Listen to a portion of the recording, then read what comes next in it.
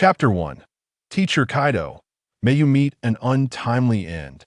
In the Paradise phase, on the northern side of a small island, amidst the shadowy streets of an ancient town cloaked in dark clouds, accompanied by a heartfelt blessing, an old hammer, stained a deep crimson with blood, whistled through the air, its sharp, blood-licked spikes finding their marks squarely in the forehead of a ferocious zombie, its claws outstretched in a menacing display.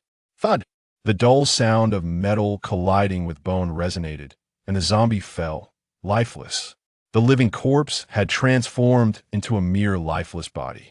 Cui Ze, adorned with an grade item, a gas mask, flicked the decaying blood and murky brain matter from his hammer and traced a rather unorthodox inverse cross over his chest, a tribute to Teacher Kaido for his 7-day mourning period. At that moment, 3 lines of ethereal text flickered in the periphery of Cui Ze's vision. You have slain a zombie with an overall evaluation of F. The passive effect of ease-level skill fishing has activated. You have acquired grade victory bait, which can be used to fish for talents, abilities, information entries, or other miscellaneous items of grade or below from the Dimensional Sea. Cui Ze had no time to ponder these peculiar lines of text, as a thunderous roar reverberated in his ears, splitting the very heavens. Roar! The magnificent dragon's roar, akin to the harmonious clash of golden bells, resonated through the sky, scattering the heavy clouds above the small town. Damn that goddess of fortune!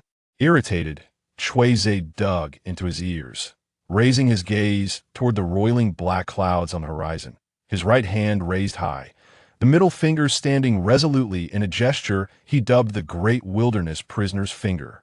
Amidst the churning clouds, a sinister, serpentine blue-green dragon form emerged, its hard, tightly packed, diamond-shaped scales reflecting a chilling glimmer amidst the clash of orange flames and white lightning. Fish fruit, mythical beast type, azure dragon form. What a tragic experience it is to traverse the world of One Piece only to encounter Kaido right at the outset. Yet, that was not the most harrowing revelation. Suddenly, an untraceable, overwhelming force struck the mythical azure dragon. With his keen eyesight, Cui Ze barely caught a glimpse of a faint shadow flitting through the sky. This terrifying power forced the soaring dragon downward, revealing much of its once concealed blue-green form amidst the clouds, along with 2 massive, intersecting scars across its bright yellow belly. Provoked by the assault, the azure dragon opened its gaping maw, unleashing a torrent of searing dragon fire, tearing through the oppressive dark clouds above, rendering them sparse and tattered. However, this scorching breath did not achieve its intended effect. Instead, it was obliterated by the same overwhelming force that had struck moments before, the fiery breath erupting as if it had collided with an ancient reef, exploding in a brilliant display.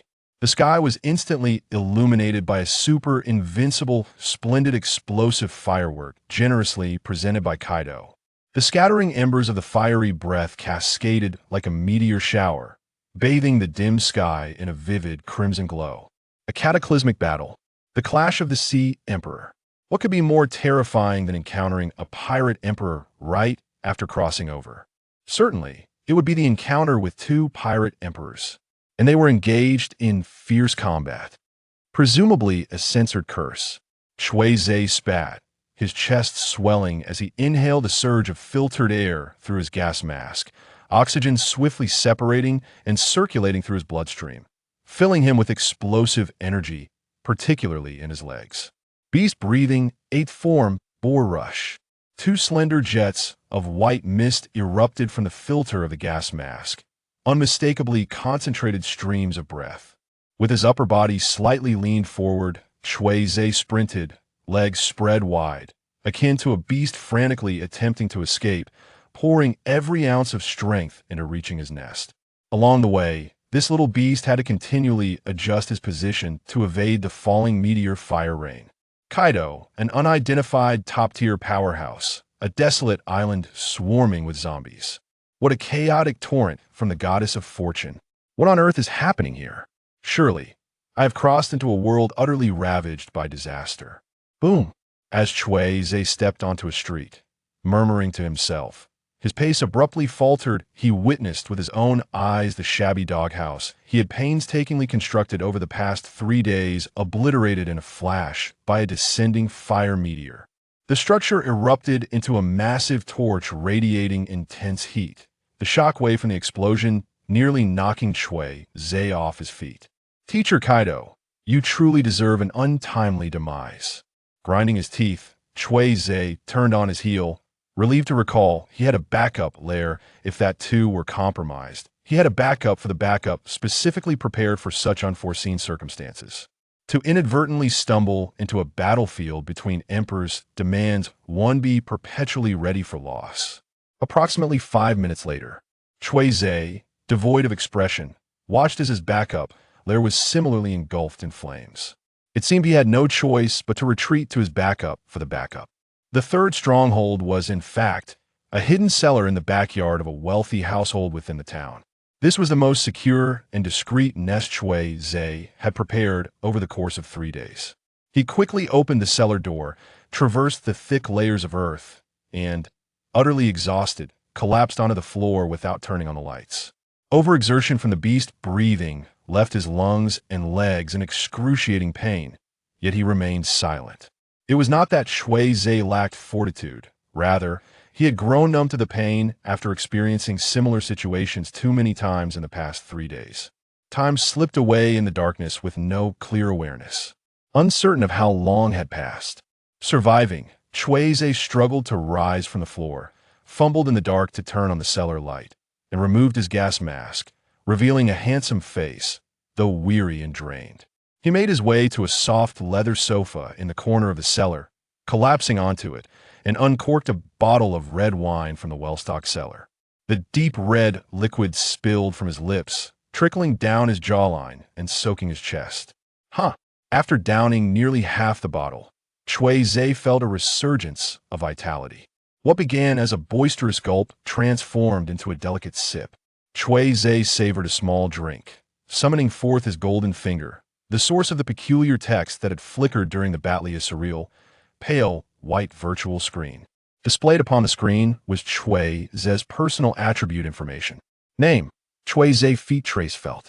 Strength: F. The intensity of physical power, primarily determining melee attack potency. Durability: F. The strength of physical defense, mainly determining how much damage one can withstand, while also enhancing life force and stamina. Agility: F. The speed of physical movement, primarily manifesting as nimbleness, attack, or evasion frequency, and slightly influencing ranged attack power. Dominance: D. The scale of the team one can command, primarily influenced by personal charisma and impact. Haki: Unawakened the extent of Haki control, pending activation. Luck: F. Currently boosted to D. The variability of personal fortune, which is not constant and fluctuates.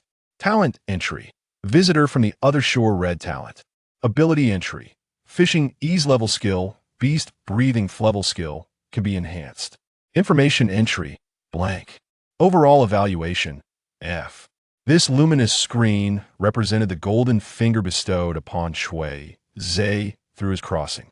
The 6 attributes of strength, durability, agility, dominance, haki, and luck require no further elaboration. Most crucial within the screen were the last 3 entries, representing Cui Ze's true external capabilities. Talent entries signify innate gifts. Ability entries represent learned skills. Information entries denote personal identity information. Talent entries, ability entries, information entries. These 3 elements form the true core of the golden finger. In summary, Cui Ze possesses the ability to acquire various attributes through the collection of different word entries, thereby enhancing his overall personal strength. A clear path to advancement. Cui Ze's personal attributes are rather dismal, predominantly rated at F, with his overall combat power estimated to be below 5. Moreover, his personal entries appear quite meager at first glance. However, this is far from the truth. During the 3 days since his arrival in the perilous Emperor of the Sea battlefield, Cui Ze's survival has not relied on anything other than those few entries. The traveler from another world is the sole innate talent entry Cui Ze possesses, a gift that comes with his transmigration. As the name suggests, it acts as a transmigrator's aura, and its effects are remarkably potent. Ease level entry. Traveler from another world red talent. Entry effect. Permanently gains a 2-tier enhancement to his luck attribute. The maximum value for luck is EX. Entry evaluation. Apologies, but the luck of a transmigrator is indeed exceptional. Even though Cui Ze's current circumstances seem rather bleak, the reality of his initial transmigration was truly dire. In comparison to other predecessors who traversed to the ocean, Cui Ze's rebirth luck was abysmally poor. Some predecessors began their journeys on a secluded island, enjoying a stable period for early development.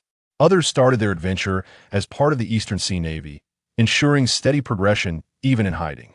And some fortunate individuals even secured residency in the holy land of Mariehua. No, I'm not referring to slaves. In stark contrast, the pitiable Cui Ze, on the day of his arrival, can only recall the howling winds, towering waves, and seawater that was exceedingly salty 100 times saltier than his tears. What the heck? How could one be unceremoniously thrown into the Grand Line right at the onset? Even a mere patch of ground to stand on would have sufficed.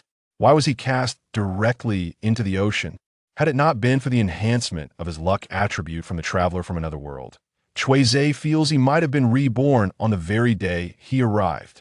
Nonetheless, despite being forcibly thrust into the sea at the outset, the unexpectedly high luck value allowed Cui Ze to miraculously make it ashore, where he also pieced together the identity of his past self. Cui Ze Feite felt, a 16-year-old youth. In the year 1491 of the Sea Circle era, he was born into a minor kingdom in the first half of the Grand Line, hailing from royal lineage. For reasons unknown, while on a family trip at sea, they encountered a pirate attack, witnessing the tragic demise of his family due to pirate cannon fire. To avoid becoming a slave to the pirates, he was pushed into the sea by his retainers and subsequently drifted for several days before losing consciousness. A transmigrator orphaned wandering Princia quintessential protagonist narrative. Cui Ze thought as much, until he emerged onshore and collided headlong into a battlefield between Kaido and another top-tier powerhouse of the sea. With the lucky aura from the traveler from another world, Cui Ze's fortune should not have been so dire. Had the story unfolded normally, upon reaching the shore, he would have encountered a group of just allies, a contingent of Navy members arriving at the island around the same time. But alas, Cui Ze had made a hasty decision to claim the one-time beginner's lottery bestowed by the light curtain before reaching the shore. Before he landed, with luck still overflowing, Cui Ze struck gold in the beginner's lottery, drawing an extraordinarily powerful EX skill. Ease level ability entry. Fishing red skill. Entry description. Using sea kings or other entities as bait, one can fish for corresponding levels of talent, abilities, informational entries, or other miscellaneous items from the dimensional sea. The items or entries fished are not confined to the current world. They are likely to vary with the surrounding marine environment and island conditions. Entry effect. For fish or sea creatures below 5 meters, one can fish for talent, abilities, informational entries, or other miscellaneous items rated F or lower for sea kings between 5 and 20 meters. One can fish for a level for small sea kings between 20 and 50 meters. One can fish for level for medium sea kings between 50 and 500 meters. One can fish for level for large sea kings between 500 and 5,000 meters. One can fish for level 4. Ultra-large, intelligent sea kings above 5,000 meters. One can fish for a level 4 sea kings. One can fish for ease level talent, abilities, informational entries, or other miscellaneous items. Additionally, defeating opponents of varying comprehensive evaluations grants corresponding victory bait, allowing for the fishing of corresponding levels of talent, abilities, or other items, with the fishing yield related to the defeated opponent's abilities. Furthermore, a demon fruit of any category can directly yield ease-level talent, abilities, or other items, with the fishing yield related to the demon fruit's abilities. Entry evaluation. The vast, boundless sea necessitates reliance on fishing to sustain life. The description of abilities is somewhat lengthy. In essence, the fishing skill entails utilizing sea kings and devil fruits as bait to fish for an endless array of luminous attributes or wondrous artifacts within the boundless dimensional sea. For instance, the beast-breathing technique, which enhances personal physical prowess and originates from the world of Demon Slayer, is a skill that can be acquired through this fishing ability. Although classified as F rank, the beast-breathing technique is meticulously documented, including subsequent techniques such as total concentration breathing and its variations, along with all 11 sword forms, which can further be enhanced through rigorous training. Returning to the fishing skill, it is indeed formidable, perhaps even excessively so. While it may appear to be merely an EX-level skill, with ample bait resources, it has the potential to reel in countless EX-level skills.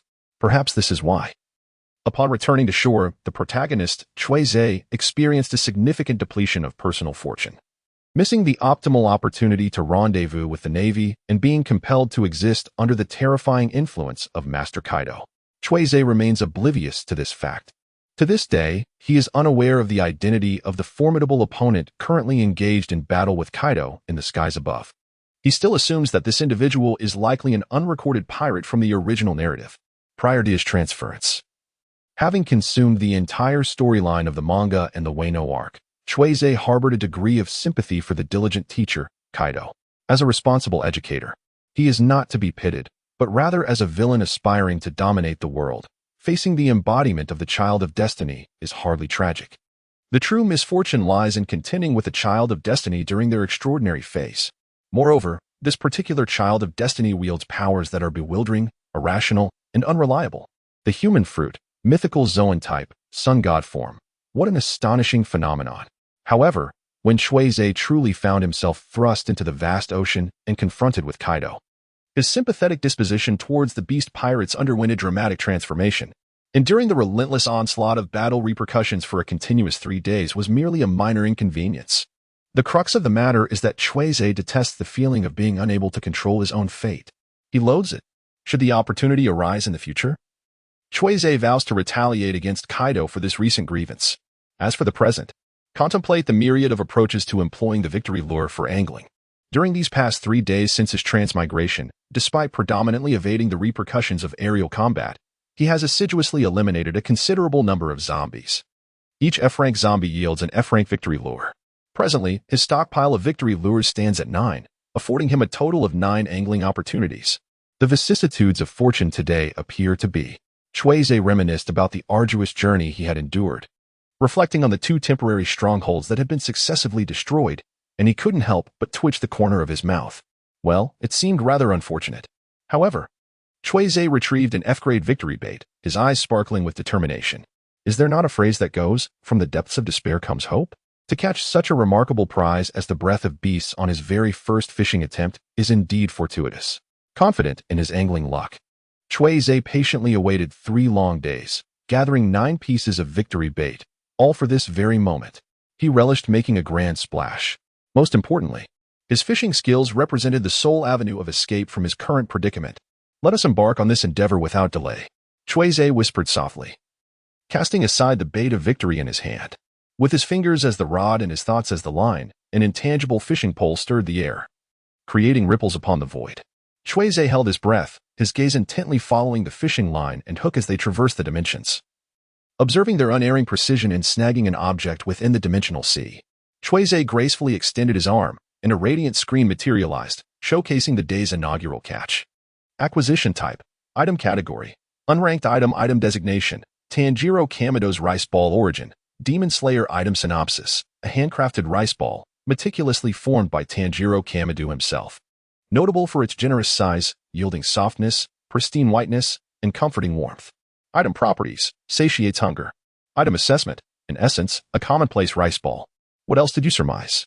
Cui Ze tilted his head slightly, his previously bright gaze now appearing somewhat bewildered. The disparity between the upgradable beast-breathing technique and the unremarkable rice balls crafted by Tanjiro Kamado seemed rather vast, did it not? Yet, something felt amiss. Today as fortune appeared rather bleak, but perhaps, just perhaps, this was merely a prelude to a fortunate turn of events?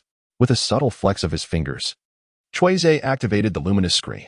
He replenished his stock, deducting the single fish bait expended moments prior, leaving him with a remaining supply of 8.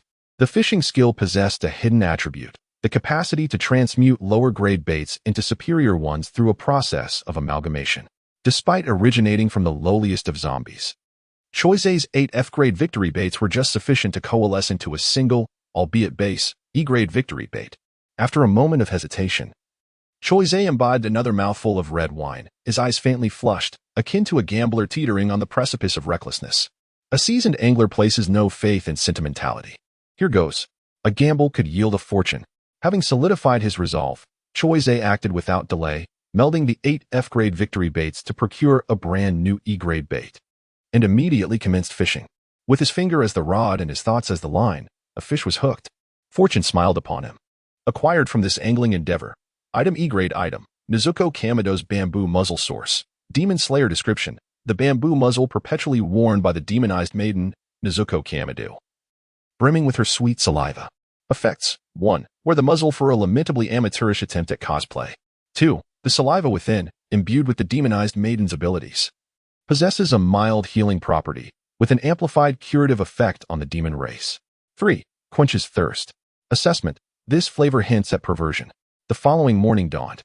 Cui Ze awoke from his slumber, instinctively tracing an inverted cross upon his chest, grateful to have lived to see another day, while simultaneously offering prayers for his celestial mentor, Kaido. Having swiftly resolved the matter of breakfast, Cui Ze donned his gas mask, with a verdant bamboo tube slung at his waist, standing beneath the entrance of the cellar. Summoning the technique of beast breathing. Beast breathing, 7th form. Spatial awareness. Harnessing the power of spatial perception, Cui Ze swiftly surveyed the streets surrounding Old Nest Number 3. No signs of a large congregation of zombies were detected. It was safe to venture forth. Familiar with his surroundings, Cui Ze consciously relinquished the effects of spatial awareness. Quietly pushing open the cellar door, he traversed the backyard and emerged into the desolate streets of the town, ready to commence his daily hunt for the undead. Prior to his expedition, Cui Ze gazed skyward, intending to assess the intensity of the aerial battlefield. Whether it was merely an illusion. Cui Ze sensed that today's celestial skirmish appeared less ferocious than in previous days. Perhaps this could be deemed a positive sign. Muttering under his breath, Zephyr swiftly ceased attending to the situation above, having been outmaneuvered by his own fishing skill yesterday. Squandering a wealth of resources only to acquire the inexplicably bizarre gag from Nezuko Kamido's bamboo muzzle, Zephyr, having exhausted his supply of victory bait, found himself in need of replenishment.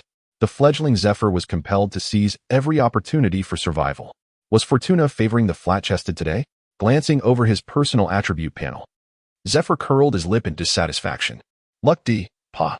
Dismissing the holographic display, Zephyr grasped his spiked hammer and embarked on his grim task of dispatching zombies. Benefiting from the accumulated combat experience of the preceding 3 days, Zephyr now possessed a certain adroitness in dealing with zombies, those sluggish, yet audibly sensitive creatures. So long as he refrained from actively provoking the conspicuously formidable mutated zombies, such as the hulking abominations congregating in the expansive central plaza of the town, ordinary zombies were, to Zephyr, simpletons deserving of a single hammer blow. The intensity of today's aerial battlefield was, as expected, palpably lower than that of the previous 3 days.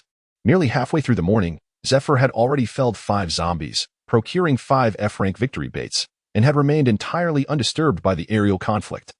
Cui Ze couldn't shake the feeling that Lady Luck had lost some of her assets. Yet, each time he parted the luminous curtain, he was reassured that the capricious goddess of fortune remained the same voluptuous entity. As he savored his increasingly refined beast-breathing techniques, Cui Ze retrieved a strip of unidentifiable dried meat from his pocket, slowly chewing it to replenish the energy spent in battle. The rice ball, procured through angling for Kamido Tanjiro the previous evening, had already been consumed as breakfast that morning. After 3 days of incessant scouring amidst the lingering chaos of the sky battlefield, the already sparse zombie population in the town had dwindled further. Following Cui Ze's relentless cleanup, the zombies on several streets adjacent to the third lair had been virtually eradicated. He needed to locate a new site for zombie extermination, in anticipation of subsequent victory bait replenishment operations, should Cui Ze manage to eliminate all the zombies in the town before the sky battlefield concludes. Cui Ze was compelled to contemplate venturing deeper into the islands, seeking out the remaining human, zombie, enclaves scattered across other islands.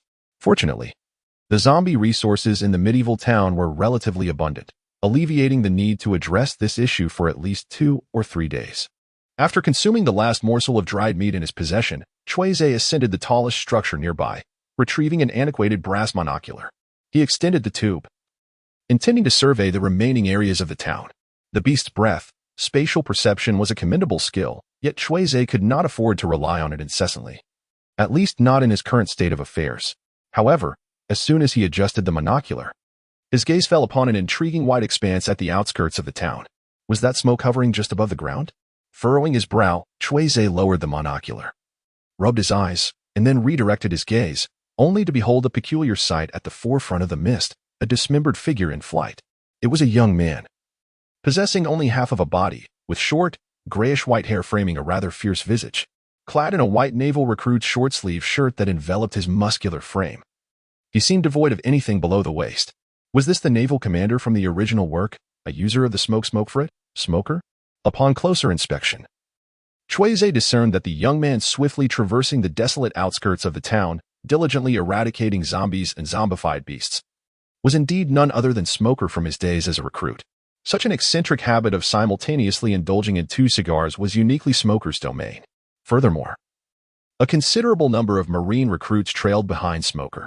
Consequently, could it be inferred that the individual presently engaged in combat with Kaido in the heavens was not some notorious grand pirate, but rather Admiral Zephyr of the Marine headquarters? Renowned as Blackarm Zephyr? Upon meticulous review, the text has been refined to eliminate superfluous punctuation, promotional solicitations for votes and collections, and concealed web addresses irrelevant to the narrative. The revised version is presented below, employing more sophisticated and elegant English vocabulary and syntax to enhance its literary quality while preserving the original meaning. Zephyr's mind raced as he gazed skyward, 3 days having elapsed before the stark realization dawned upon him. Indeed, he mused, it is a Marine admiral. It is crucial to note that Zephyr's confrontation with Kaido was precipitated by unforeseen circumstances. Only through madness would he lead a contingent of fledgling recruits into the domain of a pirate emperor. The zombified isle, currently under the scrutiny of Zephyr and his Marine recruits, was formerly the domain of a paramecia-type virus fruit adept, a nefarious bioscientist named Musen. Serendipitously, this scientist harbored another identity, a youthful confidant and compatriot of Kaido, the sovereign of the beast pirates. Furthermore, he was a member of the Oni race, a rare lineage upon the seas. Upon detecting the arrival of Zephyr's forces, Musen promptly contacted Kaido, sequestered within the New World, via Den Den Mushi. However, Kaido's arrival from Wano country was significantly delayed, materializing only after Musen's capture by the Marines. Consequently, the Azure Dragon engaged Zephyr in a spirited altercation. Kaido, surrender yourself forthwith. The depths of Impel Down await as your ultimate destination, Zephyr proclaimed, executing moonwalk upon the air. His close-cropped, violet hair stood erect, imbued with a profound, metallic sheen of haki, enveloping his robust arms entirely, from fist to wrist, renowned throughout the seas. Blackarm Zephyr was celebrated for his unparalleled mastery of both forms of haki and his breathtaking combat prowess. Wurararo. Zephyr, old man, what drivel do you spout? Kaido, in his Azure Dragon form, retorted with undisguised derision, each scale upon his monstrous visage radiating palpable sarcasm. As if you possess the capacity to subdue me. Roar of thunder. The mythical Zoan Azure Dragon abruptly unfurled its colossal maw, unleashing a cataclysmic draconic roar that metamorphosed into torrential white lightning bolts, weaving a seemingly impenetrable net of celestial thunder, aimed with breakneck velocity toward the Marine Admiral. In the blink of an eye, the resplendent electric web hurtled toward Zephyr. A keen, crimson glint flashed within Zephyr's eyes as he raised his haki-imbued right fist, delivering a straightforward punch that shattered the thunderous net with sheer force and dense haki. The residual electric sparks dissipated into the atmosphere.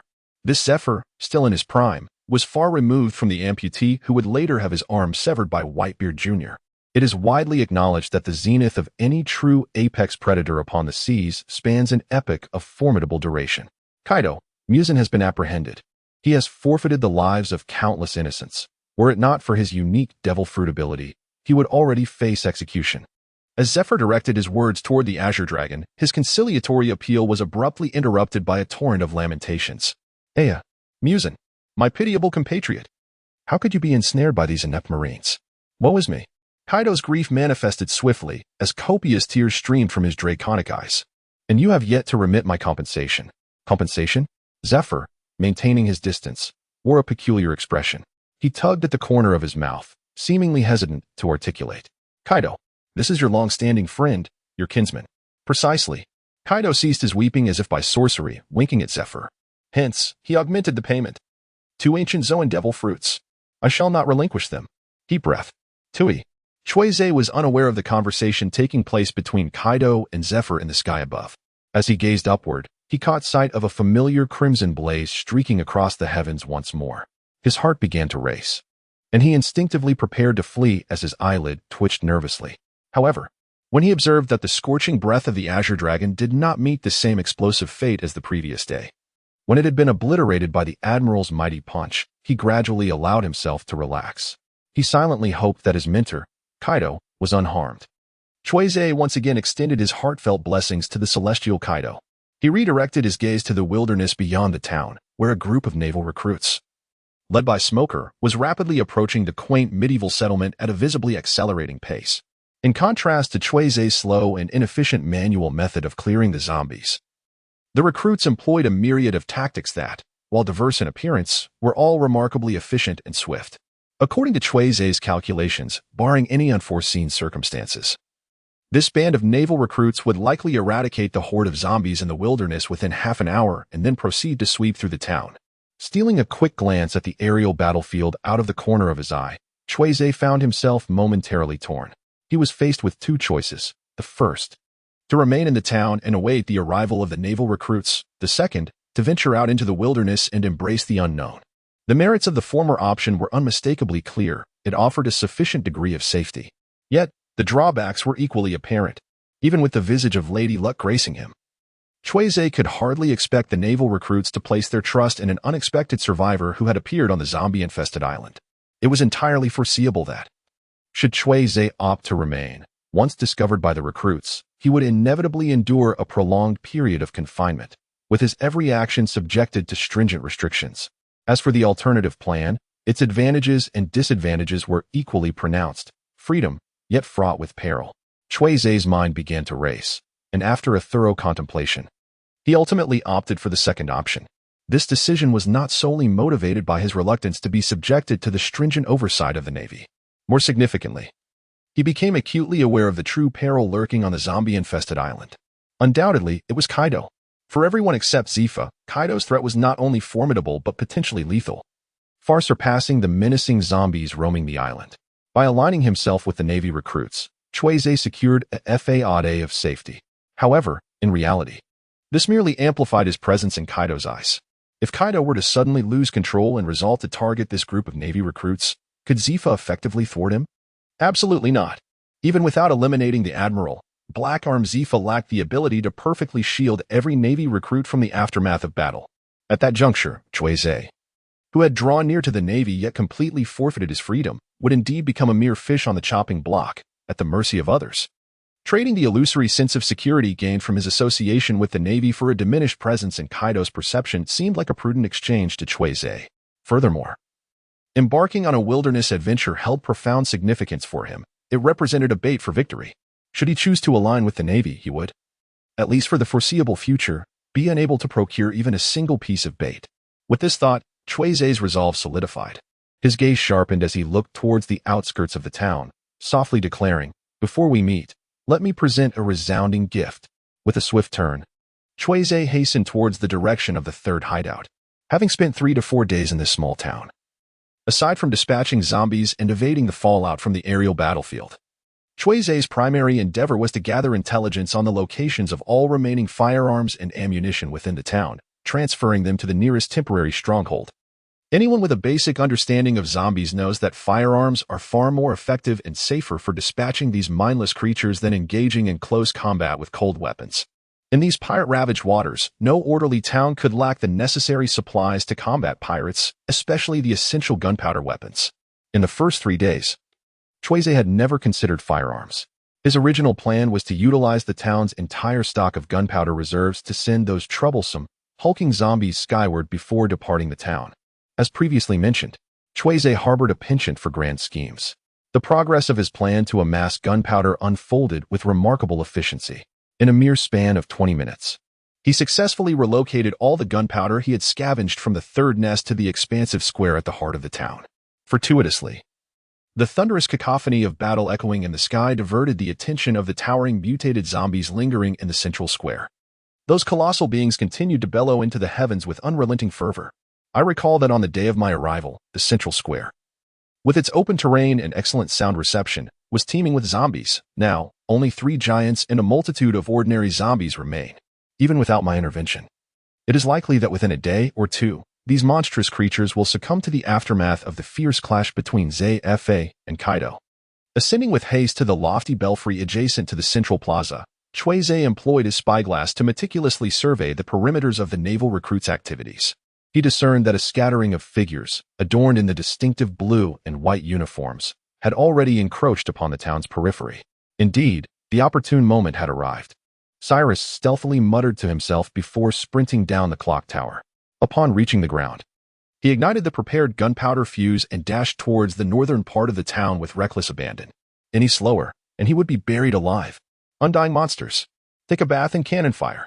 Sizzle accompanied by the soft sound of the fuse burning. A faint smell of gunpowder filled the air. The sparking fuse rapidly approached the mountain of gunpowder barrels. As time trickled by, Cyrus maximized the explosive power granted by the beast-breathing technique, charging forward like a berserk wild boar. His keen senses detected an increasingly dangerous aura emanating from behind, just as Cyrus rounded a dilapidated building.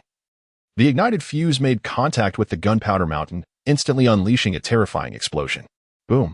First came an intensely blinding flash of red and yellow light, nearly illuminating the entire town sky.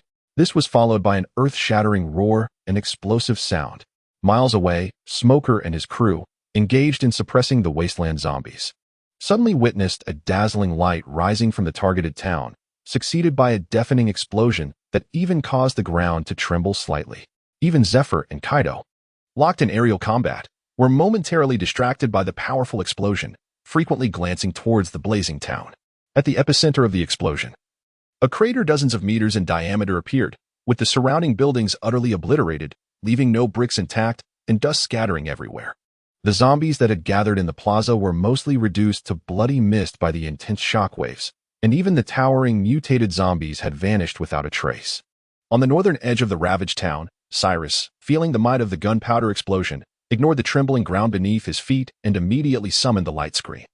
Observing the information cascading down like a waterfall, he was overjoyed. An E-grade bait, and countless F-grade baits. What does it mean to get rich overnight? This is what it means to get rich overnight. Cui Ze glared at the luminous screen, upon which the ethereal, pale words Tanjiro Kamido's special rice ball were inscribed.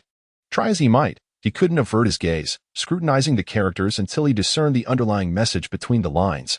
Orthopedics. Even in death, nailed within his coffin, he would use his decaying vocal cords to proclaim from beyond the grave, "May all lovers in this world be destined as siblings." Extinguishing the screen's glow, Cui Ze clutched the special rice ball in his hand, utterly perplexed as to its purpose. And then there was that bizarre bamboo muzzle from before. This fishing skill was undoubtedly abnormal. He tossed the special rice ball into his waist pouch, acknowledging that regardless of its outlandish effects, it still retained the fundamental function of satiating hunger, more suitable as emergency rations than a certain New Age reindeer. Yet, the fact that this thing was worth an E-grade bait, the mere thought caused Cui Ze's heart to ache subtly. Composing himself, Cui Ze braced himself against a massive rock and rose from the ground. The acquisition of the resilience talent had completely alleviated the soreness in his legs. Breathing. Having further assessed the effects of the beast-breathing technique, Theodore was pleasantly surprised to discover a substantial reduction in its physical strain, coupled with a significant enhancement in its amplification capabilities. As his physical attributes improved, the full potential of the beast-breathing technique was unleashed, leading him to believe that an upgrade was imminent. Perhaps he would soon master total concentration breathing. And then total concentration breathing, constant. After easing the tension in his muscles and bones, Theodore, invigorated, dashed towards the summit of the small stone peak. He intended to leverage the advantageous terrain of the peak to survey the surrounding area and formulate a plan of action for the coming days. With his heightened auditory senses fully engaged, the subtle sounds within a 50-meter radius continuously flooded Theodore's ears, instilling a growing sense of security from the ability to be constantly aware of his surroundings. Though this security was merely illusory, suddenly another thunderclap reverberated through the sky. The silence had become rather unsettling. Cui Ze glanced at the sky, and upon determining that there were no significant issues, he hastened his ascent up the mountain. Within a few minutes, he charged to the summit of the small rocky peak, promptly retrieving his binoculars to survey the surrounding area.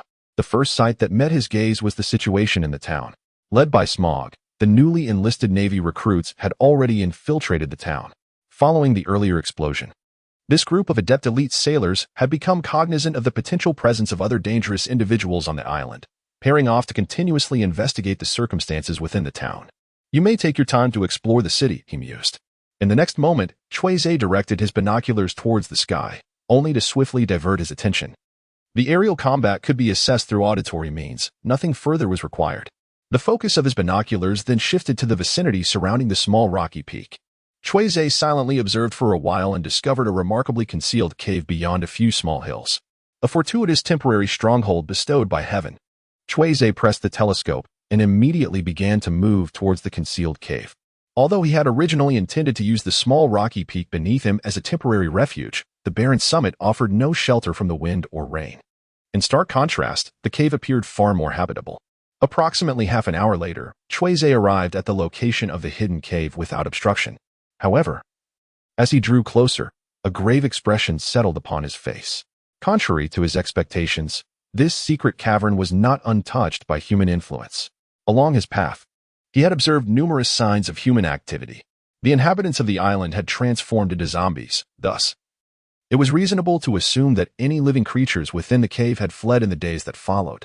Despite this reasoning, Cui Ze could not help but heighten his alertness. Standing in the clearing before the cave entrance, he unhesitatingly invoked the beast-breathing technique, spatial perception. An invisible and colorless wave of energy radiated from his feet, expanding and probing into the depths of the cave. There were no signs of biological activity within. Yet, those two small creatures imprisoned deep within the cavern remained alive. Cui Ze furrowed his brow, brandishing the hammer tightly in his grasp as he gradually advanced into the depths of the cavern. As he had previously surmised, the desolate and expansive cave had not remained undiscovered. It bore unmistakable signs of human activity, though the original occupants had long since vanished without a trace. The dim light cast shadows upon the cavernous walls, where immense transparent containers were arranged upon shelves, each filled with a pale green, enigmatic solution that submerged grotesque biological specimens. It resembled the sinister laboratory of a malevolent biochemist. A sudden sound echoed through the silence. Illuminating the cavern with a flashlight, Cui awoke, revealing the surroundings within. A sinister experimental base, capable of instilling terror in the hearts of ordinary individuals, held little consequence in Cui's eyes, having endured 4 days of a zombie cataclysm. Indeed, from the moment I set foot on this isle, I discerned its true nature. Although infested with zombies, it was decidedly not the domain of Gecko Moria. The Master of Shadows. The unthinking undead and the shadow-infused zombies are distinct entities. The sight of these contraptions within the cave solidifies my conjecture. The instigator of this island's tragedy is undoubtedly a biochemical scientist, most likely one who wields a virus-type devil fruit. Otherwise, Admiral Zifa would have never set foot here. My mind raced, piecing together inferences that mirrored the truth with uncanny accuracy. The only enigma that persists is Kaido. Why has Master Kaido ventured into paradise? Why does he not patiently remain in Wano country, awaiting the radiant dawn of the sun god 2 decades hence? Encumbered by informational asymmetry, I am presently unable to fully decipher the island's circumstances. Nevertheless, my brisk pace has carried me deep within the cavern, to the fore of the prison I previously sensed. The electric light, like a blade of dawn cleaving through the darkness, illuminated the interior of the jail. Within the specially forged cell, 2 emaciated children were visible. The elder, with strained resolve, knelt protectively before the younger, who lay prostrate and near lifeless upon the ground. Cui Ze focused his gaze. The larger figure was a girl. Her hair a tangled mess resembling dry grass, adorned with a pair of large, white horns sprouting from either side of her head. Her pale red pupils glimmered with a mixture of vigilance and fear. The most striking feature, however, was the girl's mouth, which could only be described as tragically horrific. Her small, cherry-like lips appeared as if they had been sliced open by a sharp blade, revealing a set of interlocking, sharp, white fangs. The smaller figure lying on the ground, whose gender was indiscernible, had a pair of horns that were much more slender than those of the girl. Moreover, this figure's condition was far more dire. Almost the entire left side of their head had been brutally cleaved open, allowing a clear view of the skull interlinked with delicate white horns. The most unsettling aspect was that under the electric light, the exposed skull exhibited an eerily intense shade of green. In a moment of disorientation, Cui Ze felt as if he had been transported from the world of One Piece to the set of a terrifying horror film. Yet, the seasoned pirate quickly recognized the identities of these 2 small beings through certain distinguishing features. He understood why Kaido had flown from the secluded Wano country in the New World to Paradise in the first half of the Grand Line at this time. These two little ones were unmistakably the future wards of Kaido, the two members of the beast pirates known as the Flying Six. The girl with the gaping mouth, named Runmi, and the boy with half a head, named Pijuan. Who are you, and why are you here? Runmi's voice was weak and frail, yet it conveyed a palpable sense of caution. I am merely a wretched soul whose fate has been twisted, Cui Ze replied, shrugging his shoulders. Runmi did not comprehend his peculiar words, but she couldn't help but feel a sense of relief. At the very least, the person standing before her and her brother was a human capable of normal communication, not one of the mindless, flesh-eating undead monstrosities created by their father. Runmi hesitated to respond at first, but Cui Ze could no longer contain himself. Do you not feel that the atmosphere here is rather unsettling? May I light a campfire? Since arriving in this vast ocean, Cui Ze had encountered someone capable of conversing with him for the first time. The loneliness he had endured for 3 or 4 days surged forth in an overwhelming desire to express himself. Moreover, he found the conditions deep within the cave increasingly intolerable. The eerie, bizarre cave, the terrifying figure of Runmi, the stark beam of the flashlight, and an ordinary human male, it was akin to a pure horror film set. Runmi nodded gently, watching as Cui Ze methodically gathered simple materials from the cave to ignite a small campfire. The bright, warm glow of the flames instantly illuminated the surroundings near the prison, dispelling some of the terrifying darkness. With the fire kindled, Runmi's mental state visibly improved. At the very least, her complexion was no longer as pale as before, though that could have merely been an illusion. To answer your earlier question, I am a pitiful creature who encountered a shipwreck and was cast away on this island of the undead, seated cross-legged upon the earthen floor of the cavern. Cui Ze inquired with a voice devoid of inflection. In reciprocity for this exchange, might you deign to reveal your identity? Cui Ze was, of course, intimately acquainted with the identities of Altai and Page One, who reclined languidly behind her. He could recall even the minutest details, such as the pattern adorning the pink and white lace mask that graced her face more than a decade hence. This present exchange was merely an exercise for Cui Ze, a means of alleviating his ennui by engaging in conversation and perhaps gleaning some insight into the identity of Altai and Page One's father, a figure only fleetingly mentioned in the original narrative. Altai pursed her lips slightly, offering no direct response, and instead inquired in a soft voice, "You still have not addressed the second query. Here's a refined version of the provided text. Precisely this moment was what's awaited." He volubly divulged all his experiences since his arrival, unreservedly pouring them out to the slit-mouthed woman confined within the cage before him. His discourse was interspersed with a plethora of invectives directed at Master Kaido, Admiral Zifa, and the sanguinary zombie. Naturally, Zu omitted his precise origins, as well as the luminous curtains information. That fearsome, fire-breathing dragon king in the sky. Those utterly inept naval dolts. That deceased cadaver's sudden assault upon me. Cui Ze's incessant chatter left Runti feeling somewhat dazed, to the point that even the individual lying behind her, Page One, exhibited slight convulsions. It was evident that his loquacious nature had significantly altered Cui Ze's overall demeanor in a decidedly positive manner. Runti's wariness diminished considerably, and after Cui Ze concluded his recounting of experiences, she began to share her own stories selectively. Having just expressed himself with fervor, Cui Ze felt considerably lighter, eagerly listening as Runti unveiled the hidden backstories from the original narrative. A pair of tragically unfortunate siblings from the ghostly clan were born into the shattered household of the Vodka royal family. Their father, a wielder of the superhuman virus fruit ability, sought to exploit his powers for eternal life, resorting to using his own children as subjects for experimentation. They had mysteriously vanished 5 days prior. When discussing her father, Muzan, Runti's voice grew notably somber, and she skipped over substantial portions of her tale. Yet Cui Ze managed to glean a wealth of significant information. What a despicable father he is, Cui Ze mused. Countless men cast aside their wives in pursuit of fame and fortune across the vast seas. However, individuals of such abhorrent caliber as Runti and Pei Jiwan's father are indeed rare. To exploit one's own offspring for biochemical virus experimentation. What kind of wretched soul could stoop to such depths? Do not insult my father. The girl with the small fisher glared fiercely at Cui Ze. The boy behind her, barely able to hold himself up, cast a ghostly gaze towards Cui Ze. Very well, I apologize.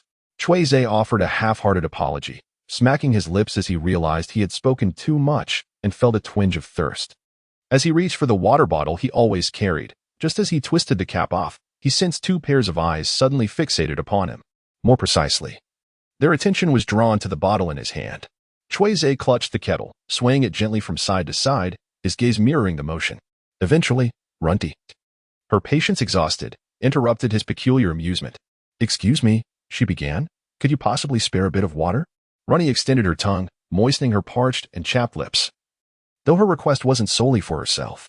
"My younger brother hasn't had any water for days," Cui Ze observed as the silent Pei Jivun suddenly extended his withered little hand, grasping the corner of Run Ti's garment and gently shaking it a few times.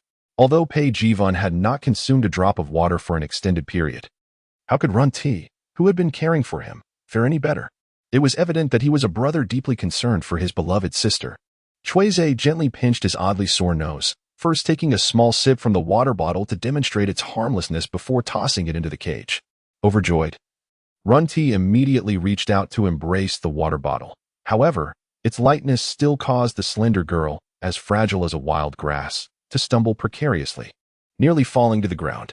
Paying no mind to her awkwardness, Run Ti turned around, cradling the water bottle as she wrapped her arms around Pei Jivun's upper body, gradually feeding her younger brother the refreshing water. "Drink slowly, leave some for yourself."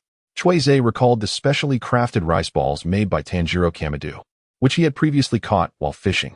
He retrieved one from his pocket, first pinching a small piece to taste, confirming its safety, before tossing it to Run Ti. This rice ball was a heartfelt creation from a devoted brother to his sister. Perhaps you should offer a morsel to your younger brother as well, for it might improve his condition. Run Ti silently accepted the rice ball, resisting the delectable aroma of the rice. She carefully broke off a small piece, feeding it to Pei Jivun bit by bit.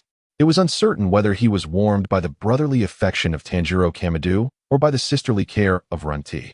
After consuming nearly half a jug of water and a significant portion of the rice ball, Pei Jivun's strength visibly improved.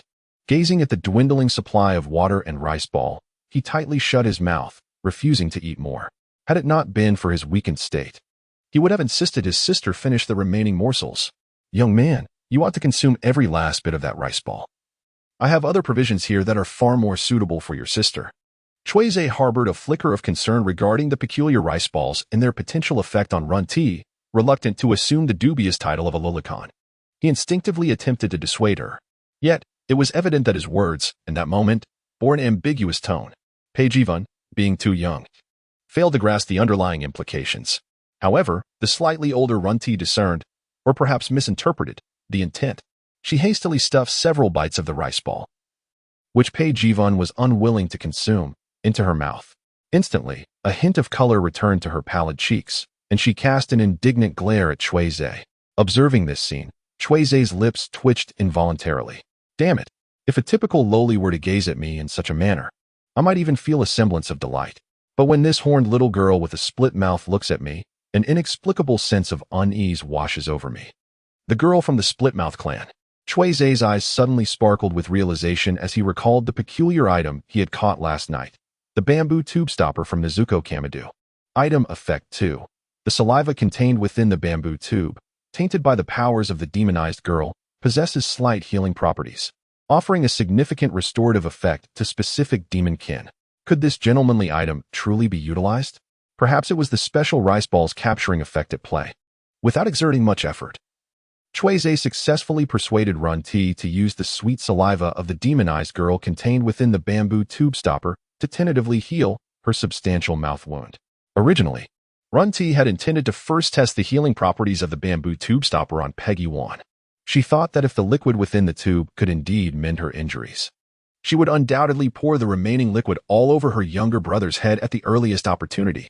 However, upon learning from Cui Ze what this so-called medicinal liquid actually was, she instantly abandoned the idea, setting aside the question of its rationality, reliability, or effectiveness.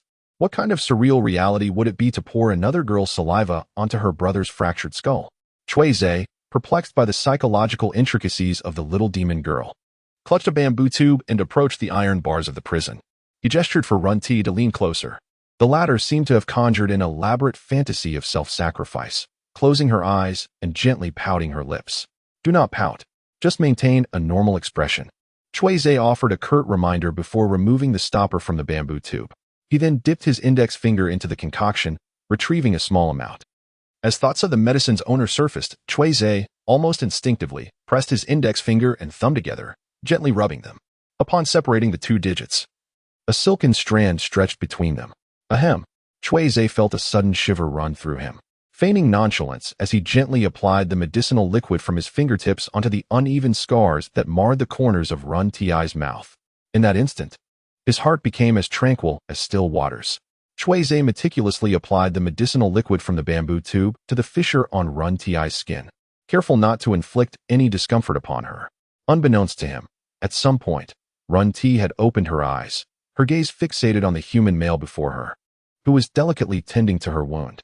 The young demon girl, despite her tender age, felt a warmth from this unfamiliar male, whom she had only encountered for less than half a day, that surpassed even that of her father. Well, although the effects are not immediately apparent, one might as well consider this a last-ditch effort. It could indeed prove beneficial in some way. Satisfied, Cui Ze withdrew his finger, noting that the medicinal liquid within the bamboo tube had been largely depleted. Raising his head, he intended to bid Run Ti to move, but was taken aback by her unfocused gaze. Pray tell, little slit-mouthed woman, can one truly slumber while standing? Cui Ze gently tapped the center of Run Ti's brow with his index finger, bringing her back to reality. The healing treatment is complete. How do you feel? Startled like a frightened cat, Run Ti took a large step back while covering her forehead, stammering, what? I am inquiring about any unusual sensations in your crack. Cui Ze chuckled, gesturing toward the corner of his mouth. Whether it is itching, pain, or perhaps a tingling sensation, akin to the feeling of new flesh forming. Nothing at all? Run Ti initially shook her head, but then her palm, which had been shielding her forehead, slid downwards. Suddenly, her fingertips brushed against a peculiar, parched, and cracked texture, causing her to halt in astonishment. It seems to be working. Cui Ze was equally taken aback. Was the healing effect of the medicinal liquid from the bamboo tube truly so remarkable? Had a minor fissure been mended so swiftly? Had he inadvertently overlooked a miraculous healing remedy? After a brief moment of bewilderment, Run Ti, in a frenzy, began to tear at the dry skin surrounding her fissure. Disregarding the pain entirely, large flakes of grayish-white skin fell like snowflakes, revealing the smooth, tender skin beneath. As she savored the long-lost sensation of completeness at the corner of her mouth, tears welled up in the eyes of the little demon girl, cascading down her cheeks as if they were free-flowing. Crying, a sign of weakness, had long been abandoned by Run Ti the day after her father had cast her into the laboratory. The strong-willed little demon never anticipated that she would experience the act of weeping once more. Wait, Xiaopei. Run Ti hastily wiped her feline-like face and then grasped the iron bars with both hands. Her eyes reddened as she implored Cui Ze incoherently. Xiaopei. Xiaopei's injury is even more severe than mine. Could you possibly give me the remainder from that bamboo tube?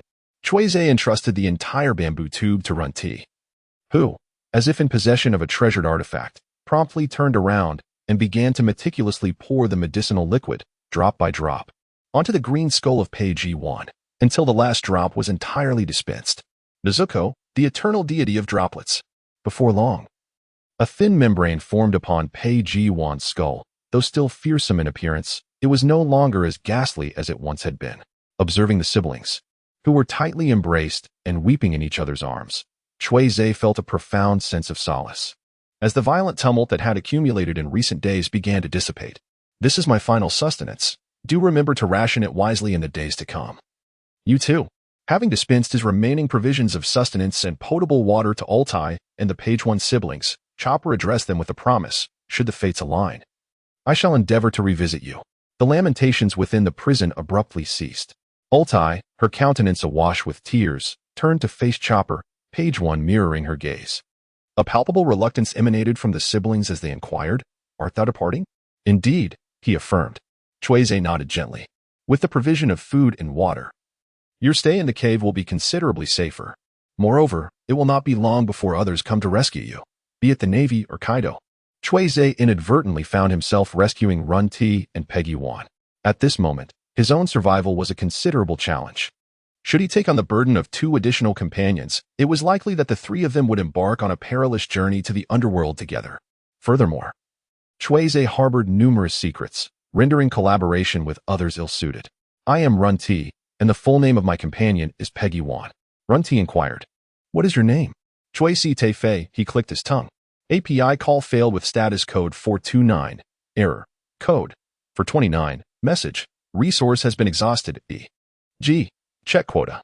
Status. Resource exhausted. Cui Ze abruptly turned, his eyes shining like a bonfire in the darkness, flickering with a fierce brilliance. Under the guidance of Run T, he unearthed 2 wooden treasure chests from the depths of the cave. As he opened them one by one, they revealed 2 exquisitely shaped, vibrant fruits, their surfaces adorned with intricate, arcane spiral patterns. Cui Ze harbored suspicions regarding the powers of these 2 devil fruits, which were subsequently confirmed by Run T. Zoan type, ancient species, dragon fruit, alligator dragon form.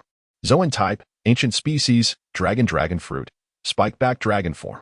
Yet, the question lies in Cui Ze. Run T and Peggy 1 had never perused the compendium of devil fruits, although they were aware of the precise abilities of these 2 fruits. They could not discern which one belonged to the dragon fruit and which to the spine-back dragon fruit. Which will you choose, Cui Ze? Run T and Peggy 1 gazed at him with keen curiosity, eagerly awaiting his decision. The 2 siblings, seemingly carefree, appeared entirely unconcerned that Cui Ze might simply abscond with both devil fruits. I'll just pick one at random. Fishing skills do not equate to identification skills. Relying solely on the exterior of the devil fruits, Cui Ze was unable to determine their identities. After a meticulous selection process, Cui Ze ultimately grasped the fruit on the left. It was his inaugural endeavor at fishing for a devil fruit. He never anticipated such an opportunity would arise so swiftly. Pretending to stow the devil fruit into his waist pocket, the moment it was enveloped within the confines of the pouch, Cui Ze immediately commenced his fishing endeavor. This was a devil fruit of no specific category, yet it promised an ability that transcended the limitations of data and EX-level prowess. Cui Ze is positively brimming with anticipation. With his finger as the rod and his thoughts as the line, the goddess of fortune smiles upon him. Let the fishing commence. This fishing expedition has yielded the following rewards. Type of harvest. Talent attributes EX-level talent attribute. Wild body, blank ancient species blank, source of talent. Animal system ancient species bloathead dragon fruit attribute description. A physique that can be deemed perfect in the realm of natural beings. Effects of the attribute. 1. Prior to reaching A level in attribute values, one's strength, agility, and endurance will receive a sustained and substantial enhancement. 2.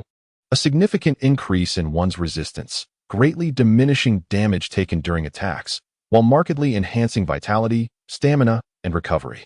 3. Acquires the trait Iron Head, a law-level iron forehead. The most indestructible entity in the universe, impervious to any form or force of destruction.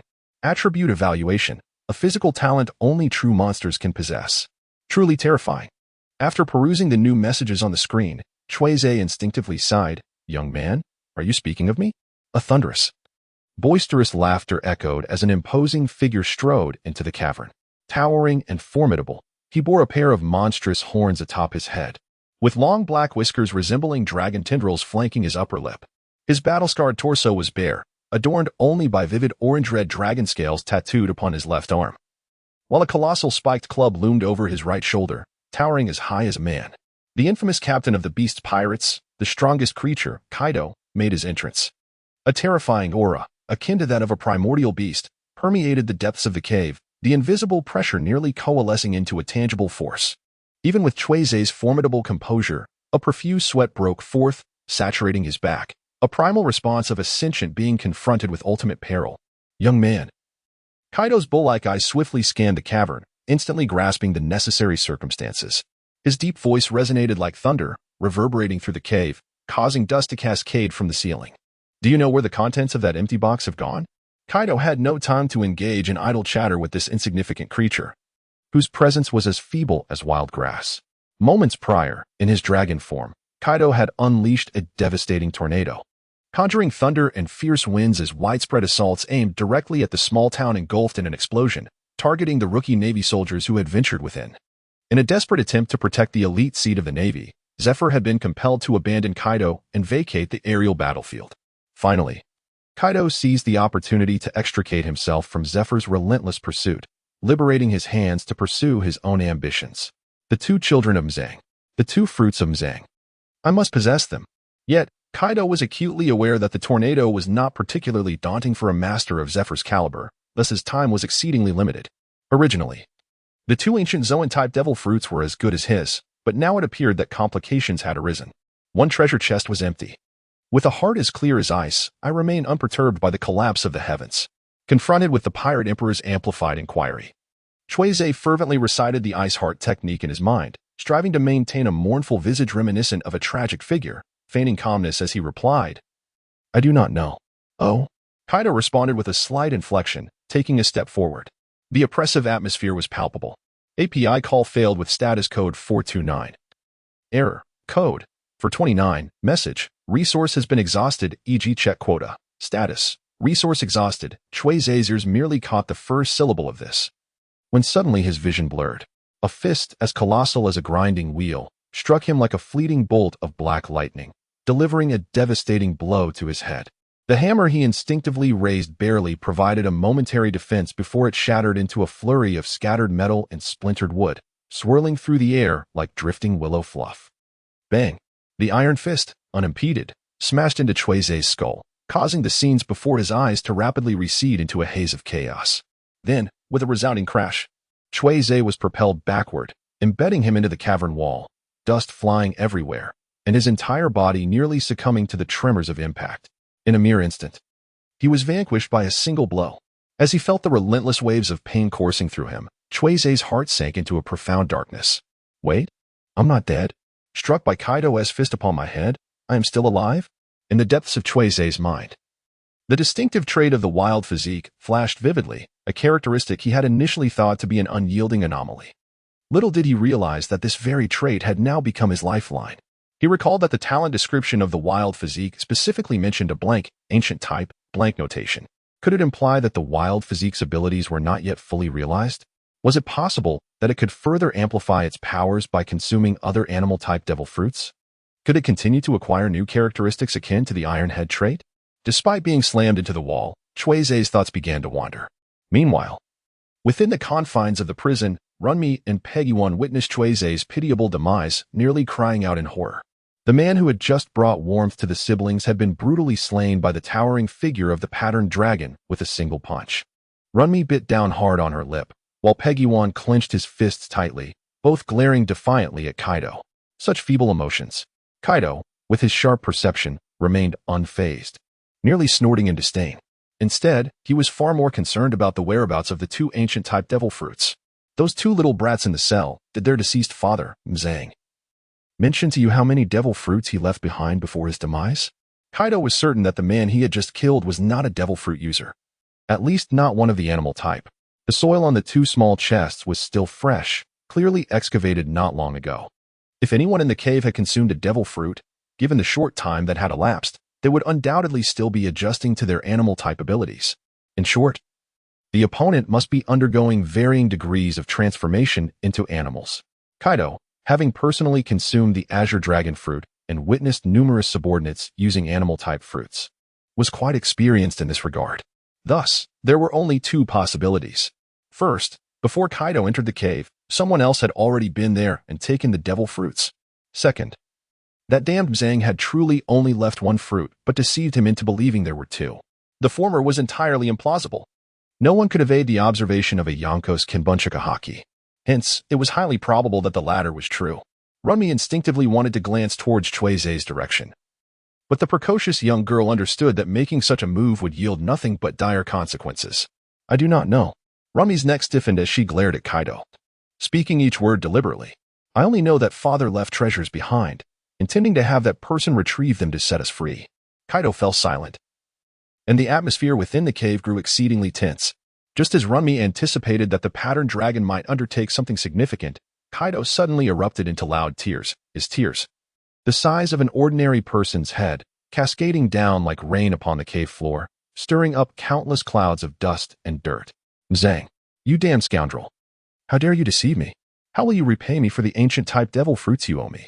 Runmi looked on in astonishment, her mouth agape, wondering if this man could possibly be a fool. Peggy-1, equally bewildered, tugged at his sister's sleeve upon hearing her inadvertent remark. My sister, my dear sister, even a natural airhead shouldn't be this foolish. Kaido's emotional shifts were swift. Or rather, his Kinbunchika haki had sensed a familiar presence approaching, leaving him no time to indulge in his current state. With a flick of his finger, a wisp of flame cloud emerged like a serpent, retrieving the remaining Spinosaurus fruit. He then approached the prison, his palm gently squeezing, effortlessly twisting the iron bars into a twisted mass. As Runmi and Peggy-wan emerged from the ruined cell, still unsteady on their feet, the cave suddenly trembled violently. Boom, boom, Kaido, Kaido. The incessant sounds of impact echoed from outside the cave, accompanied by increasingly furious shouts. As if someone were using the mountain as a punching bag. Kaido, holding the Spinosaurus fruit retrieved by the flame cloud, had yet to respond when Cui Ze, who had been feigning death, accidentally fell from the wall due to the continuous shaking of the cave. Thud. What the Cui Ze, who had been contemplating how to combine the devil fruit with the wild physique traits, suddenly found himself on the cave floor. He instinctively wanted to curse, but quickly realized the inappropriateness of the situation and promptly bit his tongue. It was undeniably awkward. Kid, you're still alive? Kaido's voice, tinged with surprise, reached Cui Ze's ears as he lay on the ground. Cui Ze, you're still alive, Runmi exclaimed in delight, and Peggy-wan mirrored her exuberance. Barely hanging on, barely hanging on. Aware that he could not hide his condition any longer, Cui Ze reluctantly climbed to his feet from the still trembling ground. Once Captain Kaido leaves, I will find a quiet place and ensure I die far away from here. Runmi and Peggy-wan's shoulders shook, their faces betraying a struggle between laughter and restraint. Kid, you've got quite the nerve. Kaido squinted slightly, observing intently. This frail boy, despite being somewhat disoriented, appeared remarkably unharmed from the earlier devastating blow. A curious physique. Suddenly recalling something, Kaido's gaze sharpened, and a surge of Conqueror's haki erupted from him, radiating outward. The air around them crackled with a multitude of black and red arcs of lightning, presenting a truly fearsome aura. What an astonishingly terrifying presence! Cui Ze felt an abrupt heaviness settle upon his shoulders, as though he had suddenly been burdened with an immense mountain. His teeth chattered under the oppressive force of Kaido's Conqueror's haki. In a bid to alleviate the pressure emanating from Kaido's overwhelming presence, Cui Ze took a deep breath. Utilizing the Breath of Beasts technique to inhale a significant volume of oxygen, thereby enhancing his physical prowess. Simultaneously, he unsheathed the Nichiren blade from his waist with a sharp sound, gripping the hilt tightly to consolidate all his strength. The essence of the Breath of Beast surged into the Nichiren blade with his movements, and a wisp of white vapor began to emanate from his body, transforming the bright white blade into a striking shade of bluish-gray, adorned with a delicate misty glow. A blade that changes color? Are you a warrior? Kaido raised an eyebrow, the intensity of his Conqueror's haki amplifying dramatically. A mere clown's trick. Is that so? In an effort to withstand Kaido's dominating aura, Cui Ze's face flushed crimson, prominent veins appearing on his neck, and his speech became fragmented. Yet, this lofty and oppressive demeanor ignited within Cui Ze the pent-up dissatisfaction, rage, and ferocity he had accumulated over the past days, akin to a spark setting off an explosion. Despite enduring the weight of Kaido's haki, a sweet metallic taste of blood began to rise in Cui Ze's mouth. He did not lament, but instead revealed a fierce grin towards the formidable emperor. What was it that allowed you to triumph over Kazuki Oden when he nearly struck you down with a single blow, if not some clownish trick? Kaido's eyes transformed into furious, bloodshot slits, devoid of any semblance of human emotion. A dragon has its reverse scale. To touch it is to court death. Boy, are you seeking your own demise? Cui Ze's smile was stained with blood, as if he were the one celebrating the 7th day of mourning. Poor little caterpillar. With a sneer, the colossal wolf-toothed mace of Kaido swept through the air, unleashing a cacophony of anguished howls. The sharp, spiked head glimmered ominously with a chilling light. Enraged, Kaido had evidently summoned the full extent of his formidable power, intent on shattering the head of this impudent brat as one would a watermelon. This time, Cui Ze's instinctive reflexes could not save him. The speed of the swinging mace far exceeded the limits of Cui Ze's nervous response. The thick, dark, and unyielding weapon had scarcely registered in his retina before it struck his forehead with a resounding thud. Bang! Cui Ze could only feel a sharp pain in his cervical spine, as if his head were on the verge of being violently wrenched away from his neck along with his spine. In the face of Kaido's unparalleled might in his half-beast form, Cui Ze plummeted into the depths of the cave like a meteor descending from the heavens. Under the power of an emperor, the ground of the cave crumbled as easily as if it were made of paper, shattering instantaneously. Cui Ze's form continued to sink, forcibly thrust into the heart of the mountain. He could only perceive a constant rumbling in his ears, his vision engulfed in darkness, oblivious to how many meters of rock he had shattered or how deep he had plunged beneath the earth. In a daze, with excruciating pain coursing through every inch of his body, Cui Ze lifted his head, gazing upward, where he beheld a green dragon, expelled by Zefa. The dragon's left claw grasped two small children of the ghost clan. The larger one held a grayish-blue long knife, stealthily attempting to peel the demon fruit nestled between its fingers. A knife. Just before losing consciousness, these fragmented thoughts flickered through Cui Ze's mind. Kaido, the gentle, moist scent of the ocean wafted through the air, warm and intoxicating. In a half-dreaming state, Cui Ze felt the bed sway, akin to the slight rocking of a boat. Stop it, he muttered, eyes closed, brow furrowed, instinctively reaching out to embrace someone as he sprawled across the expansive bed. Something feels amiss. I distinctly remember slaying Kaido with a single strike, awakening abruptly from what had seemed a blissful dream. The deep brown of his pupils reflected not the dark pit he had seen before closing his eyes, but rather an unfamiliar barrier of deep brown wood. Cui Ze propped himself up, his peripheral vision catching sight of his skin, entirely enveloped in bandages, not a single finger left untouched. Before him lay a modest yet efficient room, its walls constructed entirely of wood. The air infused with the scent of seawater mingled with a faint trace of disinfectant, neither unpleasant nor overwhelming. Bright sunlight streamed through a large square window, the soft golden rays almost palpable, while outside, a vast expanse of azure greeted the eye. He has been rescued, Cui Ze concluded in that fleeting moment. Observing the gently swaying bed, he realized he must still be aboard a ship. It's the Navy. Upon arriving at this second conclusion, Cui Ze felt as though he had finally discovered a trustworthy organization, and his body relaxed, surrendering back onto the bed. The tension that had gripped him for several days dissipated entirely. Only then did he become acutely aware of the throbbing pain coursing through his limbs and the gnawing hunger reported by every cell in his body. Painful yet not as excruciating as he had anticipated. However, the hunger was indeed genuine. API call failed with status code 429. Error. Code 429. Message. Resource has been exhausted, e.g. check quota. Status. Resource exhausted. The perplexities that plagued Cui Ze remained unanswered, leaving him in a state of uncertainty. Instead of rushing out of bed, he found himself reflecting on his prior experiences on the zombie-infested isle, ultimately deciding to summon the luminous interface. The plethora of information displayed therein was astonishing. You have utilized E-rank items, the specially crafted rice balls of Tanjiro Kamado on a young girl and boy of the demon clan. You have employed E-rank items, the bamboo mouthpiece of Nezuko Kamado on a young girl and boy of the demon clan. Your F-rank gas mask has been completely destroyed in battle. Your E-rank Nicaran blade, beast breathing, has been lost during combat. You have comprehended the beast breathing, total concentration, elevating your F-rank ability in beast breathing to F. You have faced defeat against the A-rank powerhouse Kaido, failing to acquire the bait of victory. You have thoroughly distanced yourself from the experiences on the zombie isle, and your gains are as follows. After vanquishing numerous low-level zombies, you have acquired the F-rank information entry, Zombie Slayer. F-rank entry, Zombie Slayer entry effect, slightly increased damage to zombies and other undead beings. Entry evaluation, in the past, you could slay a zombie with a single blow. Now, you need only 8/10 of your previous strength to do so again. After creating a colossal explosion, you obtain the F-rank information entry, Blazing Glory. F-rank entry, Blazing Glory entry effect. Personal influence is heightened, granting a 1 F-rank bonus to your Dominion attribute. Entry evaluation, a trivial arsonist of little consequence. Having endured a grueling 4 days and 3 nights, your E-rank talent of resilience has been enhanced, granting you a 2 E-rank bonus to your durability attribute. By saving a slit-mouthed woman and a half-brain man, you acquired the D-rank information entry, Friend of Monsters. D-rank entry, Friend of Monsters entry effect, increased likelihood of gaining favor with frightful and eerie beings. Entry evaluation, your peculiar nature is my favorite. Surviving a direct confrontation with the 4 Emperors Kaido, you earned the C-rank ability entry, Indomitable Spirit, as well as the C-rank information entry, Vanquished by the Emperor.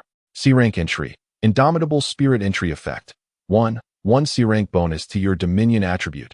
2 1 C-rank bonus to your Hidden Mental attribute, granting immunity to all C-rank and below mental impacts, including but not limited to intimidation and presence. Entry evaluation, the tiger and leopard, though informed, exude the aura of a bull. C-rank entry, Vanquished by the Emperor entry effect. 1 Enhanced personal influence, 1 C-rank bonus to your Dominion attribute. 2 Your reputation begins to spread across the Grand Line, garnering the attention of certain discerning individuals. Entry evaluation, we failed to penetrate the enemy's armor. The sheer volume of information flooding the luminous interface compelled Cui Ze to dismiss the notifications entirely and instead examine his attribute panel to assess the overall changes.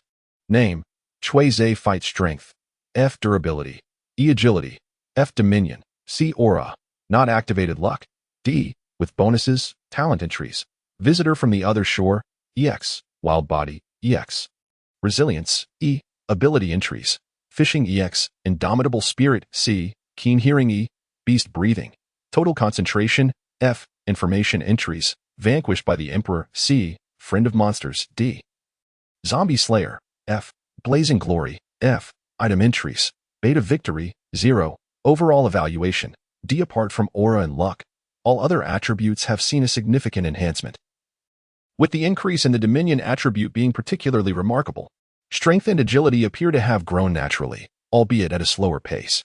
The effect of the talent entry resilience has been amplified, enhancing your stamina. Furthermore, you have acquired the new ability entry Indomitable Spirit, and your beast breathing has ascended to a minor level. You have simultaneously acquired 4 information entries: Vanquished by the Emperor, Friend of Monsters, Zombie Slayer, and Blazing Glory. Your overall evaluation has surged from F to D. API call failed with status code 429. Error. Code. For 29. Message. Resource has been exhausted. E.g. check quota. Status. Resource exhausted. Cui Ze exhaled deeply, finally liberated from the mundane existence of a mere fisherman reliant on his catch for sustenance. However, one must admit, enduring a few blows from Kaido to gain such formidable abilities hardly seems a fair trade. Yet, the term individual with ulterior motives used to describe the defeated underlings of the Emperor strikes me as rather peculiar. It appears that being vanquished by one of the 4 emperors might serve as an implicit criterion for joining the warlords of the sea. Among the 2 longest-serving members, Crocodile and Gecko Moria, this notion holds true. The former lost an arm to Whitebeard and succumbed to despair, while the latter's crew met their demise in Wano, leading him to regress into a mere collector of figurines. Nevertheless, let us not dwell on this trivial matter any longer. Cui Ze closed the panel and rubbed his constantly churning stomach.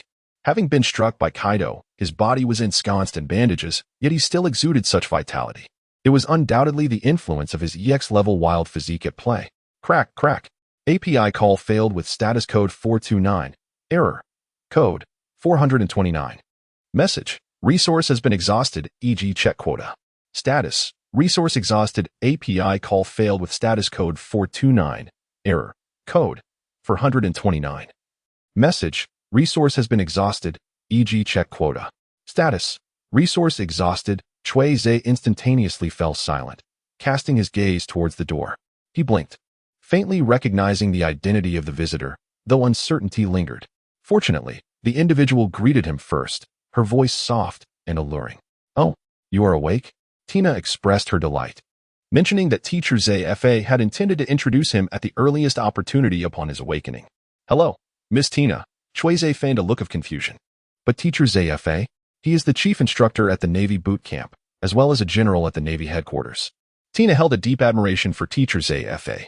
She unabashedly revealed her adoration for Ze Fa, adding that it was indeed he who had brought Cui Ze to the training camp. Upon hearing this, Cui Ze lowered his eyelids, his gaze flickering slightly.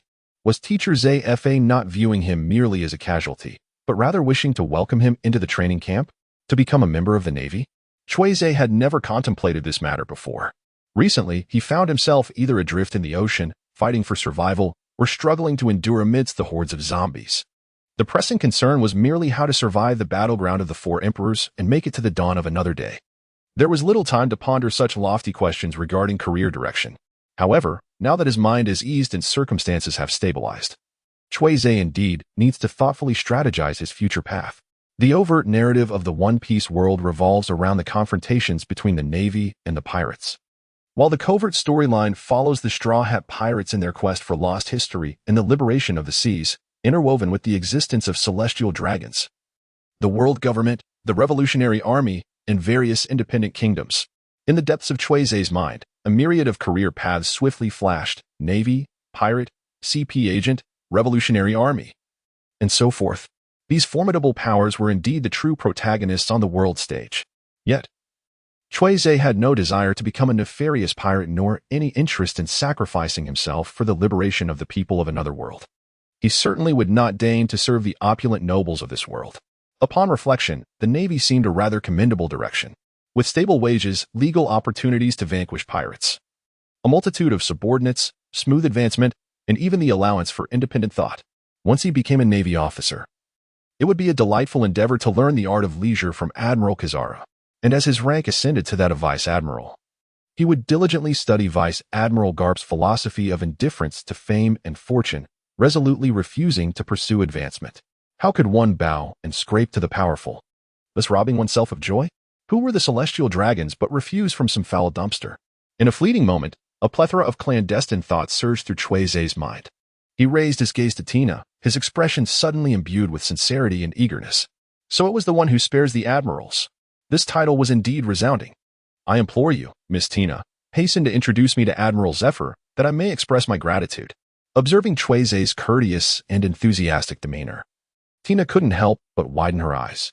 The tales surrounding Cui Ze had circulated wildly throughout the new recruit training camp in recent days. Although the new recruits were unaware of the man's name, they were well aware that this individual, who had been unconscious for several days, had faced Kaido of the Beast Pirates head-on Zombie Island. The most astonishing fact was that he had survived. During their training breaks, many recruits speculated about what manner of man such a fierce warrior could be and whether his strength could rival that of an admiral or an emperor. In this atmosphere, Tina had her own conjectures. However, she was unprepared for the realization that the figure whom others had whispered about as an unparalleled tough guy could be so refined in private. Moreover, he was remarkably handsome. Tina recalled the motley crew of unsightly men who had sailed with her, and an involuntary shiver ran down her spine. The cigar-chomping smoker, the disheveled man whose face was perpetually smeared, the lecherous figure who preferred to conceal his visage, and the sumo wrestler clad only in a loincloth. This was perhaps the disparity among men. No, this was the disparity of the world. Follow me. Tina snapped back to reality, tilting her chin towards Cui Ze before turning to lead the way. Following the vibrant and youthful female sailor, Cui Ze's gaze wandered. Captivated by the swaying pink tips of her hair, the snug white shorts accentuating her figure, and the smooth, powerful curves of her legs. No. Focus on the task at hand. API call failed with status code 429. Error. Code. For 29. Message. Resource has been exhausted, e.g. check quota. Status. Resource exhausted. API call failed with status code 429. Error. Code. For 29. Message. Resource has been exhausted, e.g. check quota. Status. Resource exhausted. Cui Ze lingered briefly on the deck of the ship, and as Tina turned her steps, she guided him towards the rear of the naval vessel. With the opportunity to observe familiar faces lost, Cui Ze redirected his attention to the figure of Miss Tina before him. May I inquire how many days I have been unconscious? He asked. After a moment's contemplation, Tina calculated that, including the 2 days spent on Zombie Island, today marked the 5th day. No wonder he felt so famished. Cui Ze pressed his hand against his stomach once more. We are currently at sea. Might I ask what our next destination is? Tina turned to him, her expression tinged with apology as she replied, I regret to inform you that this is classified information, and I am unable to disclose it. Cui Ze nodded, feeling neither disappointment nor dismay, but rather a sense of astonishment at the meticulous professionalism exhibited by the female Marine. He attempted to elicit more information from Tina through subtle inquiries, yet the responses he received were predominantly shrouded in secrecy, marked by a refrain of classified information, no comment. After a few minutes, Tina ushered Cui Ze to the door of an office and knocked gently. General Zifa, this is Tina, the new recruit on duty today. A steady and authoritative voice emanated from within, bidding them to enter. Tina and Cui Ze stepped into the office in succession. The man behind the desk, engrossed in his paperwork, lifted his gaze. His countenance was resolute and imposing. Clad in a deep purple suit, his broad chest strained against the fabric, and a deep red spotted tie adorned his collar, while behind him hung the cape signifying his esteemed rank. He was none other than Admiral Zifa of the Navy headquarters, the commandant of the Navy's new recruit training camp. Admiral Zifa, I express my profound gratitude for your life-saving intervention. Cui Ze stepped forward sincerely, acknowledging the immense debt of gratitude he owed. I merely extracted you from the pit. It is you who truly saved your own life, Zifa replied, shaking his head without taking undue credit. Kaido's blows are not easily endured. Indeed. Cui Ze instinctively raised his hand to touch his forehead, then his neck, feeling a lingering phantom pain despite the passage of several days. This handsome man had indeed engaged in combat with Kaido. Tina, standing nearby, listened with sparkling eyes but refrained from interjecting. The military doctors were not particularly optimistic about his condition at the time. Most believed he would not survive, while a few speculated that even if he regained consciousness, he would likely emerge as either a simpleton or incapacitated. Zephyr glanced at Cui Ze with a neutral tone. It seems that, for now, you are no longer in grave danger? The wild spirit, eternally divine. API call failed with status code 429. Error. Code 429. Message. Resource has been exhausted, e.g. check quota. Status. Resource exhausted. Cui Ze also realized that Ze Fa had matters of significance to discuss with him. Indeed, Ze Fa retrieved a document from the drawer of his desk, offering it to Cui Ze without elaboration. Take a look. Sensing the palpable tension in the air, Cui Ze suppressed the smile that had graced his face and accepted the document with both hands, perusing its contents page by page. The Kingdom of Tobias. Renowned for its exquisite delicacy, the milk pudding had fallen victim to the wrath of the pirate crew of Big Mom for refusing their demands for tribute. As the royal family sought refuge from the onslaught of pirates, they encountered an unforeseen assault, resulting in a total annihilation of their forces and the subsequent breach of their territory by the might of the Big Mom pirate crew. API call failed with status code 429. Error. Code 429. Message. Resource has been exhausted, e.g. check quota. Status. Resource exhausted. API call failed with status code 429. Error. Code 429. Message. Resource has been exhausted, e.g. check quota. Status. Resource exhausted. Cui Ze abruptly opened his eyes, his gaze unwaveringly resolute, and in a deliberate manner, he inquired, "Pray tell, Admiral Zephyr, which son of the Big Mom pirates has laid siege to the kingdom of Toby Eries?" "Charlotte Opera, the fifth son of the Charlotte family," Zephyr replied, adding with particular emphasis, "Moreover, according to naval intelligence, Charlotte Opera has recently acquired a paramecia-type devil fruit, thereby assuming the title of Cream Minister of Todoland." Todoland, the Big Mom pirates, and not to forget the formidable Kaido of the beasts. Provoking Kaido has resulted in a bitter enmity with Big Mom. Cui Ze felt a bitter pang at the corners of his mouth, as if his life were a fragile little skiff. Unable to withstand the monstrous waves that surged around him, he pressed his lips together, forcing a smile onto his face. "Zifa, is there still an opportunity for recruitment at the Navy's training camp?" Zifa did not decline Cui Ze's application for enlistment. The Navy, after all, is a vast melting pot, welcoming any righteous individual aspiring to combat the nefarious pirates and stabilize the tumultuous seas. Moreover, Cui Ze hailed from a respectable lineage and possessed an extraordinarily formidable combat record, having faced the Emperor's subordinates. Such fierce characters are scarce across the entire ocean. Zifa held high hopes for Cui Ze. Half of this year's elite training camp had already passed. The island we are approaching is the ancient Isle of Little Garden, situated at the initial stage of the paradise. After a day's rest there, the training vessel will turn back to head for Marineford, commencing the latter half of the training camp. Since you voluntarily chose to join the Navy, there should be no issues regarding your strength. However, during the activities of the latter half of the training camp, do be mindful not to bully the other recruits. What does it mean that there are no issues regarding strength? What does it mean to refrain from bullying the other recruits? The corners of Cui Ze's mouth twitched slightly. If there were no issues with his abilities, why would he resort to joining the Navy for support? Upon receiving the documents handed back by Cui Ze, Ze casually placed them back into the drawer. "Are there any other questions?" API call failed with status code 429. Error. Code 429. Message. Resource has been exhausted, e.g. check quota. Status. Resource exhausted. Cui Ze awkwardly adjusted his address.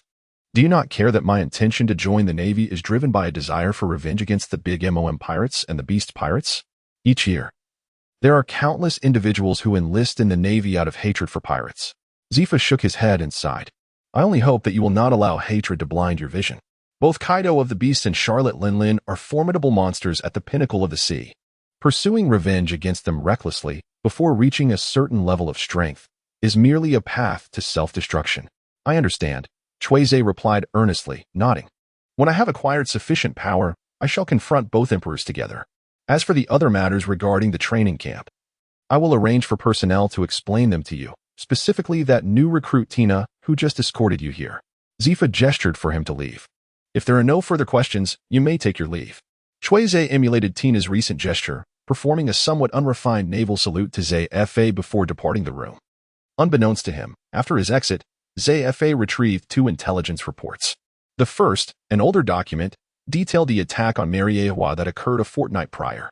The intrepid adventurer Fisher Tiger from Fishman Island had scaled the Red Line unaided, successfully invading Mariewa and liberating numerous slaves, igniting a tremendous uproar across the seas. The second report, yet to be made public and known only to a select few within the Navy, outlined a response to the ramifications of the Mariewa incident. In an effort to intimidate the increasingly audacious pirates, the true power center of the world government, the Five Elders, intended to devise a novel system, the Warlords of the Sea. In exchange for accepting compulsory summons from the world government and regularly remitting a portion of their earnings, these formidable pirates would be granted legal piracy rights, while also bearing the responsibility of instilling fear and combating other pirates. Regarding this new system, ZFA's assessment was succinct. What utter nonsense! The stipulations outlined in the new intelligence were extensive, clearly indicating that the Warlords of the Sea system was approaching its final stages of preparation. The Five Elders did not intend to solicit the Navy's input, but rather unilaterally issued a notification, suppressing his disdain. ZFA continued to peruse the contents of the new report. The pirates recruited under the Warlords of the Sea system were required to meet criteria in both strength and prestige. The preliminary plan aimed to enlist those who had previously suffered defeats at the hands of Whitebeard, Kaido, and Big Mom. Upon encountering this requirement, ZFA found himself momentarily taken aback, abruptly recalling the young man who had just exited his office. Cui Ze stepped out of the office of ZFA, and in the periphery of his vision, several lines of ethereal text flickered by. Join the Navy Elite Training Camp, and you shall acquire the E-Level Information Entry, Elite Marine. E-Level Entry, Elite Marine Entry Description, a title bestowed only upon those naval soldiers who have undergone rigorous selection, the Sea Army de la Sea Army. Entry Effect, grants a 1-point E-Level enhancement to one's strength, endurance, and agility attributes. Entry Evaluation, returning to the metropolis, you shall embody the legendary warlord. Your strength and agility attributes have been elevated to E. Your endurance attribute has ascended to D. Your overall evaluation has experienced a slight enhancement. Is it truly possible to gain such fortune by merely joining the Navy Elite Training Camp? To automatically receive an E-Level information entry? API call failed with status code 429, error, code, for 29, message, resource has been exhausted, e.g. check quota. Status, resource exhausted. Cui Ze was instantly struck by this conclusion, and his excitement intensified. Theoretically, if Cui Ze could obtain the information regarding the Admiral of the Navy headquarters, he would immediately ascend to the rank of an A-class master. It was as if he were taking off from the ground. What did Teacher Zifa say to make you so elated? Tina's voice echoed in Cui Ze's ears. API call failed with status code 429, error, code, for 29, message, resource has been exhausted, e.g. check quota. Status, resource exhausted, Cui Ze remarked. Admiral Zifa is willing to welcome me into the Navy, forging a bond with Miss Tina that allows us to entrust our lives to one another. Could you not speak so carelessly? Tina quickly reacted, her cheeks flushing slightly as she shot an exasperated glance at Cui Ze. Every colleague in the Navy who harbors a sense of justice is indeed capable of entrusting their lives to one another. However, Miss Tina is different. Cui Ze shook his head. For she is about to receive the admiration of a dashing gentleman. Instinctively, Tina straightened her petite figure, her fair, long legs coming together in a poised manner. Oh, Miss Tina. Cui Ze smiled as he completed the sentence. For Tina is Tina. Unprecedented sweet words surged through the mind of the naval girl like a tidal wave, causing her fair and smooth face to flush a deep crimson, as if steam were about to rise from her head. Her watery eyes, half furtive and half resentful, shot a glance at Cui Ze, and with long strides, she stomped her feet, leading him towards the dining hall of the new recruits training ship. It was evident that Tina still remembered Cui Ze's earlier remark about being hungry in the office, watching her commanding figure clad in a naval uniform. Cui Ze couldn't help but reflect, beneath the blue sky and white clouds, a naval girl, this is truly a reasonable and composed beginning to life. Inside the spacious and brightly lit mess hall of the warship, Cui Ze devoured an astonishing 10 portions of food in one breath, reminiscent of a tempest sweeping away remnants. It is worth noting that this fare was specially crafted by the ship chef for the elite Marines, rich in calories and protein, with many of the ingredients sourced from the robust Sea Kings. Typically, An ordinary marine would suffice with a single portion to satiate their hunger, perhaps even feeling a tad overindulged. Yet, Cui Ze remained insatiable, his abdomen resembling an unfathomable abyss, eagerly accepting every morsel delivered to his stomach. Showing no sign of distinction whatsoever, Cui Ze harbored suspicions that this newfound wild physique was a side effect of his recent transformation. However, he possessed no concrete evidence to support this notion. Nonetheless, as he consumed increasing amounts of food, Cui Ze genuinely felt his physical condition improving. His previously frail body was becoming increasingly robust. Ah, how delightful!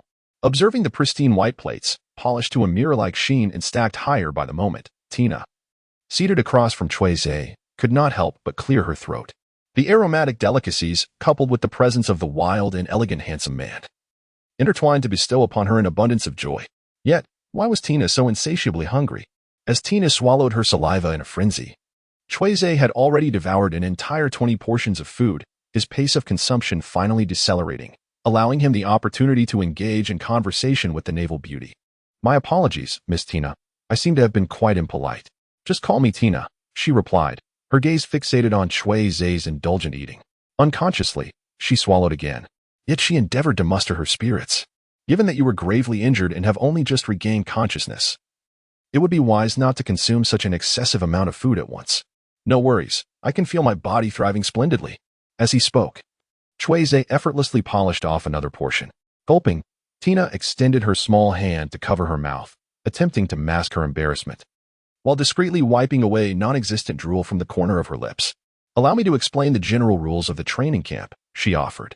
I am immensely grateful, Cui Ze interjected during a brief pause in her monologue. Tina refrained from delving into minutiae, instead delivering only the essential elements. The two most crucial rules of the elite training camp were the assessment battles and military merit rewards. The camp trains the most elite new blood within the Navy. And it is no exaggeration to say that every member emerging from such a camp could immediately become an officer in local branches upon their arrival at the Four Seas branch. Even at the Paradise G-type branch, they could start from the rank of ensign. Consequently, the assessment battles within the training camp encompass a wide array of topics, aiming squarely at preparing candidates for officer positions. There is a minor assessment every week and a major assessment every month. The content of these assessments spans various disciplines, including hand-to-hand combat, swordsmanship, marksmanship, navigation techniques, internal affairs training, survival on deserted islands, simulated naval battles, and much more. Of course, it is not mandated that every trainee must be evaluated across all these disciplines. Aside from the fundamental navigation techniques, the remaining courses are largely elective. This situation provided Cui Ze, a novice in this realm, with considerable relief. His lack of knowledge in combat, swordplay, and firearms was inconsequential.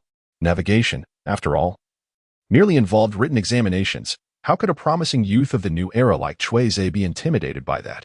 Military merit rewards, on the other hand, constituted another pillar supporting the training camp. Throughout the elite training camp, naval warships roaming the Paradise would select specific targets based on intelligence provided by the main or branch bases, allowing the recruits to resolve these challenges. Most of these targets were pirates causing disturbances, while a few were akin to the zombie island scenario, situations where ordinary branch bases were utterly powerless to intervene, with the difficulty levels generally not exceeding the limits manageable by the elite recruits. In the process of addressing these targets, the sailors would continuously accumulate their military merits. These merits primarily influenced the placement of recruits after the conclusion of the training camp. However, there was another exceedingly important aspect: military merit redemption, rewards, monetary compensation, firearms, renowned blades. All of these fell within the realm of military merit exchange. Naturally, this also included the highly confidential advanced techniques of the Six Styles, known only to the world government and the Navy headquarters. API call failed with status code 429, error, code 429, message, resource has been exhausted, e.g. check quota. Status, resource exhausted, API call failed with status code 429, error, code 429, message, resource has been exhausted, e.g. check quota. Status, resource exhausted. Cui Ze etched this piece of information in his mind. He had only just joined the naval training camp and possessed no military achievements to his name, rendering him unable to exchange for any of the Six Styles. He could only plan for the future. After elucidating the two most crucial points, Tina proceeded to discuss a certain unspoken rule. As per the instructions of teacher Zifa, every member of the training camp, apart from their routine training tasks, was also required to undertake additional menial duties aboard the warship. API call failed with status code 429. Error. Code 429. Message. Resource has been exhausted, e.g. check quota. Status. Resource exhausted. API call failed with status code 429.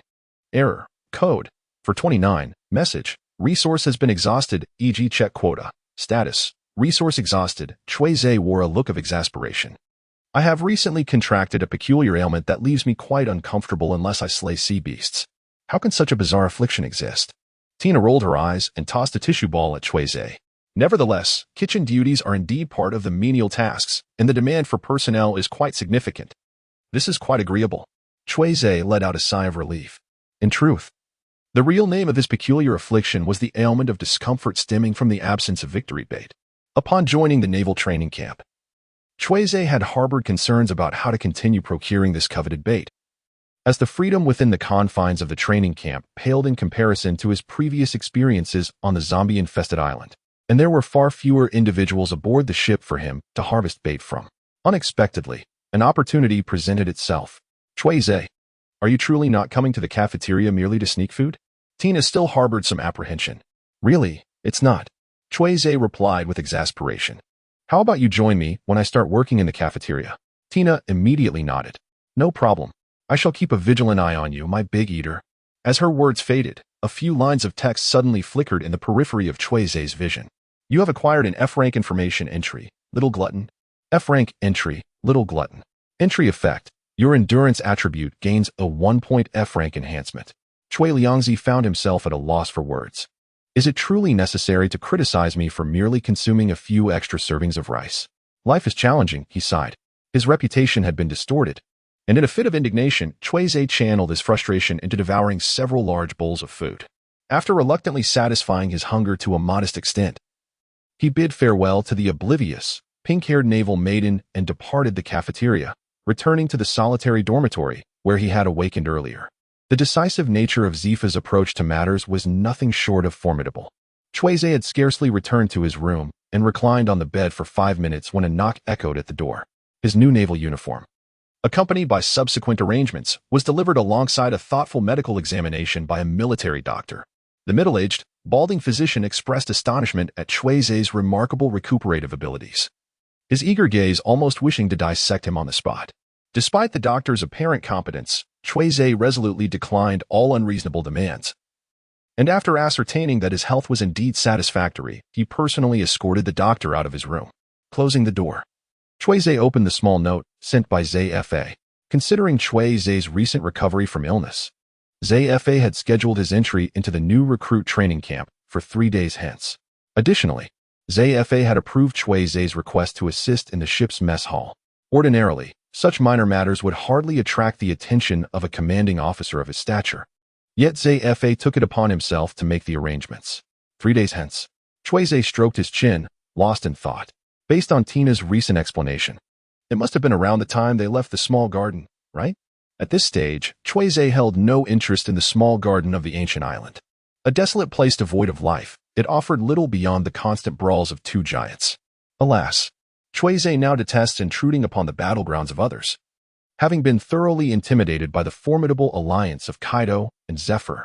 However, after 3 long days of respite, even the rare allowance from Zephyr to explore the naval vessel freely does not quell his disquiet over such a waste of time.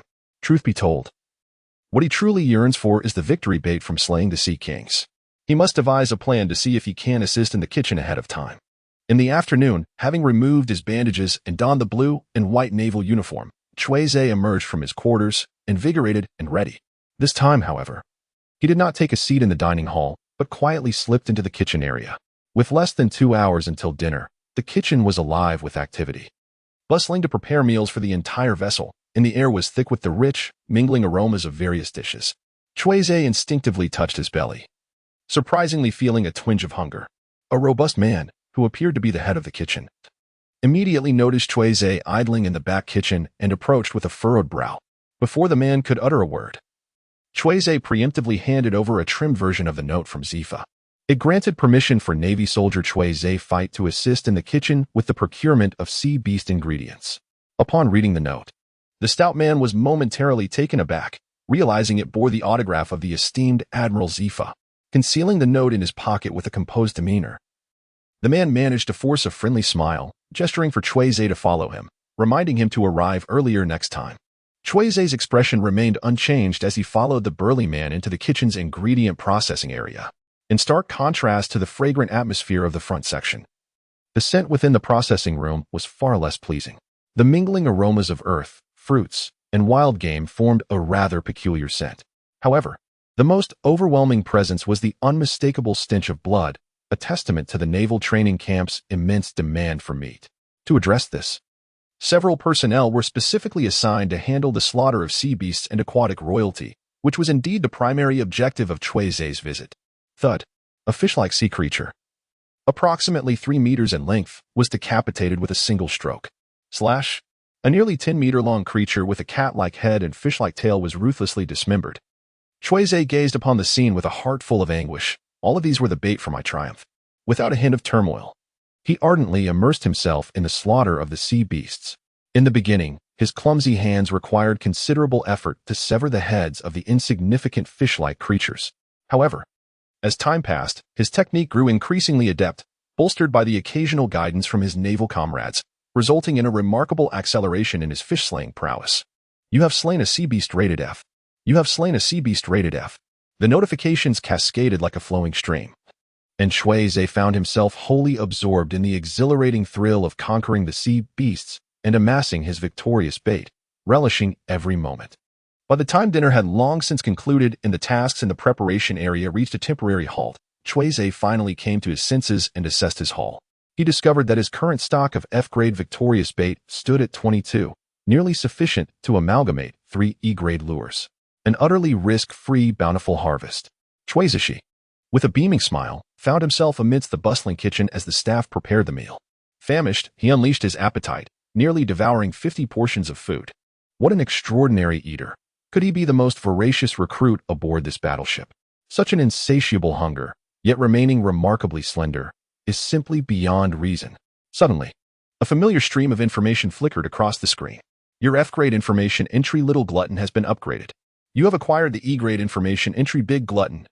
E-grade entry, Big Glutton. Entry effect, your endurance attribute gains an E-grade bonus of 1 point. Just as he was about to shove a piece of meat into his mouth, he abruptly halted. Cui Ze, have I truly become a mere glutton? As night descends, a famished Cui Ze returns to his chamber, gazing at the replenished F-grade bait. He swiftly casts aside the distorted reputation that has befallen him. With 22 F-grade baits at his disposal, he confused them to create a maximum of 2 E-grade baits. Cui Ze instinctively opened his personal attributes. Although he had transformed into a glutton, his endurance attribute remained unchanged at D-. The goddess of luck still possessed a formidable D. Astonishingly stable. As he embarked on his inaugural fishing expedition aboard the naval vessel, his luck had yet to improve. Perhaps he should tentatively cast his line? Cui Ze intended to engage in a fleeting endeavor, using his finger as a rod and his thoughts as a line. He cast an F-grade bait into the vast sea of dimensions.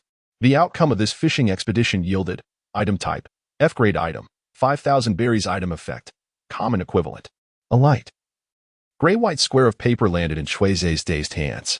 Can a fisherman truly catch money? Grasping the 5,000 berries, Cui Ze found it difficult to comprehend for a moment.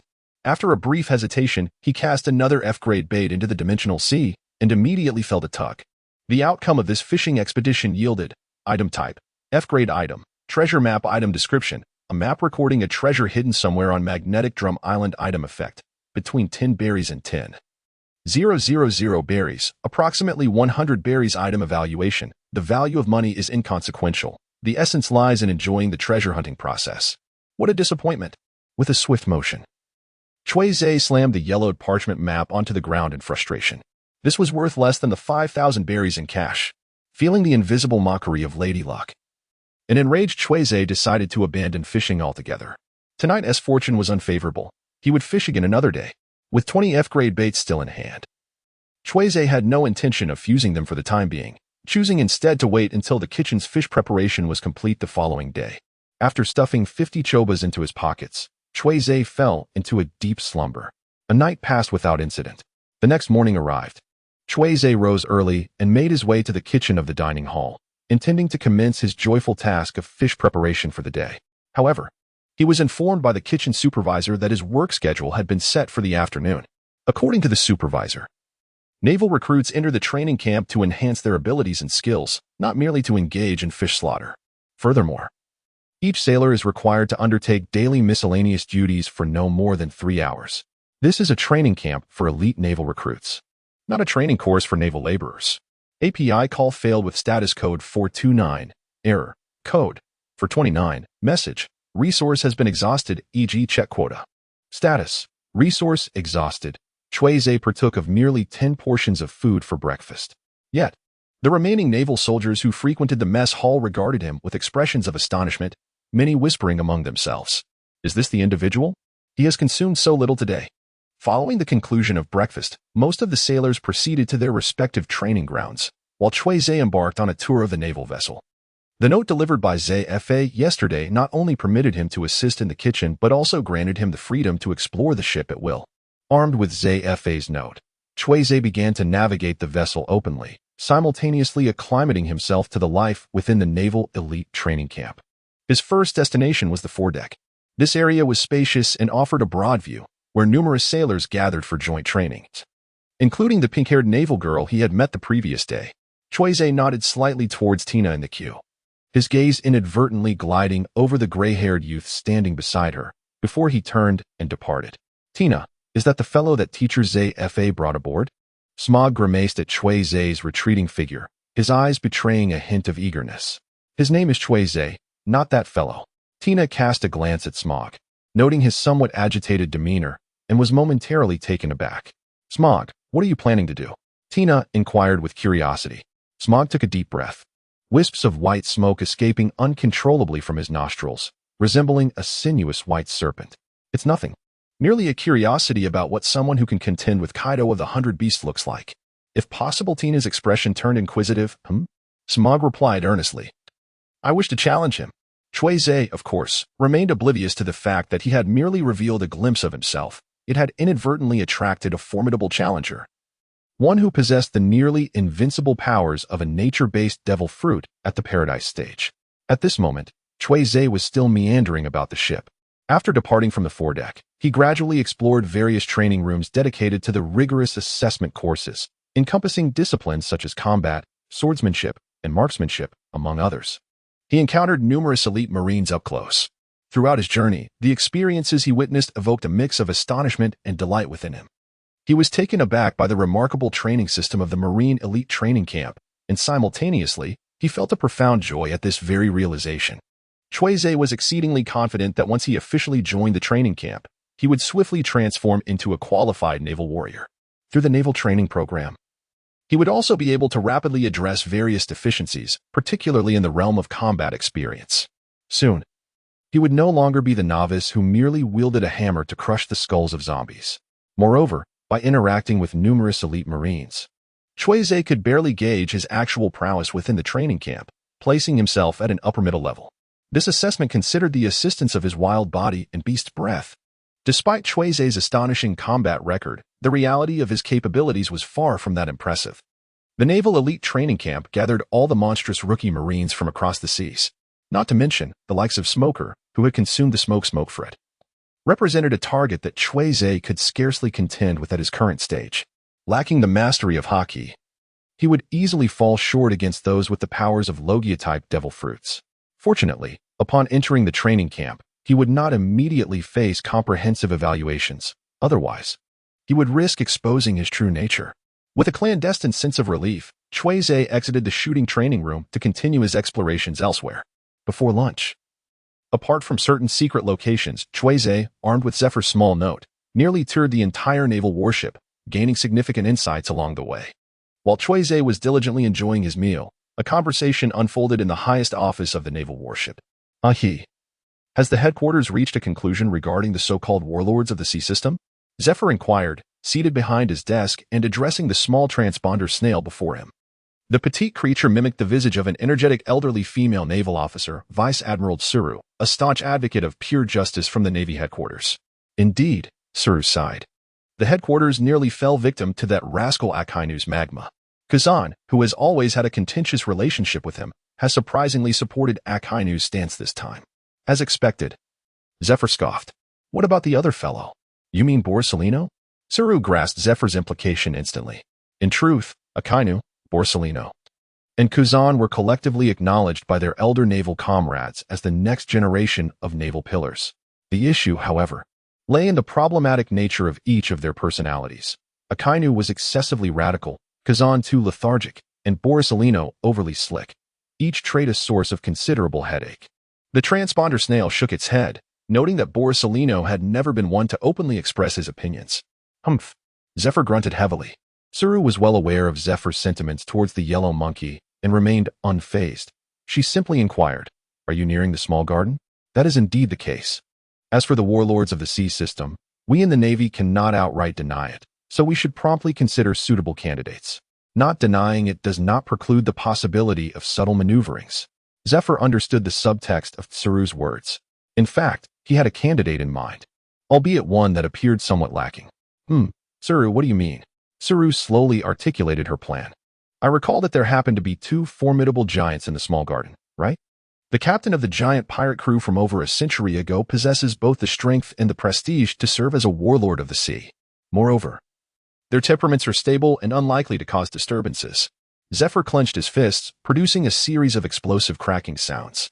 I will make an effort to persuade those two giants. In the afternoon, the new recruits' training ship arrived in the waters near the ancient island, where the lookout on the warship could spot a small active volcano emitting thick black smoke. The naval soldiers initially assumed it was yet another trial island and prepared to disembark. Unexpectedly, the warship anchored directly on the surface, and the instructors soon issued orders for the Marines to remain on board and train independently. Many observed Commander Zephyr and several of his aides gracefully gliding towards the island, including Cui Ze. Leaning against the rail of the warship's deck, Cui Ze watched Zephyr's figure diminish into a small black dot in the sky, lost in thought. He had never heard of any connection between Zephyr and the two giants in the small garden. Could it be that the Navy headquarters had never relinquished its efforts to recruit these two formidable giants? Or perhaps this was a consequence of my butterfly effect. After contemplating for a while, Cui Ze found the latter hypothesis more plausible, but he soon set aside such musings. Now arriving at the small garden, an unspoiled island inhabited by two towering giants, he thought to himself, tonight, I shall cast my net. While the naval soldiers engaged in their respective training activities, Cui Ze re-entered the kitchen's food preparation area, commencing the slaughter of sea beasts and sea kings. You have slain a fish rated F in overall evaluation. Just as he dispatched a few sea creatures, an earth-shattering roar erupted from outside the food preparation area as window. Cui Ze instinctively drew an inverted cross upon his chest, only to realize moments later that he was inadvertently invoking a protective gesture against Kaido. After all, the esteemed Kaido had ultimately succumbed before the celebration of Children's Day. It is highly probable that Zephyr and those two giants are engaged in a fierce confrontation. Cui Ze glanced out the window. The kitchen's window did not face the small garden, rendering him unable to observe the happenings on the island. However, deducing the circumstances was not particularly challenging. What does it matter? With such a familiar sound effect, even the act of fish slaughtering becomes considerably more seamless. The rumbling outside lasted for merely under 2 minutes. Cui Ze paid no heed to the chattering colleagues in the kitchen, entirely absorbed in the art of fish preparation. With a deft stroke, he made one incision, then another. The finest of ingredients often require only the most straightforward methods of butchery. As night fell, the industrious chef Ze returned to his quarters, activated the holographic screen, and commenced his fishing endeavors for the day. Having gradually honed his skills in the slaughter of marine beasts, he found that today's collection of F-grade bait surpassed yesterday's by several pieces, coupled with the surplus from the previous day. His current stock of F-grade bait totaled a remarkable 48 pieces. However, influenced by the adverse outcomes of yesterday's catch, Cui Ze resolutely decided against engaging in F-grade fishing that evening. Without a moment's hesitation, he activated the holographic display and began the process of bait fusion. The lower-grade bait would be transformed into higher-grade bait, with the quantity of fusion determined by the quality of the lower-grade bait. The marine beasts collected in the preparation area were of commendable quality, predominantly consisting of intermediate-grade F bait. Cui Ze executed a profound amalgamation, merging every 16 F-baits into a singular, superior E-grade bait. Clutching 3 premier E-baits, he inhaled deeply and offered a fervent prayer to the goddess of fortune. Fortune, however trivial, I possess in abundance. During the fishing expedition, the type of harvest acquired was as follows. Type: ability entry, E-grade ability entry, nautical skills entry description, a formidable nautical prowess among elite sailors. Entry effect: capable of guiding vessels to navigate the vast external seas and most routes of paradise with ease. Entry evaluation: the weather is splendid. Had it rained, it would have been disastrous. Continuing the fishing endeavor. The next harvest was type: item E-grade item, replica of the Mother of Disassembly, weapon, item origin, Fate series item description, a supreme surgical knife crafted as a replica of the notorious Killer Jack the Ripper's artifact. The Mother of Disassembly. Item effects: 1. Extreme sharpness. Compared to ordinary weapons, the replica of the Mother of Disassembly boasts unparalleled sharpness, surpassing most knives and a select few fine blades. 2. Defense ignorance, against targets with durability attributes below E-grade. Attacks from the replica of the Mother of Disassembly completely disregard the opponent's physical defenses. 3. Durability, as a replicated artifact. The replica of the Mother of Disassembly possesses remarkable wear resistance, making it difficult to damage. Item evaluation: the grotesque sound of blood splattering echoes as entrails scatter in disarray, succumb quickly to despair. Further into the fishing journey. The subsequent harvest was type: item E-grade item, permanent pointer to the ancient Isle item description, a unique compass that eternally points towards the quaint garden of the ancient Isle. Impervious to any island's magnetic fields. Item evaluation: a compass that does not necessarily guide. In the void of the dimensional sea, an ethereal ripple surfaced, revealing 2 items in Cui Ze's hands as if the frames had dropped. In his left hand lay a pocket watch-like permanent pointer, its pale silver casing enclosing a transparent sphere crafted from a special material, within which a stable directional needle hovered. In his right hand rested a silver surgical knife, approximately the length of a palm, its pristine, slender blade shimmering with a chilling radiance, as if it could effortlessly slice through skin at any moment. Cui Ze meticulously examined today's harvest. The E-grade navigation skill was quite commendable, at the very least. It alleviated the need for extensive memorization and revision for the upcoming assessments at the training camp. The Holy Mother of Disassembly, replica, a premier weapon, boasted a sharpness that even surpassed that of a swift blade. Of course, its most formidable attribute lay in its ability to bypass defenses. However, as someone who lacks even the most fundamental understanding of swordsmanship, receiving a surgical knife for fishing seems a tad overwhelming, doesn't it, Fat Tiger? The permanent compass from the ancient island, alas. It appeared much like a pocket watch, yet it was utterly ineffective, failing even to tell the time. Overall, today's harvest was fairly satisfactory. While it lacked the signature products of the ancient island, it at least justified the investment in top-tier e-bait. Cui Ze casually tossed the permanent pointer of Taiku Island onto the table, idly toying with the newly acquired disintegration Holy Mother imitation. Experimentally, he drew the blade across his fingertip. Before he could fully register the sensation, a faint crimson line materialized where the leaf-shaped edge had passed, and several droplets of vivid red blood swiftly oozed forth from the mark. Hiss. Cui Ze hurriedly placed his finger in his mouth for a moment. Reflecting on his current endurance attribute of D, he was unexpectedly disarmed by the formidable Saint Mother of Disintegration, Fong. What a fine weapon. Compact and portable. It is perfectly suited for self-defense. The following morning, a rejuvenated Cui Ze emerged from his room, eager to observe shooting training at close range. However, after taking only a few steps, an acquaintance approached, accompanied by a somewhat familiar face. "Hello, Tina," Cui Ze greeted, raising his hand, and acknowledged the gentleman with gray hair. "Good morning, Cui Ze. This is Smoker, a fellow comrade who joined the Navy alongside me." Tina cheerfully introduced her 2 friends. "Greetings, Mr. Smoker." Cui Ze nodded towards Smoker, then turned his gaze back to Tina. "Tina, is there something you need from me at this early hour? Surely you are not training today?" The instructor mentioned that today is a day of rest, Tina elucidated.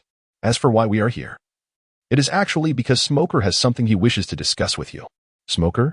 "API call failed with status code 429. Error. Code 429. Message. Resource has been exhausted, e.g. check quota. Status. Resource exhausted." Cui Ze gazed into Smoker's piercing eyes. A sudden jolt coursing through him as an unsettling premonition surfaced. "Is there something amiss?" Cui Ze inquired. Smoker met his gaze with unwavering intensity, getting straight to the point. I wish to challenge you. Do you have a moment now? The ominous premonition had indeed come to fruition. The corners of Cui Ze's mouth twitched slightly. Just yesterday, he had contemplated his approximate ranking within the naval training camp. At that time, he had considered Smoker, who had consumed the smoke fruit, as a formidable adversary, virtually beyond his capacity to confront. To his astonishment, this Smoker had now come knocking at his door. As he observed Smoker's piercing gaze and Tina's intrigued expression, Cui Ze realized that there was no evading today's challenge. Moreover, with his imminent entry into the elite naval training camp, he indeed required a worthy opponent to establish his reputation and ensure he would not be entangled by lesser rivals. However, it appeared that this opponent, who had sought him out, was somewhat beyond the usual expectations. Cui Ze originally intended to seek a worthy opponent in Virgo, an undercover agent in the Navy dispatched by the future warlord of the sea, Don Quixote da Flamingo. He had already formulated his basic approach, Mr. Virgo. I trust you wouldn't wish for Admiral Zephyr to uncover your true identity. The tone dripped with a hint of coercion. However, before Cui Ze could initiate his plan, Smoker approached him willingly. From the intelligence gathered over the past 2 days, it became evident that, aside from his somewhat abrasive personality, Smoker had firmly established himself as the top contender in the training camp, and his position appeared unassailable. There was little recourse during this initial phase of skill development. The Logia-type devil fruit undeniably represented an overwhelming advantage, rendering any strategic contemplation nearly futile unless one could specifically exploit its vulnerabilities. Surely, smoke must also possess its weaknesses. Gazing at Smoker, Cui Ze's eyes seemed to penetrate the depths of understanding. I shall accept this challenge. The contest was to take place on the foredeck.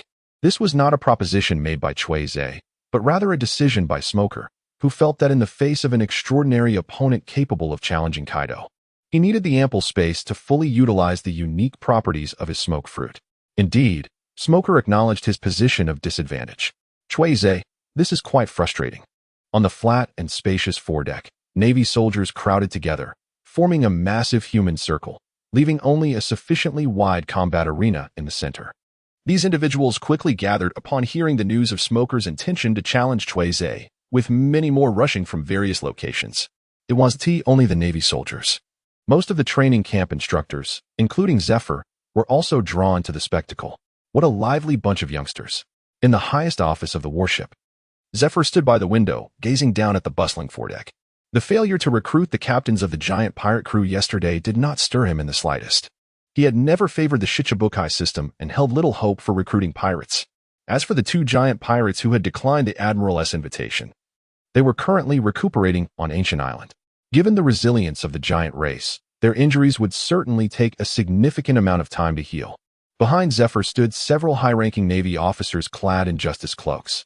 Aside from his longtime aide, there was also a brigadier general from the Navy headquarters. This man was a rare sight upon the seas, possessing an exceptionally elongated skull, necessitating the wearing of a specially tailored bearskin naval hat to conceal his cranium. Beneath the naval hat was the expressionless face of a middle-aged man, his eyes half closed, with 2 slightly ornate long swords hanging at his waist. Brigadier General Stalaberry.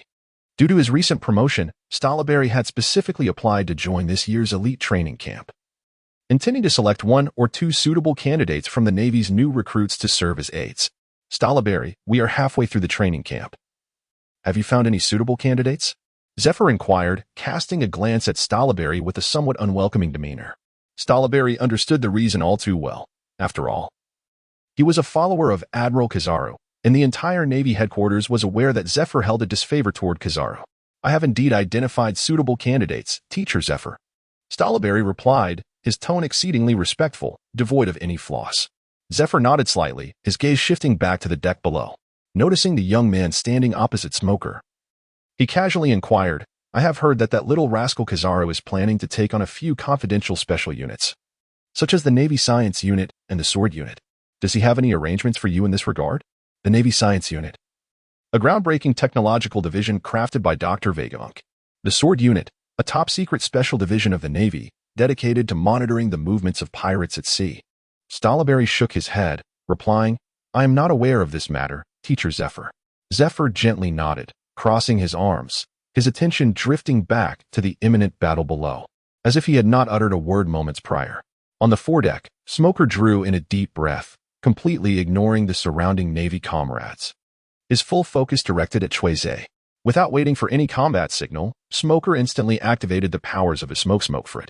His tanned arms transformed into two wisps of swirling, ethereal smoke, only the fist retaining their original form. White fist. Smoker shouted, launching both arms forward. The two streams of smoke detached from his body, soaring through the air with a fierce rush, aimed directly at Cui Ze's position. Cui Ze's reaction was swift. His nostrils flared slightly as he quietly unleashed the breathing technique of the beast, concentrating his energy to amplify his physical prowess. He raised his left arm to intercept Smoker's advancing white smoke fist. The minor tremor in his forearm did not hinder his subsequent actions. With a deft movement, he grasped the solidified surface of the smoke fist and, in a flash, swung his right hand, a sharp glimmer of cold light flickering between his fingers. Mother of disintegration, mimic. As the icy gleam flickered, the white smoke fist was severed by the light. In a swift motion akin to a rabbit's leap, Cui Ze employed the same technique once more, slicing through another oncoming smoke fist with his scalpel. Smoker allowed Cui Ze to cleave his white fists. Such destruction posed no threat to him as a Logia-type user, causing him not the slightest harm. With a subtle shift in thought, Smoker once again manipulated the power of the smoke fruit. White vines.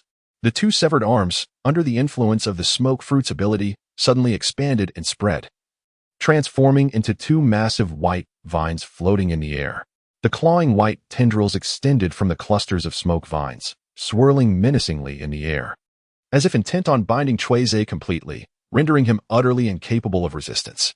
In the mind of Cui Ze, memories of the past 2 days spent in the cafeteria processing fish flashed back as he wielded the disassembly Holy Mother, the pseudo-alien, slicing through the colossal smoke mass created by man with the same ease as severing octopus tentacles.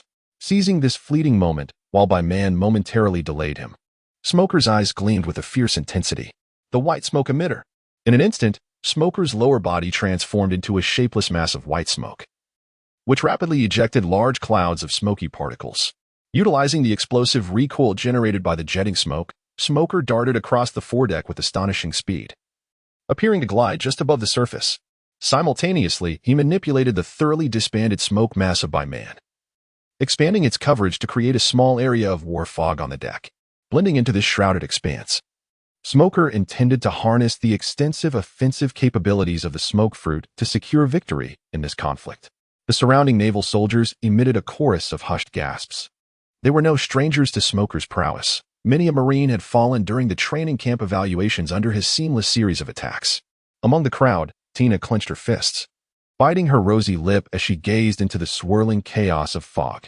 Unbeknownst to them, this was precisely the moment Cui Ze had been awaiting. Breathing technique of beast's total concentration.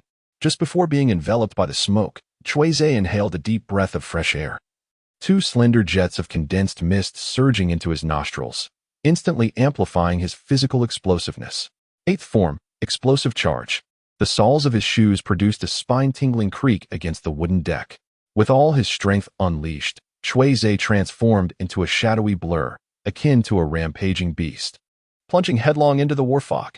Once within the smoke-laden area, Cui Ze held his breath to avoid inhaling the smoky particles, yet his speed showed no signs of diminishing. His acute auditory senses heightened. Every rustle and whisper within a 50-meter radius crystallized in his mind, enabling him to swiftly pinpoint Smoker's location. In the next moment, Cui Ze clutched the hilt of the Holy Mother of Deconstruction replica with his left hand, while his right palm pressed against the slender blade of the scalpel. The edge sliced through the skin, emitting an almost imperceptible sound of cutting.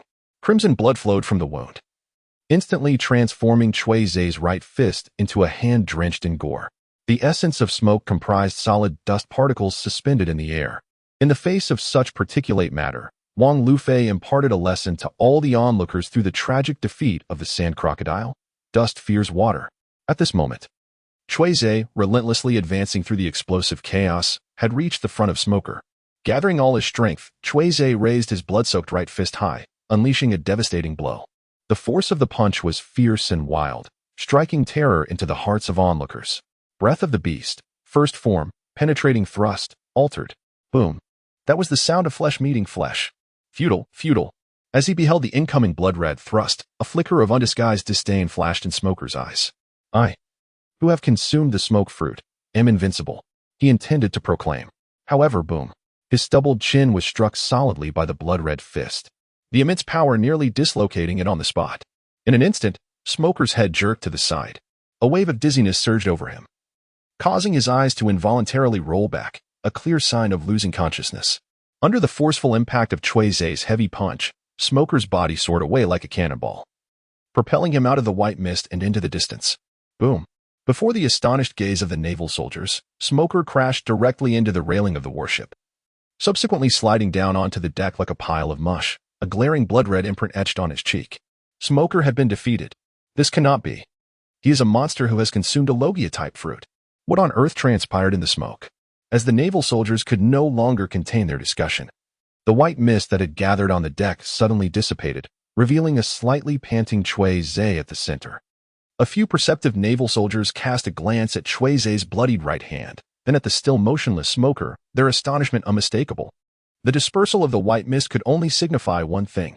In most cases, the loss of a devil fruit user's powers can only occur if the user completely loses consciousness. In simpler terms, Smoker shall rise no more. What had truly occurred in the mist? The naval soldiers regarded Cui Ze, whose breath had calmed, with a complex mix of emotions: astonishment, confusion, admiration, and even reverence. I apologize, everyone. Cui Ze raised his blood-stained right hand, gesturing to those around him while revealing a calm and serene smile. I need to tend to my injuries briefly. If possible, I would appreciate someone assisting in escorting Mr. Smoker to the medical room as well. I may have exerted myself a bit too much just now. A murmur of concern rippled through the crowd. As his words faded, Cui Ze shook his head at Tina, who wore a worried expression, forming a silent reassurance with his lips before departing from the main deck. He needed to attend to his palm injury swiftly, otherwise his pace might slow, and the primal instincts of his body might intervene to facilitate healing. In the highest office, Zephyr observed the retreating figure of Cui Ze disappearing into the throng and suddenly inquired, "What are your thoughts on this battle?" Smoker was too careless. The smoke fruit cannot shield him from all attacks devoid of haki. As the top performer of the training camp, he scarcely demonstrated his full potential, which is truly disgraceful. The officers began to voice their opinions. Brigadier General Stolo Berry remarked, "Among the various Logia-type abilities, the smoke fruit is not particularly remarkable. He must further hone his fundamental combat skills." Zephyr listened silently for a while, and after all had expressed their views, he posed another question, "And what of that child on the opposite side?" The officers swiftly exchanged glances. His steps are unsteady. His swordsmanship is superficial. His punches are robust but lack finesse. His combat fundamentals are severely lacking. As the remarks continued, one officer abruptly shifted the tone. Yet, his combat talent is exceptionally high. He is brimming with vitality. He capitalized on his advantages and swiftly defeated an opponent he should not have been able to vanquish. Standing at a distance in the office, the officers failed to notice that Cui Ze's greatest asset lay in his breath, yet their overall assessment remained notably positive. The officers unanimously regarded Cui Ze as an unrefined gem. However, this characterization seemed somewhat amiss, as this gem had seemingly already clashed head-on with Kaido of the Beasts. Zephyr nodded slightly, then turned back to his desk, issuing commands. Smoker, for disrupting the discipline of the training camp, shall be assigned a week's worth of deck cleaning as punishment. As for Cui Ze, who intercepted Kaido on Zombie Island and publicly defeated the camp's top rookie, given his weak combat foundation, let us first teach him a technique from the 6 forms. The officers immediately grasped the implication. Teacher Zephyr intended to focus on nurturing that newcomer who had boarded mid-journey. Nonetheless, the reasoning was undeniably sound. If one were dissatisfied, they could attempt to intercept Kaido themselves. An officer ventured to ask, "Chief Instructor, which technique do you intend to teach him?" Zephyr pondered for a moment. "Teach him none. Let him choose for himself." Cui Ze remained oblivious to the impending arrival of a fortuitous gift destined to bestow upon him, one that he had long yearned for, the 6 styles. At this moment, Cui Ze was tending to his injuries within the confines of his chamber. The procedure was rather straightforward. He turned on the faucet, washed away the blood from his right hand, and dried off the residual droplets from his palm. That was all. Indeed, in the brief span of a few minutes since his return from the foredeck, the once profusely bleeding wound on his palm had remarkably healed, leaving only a faint white scar. It was likely that within half an hour, this trace would vanish entirely. Is this the terrifying regenerative prowess of an EX-level wild physique? I had previously underestimated this extraordinary talent. Cui Ze gazed at the completely healed palm of his right hand, unable to suppress a sound of astonishment. To avoid any unnecessary complications, he sought out a roll of clean bandages and rewrapped the right hand, which had only recently recovered, transforming it into a bandaged hand. After ensuring his disguise was complete, Cui Ze took a deep breath and activated the holographic screen. By defeating the top contender of the training camp in public, he gained not merely an ephemeral sense of intimidation, but also another tangible reward. You have defeated an elite Marine with an overall evaluation of D. The passive effect of the EX level skill fishing has activated. You have acquired a D level victory bait. Indeed, victory bait, and of the D grade. As he beheld the message on the holographic screen, a glimmer of unprecedented ambition sparkled in Cui Ze's eyes. He had previously believed that only by vanquishing his opponents could he obtain the victory bait. To his surprise, defeating an adversary also yielded bait. What did this signify? It signified that Cui Ze could truly sustain himself through warfare, nurturing his growth with the prowess of all the masters of the sea. The crucial aspect was that this sustenance could be achieved through a completely green cycle, enabling continuous development. This was indeed quite formidable. Cui Ze took a deep breath. Concealing this grand idea, which could be deemed a remarkable strategy, deep within his heart, awaiting the day it would truly blossom. Now, it was time to embark on the inaugural D-rank fishing expedition. Before casting his line, Cui Ze glanced at his own luck attribute. Luck D, as expected. The tumultuous goddess of fortune is upon us. With his fingers as the rod and his thoughts as the line, let the fish bite. This fishing endeavor yielded the following type of reward. Ability entry D-rank ability entry. Smoke form origin. Dungeons Dragons. Beholder wind elemental entry description. A wisp of black smoke dances in the gentle breeze, shifting shapes as it approaches, resembling rolling mists. Suddenly, the smoke bursts forth, transforming into a devilish creature surrounded by wind and smoke, adorned with enormous bat-like wings. Entry effects. 1. Flight. In smoke form, one gains a flight speed of 80 km per hour, with maneuverability deemed impeccable. 2. Immunity to general physical attacks of D rank and below. Entry evaluation. A demon of smoke. A direct hit? With a mere D rank bait, I have drawn forth the most fundamental and essential natural ability of the smoke fruit. Gazing at the name of the ability entry that appeared on the luminous screen, Cui Ze could not help but be momentarily stunned. However, as his gaze shifted downward, he soon realized it was a misunderstanding. What exactly is the Beholder Wind Elemental from Dungeons Dragons? Cui Ze found himself somewhat perplexed, as this touched upon his area of ignorance. Fortunately, the efficacy of the abilities was not difficult to comprehend. The relatively rare ability of flight, coupled with the terrifying effect of immunity to certain influences. In an instant, Cui Ze distilled the essence of his smoke-like ability, and a surge of delight washed over him. He swiftly approached the door, locking it securely to prevent any unwelcome intrusions. Standing in the center of the room, Cui Ze took a deep breath and activated his newly acquired power. An unprecedented sensation of weightlessness enveloped him, as if he had shed the burdensome shell of humanity and transcended into a realm devoid of gravity. Instinctively, he raised his palm. His right hand, once enveloped in white bandages, had transformed into a dark, menacing claw, its ethereal form swirling with rolling tendrils of black mist. At that moment, the rest of his body underwent a simultaneous metamorphosis. API call failed with status code 429.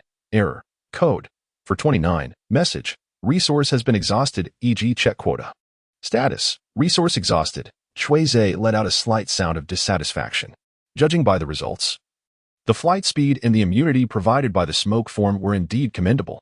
However, was it not a bit too unsightly? At present, he was a dignified young naval officer, commanding respect. How could he present himself to others with such a ghastly, smoke-wreathed visage? Nonetheless, deep down, Cui Ze regarded the smoke form as his secret weapon. The ability to fly was truly extraordinary. Simply being able to soar was remarkable. With a flicker of thought, Cui Ze dissipated the smoke form and returned to his original self. Just as he intended to reflect on his combat experience against Smoker, a sudden knock at the door interrupted him. Assuming it was Tina, Cui Ze strode towards the entrance.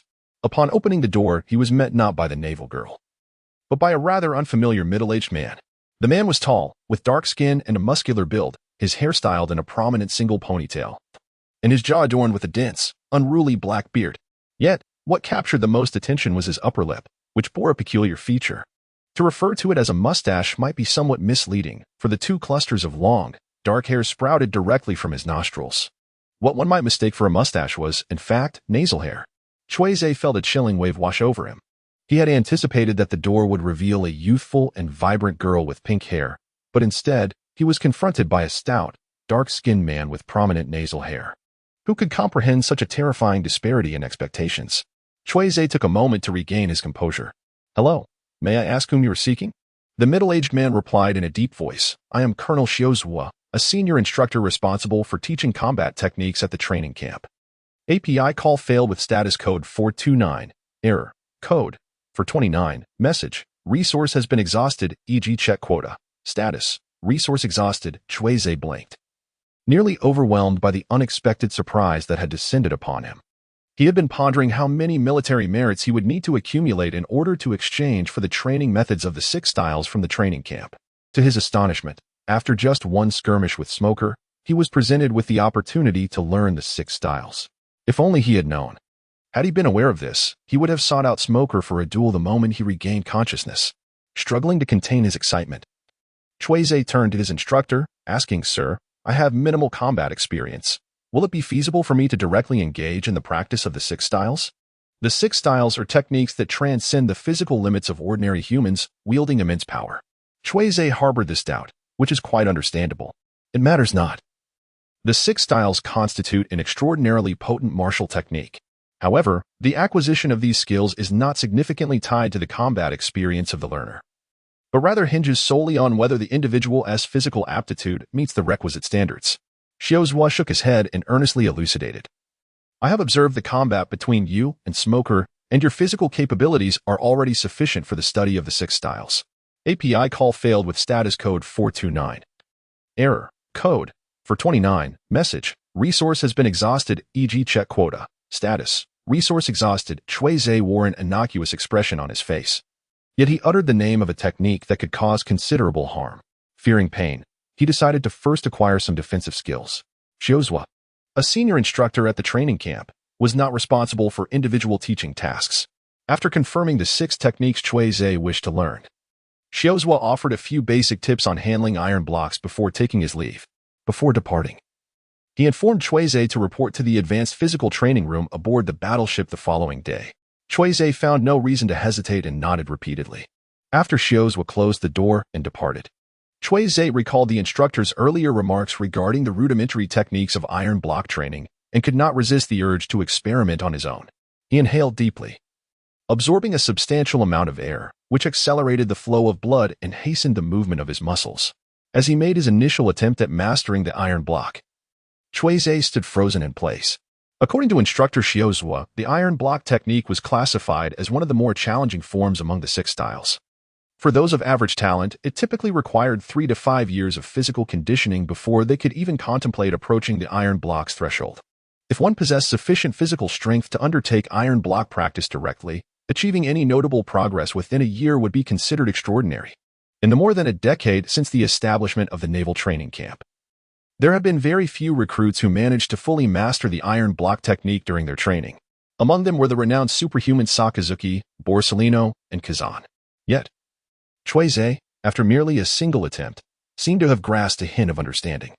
Cui Ze extended his right index finger and pressed firmly against the skin of his left forearm. He could distinctly feel the muscles beneath the surface tensing, and the hardness of his forearm increased slightly. The iron block inhaled air, accelerating blood flow and enhancing the body's rigidity. Cui Ze fell into deep contemplation. The beast breathing technique, explosive advance, accelerates oxygen intake, enhances blood circulation, and boosts physical speed. Could it be that the beast breathing technique also serves as a threshold for training with iron blocks? What a revelation! Yet, what truly exhilarated Cui Ze was not the training benefits of the beast breathing technique with iron blocks. After all, who in their right mind would train with iron blocks? Cui Ze was indeed beaten to death. He perished outside. Even if he were to leap from the warship, he would never confront the enemy's assault with mere iron blocks. Let us speak the truth.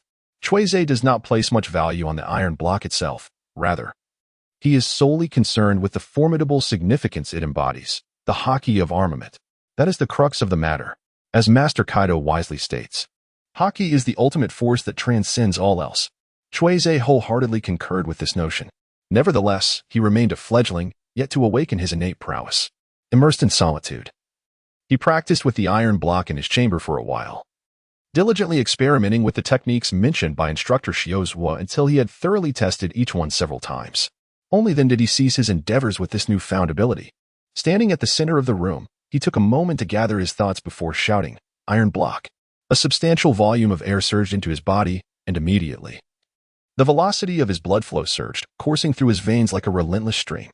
The speed of his muscle contractions accelerated, tightening and reddening, as a steamy vapor of perspiration emanated from his body. With the foundation laid by the beast's breath, Cui Ze reached the threshold of the iron block in less than half an hour. He had achieved a modest success with the iron block. However, this state was fleeting, lasting only a few seconds before he was compelled to withdraw. At that moment, his entire body was flushed crimson, resembling a shrimp that had been steamed to perfection. Cui Ze bent down, supporting himself on his knees, emitting heavy gasps of breath, entering the state of iron block. The burden was still too great for him at this moment. On one hand, his D-class endurance barely reached the threshold for resting in the iron block state. On the other hand, iron block required complete concentration in conjunction with the beast's breath, which consumed an immense amount of energy. In simpler terms, he needed to continue enhancing his physical capabilities. After panting for a while, Cui Ze finally regained his composure. He ceased his iron block training for the day, intending to consult a professional the following day. Glancing at the time, he noticed it was still before noon. Reflecting on his original plans for the day, Cui Ze decided to leave his room. However, just as he stepped out, he abruptly turned his steps towards the infirmary. He had forgotten to check on the defeated opponent. In the naval warship's infirmary, Smoker lay in a daze on the bed, his vacant eyes staring at the pristine white ceiling. The bruises on his face had yet to fade, presenting an expression of someone utterly defeated. Cui Ze's physical blows to Smoker were not particularly severe. Rather, it was the psychological impact that weighed heavily on him. Coupled with the recent communication from Instructor Kozo regarding Admiral Zifa's punitive measures, Smoker's mood had darkened considerably. How could he have lost? How could he have been struck down? Why, as the vanquished, must he endure further physical punishment? Smoker found this utterly perplexing. He could accept the reality of being defeated by the Emperor's subordinate, yet he could not fathom being bested in such a manner, brought low by mere fists. Could it be that his smoke fruit was not of the Logia type, but rather a peculiar paramecia? Smoker's existential doubts deepened. Tina sat beside Smoker's hospital bed, softly offering words of comfort, attempting to uplift her fellow comrade's spirits. Despite her efforts, Smoker remained unresponsive, enveloped in a profound silence. At that moment, Cui Ze entered the medical room. Tina sprang to her feet, her expression brightening with joy. "Cui Ze, you're here. Come quickly and see Smoker. I think your punches may have scrambled his brain." API call failed with status code 429. Error. Code 429. Message. Resource has been exhausted, e.g. check quota. Status. Resource exhausted. Cui Ze cleared his throat, concealing the laughter that nearly escaped him. Is there truly such a fortuitous opportunity? A D-grade prospect delivered right to our doorstep. I have no objections on my end, but Mr. Smog, are you genuinely prepared for what lies ahead? Cui Ze, with a stern expression, remarked. Smog, expressing his dissatisfaction, said, I have made all the necessary preparations. I will absolutely not be so careless again as I was today.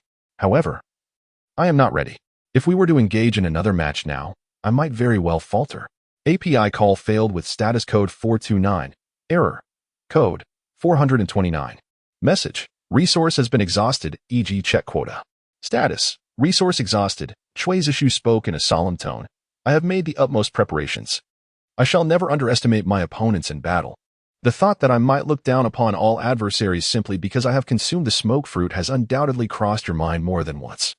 Smoker was momentarily taken aback by Cui Ze's sudden verbal onslaught, while Tina, sitting beside him, gazed at Cui Ze with sparkling eyes, thinking to herself that a man who speaks earnestly is the most charming of all. API call failed with status code 429. Error. Code 429. Message. Resource has been exhausted, e.g. check quota. Status. Resource exhausted. Cui Ze interrupted the other person's words with urgency. The weekly combat assessment will take place no later than a week from now. By that time, even if you do not challenge me, I shall personally extend an invitation for battle. Smog nodded earnestly, committing the agreement of 1 week hence to memory. 1 week from now. Cui Ze also etched this moment in his memory. At that time, to what extent could his abilities be elevated?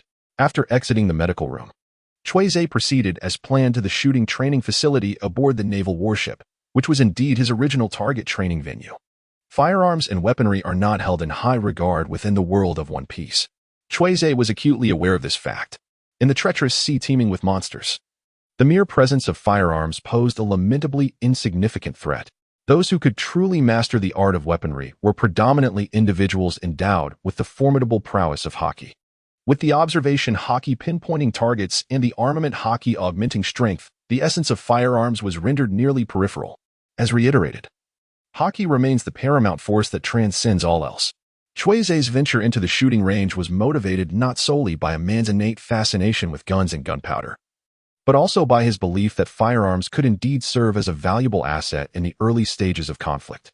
At the very least, one should not be utterly ignorant of firearms. With this thought in mind, Cui Ze stepped into the shooting training room.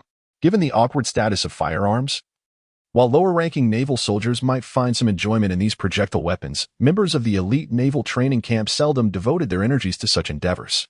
The shooting range was well equipped with an array of firearms and comprehensive training facilities, yet the number of individuals practicing was alarmingly sparse, rendering the space quite desolate. Cui Ze paid little attention. Today, he merely wished to indulge in the thrill of shooting. It would be even better if he could acquire a shooting skill along the way. In the shooting training room, neatly arranged on a wall-mounted rack were meticulously organized firearms, while a table nearby was stacked with wooden boxes filled with hollow bullets. Beside the ammunition box lay a small stack of pristine booklets, their covers emblazoned with the title of a basic shooting training manual. As he listened to the sporadic sounds of gunfire and inhaled the faint scent of gunpowder, Cui Ze approached, first picking up a training manual and diligently reading through it to ensure he missed not a single step. "Young man, is this your first visit?" A deep, resonant voice suddenly inquired. Cui Ze shifted his gaze from the training manual to the man who had spoken. The man, seated behind a desk adjacent to the firearms rack, appeared to be in his 30s. His features were exceedingly ordinary, yet the scars etched across his face imparted a sense of ghastly menace to his otherwise unremarkable visage. The imposing justice coat draped over his shoulders suggested that this scarred individual, much like Shiozua, was an instructor at the training camp, specifically tasked with imparting knowledge of weaponry. Indeed, an instructor. API call failed with status code 429. Error.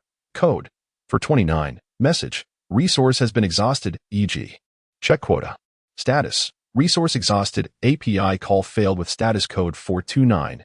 Error. Code 429. Message. Resource has been exhausted, e.g. check quota. Status. Resource exhausted. Cui Ze pondered for a brief moment, yet soon ceased to delve further into such matters. He was not a time traveler destined to become a great scientist. As he loaded the bullets, gently caressing the metallic barrel of the rifle, Cui Ze resembled a young boy who had just acquired a fascinating new toy, his expression tinged with excitement. After toying with the barrel for a while, he finally raised the weapon, aimed at the target before him, and squeezed the trigger. Bang! The muzzle expelled a dense cloud of smoke, and the round, plump bullet soared through the air, striking the target with precision. A 6-point hit. API call failed with status code 429. Error. Code 429. Message. Resource has been exhausted, e.g. check quota. Status. Resource exhausted. Cui Ze's shooting performance showed steady improvement. After he finished a box of ammunition, the bullets were predominantly concentrated within the 8 and 9 rings, with a few fortunate shots hitting the bullseye.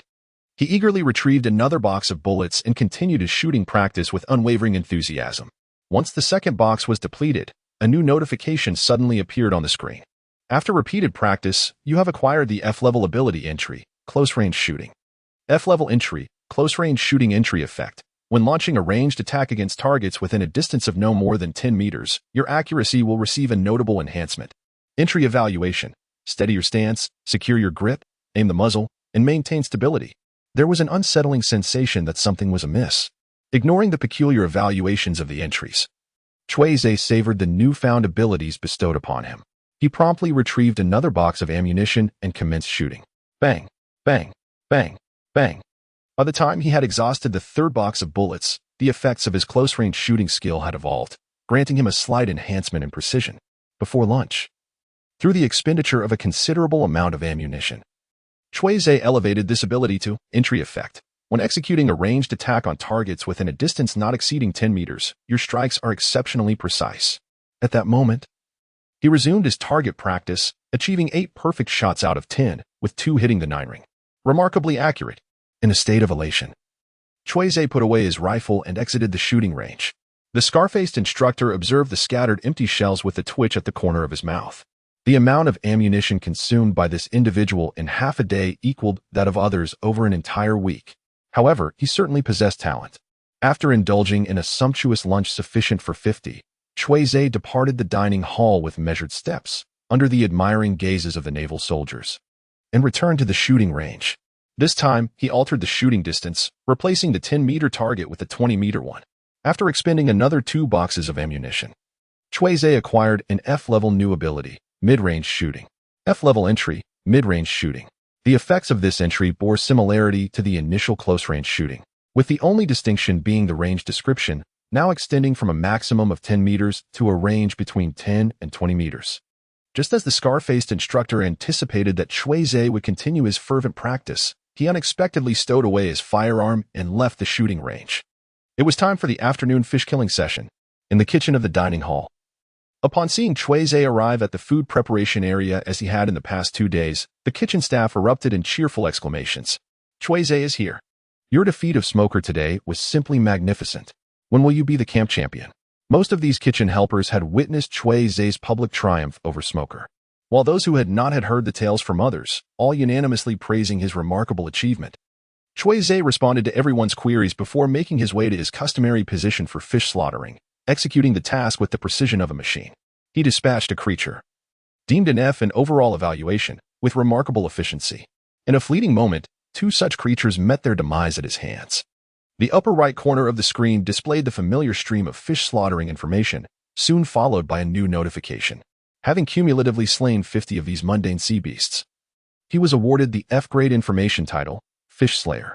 F-grade title, Fish Slayer title effects. 1. Acquainted with the behavioral patterns and physical vulnerabilities of most common sea creatures. 2.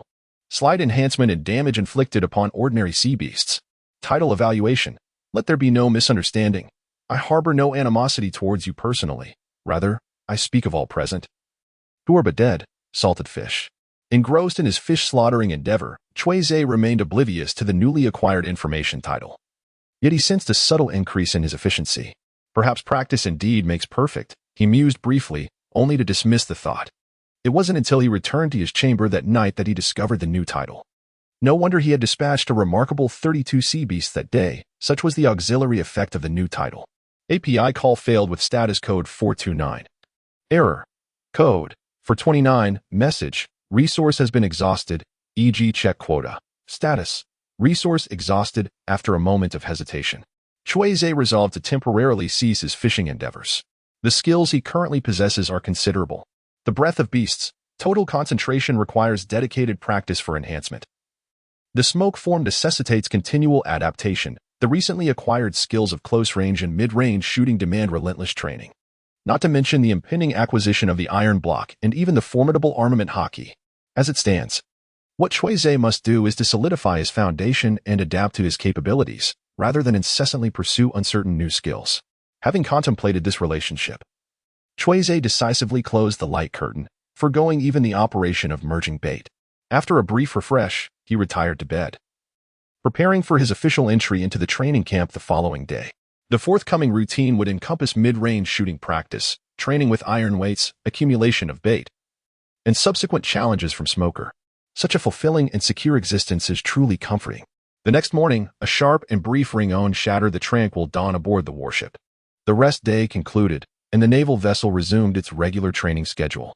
Exiting his quarters, Cui Ze, clad in a blue and white naval uniform, gathered on the deck alongside other new recruits who were hastily making their way down the corridor, commencing the joint morning exercise of the boot camp. Following an invigorating morning workout that left him drenched in sweat, Cui Ze proceeded to the ship's mess hall, swiftly consuming breakfast sufficient for dozens before heading towards the shooting training room. In the boot camp, apart from a few collective training sessions, most of the time, the sailors selected their own courses and sought specialized instructors for individualized training. This arrangement ensured that those practicing swordsmanship were not disturbed by those engaged in boxing, and shooters were free from the distractions of readers, allowing each sailor to find their own training content. This approach not only enhanced learning efficiency but also minimized resource wastage. As Cui Ze made his way to the shooting training room, the naval vessel gradually departed from the waters surrounding Taiko Island. Ultimately, The two Elbaf giants on the island were not successfully recruited by Zephyr. Moments later, API call failed with status code 429, error, code 429. Message, resource has been exhausted, e.g. check quota. Status, resource exhausted, Cui Ze quietly muttered to himself. Then took up a flintlock pistol and commenced his own shooting practice. At that moment, the scarred instructor responsible for firearms training was weaving through the crowd, occasionally offering words of guidance to the naval soldiers who made errors in operation or displayed incorrect shooting stances, urging them to correct their mistakes. After finishing his instruction with one sailor, the scarred instructor noticed Cui Ze's presence. He stood in the shadows, silently observing Cui Ze's training for a while, and found no faults. Cui Ze performed better than the vast majority of novice soldiers handling firearms for the first time. In fact, the results of Cui Ze's training astonished the scarred instructor. Had this fellow's accuracy in close-range shooting reached such an extraordinary level? At a 10-meter target, he fired 10 shots, 9 in the bullseye and 1 in the 9-ring. The precision was astonishing. The cacophony of gunfire in the shooting range masked the instructor's gaze, and Cui Ze remained engrossed in his target practice. After briefly reviewing the results of his close-range shooting, Cui Ze nodded in satisfaction, then changed the distance to 20 meters, moving to the mid-range shooting area to commence his training. The morning passed swiftly. Cui Ze has elevated his F-level marksmanship in mid-range shooting to the standards of close-range precision. His next objective is to aim at the 50-meter target area within the shooting training facility, hoping to uncover new skills related to long-range shooting. Should he succeed, he may even venture to the 80-meter target area, which nearly approaches the limit of a flintlock S range, presenting a formidable challenge. If the 50-meter target area reveals long-range shooting capabilities, perhaps the 80-meter zone might unveil extraordinary skills akin to extreme shooting. The scar-faced instructor is profoundly astonished by Cui Ze's shooting talent. Since joining the training camp, he has yet to encounter a student with such rapid improvement in shooting accuracy. On the first day, after merely handling a firearm, Cui Ze achieved precise shots at the 10-meter target. By the second day, his accuracy had extended to the 20-meter range. Is he witnessing the emergence of a super marksman? As he observes Cui Ze's retreating figure, the scar-faced instructor silently contemplates. If this individual were to master the advanced techniques of armed color and observation color, fortifying his bullets and honing his precision, it is conceivable that a top-tier sniper might soon emerge upon these vast seas. Cui Ze remained oblivious to the musings of the scarred-faced instructor. Even if he were aware, it would hardly concern him. After all, Cui Ze had never aspired to become a premier marksman. In recent days, he had been fervently honing his proficiency in close and medium-range shooting. This pursuit stemmed, on one hand, from his passion for firearms, and on the other, from his desire to acquire a means of long-range offense to compensate for the deficiencies in his combat repertoire. Following the conclusion of lunch, following the notification left by instructor Suzua yesterday, Cui Ze made his way to the advanced body technique training room aboard the Navy warship, intending to delve deeper into the study of iron blocks. The advanced body technique training room resembled a grand gymnasium, adorned with an array of diverse exercise equipment. Similar to a shooting training room, it also featured a colossal storage rack against the wall. However, instead of standard firearms, it was laden with an assortment of hefty and blunt weaponry, such as iron rods, clubs, and hammers. In the very center of the room lay a spacious open area, the purpose of which remained a mystery. API call failed with status code 429, error, code 429, message, resource has been exhausted, e.g. check quota. Status, resource exhausted, API call failed with status code 429, error, code 429, message, resource has been exhausted, e.g. check quota. Status, resource exhausted. With a sense of relief washing over him, Cui Ze noticed that the elite Marines, who were currently warming up in the advanced physical training room, had also taken note of his arrival. They quickly recognized him as the individual who had triumphed over Smoker just the previous morning. A shared sentiment of eager anticipation flickered in the eyes of the elite Marines as they exchanged glances. They were drawn together by a common thrill. A formidable opponent capable of besting Smoker, who had consumed a Logia-type devil fruit, was indeed a rare find. Whispers of his prowess, having once fallen to the pirate emperor, only added to their fervor. Thoughts of confronting him surged through the minds of the majority of the elite Marines. Cui Ze, possessing keen perceptive abilities, instantly sensed the peculiar shift in the gazes of the Navy elites across from him. Rather than feeling apprehensive, he was instead filled with a delightful surprise. Defeating Smoker had earned him a D-grade bait, and considering that Smoker was the undisputed star of the Navy training camp, it stood to reason that the overall evaluation of these so-called elite recruits was, at best, merely a D. Ordinary recruits might only possess an E-grade evaluation. Such levels of existence were well within the capabilities of the current Cui Ze. Cui Ze eagerly anticipates the arrival of the next smock. However, at present, he must focus his energy on the practice of iron block. Having selected a few familiar pieces of sporting equipment, Cui Ze commenced his preliminary warm-up. The other recruits, recognizing the situation, also began their own warm-up activities. A few minutes later, Instructor Shiozua entered the training room. He briefly introduced the circumstances of the newcomer, Cui Ze, in the iron block training class, then wasted no time and immediately commenced the explanation of the iron block practice. The essence of iron block lies in cultivating one's physical strength to attain a resilience akin to steel. Instructor Shiozua crossed his arms, accentuating his already formidable pectoral muscles. The practice of iron block is a process of tempering the iron. To forge iron, one must first endure the blows. Cui Ze was suddenly taken aback, feeling as though he had stepped into a den of wolves. Instructor Shiozua cast a glance at the delicate and tender-skinned Cui Ze, revealing a philosophical smile imbued with a robust charm. Every recruit, proceed to the weapon rack and select a suitable weapon. After finding a training partner, conduct your training independently. The seasoned naval recruits swiftly sprang into action, all too familiar with the routine. Yet, Cui Ze remained at a standstill, lost in confusion. The philosophical aura on the instructor's face grew more pronounced. As for the newly inducted recruit, Cui Ze Feite, I shall personally administer your training. When the instructor's iron rod struck Cui Ze's back, a singular thought echoed in his mind: endure the harshest blows and don the heaviest armor. I thought I had come to learn a skill. Crack! The solid iron rod collided with flesh, producing a resounding impact. API call failed with status code 429. Error. Code 429. Message. Resource has been exhausted, e.g. check quota. Status. Resource exhausted. API call failed with status code 429. Error. Code 429. Message. Resource has been exhausted, e.g. check quota. Status. Resource exhausted. Cui Ze ground his molars. The lingering pain still not completely dissipated. Gritting his teeth, he spoke. Remember, instructor, just yesterday, I attempted it several times in private. Instructor Shiozua did not inquire about Cui Ze's results. Or rather, he held no expectations whatsoever. No matter how prodigious a naval soldier may be, it is improbable that one could achieve any significant results on their first attempt at wielding an iron block.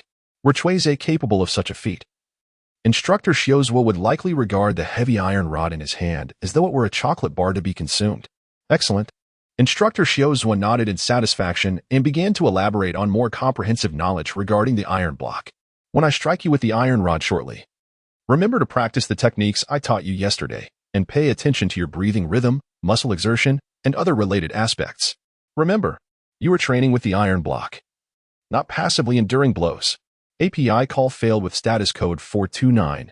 Error. Code 429. Message. Resource has been exhausted, e.g. check quota. Status. Resource exhausted. Cui Ze inhaled deeply, nodding towards Instructor Shiozua, and promptly activated his innate abilities. Breath of the Beast. Total concentration. The iron rod hurtled through the air, whistling as it struck Cui Ze's body, yet it did not produce the resounding impact of before. Thud. The iron rod collided with him as if it had struck a thick layer of leather, producing a dull sound. How could this be?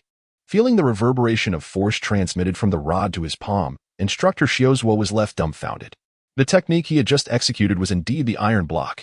The relentless training under the iron rod master persisted for a full hour, bolstered by the dual gifts of a wild physique and resilience. Cui Ze quickly acclimated to Instructor Shiozua's layered armor training. Moreover, his breath of the beast, total concentration, also saw substantial enhancement. As for the iron block, which had yet to fully manifest as a distinct ability, Cui Ze grew increasingly familiar with its execution. However, the endurance required was somewhat lacking. Repeatedly practicing the iron block, especially in conjunction with the breath of the beast, proved to be a considerable drain on Cui Ze's current capabilities. Upon the conclusion of the layered armor training, Cui Ze, panting heavily and drenched in sweat, felt his skin radiating a peculiar sheen, flushed from the exertion. Muscles, masculinity, iron rods, and sweat. Stand tall, huh? Yet, the utterly fatigued Cui Ze remained unaware that Instructor Shiozui's astonishment eclipsed even his own exhaustion in such a short span of time. To hone the iron block to this extent, instructor Shiozwa tightly gripped the sturdy iron rod, nearly etching fingerprints into its hard surface. Such talent. Truly terrifying. I am beginning to believe that the tales of someone mastering all 6 forms during their time in the training camp, after years of rumor, are not mere jest, but reality. At this rate of practice, Cui Ze could probably wield the true iron block in half a month. 10 days. A groan emanated from instructor Shiozwa's heart. This is genius. This is akin to the likes of Sakazuki, Borsellino, and Kazan. Standing in place. Awaiting the arrival of the next strike, Cui Ze found himself puzzled by the absence of the familiar whistling of the iron rod and looked up at instructor Shiozwa. However, the expression on the old torturer king's face startled him. The mixture of shock, admiration, envy, and indignation in his gaze was truly extraordinary, especially coming from a muscular man adorned with nasal hair and a beard. Cui Ze tightened his grip, letting out a couple of dry laughs. Ah, Instructor Shiozwa. Will today's training not continue? Your training concludes here for today, Instructor Shiozwa replied, returning to his senses. Your stamina is not yet sufficient to cope with the upcoming training regimen. Upon seeing the ever-torturing Wang Qing regain consciousness, Cui Ze let out a sigh of relief and nodded. Very well, Instructor, I shall take my leave. Indeed, report to the advanced physical training room tomorrow afternoon. Shiozwa said in a deep voice. Additionally, you must intensify your efforts in building your foundational stamina. Understood. API call failed with status code 429. Error. Code 429. Message. Resource has been exhausted, e.g. check quota. Status. Resource exhausted. API call failed with status code 429. Error. Code 429. Message. Resource has been exhausted, e.g. check quota. Status. Resource exhausted. While indulging in a sumptuous meal, Cui Ze reviewed the gains from today's training. After finishing his session with the iron weights, he noticed that the corner of the light screen had seemingly refreshed with new prompts. Upon investigation, he confirmed his suspicions. Through rigorous training, you have acquired the E-level ability entry, Powerful Strike. E-level entry, Powerful Strike. Entry effect. Having undergone training, you now understand how to inflict greater pain upon your adversaries. Entry evaluation. Familiarity breeds discomfort. This peculiar circumstance, wherein I, having received defensive training, unexpectedly gained an offensive capability, puzzled him. After replenishing his sustenance, Cui Ze traversed the dining hall and entered the food preparation area of the kitchen. There, an unexpected individual awaited him. Tina, what brings you here? Cui Ze gazed in surprise at the delicate figure of the pink-haired naval beauty standing amidst a chaotic array of ingredients. Have you taken on the task of working in the kitchen? He inquired. This was our prior agreement. Tina's radiant smile suddenly faltered.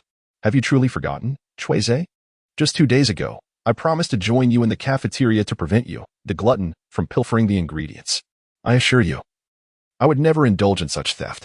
Cui Ze had no intention of engaging in a debate with the enchanting young lady. Instead, he gestured for her to join him. Let us partake in the art of fish slaughtering. In the food preparation area, Tina's arrival undoubtedly brought a vibrant and youthful allure to the chaotic kitchen, filled with disarrayed ingredients and mingled aromas. However, it also inevitably resulted in a decline in work efficiency. The first to feel this impact were the sycophants in the food preparation area, those kitchen assistants. Even if Tina merely stood upon the floor of the preparation space, her very presence was sufficient to captivate the attention of the majority of the male beings within the room. Cui Ze, however, was not among them. Yet, even so, his efficiency in fish slaughtering was also swayed by Tina's presence. Cui Ze, I heard you attended a training class for iron block exercises? Indeed. Cui Ze casually remarked as the sharp kitchen knife in his hand ruthlessly sliced through the soft belly of a sea beast. Tina did not engage in the study of iron blocks. Instead, she was immersed in the art of paper drawing, which also marked her first exploration of the 6 forms. What a discerning eye. Recently, Tina found herself pondering why it was said that she possessed such good judgment. API call failed with status code 429. Error. Code 429. Message. Resource has been exhausted, e.g. check quota. Status. Resource exhausted. API call failed with status code 429. Error. Code 429. Message. Resource has been exhausted, e.g. check quota. Status. Resource exhausted. API call failed with status code 429. Error. Code 429. Message. Resource has been exhausted, e.g. check quota. Status. Resource exhausted. Cui Ze instantly changed his tone, expressing his preference for Admiral Borsellino's work ethic. Tina? Meanwhile, as the diligent Cui Ze was busy catching fish, the iron block training session was drawing to a close. As soon as the class ended, Instructor Shiozwa promptly announced a break. In the next moment, Instructor Shiozwa vanished like a specter before the members of the iron block training course. The instructor has disappeared. It was impossible to see him. What happened? That was one of the 6 styles, shave. Perhaps the instructor had urgent matters to attend to. Everyone, the instructor has his own arrangements. Let us discuss how to challenge that guy Cui Ze. Hooray. I suspected you would have that thought. Shiozwa was oblivious to the subsequent conversations taking place in the training room behind him. After exiting the room, he swiftly made his way to the highest office of the battleship, arriving before Commander Ze Fa. Commander Ze Fa, I have something to report. Calm down, Shiozwa. Your impetuous temperament indeed needs to be tempered. Without raising his head, Ze Fa gestured towards the guest seating area in the office. Only after completing the documents before him did he turn his gaze to his longtime aide. What is it? Shiozwa sprang up from his seat, his expression still tinged with excitement. That Cui Ze is the same little fellow you had the instructor teach the 6 styles. Ze Fa showed a flicker of interest. What about him? He is a monster, Shiozwa asserted with absolute certainty. Ze Fa raised an eyebrow. Are you accusing a student of unblemished background in your capacity as an instructor? Before Ze Fa could inquire further, Shiozwa continued. That little fellow's speed in practicing the iron block is astonishing. I estimate that in no more than 10 days, he should be able to master it. A hint of surprise flashed in Ze Fa's eyes. Could that little fellow possess such exceptional talent? Absolutely. Shiozwa waved his fist. Cui Ze's physical abilities are extraordinary. He is akin to the 3 monsters that emerged during the early years of the training camp. At last, Ze Fa began to take this seriously. Sakazuki, Polyusilino, Kazan. These 3 are the monsters Shiozwa speaks of. If Cui Ze's talent truly reached a level comparable to those 3, then his previous plans would indeed have considerable flexibility. During lunch, I heard that scar-faced fellow mentioned Cui Ze's shooting talent is also quite high. Shiozwa remarked dismissively. But a man should not play with handguns while engaging in battle. A true man should focus on what men ought to do. His words resonated with conviction. Iron block. Shooting, Ze Fa raised his hands, fingers interlaced, leaning forward tactically. Aside from these 2 skills, is there anything else noteworthy about Cui Ze? Shiozwa furrowed his brow, recalling the interactions he had with Cui Ze over the past few days. Breathing. Cui Ze's breathing pattern is peculiar. It's unlike that of a normal person. And each time he utilizes the iron block, he employs that strange breathing to assist him. Ze Fa's brow furrowed slightly as a flash of inspiration crossed his mind. And he murmured to himself, is there an intrinsic connection between Cui Ze's breathing and his iron block? Gathering his scattered thoughts, Ze Fa addressed Shiozwa. Shiozwa, do not draw too much attention to that child, nor disclose that his speed in mastering the iron block far exceeds that of ordinary individuals. Once Cui Ze has fully mastered the iron block, inform me. Shiozwa brought his legs together and saluted with precision. I assure you I will accomplish this task. Commander Ze Fa. As night fell, after enjoying a sumptuous dinner in the cafeteria, Cui Ze returned to his room. After freshening up, he began to reflect on the day's achievements. Influenced by Tina's presence, he had only managed to eliminate 28 sea beasts today, slightly fewer than yesterday. Currently, the total supply of victory bait amounted to 60 pieces, all of which were of F rank. Thankfully, Tina mentioned she would only be here for today. Cui Ze closed the light curtain, intending to continue storing bait. Otherwise, the subsequent fish-catching harvest would be adversely affected, resulting in significant losses. Cui Ze currently harbors no intention of revealing his true nature. Rather, he does not wish to divert his thoughts towards trivial pleasures.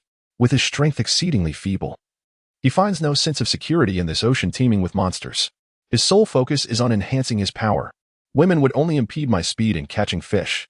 Standing at the center of the room, Cui Ze first reviewed the progress of the iron block, then his breath gradually transformed into a prolonged rhythm, embodying the specific frequency of beast breathing. The next step is to achieve the state of total concentration, constant, which entails maintaining this breathing technique at all times, whether awake or asleep. In the past few days, due to numerous commitments, Cui Ze lacked the necessary focus to sustain the fixed frequency of beast breathing. Now, however, most matters have fallen into place. Cui Ze was also able to redirect his focus towards the subsequent enhancement of the beast breathing technique. In the days that followed, he realized the necessity of compelling himself to alter his long-standing instinctive breathing patterns. While daytime presented fewer challenges, nighttime would require the assistance of others for training. Nonetheless, he decided it would be prudent to first maintain his comprehensive breathing practice during the day. With that resolved, he settled into bed, enveloped in warmth, and drifted into a deep, sweet slumber. In the ensuing 2 days, Cui Ze was wholly immersed in the enhancement of his abilities. After the morning exercises concluded at the training camp, he would indulge in the shooting training room following breakfast. In the 50-meter target range, he perfected his long-range shooting. In the 80-meter target range, he mastered extreme shooting. Upon acquiring all 4 F-level capabilities, close-range shooting, mid-range shooting, long-range shooting, and extreme shooting, they synergized to form a new E-level capability. Enhancing the effects of the abilities. The E-level capability, precision shooting. Capability effects. 1. The agility attribute receives a 1-point E-level bonus. 2. Within 100 meters. When attacking a fixed target, one hits the mark every time. Capability evaluation. How about that? I shoot quite accurately. Through the evaluation of precision shooting, Cui Ze discerned that his next focus in training would be moving targets. However, for the time being, the precision shooting capability sufficiently met his daily needs, and he had no intention to invest further effort in this area. After completing the morning shooting training, the afternoon brought the rigorous weight trainings, where the tormentor instructor's methods grew increasingly refined. Every day, Cui Ze perceives the progress of his iron block training. He has a strong premonition that he is likely to master this skill before the weekly assessment this week. When faced with Smogesh's challenge, he will be more confident. Following the iron block training, he is steadfastly committed to the task of fishing. In just 2 short days, Cui Ze has collected 60 F-grade bait. His total inventory of bait has now reached a remarkable 120 pieces. This quantity, even if it consists solely of the most basic F-grade bait, is sufficient for 2 D-grade fishing sessions.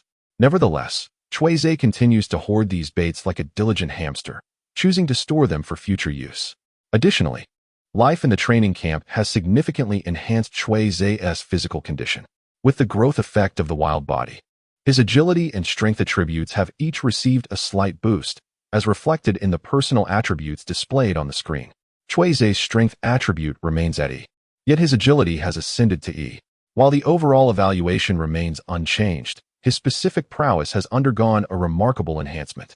On this particular day, after the customary morning assembly and training session, and following breakfast, Cui Ze, reminiscent of previous days, proceeded towards the shooting training room. However, this time, he sought not to further refine his shooting skills, but instead had some inquiries for the scar-faced instructor within the training facility. Amidst the incessant gunfire echoing throughout the shooting range, Cui Ze posed his question regarding a workshop dedicated to weapon crafting. The scar-faced instructor stroked his chin, gazing at Cui Ze with a hint of perplexity. Indeed, such a place exists on the ship, specifically catering to naval soldiers accustomed to utilizing unconventional weaponry, where they can either request materials or procure them independently. What prompts your inquiry? The instructor asked. I have currently reached a plateau in my shooting capabilities. API call failed with status code 429. Error. Code. For 29. Message. Resource has been exhausted. E.g. check quota. Status. Resource exhausted. API call failed with status code 429. Error. Code. For 29. Message. Resource has been exhausted. E.g. check quota. Status. Resource exhausted. A glimmer of contemplation flickered in Cui Ze's eyes. Perhaps you have already begun to speculate. The scar-faced instructor keenly sensed this and consequently held an even higher regard for the shooting talent of the individual before him. Indeed, it is sheer dominance that serves as the solitary pathway for a marksman to attain mastery. Yet, I currently lack the ability to harness this dominance, Cui Ze lamented. Be it the armament haki or the observation haki. The cultivation of haki is not an endeavor that can be accomplished overnight. It demands an arduous and prolonged training regimen. The scar-faced instructor replied with an unperturbed demeanor. However, your notion is certainly not misplaced.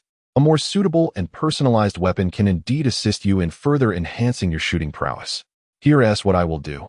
I shall provide you with a certificate, which will enable you to approach the weapons workshop to request the crafting of the weapon you require.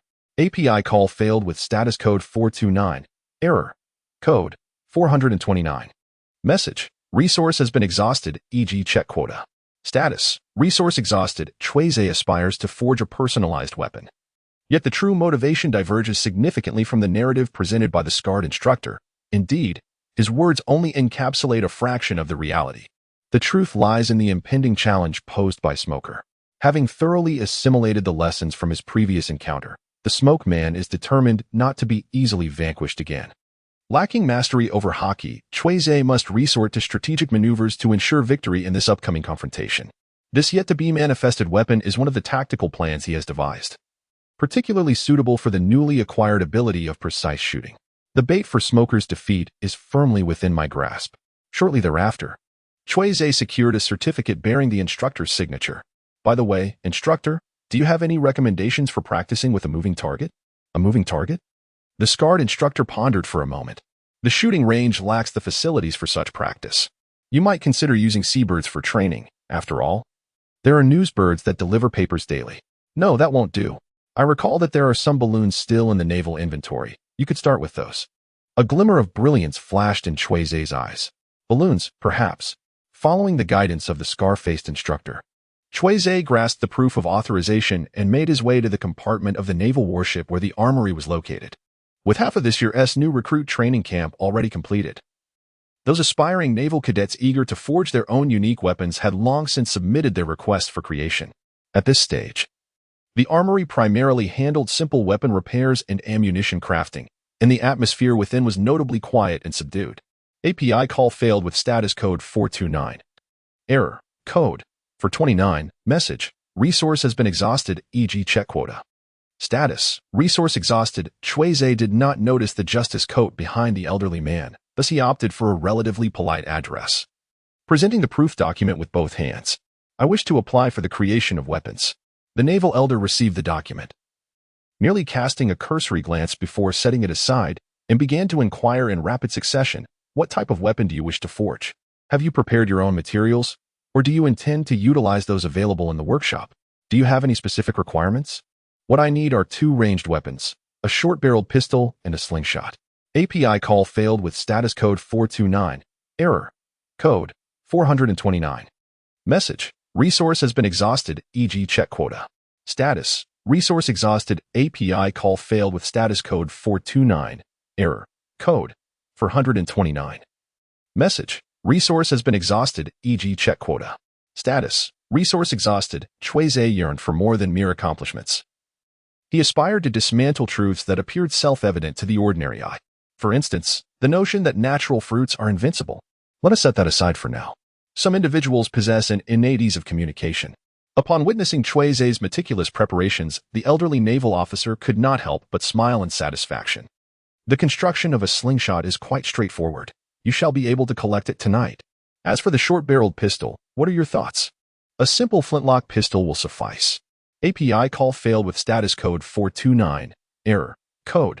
For 29. Message. Resource has been exhausted, e.g. check quota. Status. Resource exhausted. Cui Ze had arranged a time to bid farewell to the other party. With the successful completion of 2 major objectives for the day, his steps became noticeably lighter. In the remaining hours of the morning, instead of returning to the shooting training room, Cui Ze ventured for the first time into the combat training room aboard the battleship. The combat training room is an expansive facility, brimming with a diverse array of training apparatus. Numerous combat arenas are strategically positioned throughout the room, providing ample opportunities for the Marines to hone their skills. While it may not be the largest space on the naval vessel, it undoubtedly stands as the most favored locale among the elite Marines. After all, in these vast seas, the fist reigns supreme. Inside the bustling combat training room, the atmosphere is electric with energy. API call failed with status code 429. Error. Code 429. Message. Resource has been exhausted, e.g. check quota. Status. Resource exhausted. Cui Zigong was about to commence his training when an overwhelming sense of dissonance suddenly surged within his heart. API call failed with status code 429. Error. Code 429. Message. Resource has been exhausted, e.g. check quota. Status. Resource exhausted. API call failed with status code 429. Error. Code 429. Message. Resource has been exhausted, e.g. check quota. Status. Resource exhausted. Cui Ze made his way to the cafeteria and encountered Tina along the path, promptly sharing this intelligence with her. Today, Virgo appeared to have no remnants of food adorning his face. Upon hearing Cui Ze's secret tidbit, Tina was instantly engulfed in a wave of exasperation. Is this a joke? I am naturally beautiful. The admirers of Tina could stretch from the Shambadi Islands to Marin Vondo. There are plenty of individuals who discuss the stars and the moon with Tina. Why would you bring up the topic of a slovenly man with remnants clinging to his face? Cui Ze, have you become foolish from killing fish in the kitchen? Indeed. Cui Ze swiftly detected the peculiar expression on the face of the pink-haired maiden. His extensive experience informed him that he could no longer pursue this topic. He immediately shifted the conversation. Above all, I have an unsettling premonition. At this moment, Tina became considerably more serious. Premonition, such a mysterious concept. Yet, it is certainly more reliable than the bizarre and untidy information from certain disheveled individuals. Just as Tina was about to delve deeper into her inquiries, Cui Ze deftly bypassed Virgo and broached a different subject. Tina, I recall you mentioning that prior to my awakening, I had been unconscious aboard a naval warship for a full 3 days.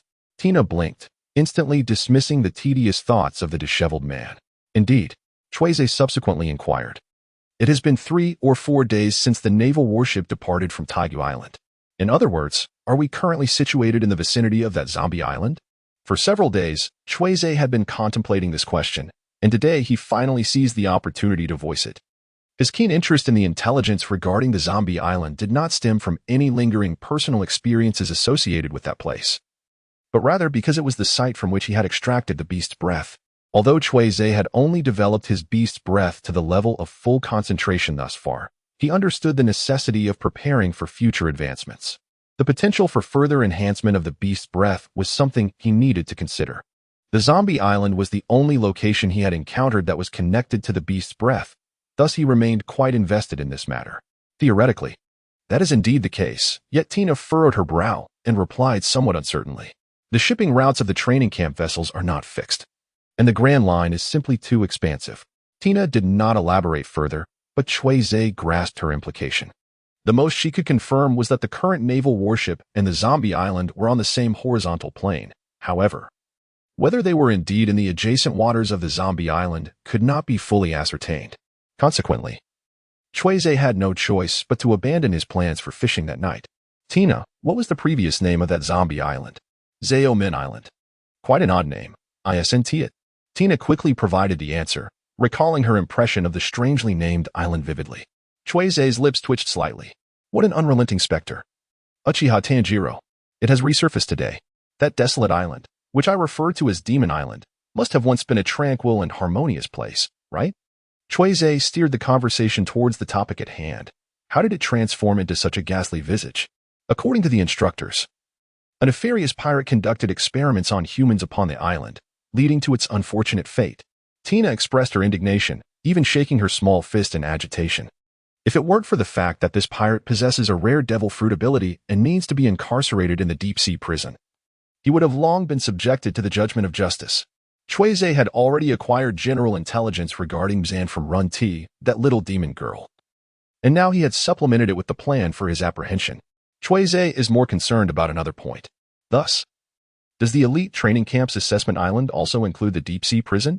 Tina asked, somewhat perplexed.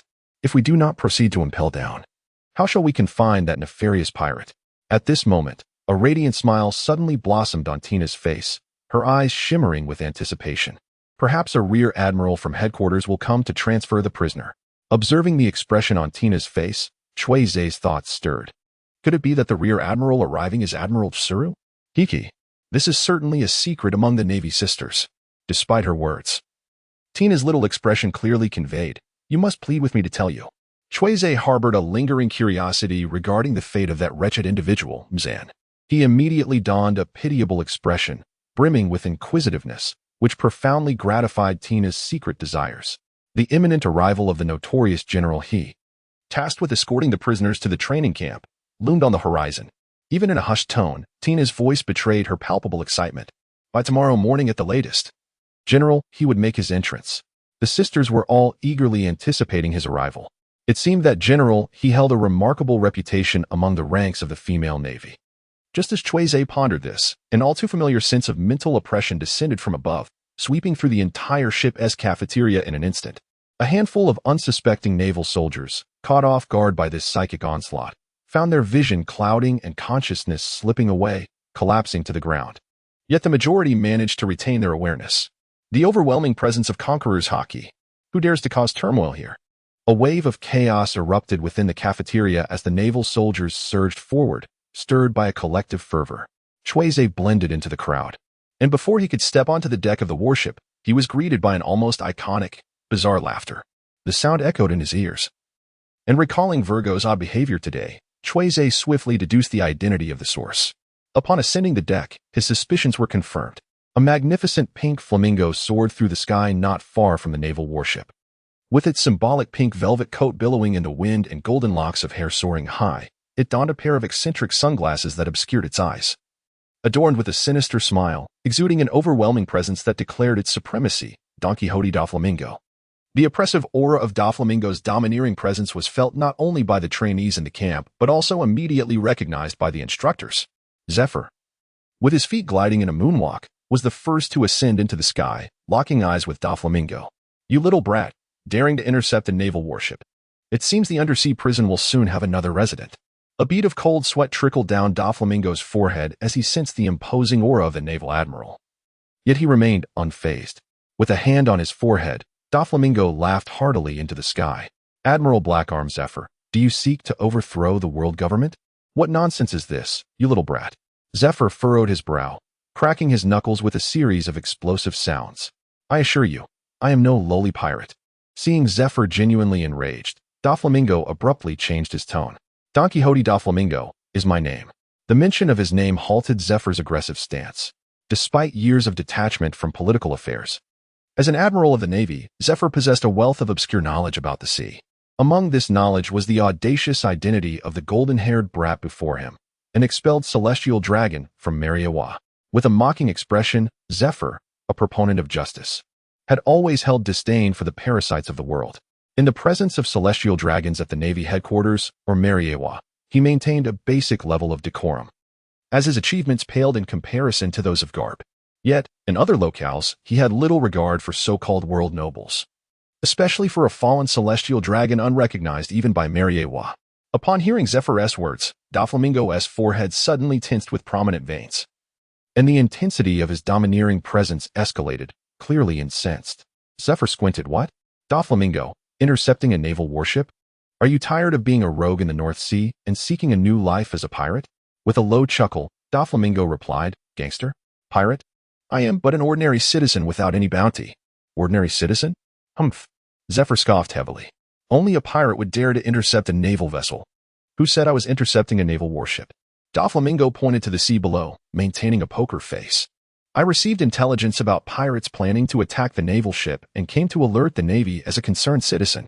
Not far from the naval vessel, two sailing ships were navigating the waters, one being a relatively rare single-masted ship in the Grand Line, with a devilish black goat figurehead and a main cannon gleaming with cold metallic luster, flanked by 6 additional cannons. The sail bore the emblem of a red heart combined with a skull, indicating it belonged to a newly emerged pirate crew. The second vessel, a double-masted ship, was far more peculiar in design, resembling a gigantic pink flamingo floating on the water. Its figurehead mimicked the long neck of a flamingo, and it sported a pair of oversized sunglasses reminiscent of Doflamingo's. The broadsides were meticulously crafted to resemble flamingo wings. Notably, the flamingo ship bore no cannon ports and the canvas tied to the mast was pristine. It was the exclusive vessel of the Don Quixote family, the Numancia. "Concerned citizen?" Zephyr's gaze sharpened, glaring at Doflamingo. "Do not tarnish the essence of kindness, and do not defile the notion of the populace." Zephyr had always presumed the worst of celestial dragons. He harbored deep suspicions that the fledgling pirate crew was being manipulated by the golden-haired brat before him, steering them toward the naval vessel's direction. No need to inquire further. The answer was simple: celestial dragon. Unfortunately, Zephyr lacked evidence and could not directly apprehend Doflamingo. In the North Sea, the Don Quixote family was undoubtedly the king of the underworld.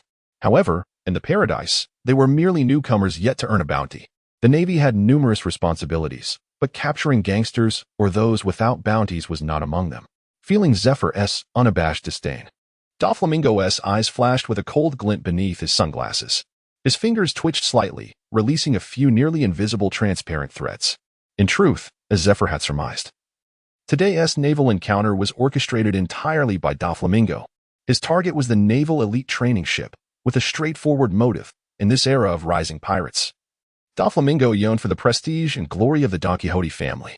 Having unified the North Sea, Doflamingo was determined to lead his family into the Grand Line, seizing fame, status, power, and wealth. The naval elite training ship was his meticulously chosen objective. Doflamingo had prepared an array of plans for the naval elite training ship. One if Zephyr was aboard, another if he was absent, and yet another if he was present but severely injured. Each plan had distinct tactical approaches, all culminating in the ultimate goal of sinking the naval elite training ship and slaughtering an entire cohort of naval recruits, proclaiming the arrival of the Don Quixote family to the Grand Line. However, it appeared that Zephyr was aboard, unscathed from his previous encounter with Kaido, maintaining his peak strength. Even though Doflamingo brimmed with confidence, he did not harbor the arrogance to believe he could effortlessly eliminate Black Arm Zephyr. Thus, he was currently executing the B plan of the first set, utilizing the fledgling pirates from the North Sea to collide with the naval elite training ship, while simultaneously leveraging a high-ranking family undercover agent aboard to amass military merit. Regardless, a thief never departs empty-handed. The translucent silk thread sliced through layers of imperceptible airwaves, as Doflamingo momentarily suppressed his urge to challenge the admiral, letting out a cold chuckle. Fufufu, Blackleg Zephyr, perhaps you should tend to those inexperienced recruits. After all, firearms are indiscriminate. On board the naval warship. Following a brief period of chaos, the crew soon realized that Instructor Zephyr had gone to confront the unfamiliar figure who was recklessly unleashing his conqueror's haki. Trusting their mentor, they swiftly redirected their focus to the pirate ship that was steadily approaching. Maintain military discipline. Distribute weapons. Artillerymen, prepare yourselves. The seasoned instructors of the training camp seamlessly transitioned into temporary commanders for this naval engagement, issuing orders with precision, and the elite Marines responded with unwavering compliance. Cui Ze received a long flintlock rifle and a box of ammunition from the weapons officer, before he could immerse himself in the unique atmosphere of a sailing naval battle. He noticed a gunner gesturing a thumbs up towards the pirate ship. Cui Ze quietly nodded, having learned a valuable lesson. The person who raises a thumb in your favor may not necessarily be praising you. They could very well be aiming a cannon at you. With a thunderous roar, a round cannonball soared from the barrel, propelled by an unstoppable force, hurtling directly towards the pirate ship. Alas, just as the cannonball was about to make its precise impact, a formidable wave of sword energy erupted from the pirate vessel, effortlessly cleaving the projectile in two as if it were mere tofu. Meanwhile, the cannonballs fired from the pirate ship were similarly intercepted by the elite naval soldiers, each employing their unique techniques to send them crashing into the sea. The reliability of artillery tactics appeared dubious, and it seemed that the conflict would inevitably devolve into close-quarters combat, or even a collision. API call failed with status code 429. Error. Code. For 29. Message. Resource has been exhausted, e.g. check quota. Status. Resource exhausted. Cui Ze's tone was as calm as still water as he raised his flintlock pistol, aiming towards the direction of the pirate ship. 200 meters, 100 meters, 80 meters. API call failed with status code 429. Error. Code. For 29. Message. Resource has been exhausted, e.g. check quota. Status. Resource exhausted. API call failed with status code 429. Error. Code. For 29. Message. Resource has been exhausted, e.g. check quota. Status. Resource exhausted. API call failed with status code 429. Error. Code. For 29. Message. Resource has been exhausted, e.g. check quota. Status. Resource exhausted. Cui Ze nodded, refraining from any unnecessary words. He directly seized the flintlock and continued to fire towards the pirate ship. Bang, bang, bang, bang, bang. A rapid succession of 5 shots echoed, and 5 pirates on the opposing vessel fell to the ground in response. As Cui Ze set down his spent flintlock, another weapon was swiftly handed to him. In no time, a flurry of 5 consecutive shots rang out. Once again, 5 pirates met their demise beneath his precise aim. As the toll of casualties continued to rise, the pirates aboard their ship became acutely aware of a sharpshooter aboard the naval vessel, poised to unleash a barrage of fire upon them. However, Cui Ze's marksmanship and reaction speed far surpassed those of the motley crew of pirates who had recently arrived from the North Sea. With his singular prowess, he effortlessly suppressed the majority of gunners on the opposing ship. It was not until the pirate vessel collided with the naval warship that the tide shifted. Cui Ze has already claimed the lives of over 30 pirates, resembling a merciless reaper on the battlefield. Thud. The sinister ram's head of the pirate ship collided forcefully with the hull of the naval vessel, producing a profoundly heavy sound of impact. Both vessels trembled under the force of the collision, and thus commenced the most exhilarating boarding battle. The pirates, long suppressed by Cui Ze's firepower and unable to lift their heads, surged forward en masse, intent on sending this naval soldier, who had gunned down many of their brethren, to a watery grave. However, the elite naval forces surrounding Cui Ze were far from inept, skillfully fending off the oncoming pirates one by one. API call failed with status code 429, error, code 429, message, resource has been exhausted, e.g. check quota. Status, resource exhausted. Cui Ze raised his flintlock pistol, firing 5 shots in quick succession. Apologies, but possessing a firearm grants one the liberty to act with impunity. 5 bullets soared through the air with great velocity. In pursuit of accuracy, Cui Ze did not aim for the enemy's head, but rather targeted the broader area of the chest and abdomen. In the blink of an eye, the dark, rounded bullets hurtled toward the elderly man in the tight-fitting attire, seemingly intent on piercing his withered frame. Sensing the lethal threat posed by the gunpowder weapon, the elderly man's expression shifted slightly, and his forward momentum faltered. In the next moment, he forcefully planted his left foot onto the railing of the Navy warship, using it as a pivot to rotate his body, bending his upper torso downward while simultaneously positioning his hands to form a large letter G. The waist pain stance. Several bullets narrowly grazed past the peculiar pose of the elderly man, causing no harm whatsoever. Observing this action, which resembled a maneuver typically executed during an episode of back pain, Cui Ze immediately deduced the identity of his adversary, Aokiji, a mid-level officer of the Don Quixote family, affiliated with the combat unit under the banner of Square Diamante, an adept martial artist whose prowess only intensified with age. Dispatching family personnel to brazenly assault a Navy warship? Swiftly reloading a fully stocked new firearm, Cui Ze struggled to suppress the urge to look skyward. Is Xiaoming planning to emulate the Ship King, Jack, and challenge the admirals of the Navy headquarters one-on-one? In that case, you are quite bold indeed. Cui Ze remained oblivious to the fact that Don Quixote Doflamingo's comprehensive scheme did not encompass a duel with the admirals of the Navy headquarters. At most, it involved confronting a gravely injured admiral. However, upon discerning that Zephyr was still at the pinnacle of his strength, Doflamingo hastily revised his strategy. Otherwise, the assault on the naval warship would not have been limited to this solitary sloop. It would have also included the nearby Numancia Flamingo, which was merely spectating. Indeed, the Devil Sheep pirate ship harbored a considerable number of Don Quixote family square troops. Yet the remainder of the main forces awaited the orders of the young master aboard the Numancia. In the sky, a sharp red glint flickered in Zephyr's eyes as he activated his observation hotkey, swiftly assessing the situation aboard the sloop below, and he felt a sense of relief. Compared to other rookie pirate crews just embarking on the Grand Line, the personnel and overall strength of the pirates below were notably superior. Within the Devil Sheep pirate ship, 2 formidable individuals lurked, each with a bounty averaging between 60 to 70 million berries. If this pirate crew were to ambush a typical branch base of the Navy, they might indeed succeed. However, for the elite training camp of the Navy, such a scale of strength was merely suitable for honing their skills. Navy soldiers who had never endured the baptism of gunfire were akin to delicate flowers in a greenhouse, utterly frail. Zephyr lifted his gaze towards Doflamingo. Don Quixote Doflamingo, perhaps you should be more concerned about your own men. Do not let your entire crew perish in this encounter.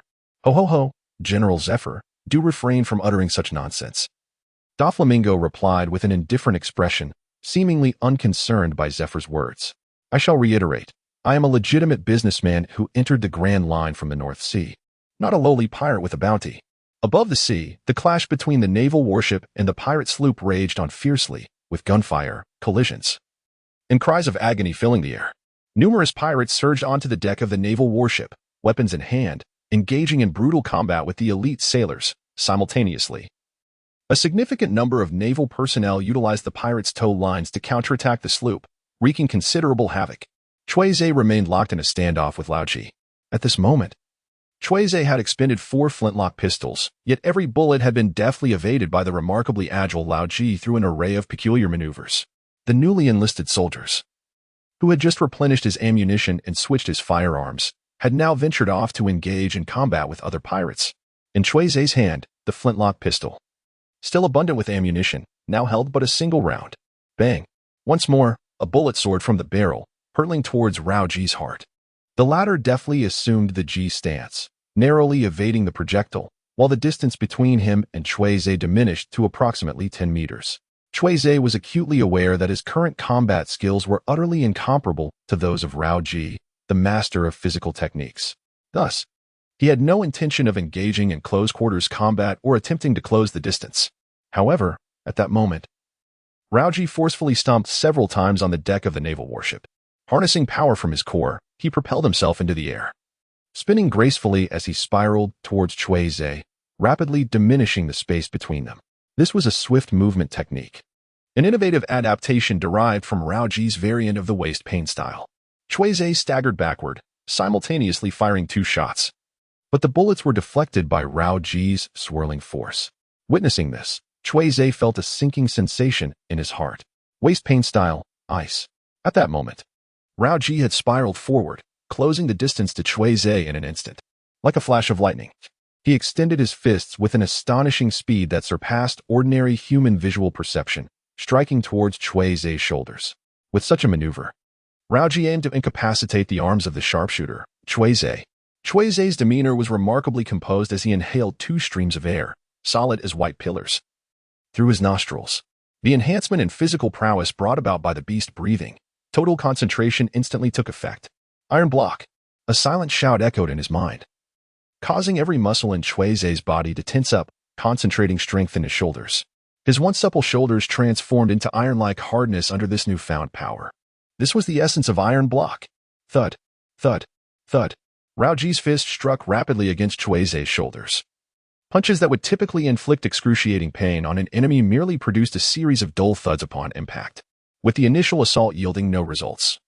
Aokiji swiftly altered his technique. Waist pain technique, I strike. His fists rose, redirecting their assault from the shoulders to the more vulnerable target of Cui Ze's eyes. Observing this turn of events, Cui Ze felt a surge of joy rather than alarm. He sustained the state of beast breathing, total concentration, slightly bending his knees. This subtle movement caused Aokiji's intended eye strike to abruptly shift toward his forehead. Aokiji remained unfazed, while a successful eye strike could potentially incapacitate his opponent. A blow to the forehead would likely result in immediate unconsciousness. Crack. The collision of fist and forehead produced a sound far crisper than the earlier dull thuds. Aokiji paused momentarily. As a seasoned martial artist, he could distinctly sense that something was amiss. It was my turn to strike. Seizing the opportunity presented by his opponent's momentary confusion, Cui Ze grinned fiercely, his weapon, the holy mother of disassembly, gliding effortlessly from his hand as he executed a swift upward flick. The surgical blade, disregarding defenses, sliced through Aokiji's tight-fitting attire and the soft flesh beneath as easily as one would cut through butter. Blood erupted forth in an instant. This is not right.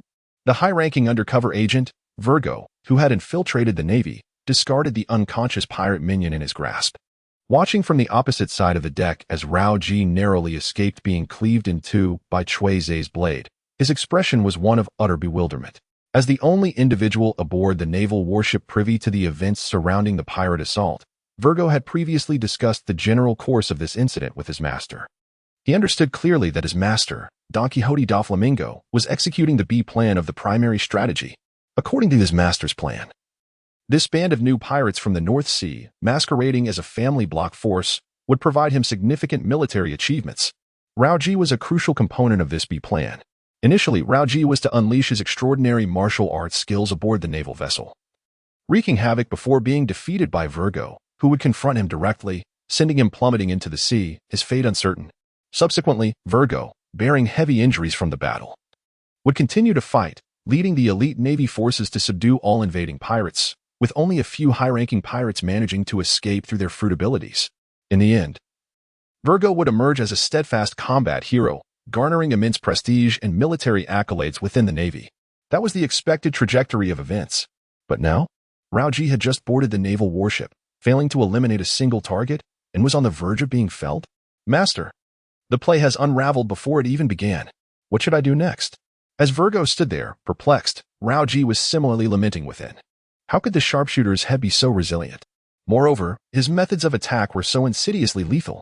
Earlier, aboard the pirate ship, Aokiji had noticed the sharpshooter aboard the naval vessel, who had single-handedly suppressed the entire pirate ship's fire while skillfully eliminating numerous pirates. Driven by the belief that snipers generally lacked proficiency in close combat, and fueled by a burning desire for vengeance on behalf of his family. Aokiji had chosen this conspicuously soft target, intending to use the sharpshooter's life and blood to initiate his forthcoming plan. Little did he expect to find himself capsized in such shallow waters after decades of wandering the seas. The very moment Cui Ze wielded the holy mother of disassembly, it not only ripped through Aokiji's outer layer of attire but also carved a deep gash into his abdomen. The blade was unnaturally sharp. Aokiji could acutely sense blood, strength, and life force flowing ceaselessly from the wound in his abdomen. Without immediate medical attention, he feared his old bones might perish aboard this naval warship. Yet, a flicker of determination shone in Aokiji's aged eyes. How could he allow his mere corporeal frailty to jeopardize his master's plans? Cui Ze swiftly sliced open Aokiji's abdomen, showing no hesitation as he employed the explosive technique of beast breath, total concentration, retreating several paces at an astonishing speed. Experienced players are well aware that inflicting severe damage on a boss often triggers its enraged state in the subsequent round. Cui Ze was acutely aware of the horrific damage inflicted by his recent strike. He observed it with utmost clarity. Had it not been for Aokiji promptly covering the gaping wound in his abdomen with one hand, it is likely that the opponent's entrails would have spilled forth from that gruesome aperture. The razor-sharpness of the disassembly Holy Mother, Fong, is indeed formidable. Not to mention, this surgical knife possesses a remarkable ability to bypass certain defenses. However, having severely injured the boss, one must now endure the consequences of the ensuing fury. API call failed with status code 429. Error. Code. For 29. Message. Resource has been exhausted. E.g. check quota. Status. Resource exhausted. Cui Ze's pupils constricted slightly. He observed torrents of blood gushing from the wounds of Aokiji, even expelling a small segment of crimson intestine. Yet, this gruesome spectacle seemed to have no effect on the elderly man. The ultimate secret technique emanated an increasingly potent aura from Aokiji's being, radiating outward. His muscles and physique gradually swelled with the escalating intensity of this force, his form expanding noticeably as more blood flowed from his injuries. At that moment, a figure suddenly burst onto the battlefield between Cui Ze and Aokiji, sporting a youthful mushroom haircut, his clean face devoid of any remnants of food. He was the pirate undercover agent, Virgo. Iron block, hollow bamboo. He shouted, swiftly maneuvering to Aokiji's front and delivering a powerful strike to his body while calling out, "Cui Ze, get out of here. I'll handle this guy." With tension palpable, Aokiji readied himself, while Cui Ze responded, "Good brother. You've got it. This peculiar old man is in your hands." Cui Ze was perplexed by Virgo's sudden outburst, yet at that moment, his admiration for Virgo surged. It was highly probable that he would no longer leverage the latter's undercover identity for coercion. Virgo appeared to exert tremendous force as he collided with Aokiji. But in truth, he employed a gentle yet skillful strategy. His genuine intent was to propel the severely wounded Aokiji off the naval warship. As a companion of the Don Quixote family, Virgo could not permit himself to witness Aokiji perish aboard a naval vessel. Sensing Virgo's unwavering determination, Aokiji, caught between laughter and tears, had no choice but to abandon the notion of sacrificing his life, unless he wished to include Virgo within the scope of his attack. However, the formidable technique of the Daiyang Fist, the Ji Seal, was beyond what Virgo could endure at that moment. Alas, Aokiji sighed inwardly, retracting his full strength. With a resounding crash, the selfless Virgo hurled the explosive Aokiji away. The latter's body soared through the air, shattering the ship's railing before plummeting into the depths of the ocean, simultaneously as Aokiji plunged into the water. Cui Ze's holographic display revealed two new notifications. You have defeated an elite pirate with an overall rating of D, and you have earned a D-grade victory bait. My valiant comrade Virgo, Cui Ze exclaimed, approaching with a radiant smile and enthusiastically patting Virgo's shoulder. His demeanor was so warm and affectionate, akin to that of long-lost brothers. You have driven away that wretched old pirate. However, there remain many pirates aboard the ship yet to be dealt with. Now, let us join forces to hunt down more pirates.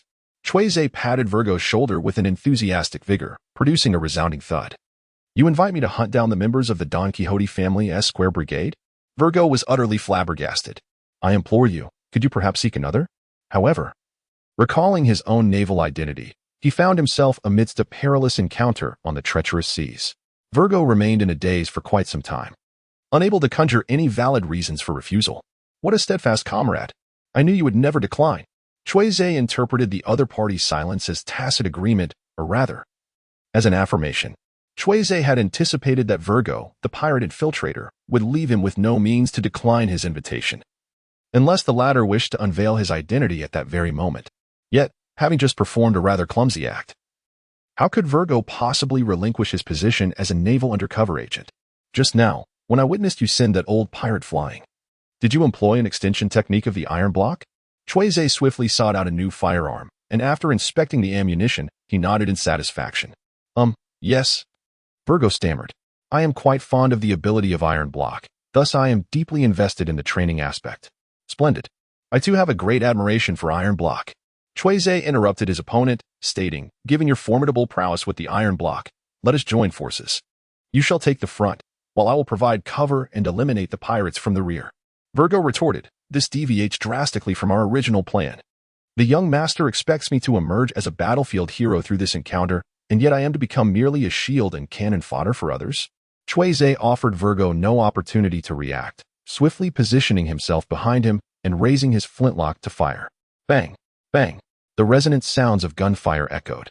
The two pirates, fiercely engaged in combat with the Marines, were instantly adorned with brilliant sprays of crimson, collapsing lifelessly to the ground.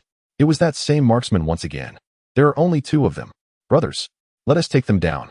The fearless pirates surged toward this direction, many of them lifting their firearms to aim at the pair. Virgo, utilize the iron block. Cui Ze, as if issuing commands to Pak Mon, instructed the meat shield positioned before him while simultaneously raising his flintlock pistol, discharging the remaining 3 bullets within its chamber and claiming the lives of 3 pirates. I am reloading. Buy me some time, my valiant comrade. Virgo, with clenched fists and trembling arms, took a deep breath, tears glistening in his fierce eyes, as he unleashed the 6 styles, standing resolutely like an unassailable wall before Cui Ze. Iron block. Huh.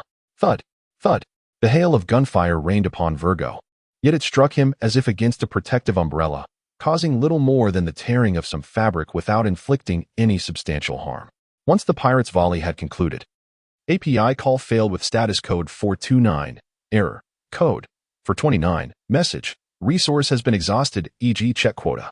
Status, resource exhausted, Cui Ze and Virgo, this formidable duo excelling in both offense and defense, swiftly became a captivating spectacle aboard the naval warship. Wherever they ventured, chaos ensued, and pirates met their demise. Roaming the battlefield, Cui Ze resembled a grim reaper, harvesting lives with each gunshot echoing the death of a pirate. On the lookout of the pirate ship, what was Virgo truly up to? Clad in a crimson cloak, a man bearing 2 vivid red vertical lines etched upon his visage pondered with furrowed brow, perplexed by the actions of his comrade. This seemed at odds with the plan previously articulated by Doflamingo. The man in question was Diamante, a high-ranking member of the Don Quixote family, known by the codename Square, and a user of the flare fruit. Although he had indeed forced Aokiji overboard from the naval vessel, Diamante remained unaware of the complete details of the battle due to the distance, mistakenly believing that Virgo had truly dealt with Aokiji. Enough was enough. He could not afford to delay any longer. The number of his Square Brigade members was dwindling too rapidly, and the capabilities of these elite trainees from the Navy surpassed his expectations. Gripping the rapier at his waist, Diamante focused intently, directing his gaze towards the naval warship, and with a mighty swing, unleashed his technique. Half-moon funeral. A dense wave of sword energy surged forth from the blade, sweeping down like autumn winds scattering leaves, ferociously cleaving towards the naval vessel, as if intending to split the ironclad ship in twain. Just moments before, Diamante had utilized this very sword technique to sever all explosive projectiles aimed at the pirate ship. In addition to his flare fruit abilities, Diamante was also an adept swordsman, proficient in the art of flying slashes. Many aboard the naval warship sensed the formidable flying slash and swiftly attempted to counter it. A torrent of white vacuum slashes, propelled by the 6 styles, gale foot, surged forth in succession, striving to obliterate the incoming attack in midair. The two forces collided with a thunderous roar, akin to a series of thunderclaps resounding in the sky, the violent shockwaves radiating outward in all directions. In the midst of this tumult, Diamante made his grand entrance. On the naval warship, Cui Ze cautiously raised his flintlock and aimed towards Diamante, but alas, as the bullet soared through the air, it was deflected by the residual shockwave, losing its mark. Pitiful Navy, allow me to present you with a magnificent farewell spectacle. Diamante proclaimed as he retrieved several special artillery shells from his attire, releasing a flurry of paper confetti into the sky. The delicate fragments transformed mid-flight into razor-sharp spiked iron balls, subsequently morphing into a torrential downpour of terrifying iron rain, plummeting downwards. Boom, boom, boom.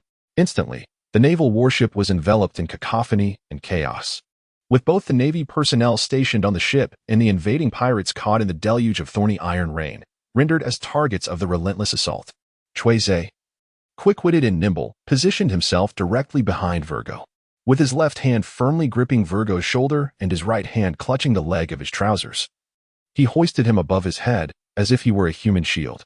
"Quick, use the iron blocks," Virgo shouted from below. "Be sure to protect yourself." After a torrential downpour of iron rain, the naval warship lay in disarray. In the midst of this chaos, a peculiar transformation suddenly occurred aboard the pirate ship, which was closely aligned with the naval vessel. Accompanied by an unheard, high-pitched voice, a multitude of rough, hard gray rocks surged from the ship's hold, flowing like liquid and enveloping the pirate vessel, transforming it into an enormous stone sphere. The sudden increase in weight rendered the surface of the sea incapable of supporting the pirate ship any longer. With a tremendous splash, the stone sphere sank into the depths, vanishing from sight. One moment, the pirates were brimming with bravado. The next, they had plunged into the ocean, leaving only turbulent waves in their wake. The abruptness of this change caught everyone aboard the naval warship off guard. What is happening? The pirates can submerge themselves in the sea. Could it be that they have mastered a coding technique similar to that of Sabaody Archipelago? This was inconceivable. The only substance capable of allowing deep-sea submersion was the bubble film provided by the Yarkaman red trees, and they were still a considerable distance from Sabaody. Moreover, what was this peculiar liquid-like stone that had emerged? Could it be the work of a devil fruit user? The elite sailors aboard the naval warship engaged in animated discussions. Even Zephyr in the sky squinted his eyes in realization. "I see," he said, glancing at Don Quixote da Flamingo, unveiling the truth. "Utilizing the power of the devil fruit, you allowed the wooden ships floating on the surface to descend into the depths, evading the subsequent pursuit of the naval forces. Is this what you had orchestrated as their escape route?" "I cannot comprehend a word of what you are saying," Da Flamingo retorted defiantly, tilting his head. "I have no connection whatsoever with those lowly pirates. Born of pure malice, you celestial dragon brat." Zephyr spat, choosing to disregard this troublesome figure as he descended from the sky toward the ships below. "Do not let me catch you slipping up." Rebellious, cold-hearted, and unafraid of sacrifice to achieve his goals, combined with his mastery of conqueror's haki, Zephyr recalled his brief encounters with Doflamingo, and a thought emerged. A dazzling newcomer was about to rise in the Grand Line. Even without mentioning his status as a world noble, Zephyr, with his wealth of experience, quickly deduced an absolute focus of attention. "It seems I must find a seasoned veteran to supervise him." String fruit? Crane? Doflamingo remained unaware of the formidable adversary he had inadvertently attracted with today's actions, the one who wielded the wash fruit, capable of cleansing malice from the heart, Vice Admiral Crane. She would undoubtedly deliver a significant surprise to Little Ming. The sudden naval boarding battle concluded in a manner unforeseen. After enduring the pirates' frenzied assaults and the barrage of cannon fire, particularly that final wave of relentless thorny iron rain, the naval warship lay in utter disarray. It was truly regrettable that these wretched pirates managed to escape. Cui Ze regretfully lowered the humanoid shield from his head. "Virgo, I am certain you feel equally disheartened. Do you not?" Since joining the Navy and becoming an undercover agent, Virgo had never experienced a day as distressing as today. What troubled him the most was the necessity to concur with Cui Ze's perspective, such as the Feite of justice upheld by the Navy. Virgo stood upright on the deck and spoke vaguely. "Indeed, pirates are the most detestable. On another note, have you yet mastered your iron block? API call failed with status code 429. Error. Code. For 29. Message. Resource has been exhausted, e.g. check quota. Status. Resource exhausted. API call failed with status code 429. Error. Code. For 29. Message. Resource has been exhausted, e.g. check quota. Status. Resource exhausted. Cui Ze wore a smile. We each gained something. This is truly a win-win situation. Is this truly what one would call a win-win? This is you winning twice." Virgo could hardly contain the tension in his expression. API call failed with status code 429. Error. Code. For 129. Message. Resource has been exhausted, e.g. check quota. Status: resource exhausted. Cui Ze returned to his chamber and summoned the luminous screen with a flick of his hand. The recent pirate assault was categorized by the screen as an experience, and from this experience, one could distill entries. As anticipated, streams of information cascaded across the screen like a flowing river. In the midst of battle, his marksmanship proved impeccable, with nearly every shot finding its mark. Thus, he acquired the D-grade entry, Sniper. D-grade entry, Sniper entry effect. 1. Personal influence is augmented. The commanding and agility attributes each receive a D-grade enhancement of 1 point. 2. Vision is enhanced. Within a 50-meter radius, one can discern the movement frequency of an ant's antennae. Entry evaluation. I wager your weapon is devoid of ammunition. During the skirmish, utilizing stealth, he eliminated several pirates and consequently obtained the E-grade ability entry, Cold Shot. E-grade entry, Cold Shot entry effect. 1. Agility attribute receives an E-grade enhancement of 1 point. 2. If an opportunity arises where a target is inadequately defended, one may aim for vital areas to inflict additional damage. Entry evaluation. Can the exploits of a sniper truly be deemed an ambush? With astonishing speed, he executed precise eliminations of numerous pirates, earning the D-grade entry, Killing Machine. D-grade entry, Killing Machine entry effect. 1. Personal influence and intimidation are enhanced. The commanding attribute receives a D-grade enhancement of 1 point. 2. Exhibiting machine-like lethality, tireless in execution. Both endurance and strength attributes receive a D-grade enhancement of 1 point. Entry evaluation, Love, Death, Robots. In a fierce boarding battle, he acquired 3 new entries, 2 D-grade information entries and 1 E-grade ability entry. Cui Ze's eyes sparkled with excitement. The entry Sniper not only amplifies attributes but also enhances static vision, coupled with acute auditory sensitivity. My sensory perception within a 50-meter radius can be likened to that of a human radar. The entry Cold Gun, an E-grade effect, offers only a modest boost to agility, which pales in comparison to my current capabilities. E-grade entries, with their limited abilities, hold little significance for me now, unless they possess the potential for continuous training and enhancement. Much like the Beast's Breath, the entry Killing Machine is a formidable D-grade entry that comprehensively elevates attributes, truly powerful. Cui Ze unfurled his personal attributes list. The 3 primary combat attributes, strength, endurance, and agility, have all ascended to the D rank. Simultaneously, Cui Ze's comprehensive evaluation has risen to D, symbolizing that his strength has genuinely reached the D tier, no longer the previously inflated pseudo-D classification based on AC dominance attribute. The phrase murder and arson with a golden belt perfectly encapsulates the essence of this pirate encounter. Aside from the 3 new entries acquired through his experiences, Cui Ze also gained invaluable resources during this battle. The nearly 40 F-grade bait provided by the pirate minions can be disregarded. The crucial prize is 1 D-grade bait. A victory bait from Lao Ji. Deep within the seasoned angler, Xiao Ze, a devilish temptation suddenly resounded. Fishing? Fishing? Cui Ze, undoubtedly, yearned to fish. Although experience and reflection could yield the ability to acquire skills, the process was protracted, sluggish in results, and rife with uncertainties. Where could one find such ease and exhilaration as in fishing? Furthermore, the adage that a fisherman never returns empty-handed was unequivocally true for Cui Ze. Bait would surely attract a catch. Although it was indeed the case that he had occasionally reeled in peculiar items such as bamboo tube stoppers and specially crafted rice balls. Nevertheless, despite his fervent desire to fish, Cui Ze harbored certain reservations. During his brief sojourn aboard the naval vessel, he had engaged in fishing 3 times. The first yielded 5,000 belly and a treasure map for the magnetic drum kingdom. The second brought forth a replica of the Holy Mother, a permanent compass from the Isle of Antiquity, and navigational techniques. The third resulted in the acquisition of a smoke form. In total, he had fished 6 times, with 4 instances netting items and only 2 granting skill enhancements. Judging by the outcomes, the probability of obtaining items while fishing aboard the naval ship far exceeded that of acquiring skills.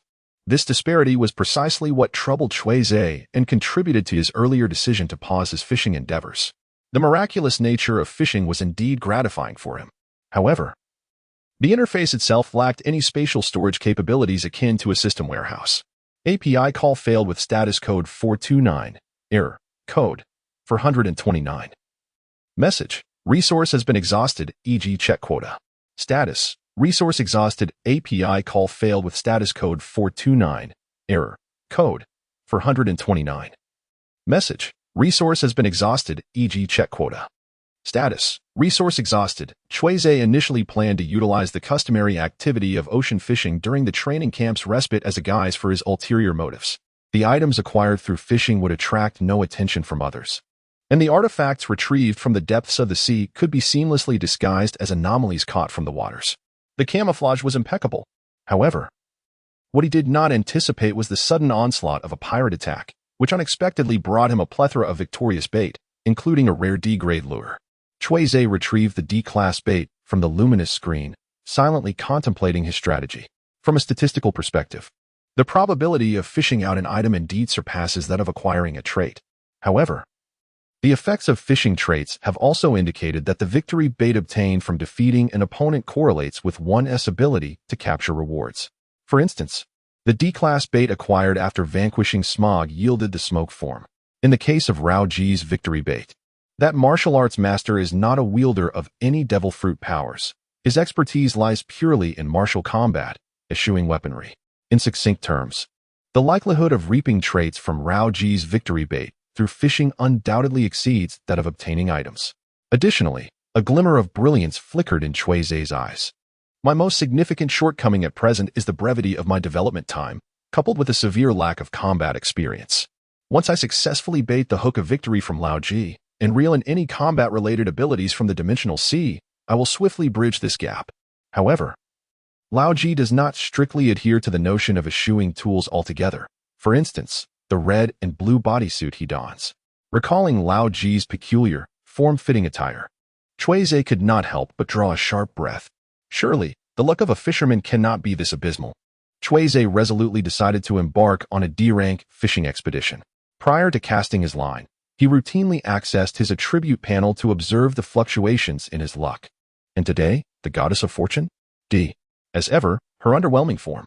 With the goddess of luck, endowed with a D-cup, presiding over him.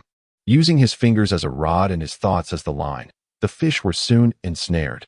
This fishing venture yielded the following: D-rank ability entry, mastery of unarmed combat. Entry description: some martial artists excel in seeking combat methods that transcend firearms and blades, adeptly uncovering the weapons concealed within themselves. Even unarmed, they can inflict damage or death upon their adversaries akin to swords and daggers. Entry effects: 1. A 1-point D-rank enhancement to his physical strength attribute. 2.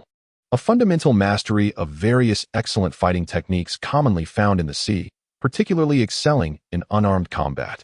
Entry evaluation: can you withstand the force of my punch? Honed over 20 years? This is the ability I desire most.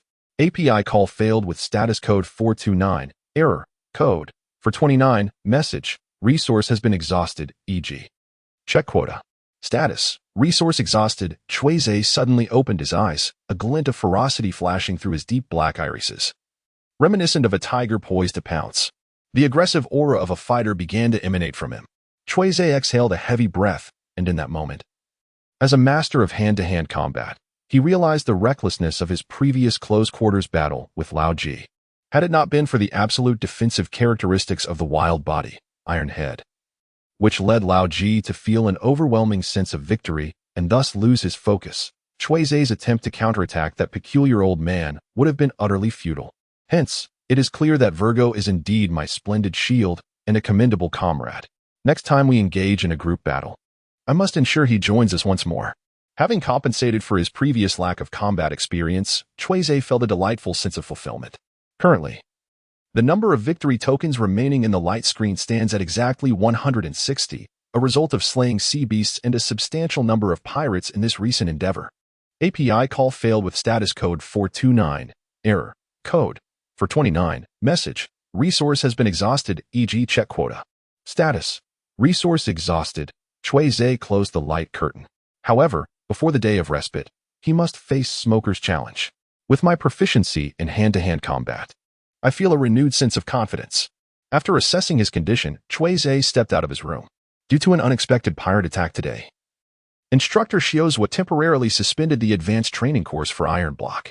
Nevertheless, while the Iron Block practice may be on hold, Cui Ze's fish slaughtering activities shall continue unabated.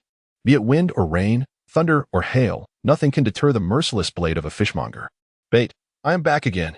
The following morning, After completing the routine morning exercises, Cui Ze Sea King radar accurately detected the exhilarated spirits of the female sailors aboard the naval warship. Slightly puzzled, Cui Ze recalled his conversation with Tina from the previous afternoon, and a glimmer of realization flashed in his eyes.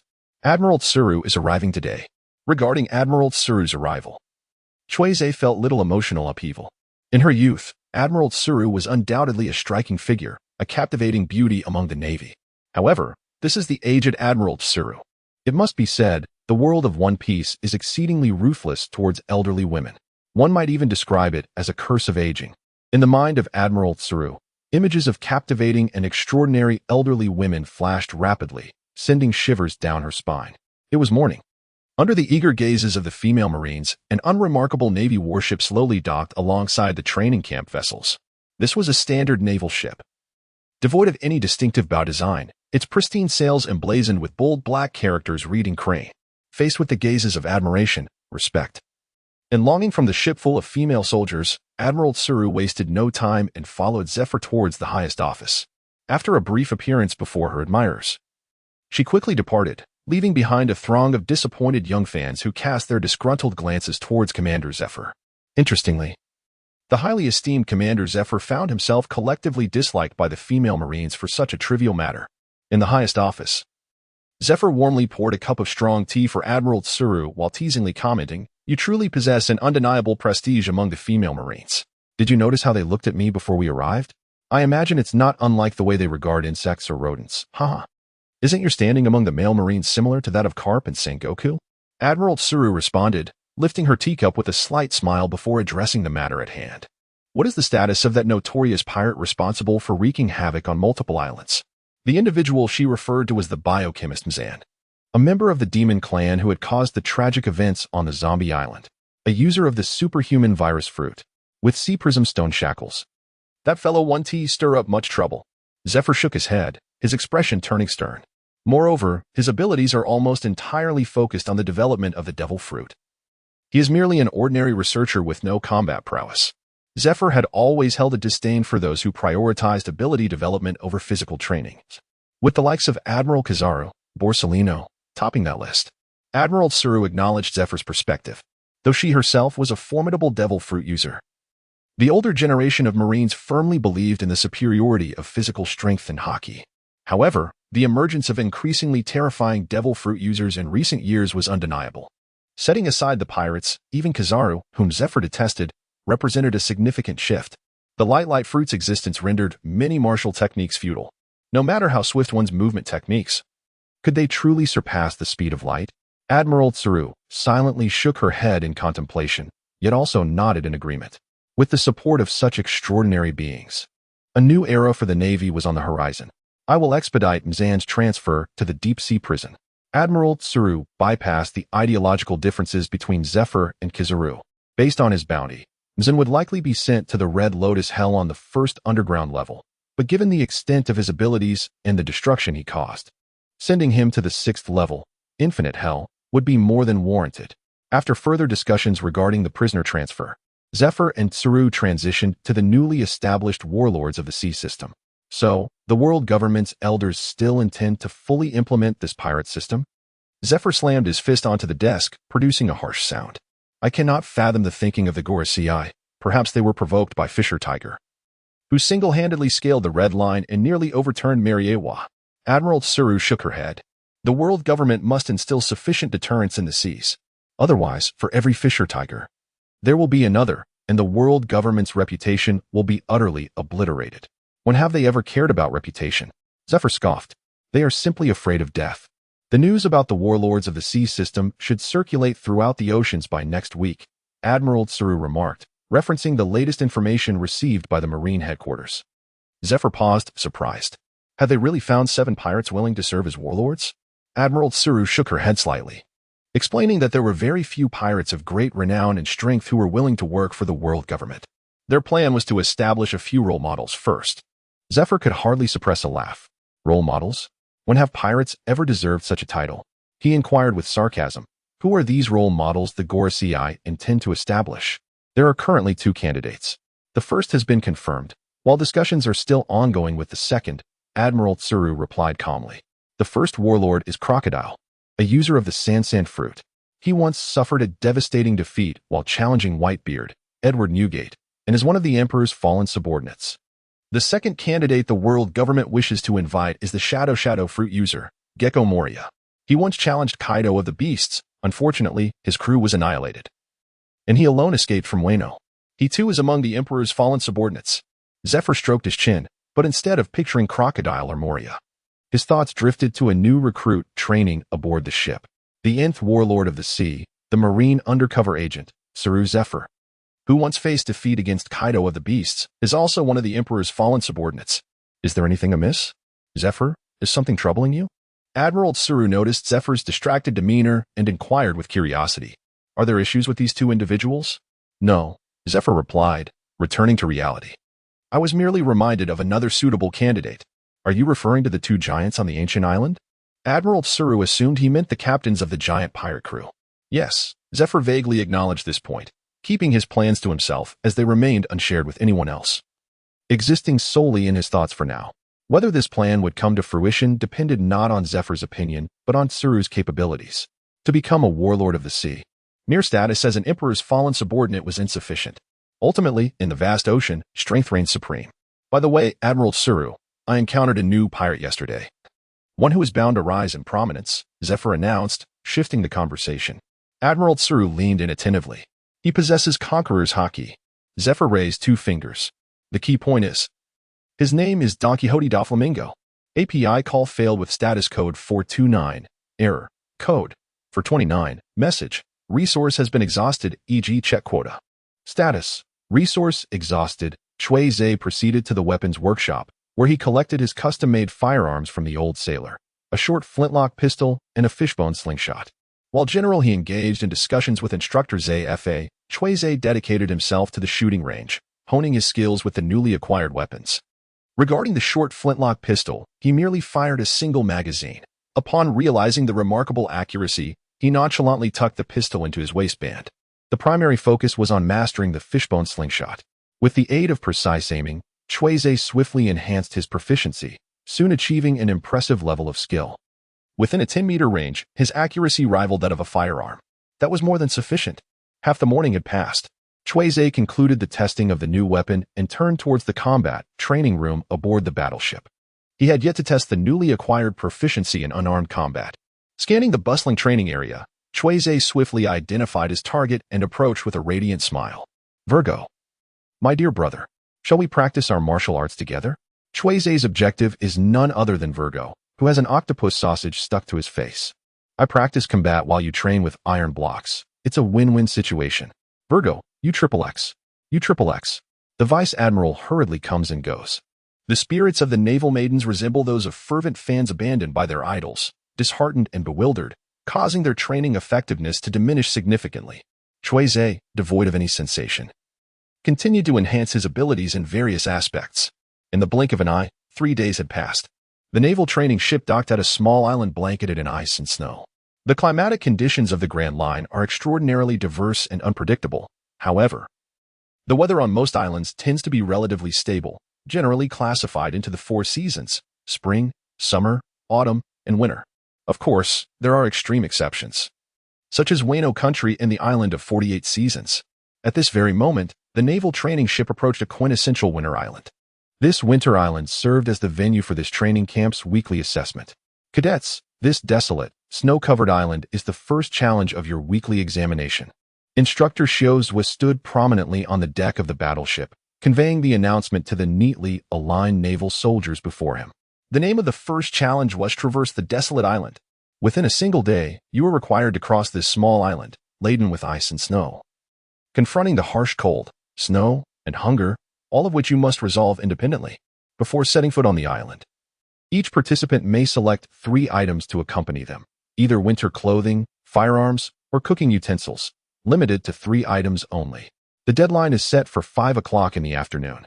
Any cadet who fails to traverse the island and reach the opposite shore by that time will receive a failing grade for this week's assessment. Lastly, a friendly reminder. Instructor Shiozue crossed his arms, revealing a chilling smile to the naval soldiers. This icy island is in proximity to the future kingdom. Indeed, it is the homeland of Dr. Vegapunk. Prior to joining the world government, Dr. Vegapunk was active in his homeland for many years, conducting technological modifications on numerous creatures native to the future kingdom. Therefore, the adversaries you will face while traversing this desolate island will not only be the harsh elements, but also the technologically modified beasts created by Dr. Vegapunk. Now, the assessment begins. Upon receiving their orders, the naval soldiers swiftly departed from the battleship's deck, racing towards the snow-laden island below. Among the throng, Cui Ze felt a surge of exhilaration. At last, the time for the first weekly assessment has arrived. I have been granted a brief period of freedom. In other words, the bait I have saved for so many days can finally be put to use. Cui Ze's breathing was steady as he swiftly plunged into the internal forest of the ice and snow island, outpacing most of the members in the training camp. Moreover, the most crucial aspect is that this island is in close proximity to the future kingdom, the homeland of the renowned super scientist, Dr. Vegapunk. I wonder what intriguing entries I might fish out. As he ventured deeper into the Winter Island's dense woods, Cui Ze's pace gradually slowed. His acute hearing and the exceptional vision afforded by his sniper abilities were both engaged, constantly attuned to his surroundings. This range is still insufficient. API call failed with status code 429. Error. Code. For 29, message. Resource has been exhausted, e.g. check quota. Status. Resource exhausted. Cui Ze retracted his beast breathing. This technique, which once bestowed upon him a significant enhancement, had diminished in efficacy as all three primary combat attributes ascended to D-grade. Nevertheless, Cui Ze continued to refine his mastery of beast breathing. After all, it is not merely a source of physical augmentation, it serves as an accelerator for training with iron. At present, Cui Ze has managed to maintain the use of beast breathing throughout the day, yet during the night, achieving a consistent frequency remains elusive. He still has a considerable distance to cover before reaching the state of total concentration, constant. Summoning a luminous screen, Cui Ze surveyed all the bait he currently possessed. Through days of diligent effort, he now boasts a total of 240 pieces of F-grade bait, an unprecedented quantity. However, despite the abundance of bait, the potency of F-grade items holds little significance for him at this stage. API call failed with status code 429. Error. Code. 429. Message. Resource has been exhausted, e.g. check quota.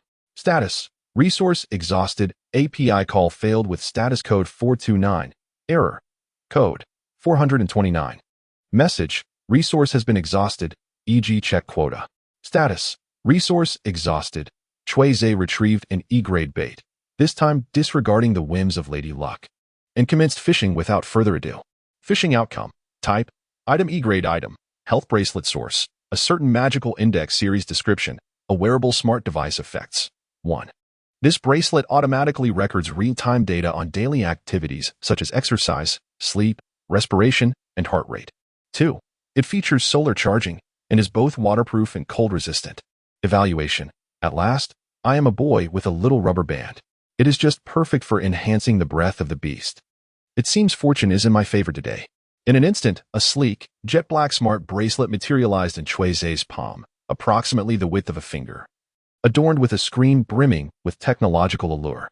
At first glance, one might mistakenly perceive it as a simple black woven wristband. The crux of the matter is that the future kingdom is inexplicably intertwined with the world of the Index of Forbidden Books. Could I possibly lure forth the railgun? Whether it be the railgun sister or the railgun little sister, I would welcome either. A howl, reminiscent of a wolf's cry, echoed through the air, startling Cui Ze momentarily. As he nearly believed he had howled uncontrollably himself, it soon dawned on him that it was merely the distant howl of an ice wolf. No, standing idly by to fish is utterly foolish. I have yet to employ one of my abilities. With a sudden thought, Cui Zishin's form transformed into a fearsome specter shrouded in smoke. He glided to the dense branches high above the deep forest, choosing not to venture further but instead remaining in place. This smoky guise, immune to all physical assaults of D-grade and below, assured his safety within the snowy woods of Winter Island, dispelling any lingering concerns. API call failed with status code 429. Error. Code. 429. Message. Resource has been exhausted, e.g. check quota. Status. Resource exhausted. In the depths of Cui Ze's gaze sparkled a bright light, evidently filled with anticipation. Judging by the remarkably compatible health bracelet resonating with the breath of beasts, it seemed my fishing fortune today was exceptionally promising.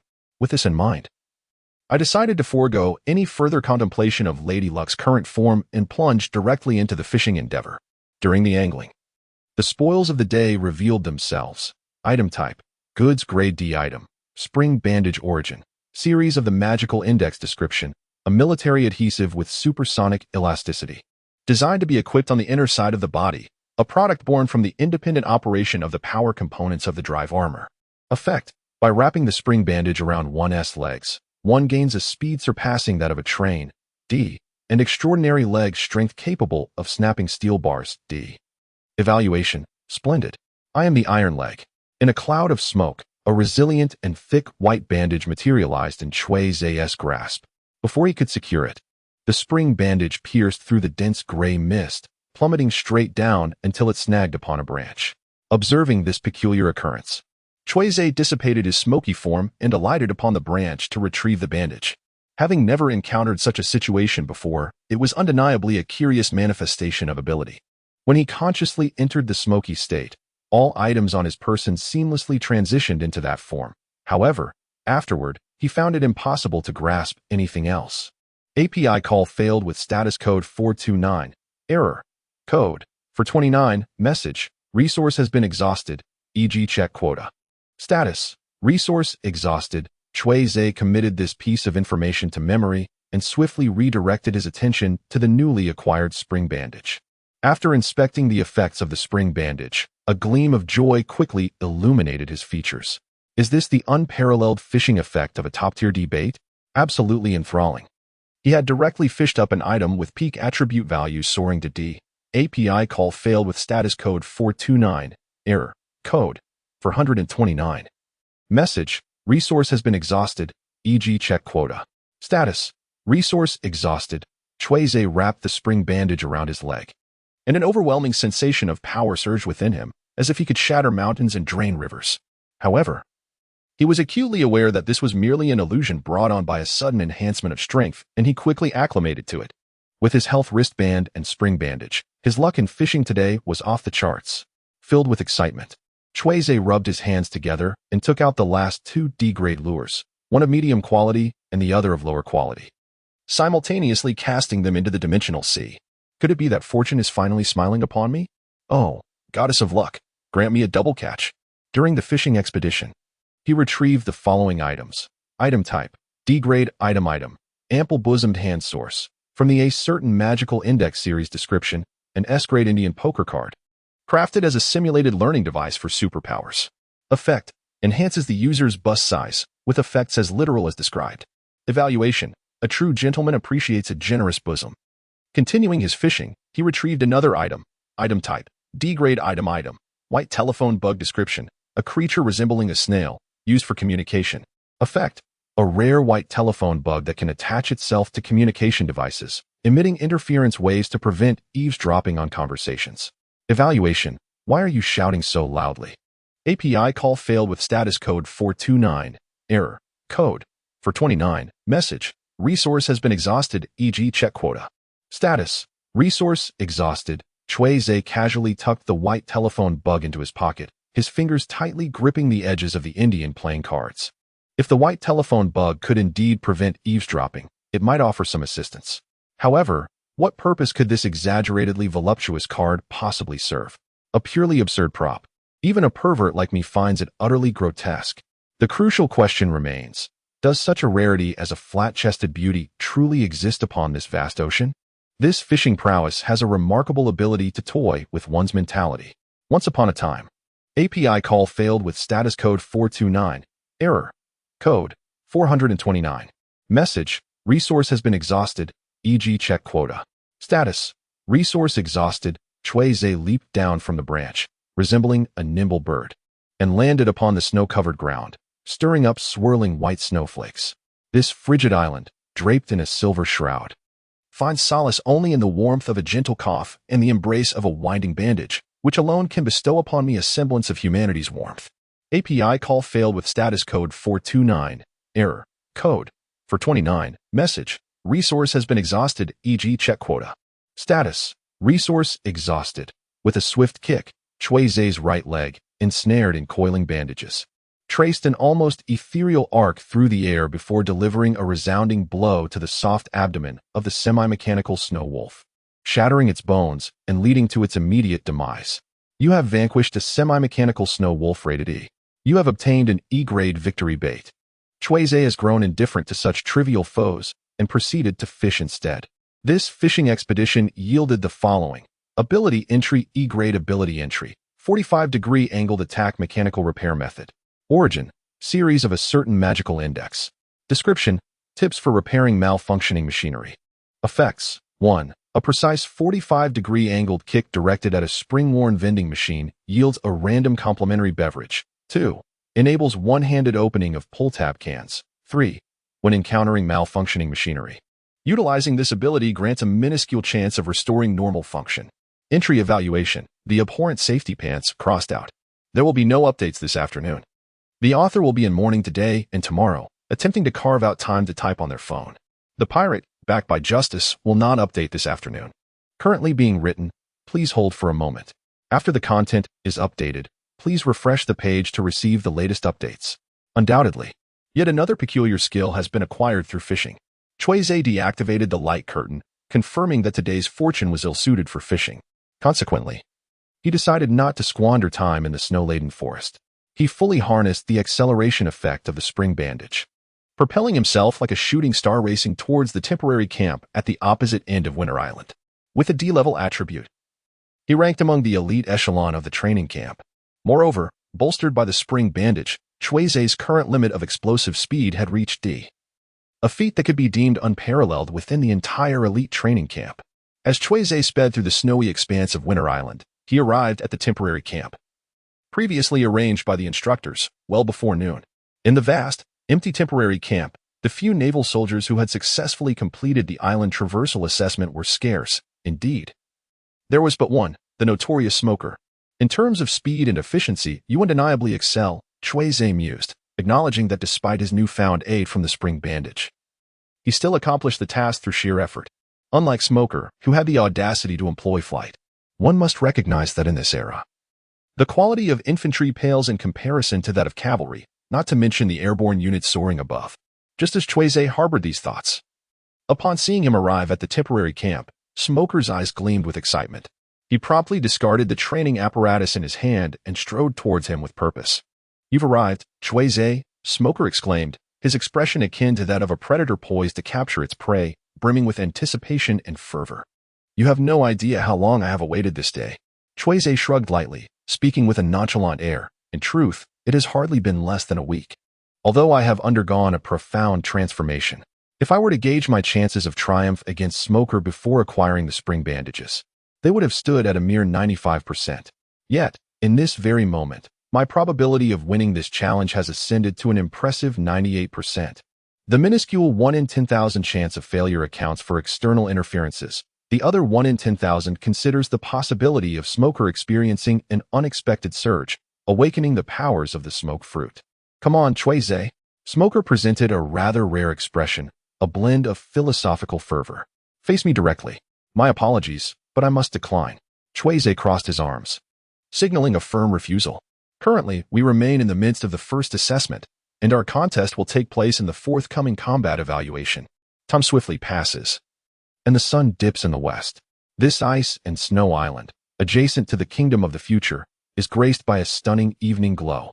With the command of the training camp instructors, the initial challenge of this week's evaluation, traversing the deserted island, has concluded successfully. After enduring an intensive half-term of elite training, it is unlikely that anyone would falter in the first challenge.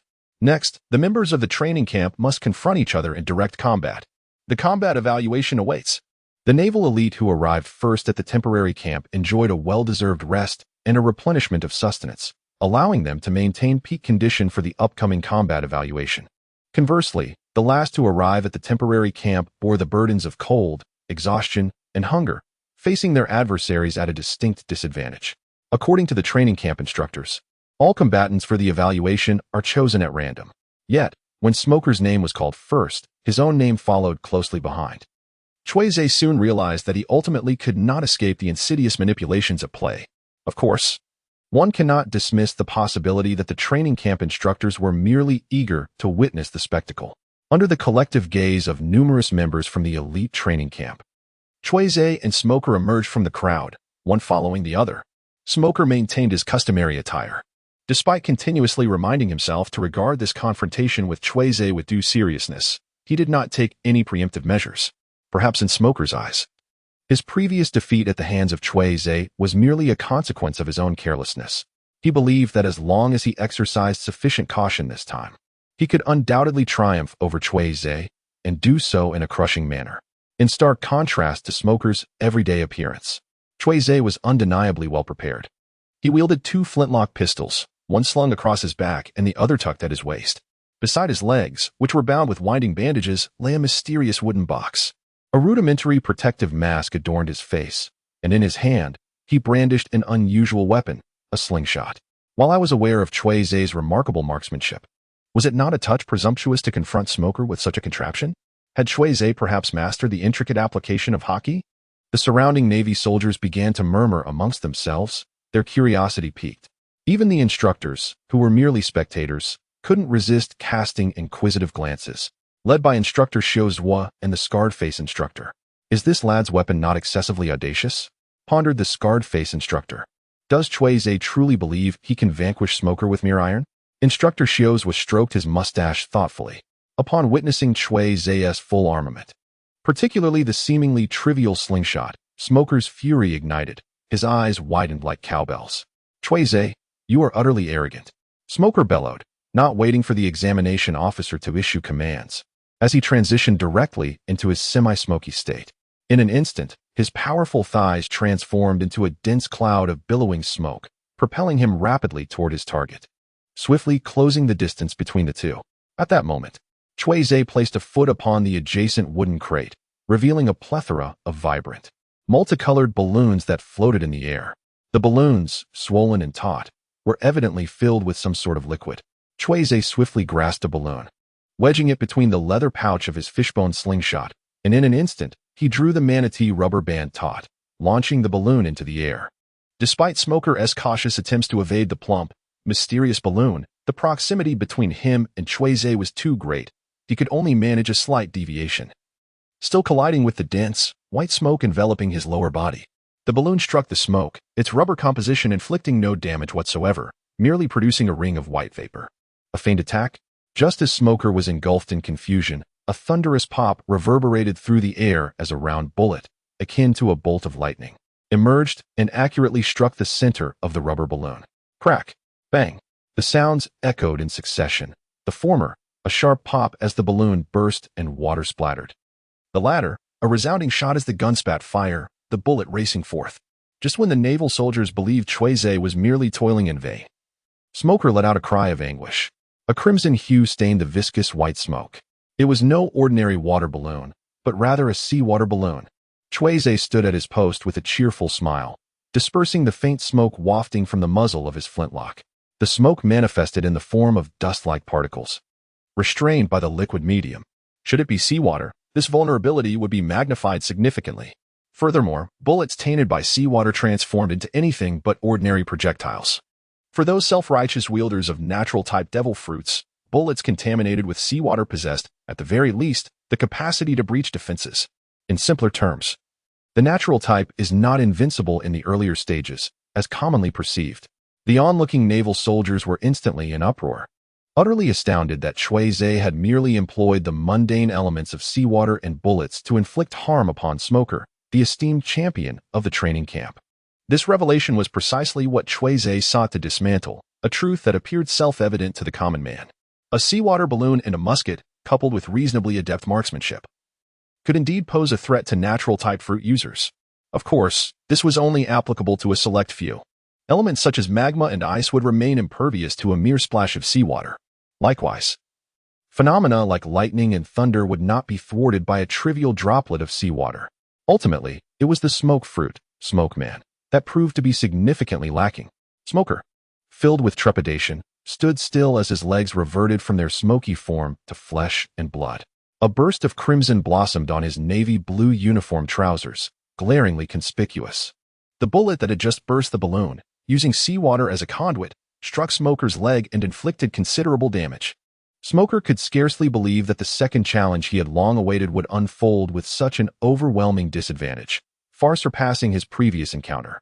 In but a fleeting moment, he was injured by Cui Ze, employing the very mundane firearms he typically scorned. Cui Ze, I shall advance. Smoker, no longer reckless, refrained from entering his smoke form and showcased the prowess of the premier elite of this naval training camp, executing a kick with remarkable finesse. The gunshot wound to his leg seemed to pose little hindrance for a being of Smoker's unique constitution. Cui Ze's gaze was firmly fixed on the rapidly approaching Smoker. This time, he refrained from using the teasing fishbone slingshot. Instead, he grasped the seawater balloons with both hands, hurling them repeatedly towards the location of the smoke man. With the assistance of precision shooting, Cui Ze's throwing accuracy was commendable, as the seawater balloons scarcely deviated from Smoker's corporeal form. An abundance of seawater balloons were launched, followed closely by a relentless barrage of bullets. The burst balloons, punctured midair, created a small curtain of seawater in their wake. Aware of the formidable potency of the seawater-soaked bullets, Smoker promptly entered a state of vaporization, soaring into the sky. The agile Cui Ze immediately launched seawater balloons upwards, detonating them one by one. Smoker swiftly evaded once more, observing Cui Ze armed with merely a gun and a collection of seawater balloons. Successfully cornering the training camp's top contender Smoker, the elite Marine soldiers were left utterly astounded. Out of the corner of their eyes, they caught sight of the sailors' distinctive bulging eyes, mouths agape, and tongues quivering in astonishment. Cui Ze perceived that his lesson in education had been adequately delivered, and he voluntarily ceased his act of hurling seawater balloons. Smog, perplexed by the unfolding events, continued to soar through the sky, apprehensive that this might be yet another of Cui Ze's cunning ploys. However, upon glimpsing the sparse collection of seawater balloons within the wooden crate, Smog was struck by the revelation of the truth. Cui Ze is running low on ammunition. Smog nearly erupted into laughter at that moment, unwilling to concede defeat. He transformed once more into a dense and viscous white mist, descending rapidly towards Cui Ze's position. Utilizing the powers of the smoke fruit, Smog's descent accelerated dramatically, accompanied by a technique that descended like a meteor. White Fist. Below, Cui Ze maintained a composed demeanor, observing the exuberant Smog in the sky. Reminiscent of a seasoned master witnessing a novice still grappling with the fundamentals of their craft. API call failed with status code 429. Error. Code 429. Message. Resource has been exhausted, e.g. check quota. Status. Resource exhausted. API call failed with status code 429. Error. Code 429. Message. Resource has been exhausted, e.g. check quota. Status. Resource exhausted. API call failed with status code 429. Error. Code 429. Message. Resource has been exhausted, e.g. check quota. Status. Resource exhausted. Cui Ze resembled an indefatigable machine, relentlessly bombarding Smoker's form, transforming him repeatedly into a wisp of ethereal white smoke. Cui Ze, that is quite enough. After enduring countless strikes from Cui Ze's leg techniques, Smoker's inner fury finally reached its zenith. As Cui Ze leapt high into the air once more, Smoker forcibly restrained his smoke fruit abilities, refusing to revert to his natural state. With his crimson eyes blazing, Smoker glared at Cui Ze with immense indignation. This time, I shall not be easily defeated, he bellowed, as his blood surged through his veins like a roaring river, his muscles swelling and hardening. Iron block. A sound erupted, far surpassing the intensity of previous collisions. API call failed with status code 429. Error. Code 429. Message. Resource has been exhausted, e.g. check quota. Status. Resource exhausted. API call failed with status code 429. Error. Code 429. Message. Resource has been exhausted, e.g. check quota. Status. Resource exhausted. Cui Ze cast his gaze towards the instructor presiding over the combat assessment at the training camp. Once the instructor announced the results of the evaluation, he gradually exited the arena. Subsequently, a group of robust, dark-skinned medical personnel, clad in neat uniforms, carried a white stretcher, escorting Smoker out of the venue. True professionals. Cui Ze was momentarily stunned, a hint of sympathetic warmth coloring his gaze towards Smoker. Due to the preceding intense confrontation between Cui Ze and Smoker, the subsequent sparring matches among the others seemed somewhat anticlimactic. However, Most of the instructors, along with the majority of the recruits, paid little attention to the process of this minor weekly combat assessment. In comparison, Smoker's second crushing defeat was far more worthy of discussion. Even as the weekly assessment drew to a close and everyone returned to the naval warship, there were still those who incessantly debated the nuances of the second clash between Cui Ze and Smoker. API call failed with status code 429. Error. Code 429. Message. Resource has been exhausted, e.g. check quota. Status. Resource exhausted. When did Cui Ze become the first in the training camp? Today? Just today? Upon returning to his room, Cui Ze summoned a luminous screen and retrieved the D-grade bait obtained from defeating Smog. It was still D-grade bait. It appears that a second victory does not diminish the quality of the bait. Cui Ze's eyes sparkled with brilliance, undoubtedly providing significant assurance for his green circular and sustainable development plan. The issue lies in the subsequent numerous defeats. It remains uncertain whether these repeated setbacks can diminish the quality of the bait. Therefore, I still greatly require Smog, this formidable and seasoned adversary. Cui Ze cast the D-class bait into the dimensional sea. During the previous fishing expedition with Smoker, he acquired a flying ability in the form of smoke. Who knows what treasures await this time? Fishing report, type of acquisition, ability entry, D-class ability entry, 6 styles, Sara entry description, a movement technique that is one of the 6 styles. Entry effect. In a mere instant, 36 seconds, one can rapidly stomp the ground dozens of times, harnessing the explosive reaction force to achieve swift movement, with speed varying according to one's agility attribute. Note, the use of this ability requires all attributes of strength, agility, and endurance to reach D-class, already satisfied. Entry evaluation. You might think that the Smoker is a natural propulsion warrior, but in reality, he is merely a leg-powered propulsion machine. Soru? Gazing at the newly acquired ability entry, Cui Ze couldn't help but be momentarily taken aback. This was already the second 6 style he had obtained.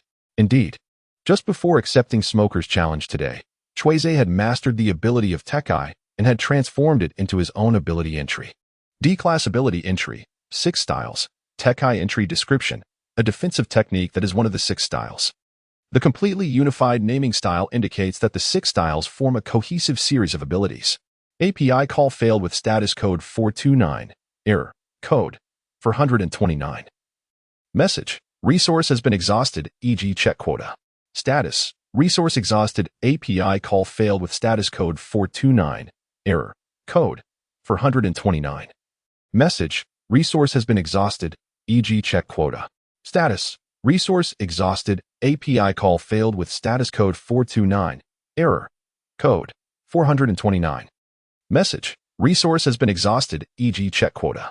Status. Resource exhausted. Cui Ze produced the carefully prepared speech he had long since devised. After 2 days of practice, I am confident that I have mastered the capabilities of the iron block. Show me. Instructor Shiozua beckoned to Cui Ze with a flick of his finger, simultaneously raising his fist, which was as large as a clay pot. Cui Ze's lips twitched slightly as he mustered his courage and shouted, "Iron block." Certain skills indeed feel incomplete without the invocation of their names. Thud. Instructor Shiozua's fist struck Cui Ze, producing a dull thud of impact. It seems you have truly mastered iron block. There is little more I can teach you for your upcoming training enhancements. Instructor Shiozua retracted his fist and gazed expressionlessly at the remarkably gifted individual before him. Regarding iron block, I would like to reiterate what I once said. Cultivating iron block is akin to the process of forging iron. Cui Ze intuitively grasped the latter half of Instructor Shiozua's statement. He certainly understood that the subsequent trajectory of the iron block pointed towards the 6 forms' profound essence and, ultimately, the mastery of armament hockey. However, what Cui Ze truly yearned to inquire about was not this matter. Instructor Shiozua, may I ask whether the acquisition of the 6 forms necessitates military merits for redemption? Instructor Shiozua nodded affirmatively, confirming the assertion. Cui Ze remarked, however, I have observed that most members within the elite training camp have the freedom to choose their study of the 6 styles. Instructor Shiozua pondered for a moment before responding, I believe you may have misunderstood something. Firstly, the 6 styles indeed require military merit for redemption. Secondly, apart from yourself, the vast majority of individuals in the elite training camp were selected from various naval bases due to their exceptional military accomplishments, allowing them to effortlessly exchange for the opportunity to study the 6 styles. Lastly, the elite training camp has been in session for quite some time. Even those Marines who initially lacked sufficient military merit have, through rigorous training over this period, captured numerous pirates and enhanced their military achievements, thus qualifying for the study of the 6 styles. So, do you understand now? API call failed with status code 429. Error. Code 429. Message. Resource has been exhausted, e.g. check quota. Status. Resource exhausted. API call failed with status code 429. Error. Code 429. Message. Resource has been exhausted, e.g. check quota. Status. Resource exhausted. API call failed with status code 429. Error. Code 429. Message. Resource has been exhausted, e.g. check quota. Status. Resource exhausted. Cui Ze's thoughts were grand and elaborate, yet reality proved to be stark and unyielding. Fishing is not a mere game of chance. One cannot simply reel in any desired ability or item from the vast ocean of dimensions at will. Cui Ze aspires to gather all 6 styles. Firstly, he must acquire the corresponding D-grade bait. Secondly, he requires a sufficient foundation of fishing luck. In succinct terms, even if Cui Ze manages to collect the D-grade bait, if his fishing fortune is lacking, he will still catch nothing. After consulting with instructor Shiozua, Cui Ze's gaze instantly fixed upon Virgo, who was diligently honing his physique in the advanced martial arts training room. A sincere smile blossomed on his face as he strode purposefully towards Virgo's position. Virgo, shall we engage in a sparring session together? The moment these words escaped his lips, they captivated the attention of the other elite recruits within the training facility. Even though Cui Ze had publicly triumphed over Smoker the previous day, thereby solidifying his status as the new ace of the training camp, there remained a faction among the elite recruits who were not entirely convinced. Many naval soldiers opined that had Smoker not consumed the smoke smile fruit and become an indomitable natural-type devil fruit user, he would never have ascended to the top position in the training camp.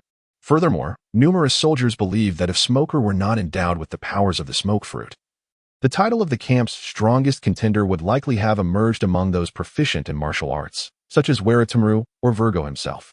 Thus, witnessing Cui Ze directly extend a challenge to Virgo could not help but pique the interest of the onlookers. Yet, as the protagonist of the moment, Virgo stood frozen in place. This guy, is he not a tad too naive and enthusiastic? Virgo gazed blankly at Cui Ze, who was approaching him, his emotions roiling within. Merely having endured the brunt of Lao Ji's attack for him had instilled such trust. Despite the fact that Cui Ze had inadvertently disrupted the young master's ambush plan in the past, Virgo felt that this earnest trust might render Cui Ze a significant asset to the young master's naval undercover operations in the future. Virgo even sensed that he could potentially win Cui Ze over through this bond of trust. Yet, for reasons unbeknownst to him, Virgo felt that something was amiss. At that moment, Cui Ze had reached Virgo's side and was enthusiastically patting the latter's shoulder. Virgo, weren't you practicing with the iron block? Cui Ze exclaimed with fervor. Just recently, my leg strength has significantly increased, and since I lack any sharp and piercing offensive techniques, I can certainly assist you in honing your mastery over the iron block. As a participant in the Winter Island assessment yesterday, Virgo had witnessed the explosive strength of Cui Ze's legs firsthand. Those thighs could withstand even Smoker's iron block. However, Virgo was exceedingly confident in his proficiency with the iron block, which undoubtedly surpassed the need for supplementary martial arts training that Smoker required. The attacks that Smoker could not endure, I am certain I can resist. Furthermore, Virgo perceived Cui Ze, with his innocent and passionate nature, as a worthy ally to be courted. No problem at all. Virgo set down the training apparatus in his hands, his face smeared with the remnants of fried tempura, radiating a serious expression. Let Cui Ze accompany me in training with the iron block. A good brother, a valiant comrade. Cui Ze emphatically patted Virgo's arm several times, then inquired with great concern, my leg strength is truly formidable. Are you prepared? Absolutely, replied Virgo, his expression grave as he assumed a sturdy stance, bracing himself for the impending impact. Bring it on. Cui Ze lifted his right leg, which was wrapped in winding bandages. Virgo took a deep breath and shouted, Ha! Iron block. Suddenly, a sharp sound sliced through the air as Cui Ze's thigh swung like a formidable whip, creating a blurred shadow in midair, striking Virgo with tremendous force. The collision between his slender calf and Virgo's robust frame produced a dull thud, sending shivers through the hearts of the surrounding naval elite. Once brimming with confidence, Virgo was abruptly overwhelmed by an immense force emanating from Cui Ze's leg, causing him to stumble as his poised stance faltered almost instantly. Worse still, under the impact of Cui Ze's extraordinary strength, Virgo's prideful iron block defense crumbled almost immediately. A mouthful of blood erupted from Virgo's throat, accompanied by a cry of anguish and the image of a battered tempura flying through the air. Virgo's body was hurled backward, crashing against the training room wall with a resounding thud. To the onlookers, the sequence of events unfolded as follows. Iron block. Phew. In the renowned high-level martial arts training room, Virgo's iron block defense was shattered in mere moments by Cui Ze. The gazes of the elite naval trainees shifted toward Cui Ze, infused with a newfound gravity and respect. Instructor Xiuzuo's eyes sparkled with intrigue. This fellow has grown stronger. You have defeated an elite Marine rated D in overall evaluation. The flashing notifications on the screen were brushed aside by Cui Ze. Anxiously, Xiao Ze rushed forward to support the dazed Virgo, who had just crashed against the wall and slid down. His face flushed and eyes glistening with tears, he cried, "Virgo, wake up. Don't die." The concern for his naval comrade elevated Instructor Xiuzuo's regard for Cui Ze. As for the reason behind the camaraderie, such trivial matters were beyond his concern. Cui Ze, Virgo has already lost consciousness. A flash of crimson light flickered in Instructor Xiuzuo's eyes, a sign of his awakening observation haki. You should take him to the medical room for examination. Additionally, when you spar with other Marines in the future, be sure to control your strength. Understood. Cui Ze's simple response caused a subtle shift among the onlookers.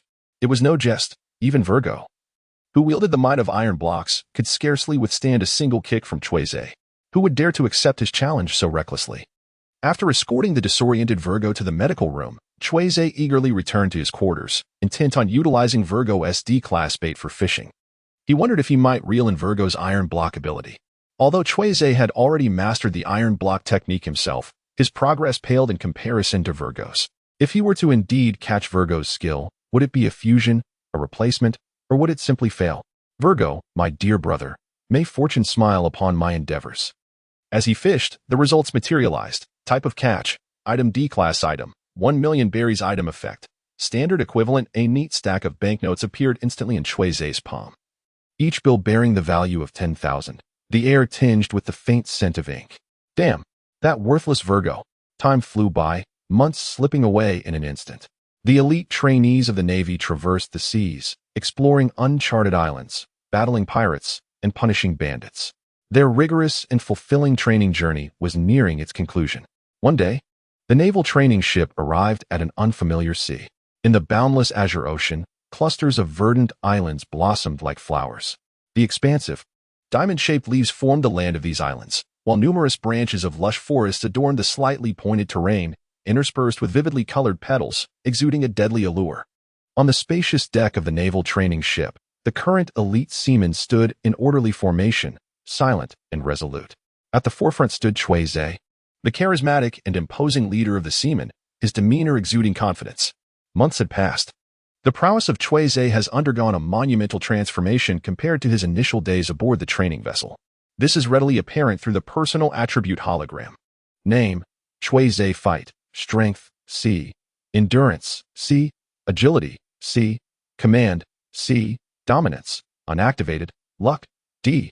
Enhanced by visitors from the other world. Overall evaluation, D. Through relentless effort over the course of several months, coupled with the rapid growth bestowed by his wild physique, Cui Ze has elevated all three of his primary combat attributes to the C level. The talent and information entries remain largely unchanged, while the capacity entries exhibit a different narrative. Through relentless victories over the elite naval forces, Cui Ze has repeatedly harvested D-grade bait, ultimately assembling all 6 techniques. Upon uniting these 6 D-grade abilities, they transformed into a singular C-grade ability entry. C-grade ability entry, 6 techniques entry description, a martial art that transcends the physical limits of humanity, possessing immense power. Entry effects, mastery of 6 techniques, iron block, shave, moonwalk, galefoot, finger gun, and paper drawing. Beyond the 6 techniques, API call failed with status code 429, error, code, 429, message, resource has been exhausted, e.g. check quota. Status, resource exhausted, API call failed with status code 429, error, code, For 29, message. Resource has been exhausted, e.g. check quota. Status. Resource exhausted. Cui Ze harbors suspicions that a significant threshold exists between the D and C ranks. This threshold is none other than the yet-to-be unlocked dominance. Thanks to his wild physique, Cui Ze possesses extraordinary natural talents in terms of physical abilities. Otherwise, it would have been impossible for him to transform from an utterly inept warrior with all attributes rated F to a D-ranked fighter in just a few months. Alas, when it comes to dominance, Cui Ze still struggles to grasp its essence. Cui Ze once sought the counsel of instructor Xiozhua, a master well-versed in the art of dominance. The latter's response elucidated that the essence of such power lies within every human being as a latent force. Unwavering belief is the true manifestation of strength. Indeed, the essence of instructor Xiozhua's wisdom can be distilled into but 4 words: unwavering belief. Cui Ze, this somewhat deluded native, has yet to cultivate such unwavering and fervent combat conviction. He can only rely on the relentless honing of iron and the meticulous strokes of paper, hoping to attune himself to the formidable essence of dominance. Standing in formation, Cui Ze pondered on how he might seize this power when he unexpectedly overheard instructor Xiozhua's words. This month's assessment also serves as the ultimate evaluation of the training camp. What? Startled, Cui Ze abruptly lifted his gaze towards the meticulous figure of instructor Xiozhua at the front of the line, whose stern demeanor indicated that this was no jest. The training camp was drawing to a close. Cui Ze found himself unable to savor the rich experiences of the past few months before instructor Xiao began to elaborate on the details of the final assessment. Do you see that row of gigantic flowers on the ocean? Instructor Xiao gestured toward the group. Those flowers were, in fact, a substantial archipelago known as the Boeing Islands. Over the course of the next month, the members of the training camp would venture into the Boeing Islands to undertake their individual survival training. Everything on the islands would constitute the content of your assessment. At this point, Instructor Xiao could not help but take a deep breath and solemnly declare, "May you all fend for yourselves." Before long, small boats began to depart from the naval training vessel, ferrying elite sailors toward the nearby Boeing Islands. Given the large number of participants in the training camp and the limited number of islands, there would be an average of 4 to 5 naval soldiers on each island. Accompanying Cui Ze to the islands were Smoker, Virgo, and Bartolomeo, representing the pinnacle of this year's elite naval training camp. Upon arriving at the Boeing Islands, the composed Cui Ze was the first to be assigned to a vast leaf-shaped area. Subsequently, the boats carrying Smoker, Bartolomeo, and Virgo gradually drifted away from the shore, with the sailors not being assigned to the same region of the islands. Once the boats had completely vanished from sight, Cui Ze turned to gaze at the vividly colored petal-like island. Most of the naval soldiers had never heard of the existence of the Boeing Islands. However, Cui Ze, well-versed in the original narrative, was acutely aware that the Boeing Islands were the very place where Usopp, the sniper of the Straw Hat Pirates, had trained during his 2-year journey. Although the islands appeared to bloom like flowers, they were, in reality, massive carnivorous plants known as barren of the stomach. Floating on the sea, the islands, teeming with gigantic beasts and enticing food, resembled a dreamlike paradise, leaving one to wonder if there existed a corresponding fishing realm in another world. API call failed with status code 429, error, code 429. Message, resource has been exhausted, e.g. check quota. Status, resource exhausted, API call failed with status code 429, error, code 429. Message, resource has been exhausted, e.g. check quota. Status, resource exhausted. Cui Ze was momentarily taken aback as a piece of exquisitely roasted tenderloin, imbued with a rich aroma of vanilla, appeared in his hand. At last, it has arrived. A new otherworldly realm. A captive of gastronomy. A captivating tale of culinary treasures, unique cooking methods, and daring adventures in pursuit of formidable foes. API call failed with status code 429, error, code 429. Message, resource has been exhausted, e.g. check quota. Status, resource exhausted, API call failed with status code 429, error, code 429. Message, resource has been exhausted, e.g. check quota. Status, resource exhausted. Cui Ze found himself in a state of uncertainty, regardless of whether it was the magnetic compass or the maritime map. Acquiring them swiftly was imperative. The location of the Boeing Islands must not be missed. After all, in the grand tapestry of the world, the pinnacle of culinary captivation surpasses even that of the Pirate King. The pressing matter at hand lay in the bait for victory. Over the past few months, aside from fundamental training, Cui Ze had diligently toiled in the food preparation area, meticulously executing the art of fish slaughtering with an icy precision and unparalleled skill. Due to the previous desert island assessment, he had not encountered any islands suitable for fishing, akin to the once familiar Winter Island or Zombie Island. Consequently, the bait for victory, amassed from his fish slaughtering endeavors, had been largely preserved. API call failed with status code 429. Error. Code. For 29. Message. Resource has been exhausted, e.g. Check quota. Status. Resource exhausted. API call failed with status code 429. Error. Code. For 29. Message. Resource has been exhausted, e.g. check quota. Status. Resource exhausted. An irresistible urge to fish surged within Cui Ze, yet he exercised restraint with reason. With only a single C-grade bait at his disposal, the margin for error was far too slim, and waste was not an option. His recent foray into F-grade angling yielded nothing more than a piece of pork, indicating a rather lackluster fishing fortune for the day. It would be prudent to first accumulate some bait on the Boeing Islands before proceeding. Cui Ze devised a plan and let out a long breath, only to be enveloped by the rich aroma of delectable food wafting from his hands. Lowering his gaze, he beheld the tenderloin in his grasp and chuckled softly. Although the portion was modest, it was sufficient to stave off hunger. API call failed with status code 429. Error.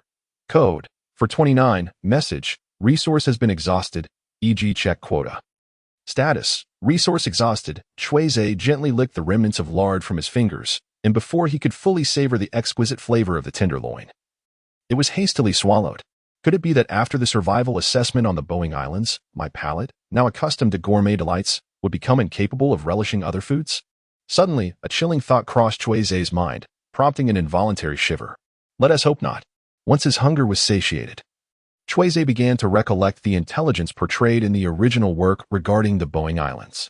At the outermost layer of the island, powerful sea beasts and other creatures were drawn in by the tantalizing aromas of exquisite cuisine. The central zone of the island was a tempting forest filled with a variety of delectable foods. And at the very core lay the gaping maw of the Baron of Gluttony. Cui Ze took a moment to discern his direction before setting forth towards the alluring forests of the central region of Boeing Island. The marine beasts lured by the tantalizing aroma of food on the island are my intended prey, particularly those plump creatures nurtured in the heart of the island, which would be easy and convenient to hunt. Along the way, Cui Ze continuously pondered his survival strategy for the upcoming month. The most crucial aspect is that the Baron of the stomach itself is a form of plant organism, although it is slightly larger in size. I currently lack the sufficiently powerful weaponry to confront it. As he contemplated, Cui Ze transitioned from the outer coast into a dense forest teeming with a multitude of flora and lush trees. Upon entering the forest, he ceased his wandering thoughts and focused his attention. The breath of beasts and spatial awareness was unleashed, attuning him to the surrounding environment. The outermost fringes of Boeing Island, in fact, are the most perilous areas of the island, teeming with numerous large creatures yet to be ensnared by the Baron of the stomach. API call failed with status code 429. Error. Code. For 29. Message. Resource has been exhausted, e.g. check quota.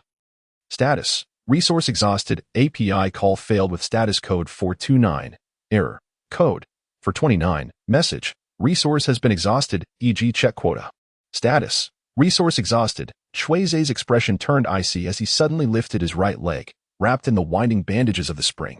This once formidable accessory, which had significantly augmented Cui Ze's strength, now seemed to be on the verge of becoming obsolete. Cui Ze's right leg traced a sharp arc in midair, executing a high-speed kick that generated a powerful air slash. 6 styles, gale leg. The air slash, shimmering with radiant light, whistled through the air and, in the blink of an eye, reached the colossal cockroach, cleaving the incessantly chirping insect in two. The scene was gruesome, with shattered exoskeletons, severed limbs, and blood spraying forth. Despite Cui Ze's overall rating remaining at a mere D, his primary attributes, all rated C, belied his true strength. Even without a summoning device, Cui Ze stood as a formidable D warrior. You have vanquished a giant insect with an overall rating of E. E-grade bait. Quite commendable. Cui Ze retracted the light screen and hastened his departure, making his way towards the central area of the island. It would certainly pose a challenge for the other Marines to resolve. Approximately 10 minutes later, Cui Ze successfully traversed the outermost fringes of the Boeing Islands, a treacherous forest teeming with a myriad of colossal creatures. Along the journey, Cui Ze has successfully dealt with numerous mutated creatures, including but not limited to colossal cockroaches, carnivorous sunflowers, gigantic ants, and deceptive man-eating flowers, accumulating a total of 7 E-level baits. The treacherous robber forest, located at the outermost edge of Boeing Island, exemplifies the inherent danger of the area. After vanquishing a massive earthworm that obstructed his path, Cui Ze claimed his 8th E-level bait and subsequently ventured into the island's central region, a forest teeming with the enticing allure of diverse culinary delights. The first sight to captivate his attention was an utterly surreal ramen waterfall. Enormous Naruto rolls the size of door panels have giant soft-boiled eggs. Generous portions of succulent pork belly and delicate shreds of nori filled the air with an intoxicating aroma. API call failed with status code 429. Error. Code 429. Message. Resource has been exhausted, e.g. check quota. Status. Resource exhausted. Cui Ze feels as though he has been transported to a fantastical realm of culinary delights. It is truly an utterly unreasonable manifestation of botanical life. Cui Ze crouched down and plucked a tender green blade of grass from the ground. Tasting it as he placed it in his mouth, it was, in fact, a sweet stick flavored like apple. It bore little resemblance to something that might grow naturally, more akin to the creations of a certain devil fruit user. Ah, could it be the power of Big Mom's head chef?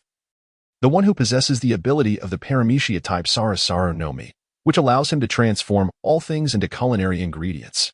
API call failed with status code 429. Error. Code 429. Message. Resource has been exhausted, e.g. check quota.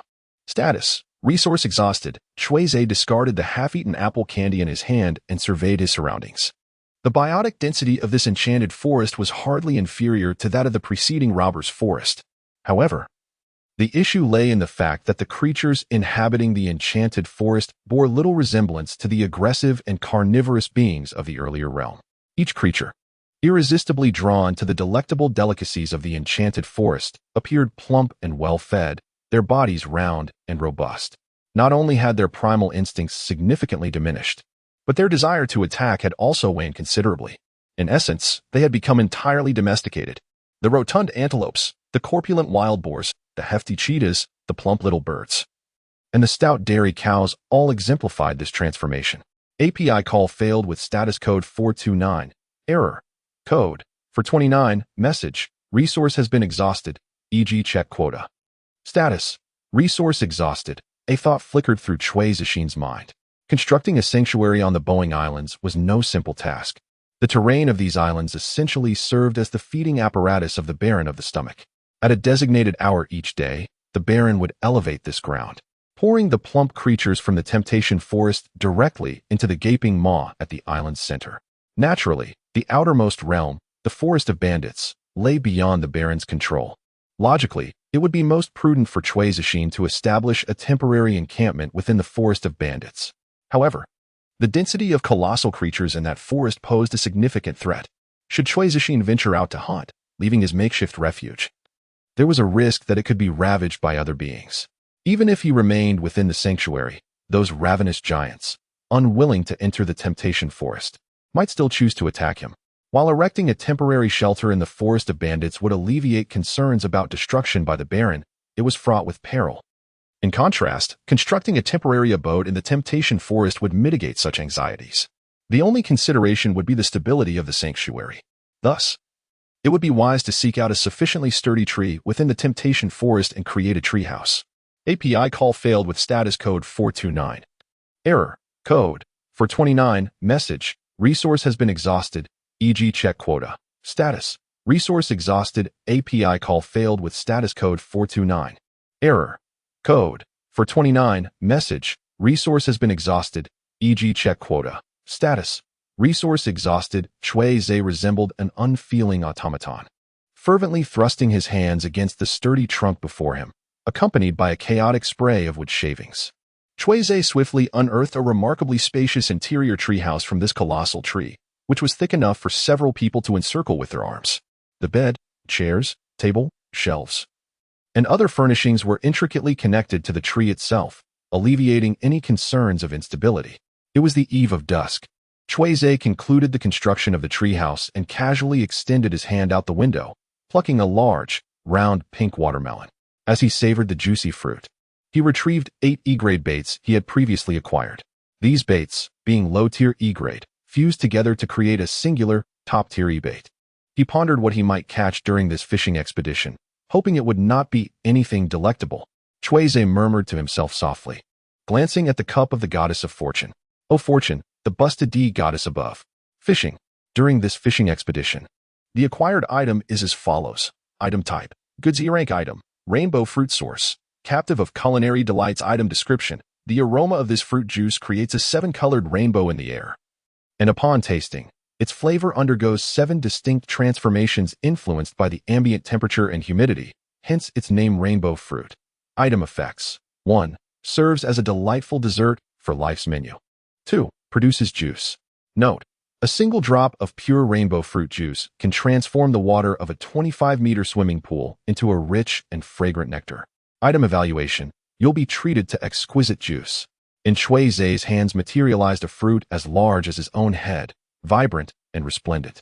The flesh was plump and succulent, and a delicate aroma wafted through the wooden cabin, forming an ethereal rainbow. Culinary delight. A feast utterly unneeded. Cui Ze lifted the vibrant, colorful fruit and gently sank his teeth into it. The rich, luscious juice erupted in his mouth like an explosive detonation, instantly overwhelming his taste buds with an exquisite sweetness. Were it not for the constraints of special effects, Cui Ze might have burst forth from his attire at that very moment. Was this merely cuisine? No. This was a miraculous fruit. Cui Ze, with great restraint, refrained from devouring the colorful fruit entirely. He turned his gaze towards the pink watermelon outside the window. What had recently appeared to Cui Ze as an incredibly sweet and refreshing delight now resembled a bland model crafted from a heap of sand. Having merely taken a single bite of the colorful fruit, he found himself utterly disenchanted with the other fruits. Alas, could it be that I am truly destined to starve on the Boeing Islands? This morning at 5 o'clock, I was summoned to the mountains, where the author's customs surrounding funerals are numerous. Thus the updates for this afternoon will be slightly delayed. There will be no interruption in updates. The pirate, steadfast in the pursuit of justice, is currently in the process of writing. Please hold on for a moment, and once the content has been updated, kindly refresh the page to access the latest developments. After thoroughly savoring an entire colorful fruit, Cui Ze intended to venture into the enchanting forest to gather some of his favorite delicacies for dinner. After all, given his current appetite, a succulent piece of roasted pork tenderloin and a vibrant fruit would scarcely suffice to satiate his hunger. They would barely serve to fill a gap in his teeth. Strangely, however, before he had even stepped out of the door of his treehouse, he felt an inexplicable sensation of fullness, akin to the quantity of food typically served for 90 people on a naval training ship. API call failed with status code 429. Error. Code 429. Message: resource has been exhausted, e.g. check quota. Status: resource exhausted. Cui Ze furrowed his brow in contemplation, striving to recall the general attributes of the colorful fruit from the world of Gourmet Hunter. Regrettably, he found himself utterly at a loss, only able to conjure an alternative possibility. The realm of Gourmet Hunter is replete with an array of extraordinary high-grade ingredients, whose delectable essence and the challenges associated with their acquisition far surpass those of ordinary food. Most significantly, these premium ingredients, marked with distinct levels, can bestow a certain degree of evolutionary potential to the gourmet cells. Although my body currently lacks these gourmet cells, the high-quality foods from the Gourmet Hunter universe can still fulfill their fundamental role of replenishing the body's substantial calorie expenditure. Broadly speaking, the ingredients found within the world of Gourmet Hunter can all be regarded as abundant sources of energy and nutrition. Upon deducing this possibility, Cui Ze's eyes suddenly sparkled with inspiration. His mind began to devise an ambitious aquaculture plan titled Baron of the Stomach's Private Cultivation. As for the reason, ordinary individuals can hardly fathom the torment of being a glutton capable of consuming no less than 50 bowls in a single meal. Ever since acquiring the wild body, Cui Ze has transformed into a relentless eater, dedicating nearly 2 to 3 hours each day solely to the act of consuming food. This is an egregious squandering of life. Once he has access to the captivation of exquisite, energy-rich gourmet ingredients, Cui Ze will no longer need to invest such an extensive amount of time in the merciless act of eating. Instead, he will be able to devote more time and energy to the more noble pursuit of fish slaughtering. Cui Ze, the fishmonger, or angler, shall never be reduced to a mere glutton. High-grade cuisine is a crucial avenue for alleviating the current burden of prolonged meals. Cui Ze settled back onto the freshly polished wooden bench, his fingers gently caressing his chin.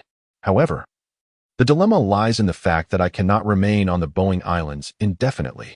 Moreover, many of the premium ingredients ensnared by the allure of gastronomy are exceedingly difficult to preserve.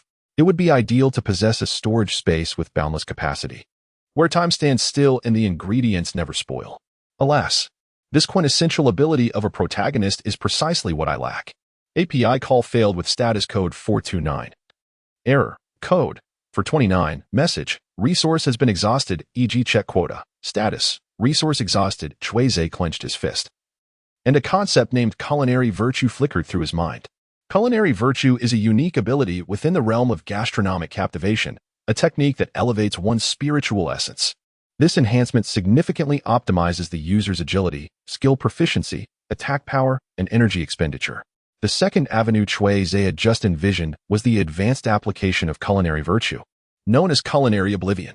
Although culinary oblivion is one of the higher-level applications of culinary virtue, it remains fundamentally an auxiliary ability, and its overall evaluation is not exceedingly high.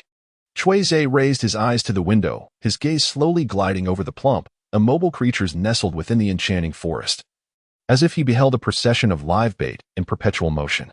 Over the course of the ensuing month, by persistently vanquishing these beings on the Boeing Islands, he would likely encounter the opportunity to cultivate the ability of food deprivation, at the very least.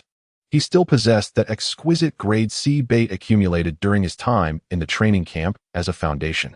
Now, it was time to reap the rewards of bait collection. Cui Ze stood within the wooden cabin, stretching his limbs before deftly employing the technique of shaving, vanishing like a wraith from his original position. Moments later, the seductive forest echoed with the dying cries of animals. You have vanquished a wild boar rated F in overall assessment. You have defeated a crocodile also rated F. The messages on the screen flowed like a swift stream, their density almost coalescing into a single entity. In the galley of the naval warship, while Cui Ze meticulously processed the marine beasts, he had to exercise utmost caution in deboning and separating the flesh to prevent wastage. However, on the Boeing Islands, Cui Ze had but one singular objective: to slay. A single fatal strike would suffice. API call failed with status code 429. Error. Code 429. Message. Resource has been exhausted, e.g. check quota. Status. Resource exhausted. Cui Ze exhaled a breath of murky air and pulled back the luminous curtain to take a glance. In a mere half hour, he had gathered 8 E-grade baits, along with a substantial quantity of F-grade bait. However, the quality of the bait seemed rather amiss. The number of E-grade baits was exceedingly scarce, while the F-grade baits were overwhelmingly abundant. API call failed with status code 429. Error. Code 429. Message. Resource has been exhausted, e.g. check quota. Status. Resource exhausted. Cui Ze temporarily altered the future hunting plans. Nevertheless, it remains imperative to hunt wildlife in the bandit forest. The enchantment forest serves as a sanctuary for rest and recuperation. However, this has always been a conventional developmental approach within the Boeing archipelago. One indulges abundantly in the safe zone, while in the wild, one engages in frenzied foraging, expending the calories and fat accumulated in the safe zone. Cui Ze raised his gaze to the sky, realizing that dusk was swiftly approaching, prompting him to conclude today's hunting expedition. At that moment, a thunderous rumble erupted from the depths of the enchanted forest as the ground beneath trembled violently, followed by a deafening roar reminiscent of a cataclysm. The earth tilted towards the heart of the island, its far end reaching skyward. The Baron of Gluttony stood majestically above the ocean. The ground slanted. The heavens turned askew. Within the enchanted forest, the once plentiful creatures, now reduced to mere corpses, bled profusely as they tumbled like marbles towards the gaping maw of the Baron, cascading into an unfathomable abyss. Cui Ze leaped into the air, instantly transforming into a wraith-like apparition of smoke. A grotesque specter surveying the cataclysm that had befallen the island from a lofty vantage point. This monumental upheaval of the island extended far beyond the alluring confines of the central district's enchantment forest, encompassing as well the more peripheral territory of the bandit forest. Cui Ze merely cast a cursory glance and discerned several colossal beasts struggling in midair, having inadvertently plummeted due to the sudden upheaval of the island's surface. The graceful and powerful, streamlined bodies of these creatures clearly indicated that they were not the domesticated detritus of the temptation forest, but rather the resilient beasts that had been engaged in a relentless struggle within the bandit forest. It appeared that the forthcoming hunting expedition would not only necessitate competing with the other beasts of the bandit forest for prey, but also contend with the gluttonous baron of the stomach. In the air, Cui Ze shook his head and activated the beast's breath, spatial perception, continuously scanning the group of creatures on the verge of being devoured by the baron. In search of any unforeseen discoveries, it seemed that Smog and his companions had not been affected by this catastrophic upheaval. API call failed with status code 429. Error. Code. For 29. Message. Resource has been exhausted, e.g. check quota. Status. Resource exhausted. Cui Ze's profound concern for Smoker and his companions extends beyond the mere fact that they are fellow Navy officers. A more significant reason lies in the fact that each of these individuals possesses an overall evaluation of grade D. Each one is akin to a D-grade bait, a prospect that Cui Ze would never overlook. While the Boeing Islands are indeed teeming with numerous sea creatures and beasts lured by the tantalizing aroma of food, as well as a plethora of domesticated livestock rendered useless, their overall evaluations do not exceed grade E. At least, Cui Ze has yet to encounter any large organisms on the Boeing Islands with an overall evaluation surpassing grade E, with the exception of the Baron of the Stomach. Cui Ze would certainly not overlook the densely populated E and F grade beasts, as well as the marine creatures in the bandit forest. However, he would equally not disregard the formidable naval elite present on the island, such as Smoker, Virgo, and Trafalgar Law. The worth of a D-grade bait is several times, if not dozens of times, that of E and F-grade bait. Defeating Smoker and his companions would prove far more advantageous than vanquishing beasts and marine creatures. Just as Cui Ze was devising a clever strategy to encounter Smoker and the others, Baron Stomach concluded his daily feast. The ground of Boeing Island trembled several times before gradually returning to its original smooth curvature. Baron Stomach resumed his reclining posture. Cui Ze relinquished his smoky form and descended to the ground, following the consumption by the Baron of the Stomach. The once saturated ambience of the forest was restored to a state of dryness. The previous remains of beasts, along with their sanguine scent, had completely dissipated. Cui Ze discreetly noted the environmental details of the temptation forest at that moment, intending to return the following day for further observation to ascertain whether this culinary haven would indeed undergo self-repair and replenishment. The following morning, Cui Ze emerged from the treehouse and set foot on the ground of the enchantment forest, promptly confirming his conjecture from the previous day. Indeed, the delicacies within the enchantment forest possessed the remarkable ability to replenish themselves. Once a particular type of delicacy had been sufficiently consumed, it would inexplicably regenerate according to an unknown set of rules. What a marvelous island! Cui Ze raised his hand and plucked a cluster of cucumber-like plants from a nearby giant tree. While their exterior resembled cucumbers, they were not elongated like cucumbers. Instead, they bore a striking resemblance to clusters of green bananas. API call failed with status code 429. Error. Code. For 29. Message. Resource has been exhausted, e.g. check quota. Status. Resource exhausted. Cui Ze peeled away the green, soft skin of the banana cucumber, revealing the tender, green flesh within. He took a crisp bite, savoring the delightful crunch. Ah, how refreshing. Embracing the philosophy of balancing both meat and vegetables, he found the task to be effortlessly enjoyable. Cui Ze once again returned from the vicinity of the noodle waterfall, bringing back several substantial pieces of meat rolls, enveloped with banana cucumbers, which he promptly stuffed into his mouth. The rich, greasy fat combined with the refreshing cucumber created a delightful contrast of flavors that erupted simultaneously within Cui Ze's palate, offering him an extraordinarily novel experience. After finishing his breakfast, Cui Ze withdrew from the forest of temptation, following his cleansing hunt yesterday. Coupled with the feasting activities of the Baron of Gluttony, the small area of the forest of temptation and the bandit forest adjacent to the central district has become nearly devoid of any wild beasts. API call failed with status code 429. Error. Code. For 29. Message. Resource has been exhausted, e.g. check quota. Status. Resource exhausted. Cui Ze arrived at the Thieves' Forest. The insurrection on the island yesterday had instilled immense terror among the beasts of the forest, rendering them far less frenzied and eager for battle today. With no creatures presenting themselves willingly, Cui Ze was compelled to seek them out one by one. Whether it was the colossal earthworm partially buried in the soil, the green serpent entwined around the tree trunks, or the seemingly innocuous man-eating plant, none could evade Cui Ze's keen gaze. The caliber of the beasts within the thieves' forest undoubtedly surpassed that of the temptation forest. A morning had swiftly passed. Cui Ze has successfully eliminated over 30 E-class beasts. The swiftness and quality of his slaughter far surpassed the efficiency with which he fillets fish in the culinary preparation area. The supply room at the recruit training camp is gradually failing to keep pace with my consumption. I require a more expansive venue for my piscatorial endeavors. As Cui Ze pondered, he made his way towards the enchantment forest in the central region of the island. Fortunately, he was about to return to the Marine headquarters at Marineford, where the mess hall should be considerably more spacious than that of the rookie training camp. Surely, it would not be limited to mere low-level sea creatures. There must exist medium-sized and even large sea kings. If I can bide my time for 2 or 3 years and achieve the title of Sword God of 10 Mile Slope, I shall wield my fish-slicing technique to assist Master Kaido in his endeavors against the land of Wano. Upon returning to the enchantment forest, Cui Ze immediately noticed the arrival of a familiar guest. "Ah, Smoker, you have come." With a familiar smile gracing his face, Cui Ze approached the young marine enveloped in swirling white smoke. "Smoker, please, have a seat. Smoker has arrived. The D-class bait is here."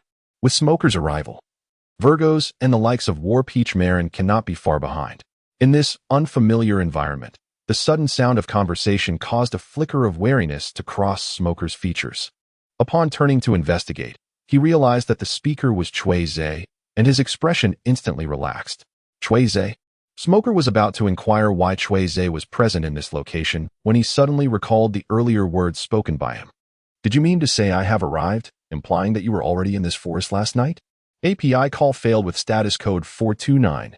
Error. Code 429. Message. Resource has been exhausted, e.g. check quota.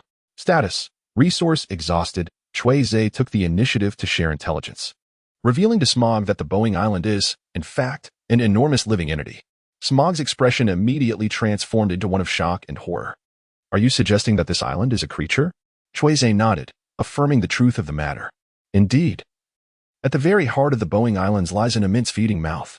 The earthquake that struck the islands yesterday evening was merely a manifestation of this feeding action." Smoker displayed an expression of incredulity. "It is nothing of great concern," Cui Ze replied, shaking his head, "merely a living island. I have heard tales of colossal goldfish that specifically feast upon islands in the ocean. Are you referring to the island-eating goldfish?" Smoker's astonishment slightly diminished, replaced by a sense of yearning, even revealing a hint of excitement. "I too have heard stories of such monstrous beings, capable of consuming an entire island in a single bite." Cui Ze, unperturbed by the peculiarities around him, recognized that compared to his own experiences, Smog was the true native of the sea, well-versed in the legends of strange creatures. After a brief exchange, sensing the atmosphere was ripe, Cui Ze resolved to extend a challenge for a duel. This D-grade bait, so conveniently presented, was something he intended to swiftly pocket. "Smog," Cui Ze called out, "do you think we might one day hunt the island goldfish?" The island goldfish. Smog pondered. Such an enormous sea creature would surely be worth an A-grade bait. At the very least, it should qualify as B-grade. In the depths of Cui Ze's mind, an equivalent formula swiftly took shape, and he casually replied, "Who can accurately predict the future? However, I am certainly not one to overlook such a colossal catch." Smoker nodded. He had heard of Cui Ze's peculiar penchant for fishing. After all, it is indeed rare to find a marine soldier like Cui Ze, who diligently spends months in the kitchen, tirelessly preparing fish. The future remains an enigma. As Smoker softly remarked, "We cannot guarantee whether we will encounter the golden fish of Food Island. Yet here we stand before the Boeing Islands, laid out before us." Cui Ze widened his eyes slightly. "You wish to annihilate this island?" Smoker replied calmly, "Don't pretend you don't desire it." "Of course I do." Cui Ze spoke with evident irritation. "However, the Navy must always remain grounded in reality. The expanse of Boeing Island is so immense. Neither you nor I possess any means to defeat it, let alone harm it.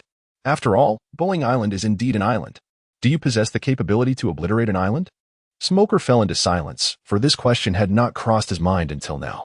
To annihilate an island is a staggering notion. Smoker gathered his abilities, his smoke fruit powers, the 6 forms, marksmanship, and staff technique. Indeed, The earlier suggestion was nothing short of fanciful and utterly impossible to realize. In truth, Cui Ze similarly earmarked the Baron of the Stomach for his future hunts, though that was a plan for the morrow. Cui Ze is an individual of pronounced pragmatism and rationality, much like his intention to bide his time, developing his strength for several years before confronting the formidable challenges posed by Kaido and Big Mom. Baron Stomach stands as an adversary currently insurmountable for Cui Ze. Unless his angling prowess yields an extraordinary boon, such as the unlikely retrieval of a Zarbombo-esque artifact from the dimensional sea, fortune continues to elude him. Sea's stock of advanced bait was also quite meager, making any wastage unacceptable. Shaking his head, C ceased dwelling on this elusive objective. Rather than contemplating how to hunt the gluttonous Baron, it would be more prudent to focus on defeating Smoker and reaping D-grade bait. Come, Smoker, let us engage in combat. You have vanquished an elite Marine officer with an overall rating of D. Months prior, C was capable of defeating Smoker through various means. Now, with his greatly enhanced strength, overcoming Smoker presented even less of a challenge. He swiftly harvested this D-grade bait that willingly presented itself, converting it into his own reserves. 1 D-grade bait acquired. Cui Ze deposited the unconscious Smoker beside a roasting meat boulder. However, this was far from sufficient. With Virgo and Cinnamaro potentially breaching the outer bandit thicket and venturing into the inner bewildering woods at any moment, a proactive hunt was imperative. The bewildering woods presented negligible peril, and Smoker, endowed with the powers of the smoke fruit, remained impervious to ordinary harm. Cui Ze, feeling quite at ease, cast this individual into the temptation forest and proactively ventured towards the robber forest on the periphery. While relentlessly harvesting E-level beasts in the robber forest, Cui Ze also employed his multifaceted perception abilities in an attempt to locate the whereabouts of Virgo and Jean Taoan amidst the vast island. The afternoon's hunting yield proved to be less fruitful than that of the morning, netting merely over 20 E-baits. After all, despite the expansive nature of the robber forest, the number of higher-level predators within it is limited. The reason Cui Ze was able to simultaneously eliminate so many E-level creatures was due to the extensive accumulation of provisions painstakingly gathered by Baron of the Stomach over a considerable period. It can be anticipated that in the days to come, the speed at which Cui Ze gathers bait will only decline, not increase. Fortunately, I am not solely reliant on the creatures of the Boeing Islands for sustenance.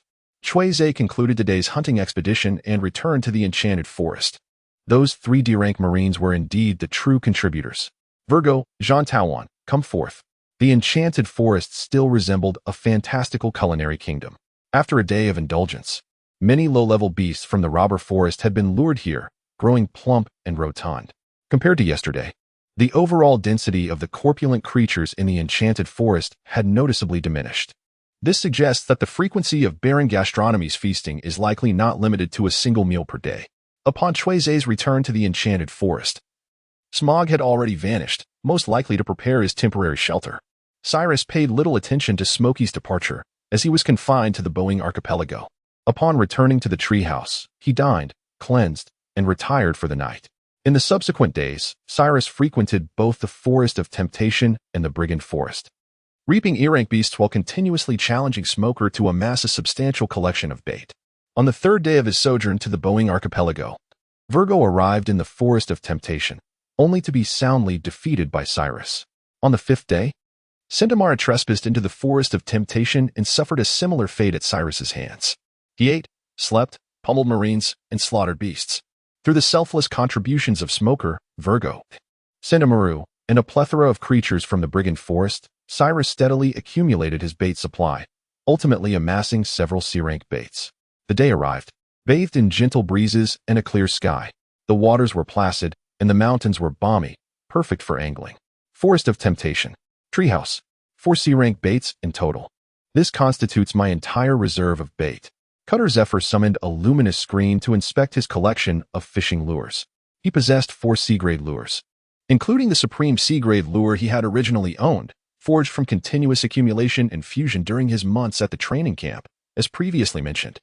The remaining 3 were acquired as follows. The first, a supreme C-grade lure, was crafted through the repeated defeat of Smoker, Virgo, and War, their D-grade lures fused together.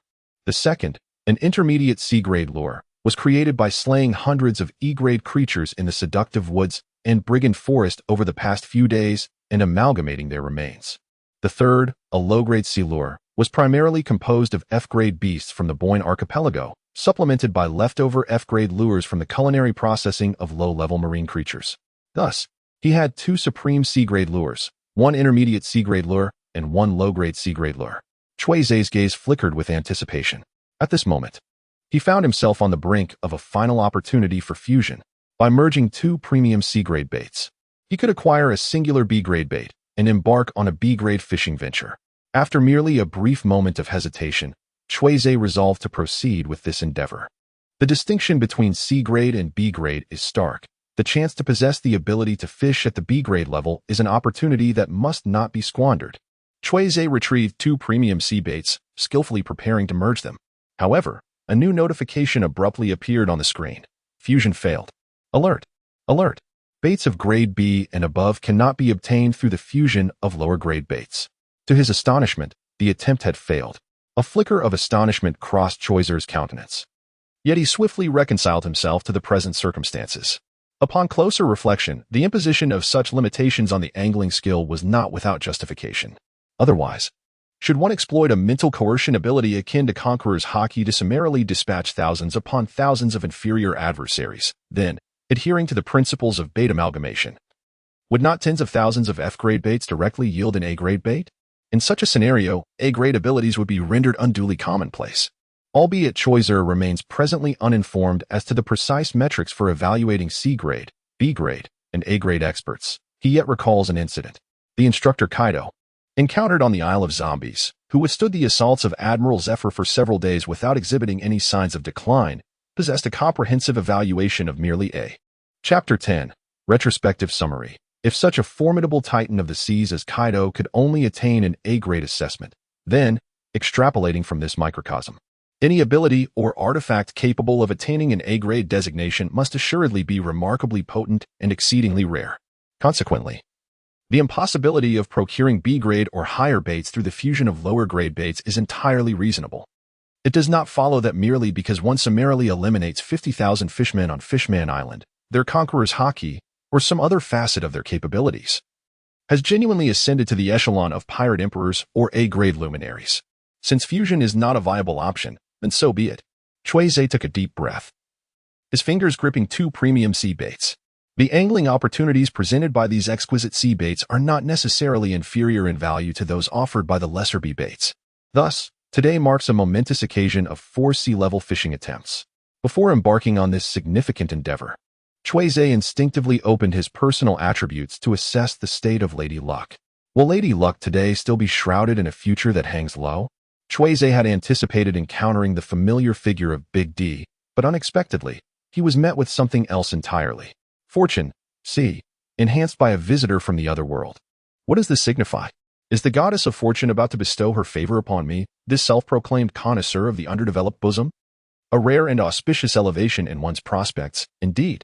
Cui Ze dared not entertain even the slightest thought of wasting time. He did not even have the opportunity to use low-grade sea bait as a preliminary measure, and instead, he immediately commenced fishing with top-tier sea bait. Double fishing. During this endeavor, the following rewards were acquired. Type of reward. Ability entry, sea-level ability entry. Primal dance source. The captive of cuisine description, primal dance. Also known as the dance of the monkey, is a combat technique personally imparted by one of the 8 kings of the culinary realm, King Bampina, to the 5 billion monkeys inhabiting the 7th continent.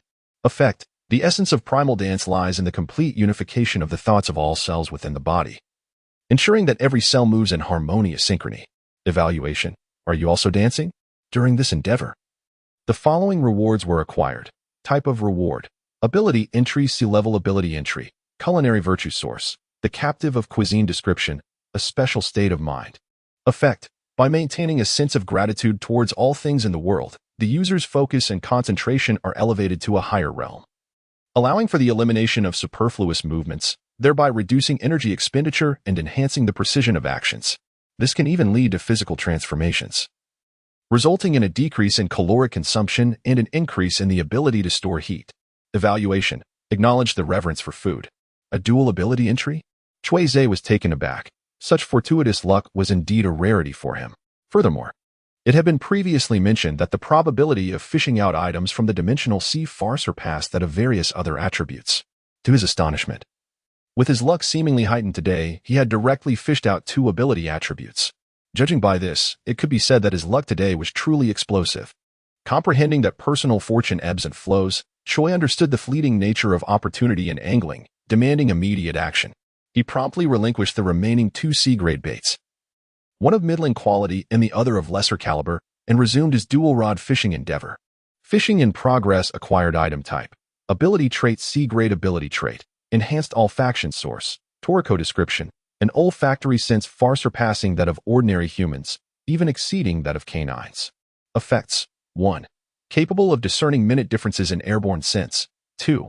Able to determine the gender, approximate age, and potential threat level of other humans or creatures through scent. Assessment. A remarkably keen sense of smell. Fishing in progress. Acquired item type. Item. C-grade item. Sapling of the snack tree source. Toriko description. A sapling from a gourmet tree that yields a diverse assortment of snacks. Effects. Bears different delectable snacks according to the seasons, with an estimated variety of over 100 million types, hence its moniker, the Billion Tree. Note 1.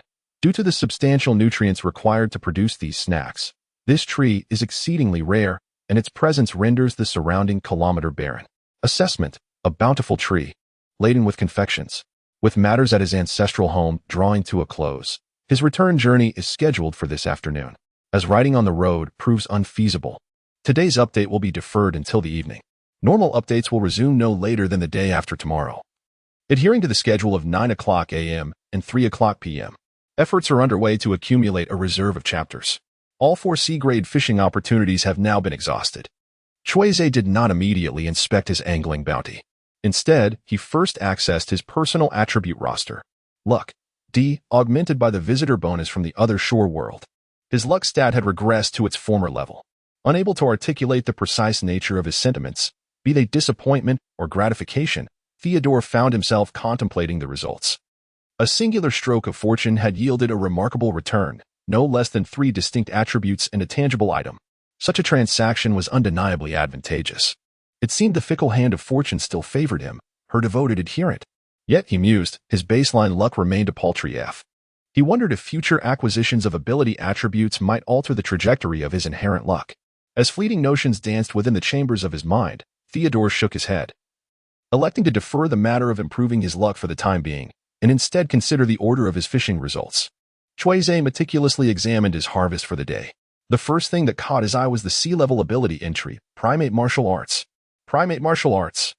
Cui Ze gazed at the luminous screen, his eyes reflecting a subtle shift of understanding. He possessed a certain familiarity with this ability, beyond the information presented in the description. Yuan Wu is one of the extraordinary powers wielded by the protagonist Alu from the culinary realm. The essence of Yuan Wu lies in the mastery over all bodily cells. Its most fundamental manifestation is the achievement of perfect force release, enabling the expulsion of all external influences. These influences encompass not only the assaults from adversaries but also the gravitational pull of the planet itself. Indeed, upon delving into the profound depths of Yuan Wu, its possessor can even liberate themselves from planetary gravity. Take for instance the Yuan Wang, one of the 8 kings of the culinary world. Before slumber, it effortlessly leaps, ascending to the stratosphere, a staggering altitude of 50 kilometers above the ground within a mere second, subsequently surpassing the mesosphere to reach the thermosphere. This altitude is hundreds of kilometers above the Earth's surface, verging on the cusp of cosmic space. The pinnacle of Yuan Wu's force release is nothing short of terrifying. However, the quintessence of Yuan Wu extends beyond mere force release or defense. By converting the synchronized cellular consciousness established through basic defense into an offensive capability, Yuan Wu can unleash an astonishingly formidable lethality, manifesting in the blink of an eye.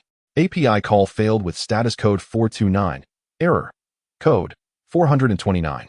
Message. Resource has been exhausted, e.g. check quota. Status. Resource exhausted. A sudden flash of insight crossed Cui Ze's mind, recalling the valuable advice he received from instructor Xiozhua. Dominance, in essence, is the unwavering strength of conviction. To put it differently, dominance embodies a formidable force of will. The essence of the primate technique lies in the ability to unify the thoughts and will of every cell within one's body.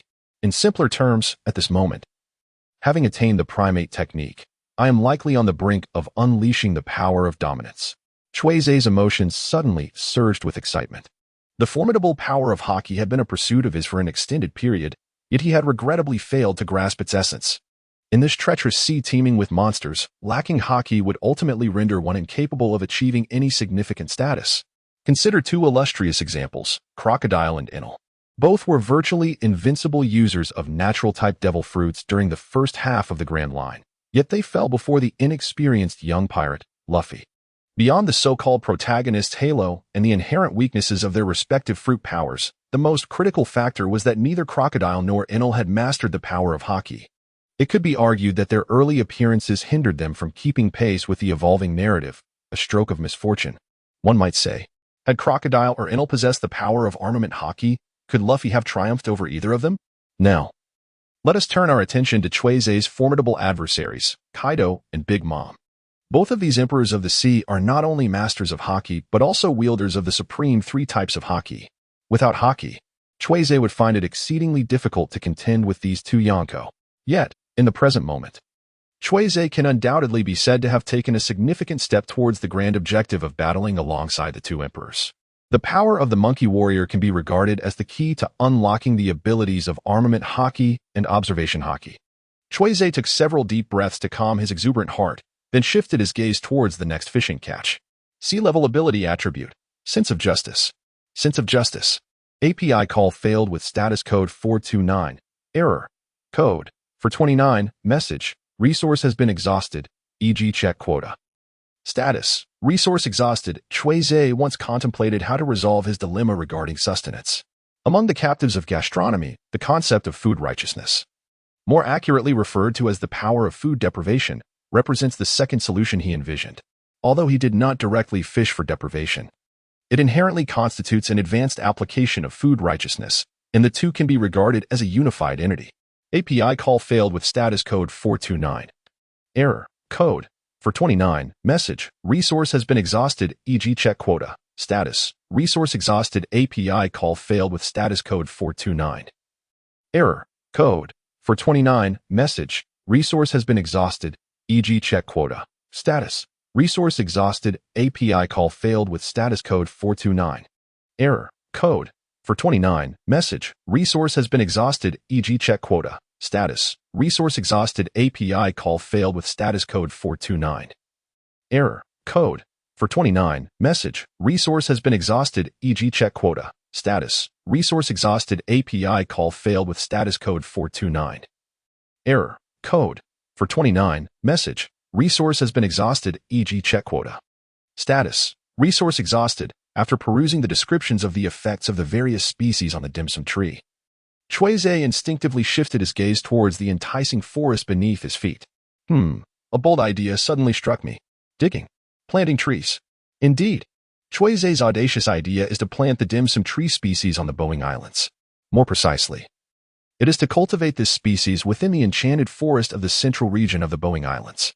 According to the description of the dim sum tree species, once planted, it will excessively absorb nutrients from the soil within a 1-kilometer radius, rendering the land desolate and barren, devoid of any vegetation.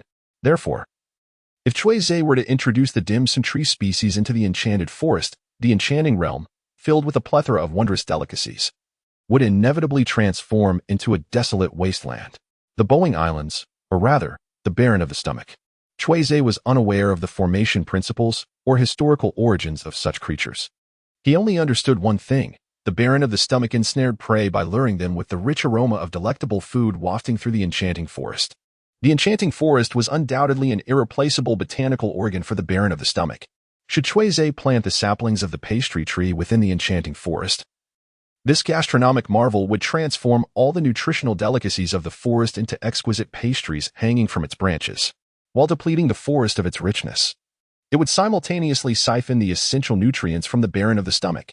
The pastry tree would inevitably become a parasitic tumor upon the barren-ass very being. Once the saplings of the pastry tree fully matured, the barren of the stomach, drained of all its nutrients, would succumb to the fate of a lifeless isle. At that juncture, Cui Ze would effortlessly harvest the high-grade bait symbolized by the barren of the stomach. One sapling of the pastry tree could be exchanged for a barren of the stomach. In other words, trading C-grade bait for B-grade or even A-grade bait was a transaction entirely feasible. Cui Ze joined his fingers together, cradling the seed of the pastry tree within his palm. As for the earlier mention of handing the pastry tree seeds to Charlotte Linlin in exchange for the treasures of the world, that notion is utterly implausible. Who is Big Mom? A natural destroyer, the queen of Tado Land, and the sole surviving female pirate emperor. If Cui Ze were to venture to Tado Land with the pastry tree seeds, he might not even reach the heart of Cake Island before the crew of Big Mom plunders his belongings. Moreover, API call failed with status code 429. Error. Code. For 29. Message. Resource has been exhausted, e.g. check quota. Status. Resource exhausted. Cui Ze raised his finger. Employing the 6 techniques of the finger gun to excavate a deep pit in the meat-laden earth before casting the sapling of the snack tree into it. This should suffice, I presume. Cui Ze clapped his hands, filling the pit with scattered pieces of roasted meat. Let it thrive here. It would be best if it grew quickly, tomorrow. I shall drain the forest of temptation completely. Cui Ze harbored no concerns that the cultivation of dim sum trees would precipitate a catastrophic collapse across the entirety of the Boeing Islands, thereby forfeiting the gastronomic allure of the world coordinates. The Boeing Islands form a vast archipelago, and the barren of gastronomy is not merely singular. Once the planting of the dim sum trees was completed, Cui Ze did not remain idle. While awaiting the growth of the dim sum trees, he seated himself cross-legged upon the ground, silently immersing himself in the techniques of the primate martial arts. As for the matter of culinary ethics, that could be addressed at mealtime. The essence of primate martial arts lies in the mastery of one's own cellular control. With his eyes closed, Cui Ze's mind was inundated with the intricate details of the combat techniques of the monkey dance. Fortunately, he had directly extracted the ability descriptor of the monkey arts from the dimensional sea. Otherwise, merely mastering the control of cells would have taken an indeterminate length of time. It is worth noting that among the 6 styles, there exists a profound ability known as life restoration, which grants the power to freely manipulate one's body. However, when it comes to precision, life restoration can control the body, hair, and internal organs, whereas the monkey arts allow for direct manipulation of cells. Cui Ze immersed himself in the fundamental techniques of Yuan Wu for several minutes, and suddenly opened his eyes, a flicker of astonishment illuminating his gaze. He had anticipated that mastering the basics of Yuan Wu would require at least half a day's effort. However, a particular ability bestowed upon him a delightful surprise. The 6th style, paper drawing. The essence of paper drawing lies in relinquishing all bodily strength, allowing oneself to perceive the subtle shifts in the air currents generated by an opponent's movements. This enables the body to become as light and supple as paper, facilitating effortless evasion of attacks. Although the release of force in paper drawing does not equate to that of Yuan Wu, it nonetheless lays a commendable foundation for the latter. With this advantage, Cui Ze seamlessly acclimated to the capabilities of Yuan Wu, delving into the intricate control of his own cells. His right fingers, right palm, right forearm, left hand, and chest abdomen. API call failed with status code 429. Error. Code. For 29. Message. Resource has been exhausted, e.g. check quota. Status. Resource exhausted. Cui Ze was able to exert a rudimentary control over all the cells in his body, temporarily nullifying the force of gravity acting upon him.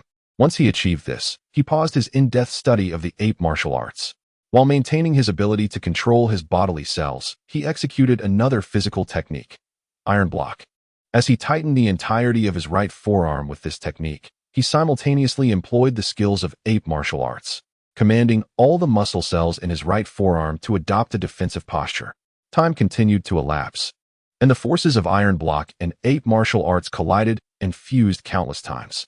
At this moment, both powers erupted simultaneously. Iron block, ape martial arts. A deep, obsidian hue suddenly manifested on Cui Ze's right forearm, exuding a metallic sheen that was as formidable and unyielding as steel, instilling a sense of dread in those who beheld it. Concurrently, a series of new notifications emerged on the luminescent screen. Through the relentless honing of his physique, you have comprehended a higher tier ability technique, and you have acquired the C-rank ability entry, Armament Haki.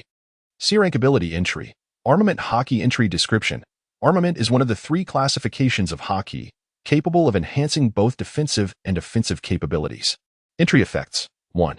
Hardening. The most fundamental technique of Armament Haki, enveloping the body in this power, rendering it harder than steel and significantly augmenting defensive strength. 2. Demon Lock, the basic effect of Armament Haki, allowing one to touch the physical form of a devil fruit user. Entry evaluation. Stone has become even more stone-like. The Haki attribute has been activated. Haki. See, your overall evaluation has risen to C. Everything seemed to unfold as if it were destined. Cui Ze was wholly engrossed in the sight of his right forearm, shrouded in a deep black hue rendered by the power of armament haki. He stood utterly still, resembling a statue lost in silent contemplation. In the next moment, Cui Ze suddenly sprang into action. He slightly bent his knees, unleashing an immense force from beneath, propelling himself into the air. With his right forearm enveloped in the formidable aura of armament haki raised high, he descended like a meteor. Boom. API call failed with status code 429. Error. Code. 429. Message. Resource has been exhausted, e.g. check quota. Status. Resource exhausted. Cui Ze rose from the ground, gently shaking his wrist as the inky black aura of armament haki slowly receded from his forearm. On the surface, my physical strength attribute stands at a mere C rank. However, in reality, with my mastery of armament haki's hardening technique, the power I can unleash far exceeds this classification. The might of haki grants me the true capability to engage in battles beyond my rank. After conducting a simple test of my newly acquired armament haki abilities, Cui Ze felt a profound sense of satisfaction. He understood well that the potential of armament haki extends far beyond mere hardening. The two fundamental applications of this power are hardening and wrapping. When developed to an advanced stage, it can even allow for long-range strikes and internal destruction, much like the prowess of the ape. The strength of armament haki also necessitates continuous and in-depth exploration. Both of these abilities possess immense potential, promising a bright future ahead. Cui Ze waved away the armed haki, lifting his gaze to observe the state of the sky. Noticing that it was nearly time for dinner, he decided to gather some food right there. Furthermore, there was another new ability he had yet to test, food justice. API call failed with status code 429. Error. Code. 429. Message. Resource has been exhausted, e.g. check quota. Status. Resource exhausted. API call failed with status code 429. Error. Code. 429. Message. Resource has been exhausted, e.g. check quota. Status. Resource exhausted. API call failed with status code 429. Error. Code. 429. Message. Resource has been exhausted, e.g. check quota. Status. Resource exhausted. In the recesses of Cui Ze's mind, a plethora of abilities he currently possessed flickered to life. When it comes to a comprehensive evaluation, I might only warrant a grade of C. However, in terms of overall combat prowess, I could perhaps elevate that to a C. Tomorrow, I may seek out Smoker, Virgo, and Trafalgar Law for a unique approach to battle. As the sun sets and the moon rises, and the moon sets while the sun ascends once more, the Boeing Islands welcome yet another tranquil morning. Out of respect for the survival challenge and confidence in their own abilities, Smoker, Virgo, and Trafalgar Law chose not to reside in the same vicinity as Cui Ze, but rather scattered themselves across the various corners of the enchantment forest. Early in the morning, API call failed with status code 429. Error. Code. 429. Message. Resource has been exhausted, e.g. check quota. Status. Resource exhausted. Cui Ze conducted another inspection of the growth conditions of the snack tree species. After discovering no issues, he promptly proceeded to the temporary base of the other three individuals in the Temptation Forest, gathering all three elite Marines together. Ever since Smoker, Virgo, and Bartolomeo entered the Temptation Forest, Cui Ze has been challenging these Marines daily, employing various tactics to harvest their D-grade bait. Both Smoker and Bartolomeo are relatively pure Marines. Even though they are aware they are no match for Cui Ze, they never decline his challenges.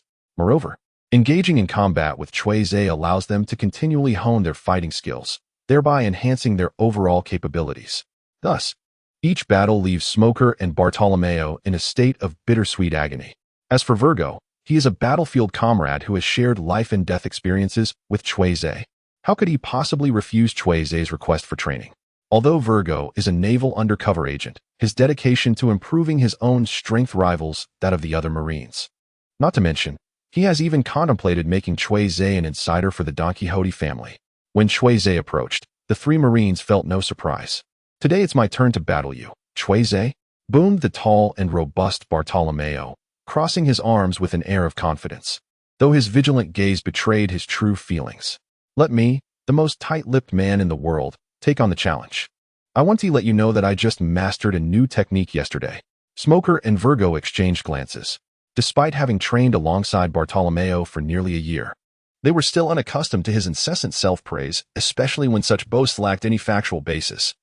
Just as the entire training camp was aware of Smoker's smoking habit and Virgo's untidy demeanor, who could be oblivious to Bartolomeo's loose lips, which were more revealing than Big Mom's skirts. Cui Ze felt a sense of helplessness. Among the 4 individuals on this Boeing island, he was the sole rational one, while the other 3 exhibited varying degrees of eccentricity. Yet, he had already divulged his own intelligence. Cui Ze shook his head, dismissing the inconsequential topic. However, it was of little significance. Jean Tamaru, today I do not intend to challenge you alone. Jean Tamaru touched his watermelon-like hairstyle, momentarily at a loss for comprehension. What do you mean? Are we not fighting today? No. Cui Ze raised his fist, and a jet-black aura of armament hockey erupted from within his body, staining his forearm a deep black. Today, I shall take on 3. Nanny, X3 Smoker, Virgo, and Jinbi were simultaneously taken aback, especially upon witnessing the dark luster that symbolized armament hockey. Master Cui struck a pose, flashing a grin, his pearly white teeth glinting with a chilling radiance. I will take on 3. Hey, Cui Ze, even if you have mastered armament hockey, to challenge all 3 of us at once is rather presumptuous. The proud smoker stepped forward, his expression rife with discontent. He acknowledged Cui Ze's superiority in strength and was acutely aware of how armament hockey countered the smoke fruit. However, this did not imply that the arrogant smoker was willing to ally with the other Marines against Cui Ze, nor did it suggest that Smoker believed the newly initiated wielder of armament hockey could stand against 3. After all, he, Virgo, and Jinbi were among the elite of the training camp, their overall strength not significantly inferior to Cui Ze's. Yet, Cui Ze had no intention of allowing Smoker to finish his words, nor did he grant the trio any time or space to refuse. With a decisive step forward, he moved. With a swift motion, Cui Ze propelled himself forward like an arrow released from its bow, targeting the most conspicuous Jean Tawan. Fully prepared to confront the challenge, Jean Tawan harbored no thoughts of complacency at this moment. He clenched his fists tightly, adopting a defensive stance, while letting out a resounding shout. Iron block! The muscles within Jean Tawan's body tensed instantaneously under the command of his will, forming a protective barrier as unyielding as steel. As one of the elite trainees in the advanced martial arts training facility, Jean Tawan's mastery of the iron block technique far surpassed that of the majority of his peers in the elite training camp.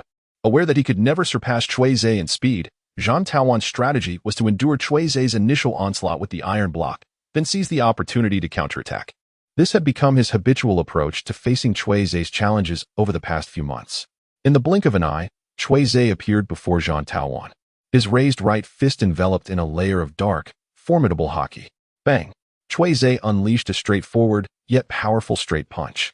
His fist, enveloped in hockey, collided with the tightly tensed abdomen of Jean Tamaru, producing a dull thud reminiscent of 2 colossal boulders crashing against one another, the shockwave radiating outward. A fleeting expression of pain flickered across Jean Tamaru's face, as though his abdomen had been pierced by a searing iron drill. An unrelenting torrent of agonizing pain emanating from the point of impact. The defensive iron block barely sustained for 2 seconds before being shattered by the hockey-infused punch. With a spurt of blood, Jean Tamaru was propelled backward, crashing through countless food trees in the temptation forest. Jean Tamaru! Smoker exclaimed in astonishment, his eyes widening. How could he be defeated so swiftly? Virgo, too, struggled to maintain his stoic demeanor. Years of encounters had provided Smoker and Virgo with a general understanding of Cui Ze's capabilities. They were acutely aware that they were no match for him, however. The disparity in their strengths was not as stark as they had imagined. Take Jean Tamaru as an example. His mastery of iron block made him exceptionally resilient within the elite training camp. In previous battles against Cui Ze, Jean Tamaru had never been vanquished due to his iron block being breached. Typically, his defeat stemmed from Cui Ze exploiting openings during combat, leading to his downfall. Moreover, their skirmishes generally lasted a minimum of 10 minutes. Yet today, in a mere exchange, Jean Tamaru was decisively bested by Cui Ze, with his iron block shattered directly. Such an occurrence had never been witnessed by Smoker and Virgo. The 2 seasoned naval officers swiftly assessed the situation, discerning the gravity of the information at hand. Cui Ze's prowess has significantly augmented. To be precise, it is the enhancement brought forth by the armament hockey that has greatly elevated Cui Ze's strength. Smoker, suppressing the arrogance within his heart, gazed solemnly in Cui Ze's direction, simultaneously addressing Virgo beside him. I shall strike from the left, you from the right. Let us attack together. Be cautious not to inhale my smoke. As his words fell, the lower half of Smoker's body abruptly transformed into a swirling mass of smoke, propelling him swiftly towards Cui Ze. Two robust, grayish-white tendrils of smoke surged ahead, endeavoring to ensnare Cui Ze in place before he could react to Smoker's smoke confinement. API call failed with status code 429. Error. Code. For 29. Message. Resource has been exhausted, e.g. check quota. Status. Resource exhausted. Cui Ze launched a strike. A seemingly unremarkable punch enveloped in the formidable aura of armament hockey. Bang! The collision of two fists, one black and one white, resonated through the air before they parted ways, unleashing a torrent of force that surged in all directions. Upon closer inspection, Cui Ze's expression was resolute, akin to the steadfastness of a rocky shore against the relentless sea. In contrast, Smoker felt an excruciating pain in his knuckles, his fingers trembling, nearly unable to maintain their grip on the form of his fist. API call failed with status code 429. Error. Code. For 29. Message. Resource has been exhausted, e.g. check quota. Status. Resource exhausted. API call failed with status code 429. Error. Code. For 29. Message. Resource has been exhausted, e.g. check quota. Status. Resource exhausted. After finishing his work, Cui Ze was greeted by 3 notifications appearing on the screen, indicating that he had once again acquired 3 D-grade fishing baits, not a single useful one among them, ever since Cui Ze decisively triumphed over Smoker, Virgo, and Jinbei in a swift manner. The 3 of them had utterly extinguished any thoughts of competing with Cui Ze for the title of the top contender in the elite training camp. It was not that their team lacked strength, rather, Cui Ze's ferocity was unparalleled. In the subsequent days, whenever Cui Ze contemplated challenging Smoker and the others again, they would inexplicably find reasons to evade him. Battling opponents of comparable skill was training. Challenging those with a vastly disparate level of ability was merely a beating. Smoker, Jinbei, and Virgo certainly did not possess a masochistic disposition. API call failed with status code 429. Error. Code. For 29. Message. Resource has been exhausted, e.g. check quota. Status. Resource exhausted. API call failed with status code 429. Error. Code. For 29. Message. Resource has been exhausted, e.g. check quota. Status. Resource exhausted. API call failed with status code 429. Error. Code. For 29. Message. Resource has been exhausted, e.g. check quota. Status. Resource exhausted. Cui Ze is on the verge of departing from this island. The current growth of the pastry tree is indeed formidable, yet it still remains a considerable distance from Cui Ze's ultimate objective. He wonders whether, after leaving the Boeing Isles, the pastry tree will be capable of completely draining the Baron of gastronomy. Should the pastry tree succeed in fully sapping the Baron, he ponders whether this achievement would be attributed to him, and if so, what caliber of bait it would entail. API call failed with status code 429. Error. Code. For 129. Message. Resource has been exhausted, e.g. check quota. Status. Resource exhausted. A rustling sound emerged behind Cui Ze as Smoker, Virgo, and Tontata slowly stepped forward. What a peculiar tree. How did I not notice it before?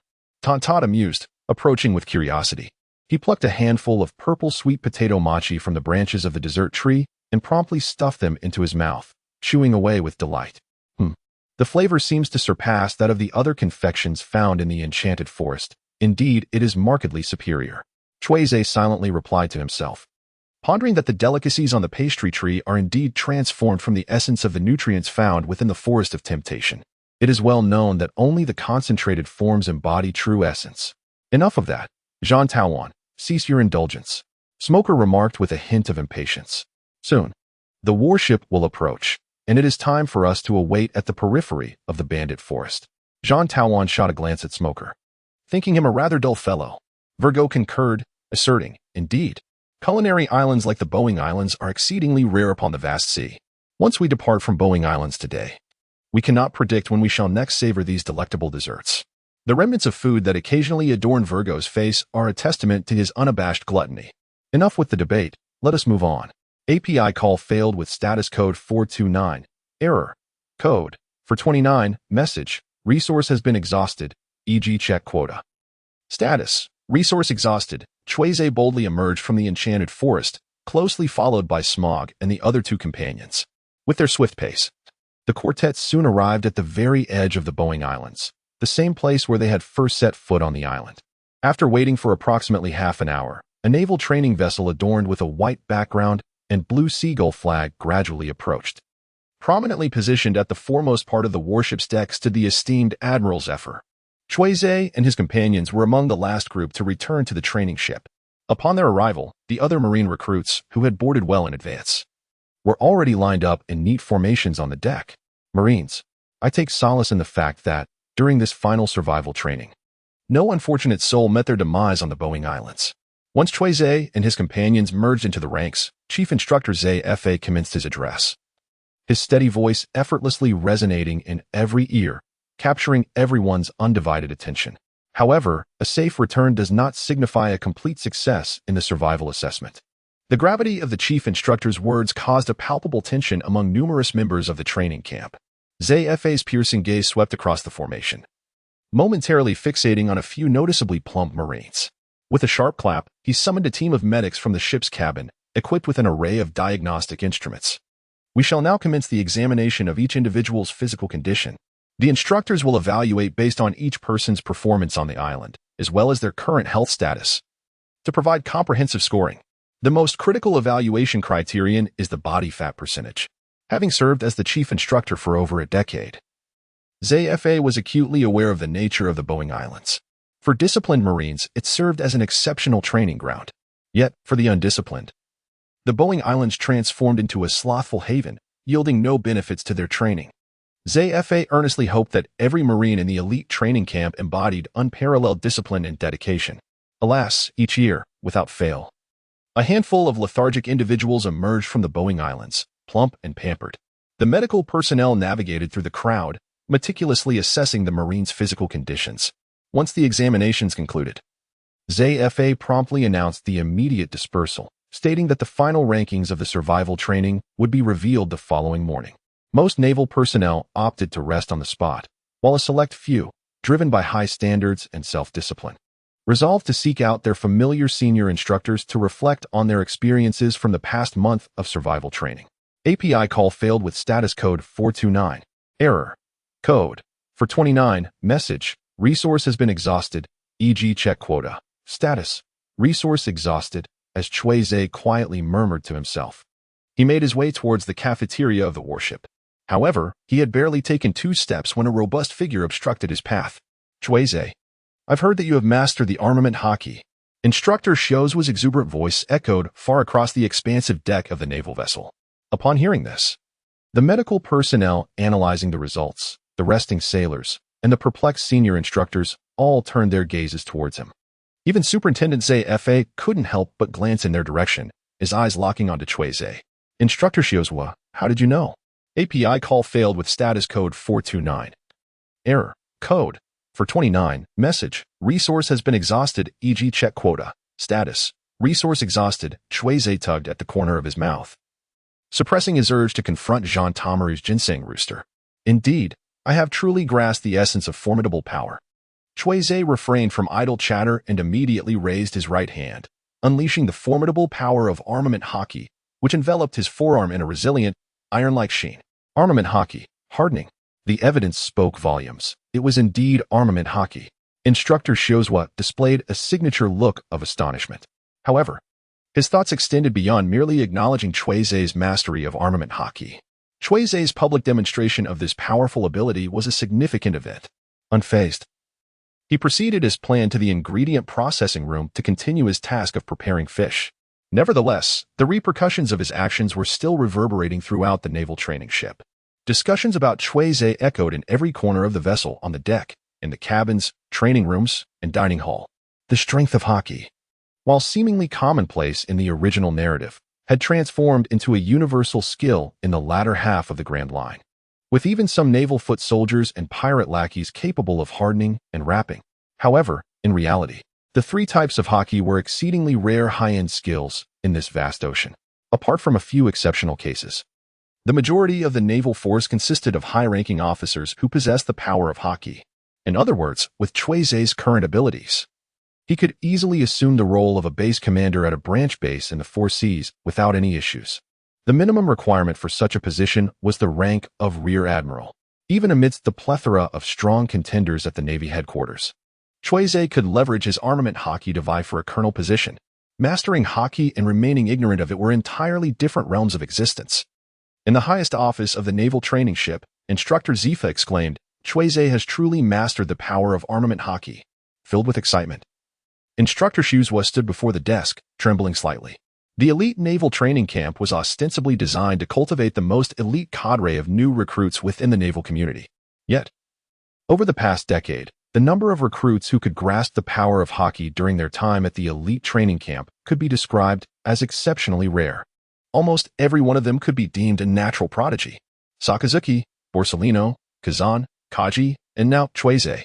Compared to the previous few, Cui Ze faced even greater disadvantages.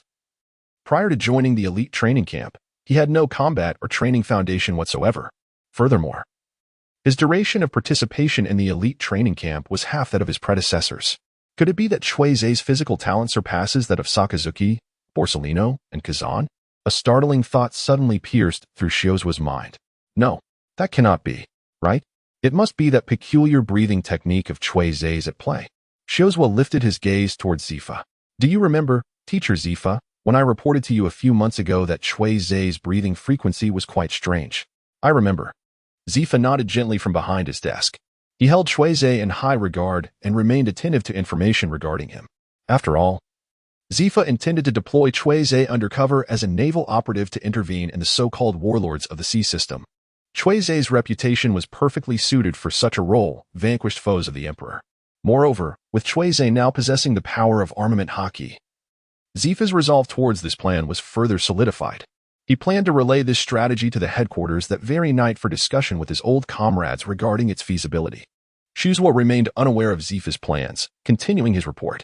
I previously informed you that whenever Cui Ze enters that peculiar breathing frequency, he simultaneously exhibits iron block. Zifa replied, maintaining a composed demeanor. Thus, you suspect that Cui Ze's breathing frequency could aid in enhancing the mastery of iron block. You later confirmed this. Indeed, Teacher Zifa. Instructor Shozwa nodded earnestly. Through consistent observation during that period, I am convinced that Cui Ze indeed accelerates the practice of iron block through that peculiar breathing frequency.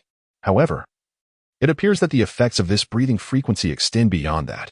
It may not only aid in the practice of iron block, but could also enhance the training of armament haki. The ability to assist in mastering iron block and accelerate the training of haki represent two distinct strategic significances. A glimmer of insight flashed in Zifa's eyes as he issued a direct command. Have Cui Ze come to my office. Just moments ago, he had been busy slaying several sea beasts in the ingredient processing room. Cui Ze then received a notification from the messenger. Is ZFA seeking my presence? API call failed with status code 429. Error. Code. For 29. Message. Resource has been exhausted, e.g. check quota. Status. Resource exhausted. API call failed with status code 429. Error. Code. For 29. Message. Resource has been exhausted, e.g. check quota. Status. Resource exhausted. Cui Ze was taken aback. He had never anticipated that the breath of beast would be exposed to the eyes of the instructors at the Navy elite training camp. The capability of the breath of beasts was inherently subtle. Who among the ordinary would pay heed to another's respiratory rhythm? However, upon further reflection, such exposure seemed quite logical. The senior instructors of the elite training camp were nearly all masters of the dual-colored haki. With their keen perception, discerning Cui Ze's peculiar breathing pattern would indeed be a rather effortless task. Particularly, when Cui Ze was initially honing his skills with the iron block, he had, on several occasions, demonstrated the ability of the breath of beasts to enhance his physical prowess before Instructor Shiozua. With this in mind, Cui Ze relinquished any thoughts of concealment. After all, there was no way to maintain the facade. It would be more prudent to reveal it willingly. Cui Ze candidly remarked. Indeed, ZFA instructor, the breathing technique I have mastered did indeed expedite my ability to acquire the skill of manipulating iron blocks. Was it merely limited to iron blocks? A flicker of disappointment crossed ZFA's eyes. Could it not assist in the cultivation of the armament haki? Could it serve as an aid in the mastery of haki? Cui Ze shook his head. The breathing technique was not yet powerful enough to yield such remarkable effects. However, the well-experienced ZFA quickly composed himself, overcoming his disappointment, and proactively inquired, could you provide a brief description of the overall effects of your breathing technique? Although the breathing method mastered by Cui Ze proved to be of little assistance in cultivating haki, it still held potential as a significant enhancement for the entire Navy, particularly in aiding the progress of iron block training. After a moment of contemplation, Cui Ze proceeded to explain the general effects of the beast breathing technique. He refrained from detailing all the sword forms associated with it, instead focusing on the enhancements to physical attributes and explosive power. Ze, extracting the key elements, immediately sensed its complexity. In simple terms, does this beast breathing allow one to grow stronger merely through breath? Cui Ze blinked, affirming, indeed, the breath can grow stronger. Upon hearing these words, Ze-Fe's expression immediately became more solemn. Initially, based on Shio's description, Ze-Fe believed that Cui Ze's breathing technique was merely a temporary physical burst, incapable of lasting for an extended period. However, Cui Ze now revealed that, upon delving deeply into this breathing method, it could astonishingly be sustained around the clock without interruption. This revelation bore a significantly different implication.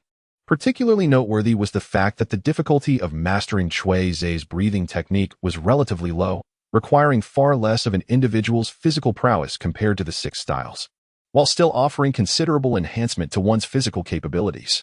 Should this ability be fully developed, the Navy might soon witness a remarkable surge in the overall strength of its grassroots soldiers. Contemplating such a magnificent prospect, even Ze-Fe, a seasoned veteran of the seas, could not help but breathe a little faster. Regaining his composure, Ze-Fe earnestly inquired, Cui Ze, what do you believe the peak of your breathing technique could achieve in terms of strength? The peak level? Cui Ze furrowed his brow slightly. His immediate thought was, of course, of the individual who had inflicted upon the progenitor of demons, Muzan, a psychological trauma spanning centuries, Kagaya Yurichi, the pinnacle of demon slayer. Given Yurichi's prowess, one might surmise that he could attain the rank of a rear admiral in the world of One Piece. Yurichi's abilities include the breath of the sun, the ability to perceive the world, intricate patterns, and the Hekai's technique, with his most extraordinary feat being the ability to unleash over 500 strikes in a single assault, all aimed at Muzan. However, as soon as this notion crossed his mind, Cui Ze promptly dismissed it. No, the requirements for a rear admiral are exceedingly high, particularly regarding the mastery of the dual-color haki. Yurichi would be more aptly classified as a captain or a lieutenant commander. Cui Ze was on the verge of articulating his conjecture when he suddenly recalled that Jigwa Yuan-I was indeed Jigwa Yuan-I. At this moment, what Ze-Fe comprehended was the essence of the beast's breath. If one were to cultivate the concept of beast's breath to its utmost limits, it might attain the caliber of a naval officer at the school level. Cui Ze pondered carefully over his words. After all, I have not rigorously tested the limits of beast breathing. This conclusion is merely a personal conjecture. Yet, this suffices. Even if it were to be a level lower than a lieutenant, the effect would still be ample. Zephyr did not conceal his elation. Now, let us discuss your breathing technique. Does Instructor Zephyr mean to suggest that I should willingly offer beast breathing to the Navy? Without waiting for Zephyr to speak, the composed Cui Ze inquired first. Ahem. That is more or less the case. Zephyr coughed lightly and earnestly elaborated. Perhaps you, Cui Ze, are not fully aware of the formidable power of beast breathing. For seasoned sailors like us, this ability may seem of little significance. However, for those junior sailors who currently lack strength, beast breathing can provide substantial assistance. Thus, I have come to this realization. API call failed with status code 429. Error. Code. For 29. Message. Resource has been exhausted, e.g. check quota. Status. Resource exhausted. Cui Ze shifted the topic and inquired, might I ask, Admiral Ze-Fe, am I required to unconditionally contribute my unique abilities? Ze-Fe immediately discerned the shift in Cui Ze's address and demeanor. However, he was a man who clearly distinguished between public and private matters, and thus did not take offense. Indeed, the Navy possesses its own code of conduct. Ze-Fe shook his head and clarified, unconditional contribution. Is it not synonymous with coercive plunder? If that were the case, what distinguishes our Navy from the pirates? Upon hearing this, Cui Ze felt a quiet relief. Truly, I am but a fish in the hands of the butcher. If Ze-Fe were genuinely intent on extracting the beast breathing technique from him under the pretext of his admiral rank, Cui Ze truly finds himself with little room for refusal. Fortunately, this gentleman is a steadfast adherent to principles, at least for the time being. Cui Ze inquired tentatively, so, if I were to contribute beast breathing, the Navy would also incur a certain cost? That is approximately the case, Zifa replied with a gentle nod. Cui Ze inquired with curiosity. What can one possibly exchange? A promotion and a raise? Or perhaps something else? Zifa replied, all options are viable. But they must be assessed based on the specific effects of beast breathing. Instructor Zifa, your stance seems to lack any sincerity, Cui Ze remarked. Cui Ze, summoning his courage, shook his head. You just mentioned that beast breathing can significantly enhance the capabilities of the lower-ranking Marines, and I am fully aware of this. If the foundational strength of the Navy were to expand substantially, it would not only stabilize the maritime order, but could also free up resources to address the formidable challenges that have long plagued the Navy, specifically the notorious pirates of the New World. In this light, the strategic significance of beast breathing is indeed profound. A flicker of astonishment crossed Zifa's eyes, a testament to his admiration for Cui Ze's broader perspective. Somehow, Zifa felt a renewed confidence in the covert Seven Warlords initiative he was about to implement. I almost forgot that you were once a royal prince. Such astute insight is not a quality possessed by many, Zifa mused. Given this, what do you wish the Navy to offer in return? Promotion and salary increase, that is the very least. Cui Ze revealed a gleaming set of white teeth, his expression akin to that of a predator gazing upon a plump, unsuspecting lamb destined for slaughter. I fervently wish to acquire a devil fruit. Zephyr's demeanor immediately darkened several shades. The upper echelons of the elite training camp were well aware that this commandant harbored a profound disdain for those who relied solely on the powers of devil fruits, neglecting the cultivation of their physical prowess. Indeed, he was referring to Borsalino. What devil fruit? Zephyr scoffed. Could it possibly be the Pika Pika no Mi? In truth, the Goro Goro no Mi is quite remarkable as well. API call failed with status code 429, error, code, for 29, message, resource has been exhausted, e.g. check quota. Status, resource exhausted, Cui Ze promptly cleared his throat. In truth, my expectations are not lofty. I do not demand a natural type. Nor do I yearn for mythical beasts. A common superhuman or animal type would suffice. Considering Zifa's temperament and my own wild essence, Cui Ze ultimately added, of course, a standard animal type would be preferable. Zifa's expression softened somewhat, yet it remained rather unremarkable. As far as I know, the supply of devil fruits at the Navy headquarters is exceedingly scarce. Most are claimed by those who have rendered meritorious service almost immediately upon arrival. The remaining fruits are either submitted to the world government or discarded at punk hazard for experimentation. Realizing he had misspoken, Zifa quickly fell silent. I will consider your request. However, remember this. The reward you receive will be assessed based on the efficacy of the beast's breath. I am well aware of this. Cui Ze's smile radiated with brilliance. Exchanging a grade EX devil fruit with the F-grade beast breathing technique. What a remarkably advantageous deal. His smile, indeed, was exceptionally bright. Instructor Zephyr, may I inquire when you will be dispatching individuals to learn the beast breathing technique? Zephyr places great importance on this strategic ability. Upon hearing Cui Ze's words, a few names of elite naval soldiers suitable for learning the beast breathing technique swiftly flickered through his mind, particularly those training camp members who had yet to master the 6 styles, iron block. Zephyr could hardly contain his eagerness to witness the effects of the beast breathing technique and to ascertain whether it truly possessed the remarkable prowess described by Suzua. Tomorrow morning, I shall send instructor Suzua along with select representatives from the Marine Corps to study your breathing method. Zephyr swiftly devised a plan. He harbored no concerns that today's actions would jeopardize Cui Ze's future undercover mission as a warlord of the sea. To the outside world, Cui Ze Feite was merely an obscure deposed prince, and having been out of touch for over half a year, it was plausible that he had perished in some forgotten corner of the ocean. The intelligence regarding Cui Ze's admission into the elite naval training camp is nearly impossible for the outside world to ascertain. In such circumstances, Zifa's decision to assign Cui Ze to a covert naval mission drastically minimizes the likelihood of exposure. Furthermore, to further reduce any potential risks of revelation, Zifa has devised an additional plan, awaiting its execution by Cui Ze in the future. By the time this plan is carried out, it is likely that even the current members of the elite naval training camp will genuinely believe that Cui Ze has defected from the Navy. Zifa's meticulous strategies are sure to mitigate the risk of Cui Ze's exposure to the utmost degree. Upon hearing of Zifa's arrangements, Cui Ze felt a twinge of confusion. Didn't instructor Zifa intend to implement the comprehensive study of beast breathing immediately? However, Zifa waved his hand dismissively, subtly revealing the next steps for the elite training camp. The final survival training on the Boeing Islands has only just concluded, and a decisive combat assessment is about to commence within the camp. The instructors will evaluate the members based on a multifaceted assessment of their performances, determining their rankings in this training session. Thus, it is prudent to allow those individuals a moment of respite. Cui Ze expressed his acceptance of this notion, accompanied by a faint sense of surprise. I wonder if the final combat assessment will allow me to engage in a one-on-one duel against a group of Marines. Ze-Fe's arrangements were nothing short of decisive. Early the next morning, Instructor Shiozwa arrived, accompanied by the so-called representative of the Marines, in search of Cui Ze. Cui Ze, Commander Ze-Fe has assigned me to learn your breathing techniques alongside the new recruit Tina. Instructor Shiozwa gestured towards the enchanting girl with pink hair beside him, who was none other than Tina, mysteriously absent for several chapters. Tina had been engrossed in learning paper drawing and shaving, and had yet to delve into the study of iron blocks, making her an exceptionally suitable candidate. Indeed, she was well suited. Possessing the abilities of the Kankank fruit, Tina was generally positioned in the second tier of the elite training camp, following only the true top-notch soldiers, Cui Ze, Smoker, Virgo, and Bartolomeo. Importantly, she had not yet had the opportunity to master the iron block.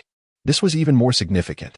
Both Ze-Fe and Shiozwa recognized the enhancement that the beast breathing technique provided to the strength of the basic Marines. Yet they would not overlook its training benefits for the iron block. It has been a while, Miss Tina, as beautiful as ever. API call failed with status code 429. Error. Code. For 29. Message. Resource has been exhausted, e.g. check quota. Status. Resource exhausted. Cui Ze refrains from playing the role of a mere benevolent figure, willingly revealing all 11 sword forms of the beast breathing technique.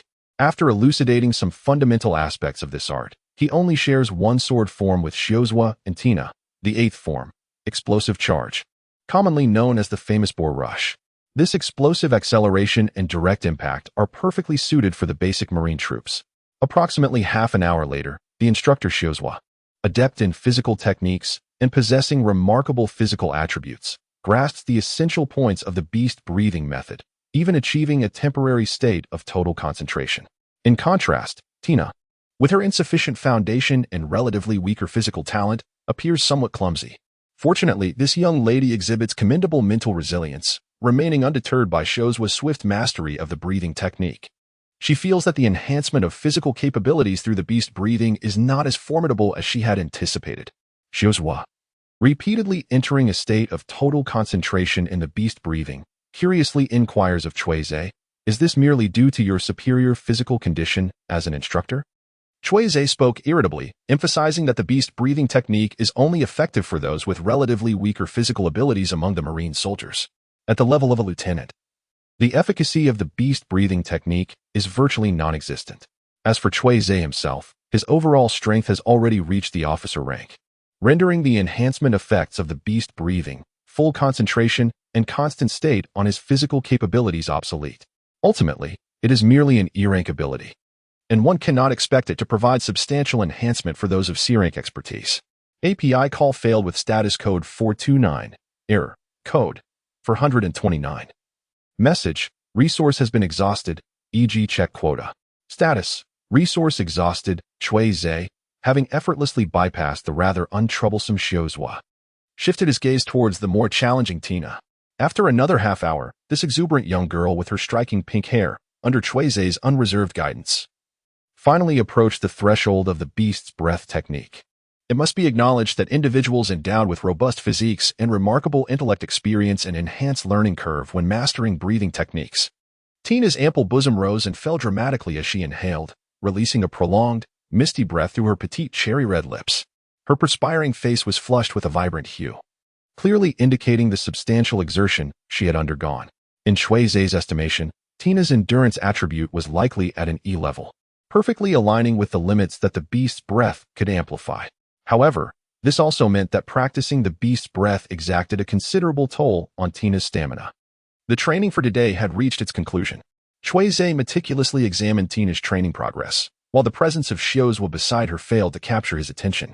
Tina, for the next 3 days, come to my room at this same hour each morning. I shall assess your training advancement.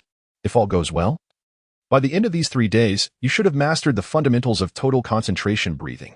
Following that, you will embark on independently practicing the technique of total concentration, constant, with bright eyes.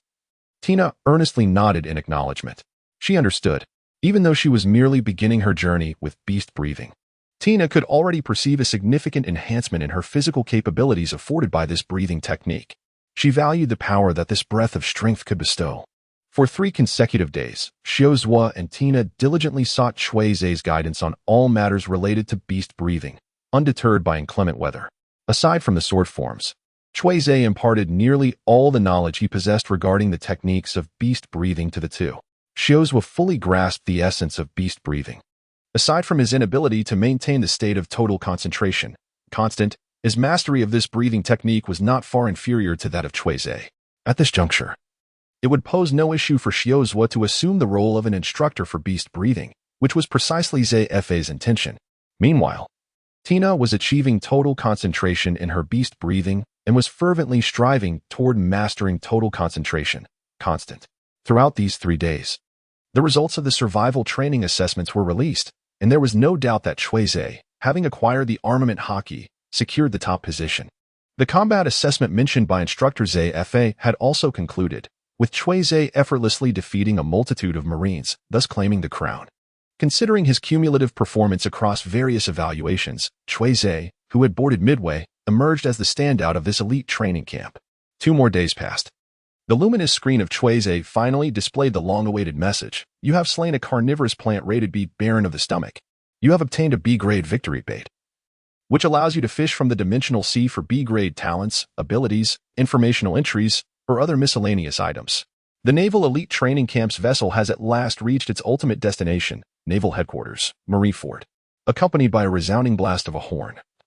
The naval training ship docked steadily at the port of the town behind Marineford.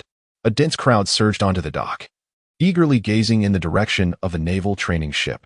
Most of them were relatives of the elite training camp members, though many others had gathered out of mere curiosity. Led by Zephyr, the elite training camp members poured forth from the training ship, eventually forming a neat line on the dock.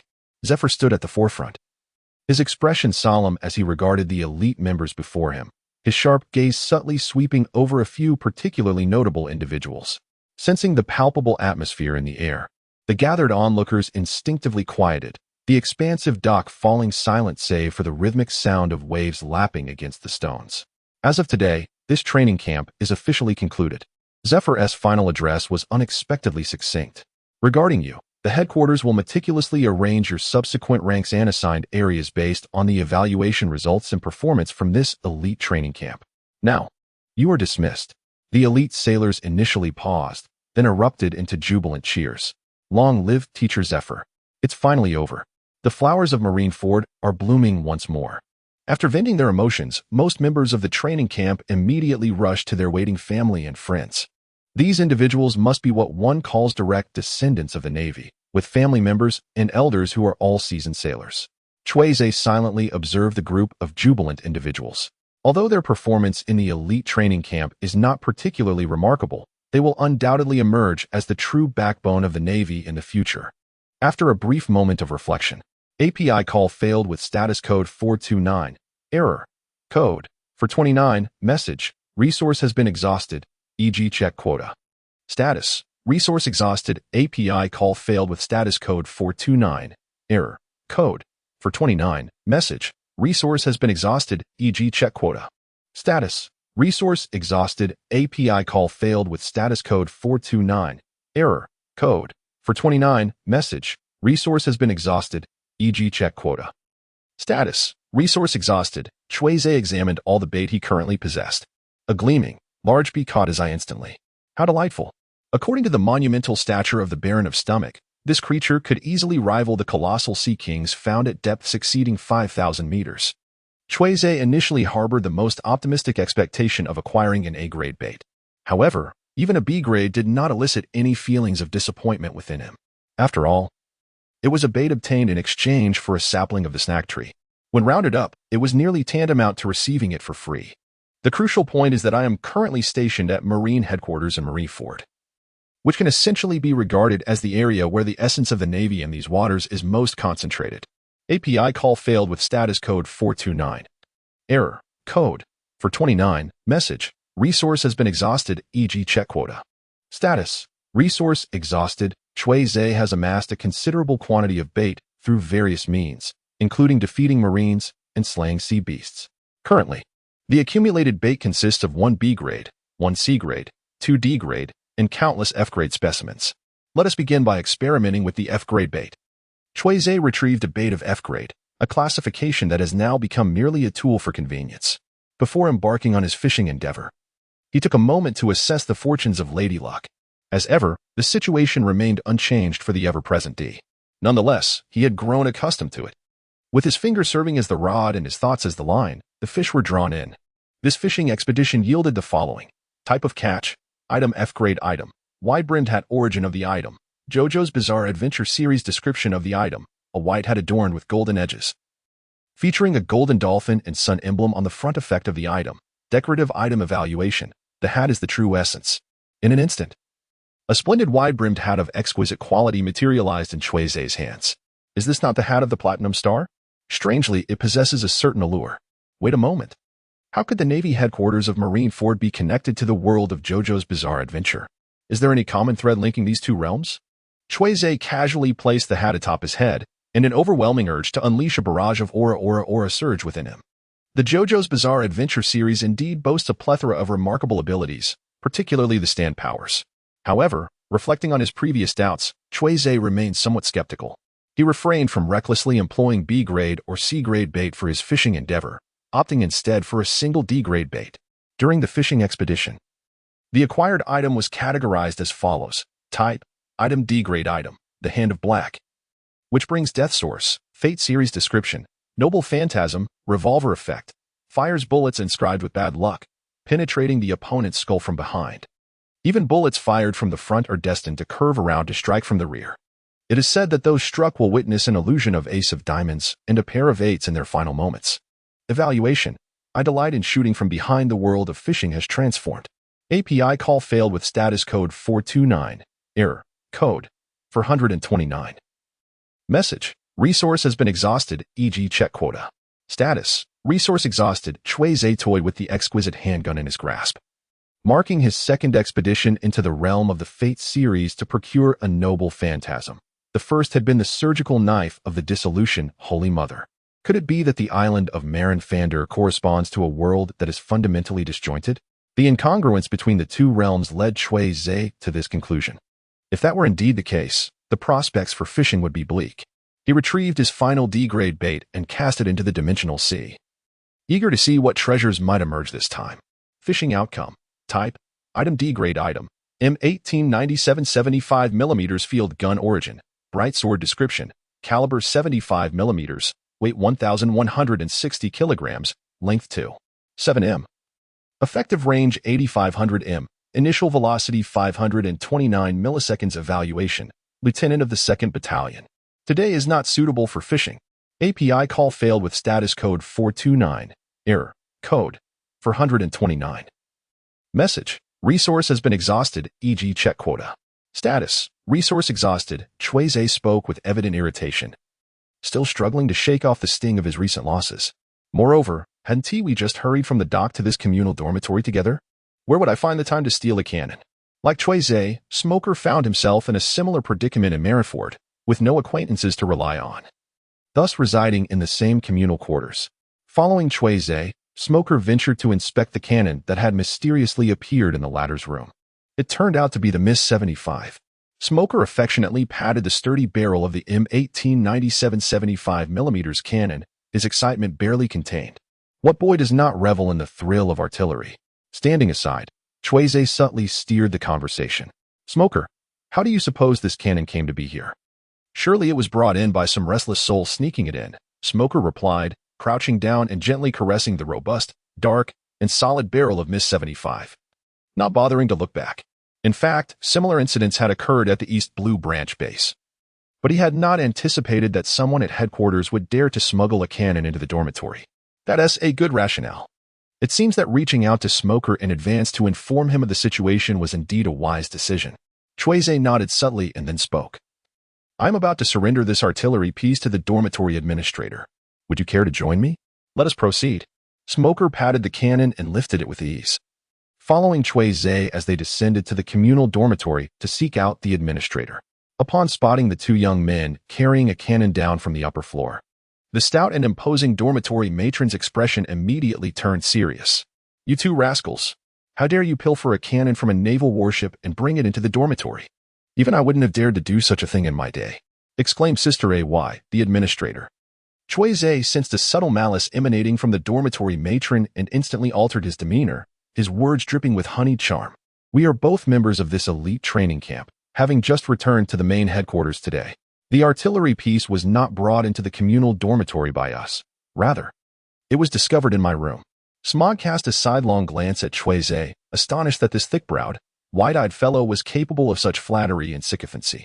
"I noted this incident carefully and resolved to inform Tina later." So it was.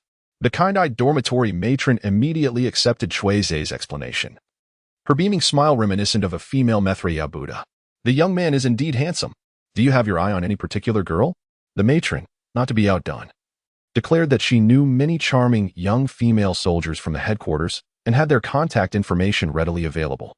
Cui Ze's eyes sparkled instantaneously, and the sincerity of his smile deepened considerably. The female soldiers at this base are truly remarkable. As the saying goes, contentment breeds ambition, and strength is the foundation of one's confidence. Having ascended to C rank and mastered an imposing demeanor, Cui Ze's posture straightened significantly. According to his personal strategy, once the naval rank is confirmed by ZFA, he intends to proactively request a transfer to the Sea branch, preferably the weakest East Sea, to bide his time for a few years and cultivate his abilities in silence.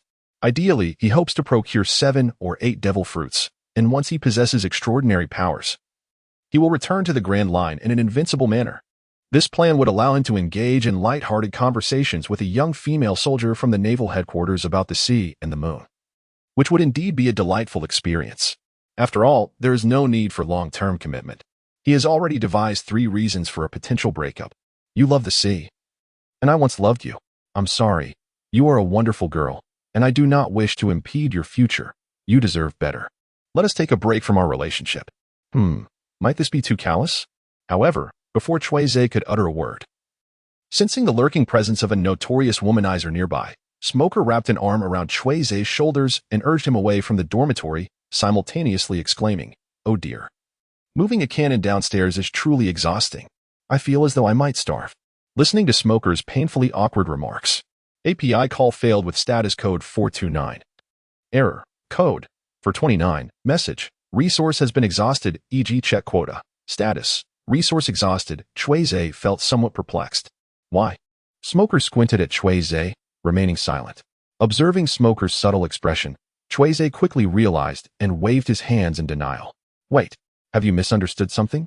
Tina and I share no connection whatsoever. At least, not at this moment." Cui Ze silently added a remark in his heart. "No relationship?" Smog scoffed lightly. "She visits your room every morning, and you claim there is nothing between you two.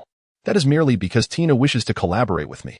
Cui Ze was about to defend himself when he suddenly noticed a particular detail. "Wait, how do you know Tina's daily activities?"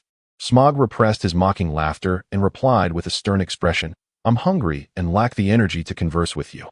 However, I will certainly relay today's events to Tina." Unfazed by the revelation, Cui Ze shrugged nonchalantly.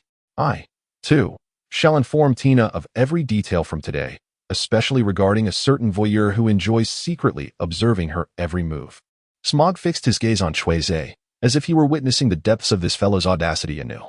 After a moment of silence, he gritted his teeth and declared, "I shall treat you to lunch today." "Very well," Cui Ze responded. Cui Ze said with a smile, "In that case, nothing has occurred today. Let's go for a meal." Smog seemed to have extracted those 3 words as if grinding his molars. Under the guidance of the seasoned veteran Smog, the two of them headed towards the culinary street located at the rear of Marine Vondo. Cui Ze's intention to deliver a decisive blow to Smoker was thwarted during their journey. As a companion town to the Marine headquarters of Marine Ford, this bustling settlement, populated by the families of Navy personnel, thrived with vitality, especially after the incident involving the Golden Lion's audacious assault on the headquarters. The Navy had significantly bolstered the protective measures surrounding the rear town. It is no exaggeration to assert that, aside from Mariewa, the holy land above the Red Line, this town behind Marineford is perhaps the safest haven upon the seas. Consequently, various celebratory events are frequently held in the rear town. For instance, today, as Cui Ze and Smoker made their way to the food street, they stumbled upon a competitive eating contest. Let's partake in this. Free food. And in generous portions. Smoker declared decisively. No way. I want a grand feast. API call failed with status code 429. Error. Code. For 29. Message. Resource has been exhausted, e.g. Check quota. Status. Resource exhausted. API call failed with status code 429. Error. Code. For 29. Message. Resource has been exhausted, e.g. check quota. Status. Resource exhausted. Cui Ze, can you act like a human? Just eat this. Smog reached into his pocket, pondering that given Cui Ze's appetite, if he were to treat him, he might have to survive on dirt for several months. What are your conditions? The young man is quite astute. Cui Ze patted Smoker's shoulder. We shall engage in a battle at the training camp this afternoon. I am eager to observe your latest mastery of the smoke fruit. Smoker glared at Cui Ze, reluctantly nodding his head. If a fight is what you desire, so be it. Just wait until I master hockey. Cui Ze and Smog gathered at the venue of the eating contest. Today's competition, held in the bustling food street, features remarkably simple rules. The participant who consumes the most food within the stipulated hour will emerge victorious. According to the host's introduction, past champions of this grand eating contest have often been valiant figures of remarkable stature, with the legendary marine hero, Admiral Carp, being a notable example. However, this year, Admiral Carp was unable to attend as he returned to his hometown to visit his grandson. Consequently, the organizers decided to substitute the traditional donuts with cherry pies for this year's competition. The host expended considerable effort extolling the exquisite flavors of the meticulously prepared cherry pies, emphasizing their popularity along the Grand Line, where numerous branches have sprouted across various islands, including Gaia Island and Honeycomb Island. Cui Ze found the name somewhat familiar, yet he could not recall the specific details at that moment. With the sound of a command, the competitive eating contest officially commenced. Gazing at the towering piles of cherry pies before him, Cui Ze clasped his hands together, embracing the spirit of culinary valor. In the next instant, he began to devour voraciously, consuming with fervor and zeal. API call failed with status code 429. Error. Code. For 129. Message. Resource has been exhausted, e.g. check quota. Status. Resource exhausted. Cui Ze, along with the ever-elusive Zhang Taowan, found themselves in this place. The moment unknown. Hush. An hour elapsed, and the host took out a whistle, blowing it sharply. The piercing sound heralded the conclusion of the Great Eater competition. Even before the staff could announce the final tally, API call failed with status code 429. Error. Code. For 29. Message. Resource has been exhausted, e.g. check quota. Status. Resource exhausted. API call failed with status code 429. Error. Code. For 29. Message. Resource has been exhausted, e.g. check quota. Status. Resource exhausted. Cui Ze was left speechless. So, if CFA has matters to discuss with me, are you choosing to dine here first, Jean Tamaro? You truly are a lackadaisical man with a penchant for trouble. Beside them, Smoker curiously inquired, could it be that the arrangements from the training camp have been revealed? Do not attempt to probe me, the tight-lipped man in this world. Jean Tamaru cast a glance at Smoker and proudly declared, I certainly won't divulge that I know nothing at all. Must one confront those legendary sea monsters at such a tender age? How utterly terrifying. In the spacious and brightly lit headquarters office, a sarcastic and lewd tone suddenly filled the air. The candidate for the position of Fleet Admiral, Kizaru, Bartholomew Kuma. Kizaru held a thin document in his hand that detailed a highly confidential plan known as the Undercover Seven Warlords. Only a select few were privy to this plan, the Fleet Admiral, 2 admirals, the Chief Staff Officer, and himself. The participant in this covert operation was a naval recruit, and a rather inexperienced one at that. Kizaru repeatedly scanned the contents of the plan, his gaze inadvertently drifting toward his teacher, Ze, as he cautiously ventured. Could it be that this poor recruit is a victim of internal strife within the Navy? Do not engage in baseless speculation, poor Celino, Ze admonished sharply. His demeanor toward Kizaru consistently frosty. Were it not for Kizaru's recent involvement with several classified special units, including the Navy Science Corps and SWORD, mentioned in Chapter 17, Ze would never have made the effort to approach him. The decision to assign the naval recruit Cui Ze Feite as the executor of the Undercover Seven Warlords plan was solely due to his capabilities and status, nothing more. Capabilities and status? Kizaru's expression became notably peculiar. Are you certain you were describing a recruit, Ze? Ah, yes, indeed. Kizaru replied nonchalantly, as if genuinely accepting Ze's assertion. What the admiral said must undoubtedly be true. This fellow. Such a sarcastic tone caused veins to bulge on Ze's forehead, and he could not help but clench his iron fist tightly. Fortunately, a knock at the door timely shattered the awkward atmosphere within the office. Come in. With Ze's command, Cui Ze entered, dressed in his naval uniform. I have come to pay my respects to Admiral Zefe. Cui Ze instinctively raised his palm, performing a naval salute, but he quickly noticed another person seated in the main position of the office, his eyes widening involuntarily. He had encountered Admiral Kizaru. Cui Ze's unfiltered words were merely a reflection of the bizarre scene before him. As he made his way to the main building, he pondered repeatedly the reasons behind Zef's unexpected visit. Was it due to the conclusion of the elite training camp, with the final military rank assignments now in place? Or was it because of the initial successes in the teaching of beast breathing, perhaps intending to distribute the devil fruits? Cui Ze contemplated numerous scenarios, yet he could never have anticipated the scene unfolding before him. One of the well-known secrets at naval headquarters was the discord between Zefe and Admiral Kizaru. Yet, at this very moment, these two were seated peacefully in the same office, and astonishingly, they were alone. Hadn't they just nearly come to blows? Admiral Kizaru, Zefe, bristling with indignation, wondered how he had failed to recognize Cui Ze's masterful manipulation. In stark contrast, Kizaru's demeanor appeared rather lecherous. Oh dear, what an admiral I am. I'm not one just yet. Though he spoke such words outwardly, inwardly, Kizaru's visage was on the verge of blooming into a radiant smile. Cui Ze promptly realized that. At this stage, the trio of red, yellow, and green had yet to ascend to their desired positions. He had just misspoken. Fortunately, rectifying the situation was not overly challenging. Previously, aboard the training vessel, he had heard from fellow comrades that Admiral Yellow Ape had already become a candidate for the position of admiral in the headquarters. However, a candidate for admiral is not an actual admiral. One can only step into the role once a vacancy arises. Yellow Ape stroked his chin and cast a sidelong glance at Zefe. I hope I haven't misremembered this rule, Teacher Zefe. We must not allow the soldiers to mock us. Zefe replied coldly.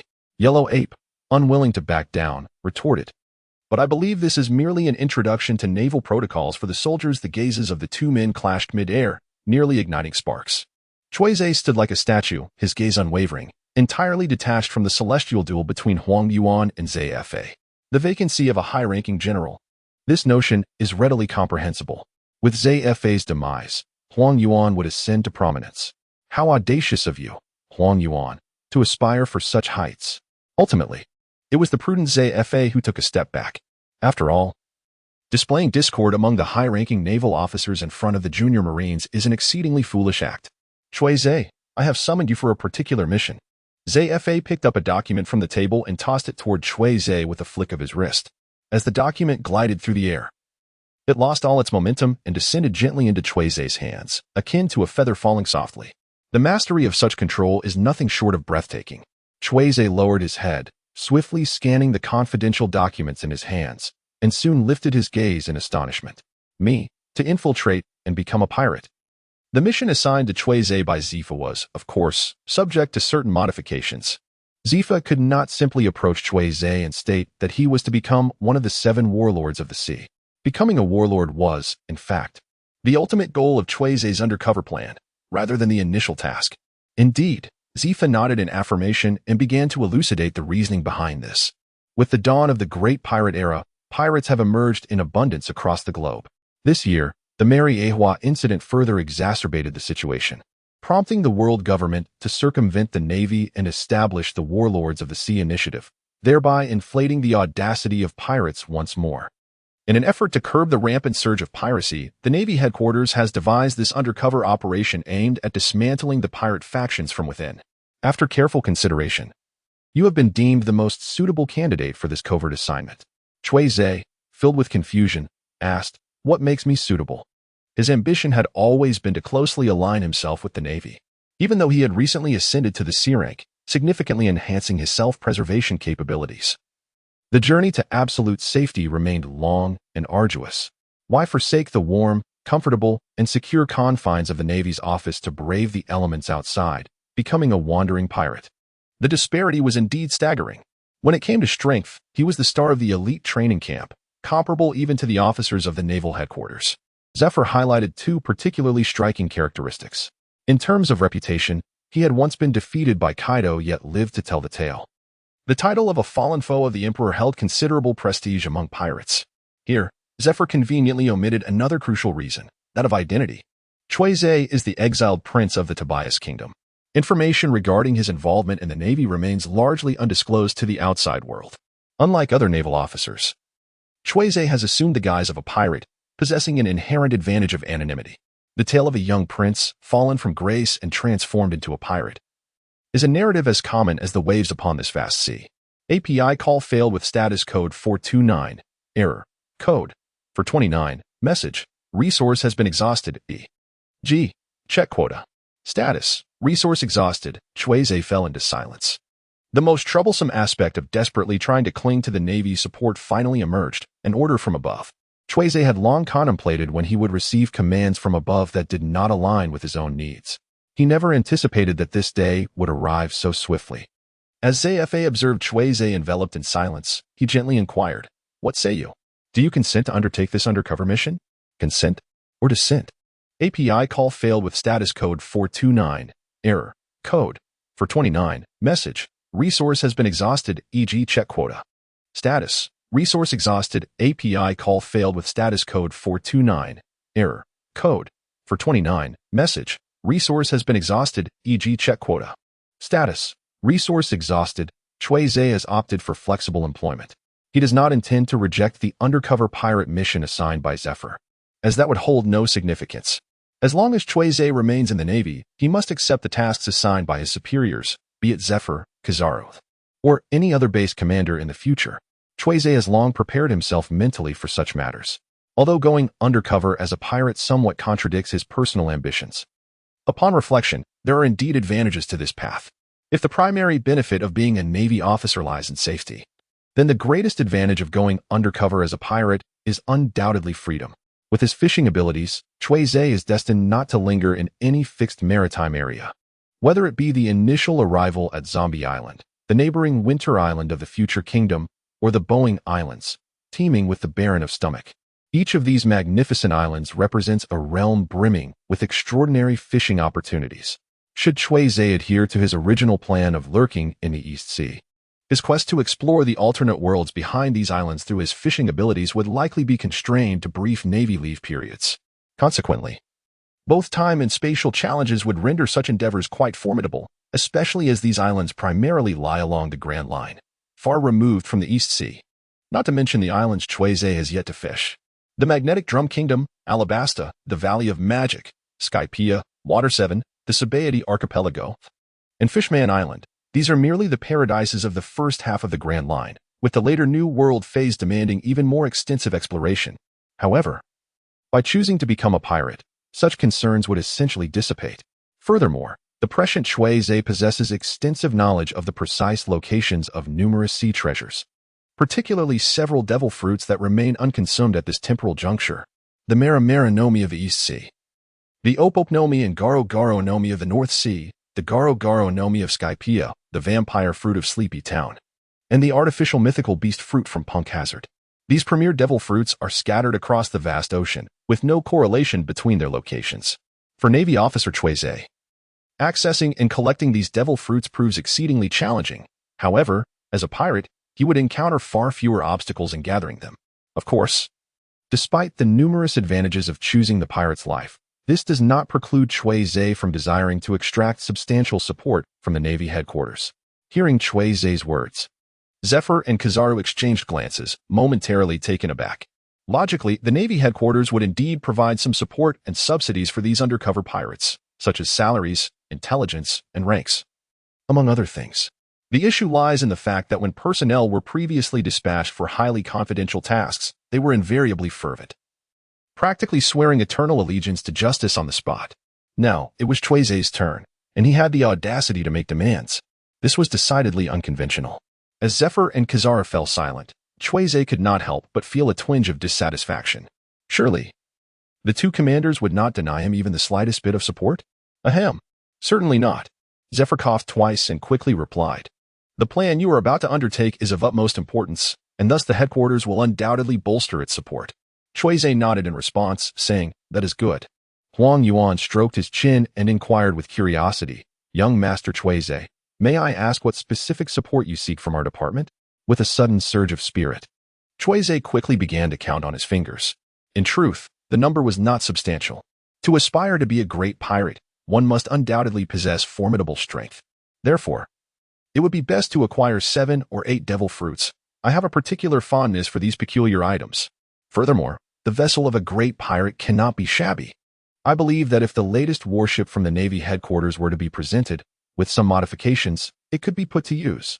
However, the interior must be adorned with opulence.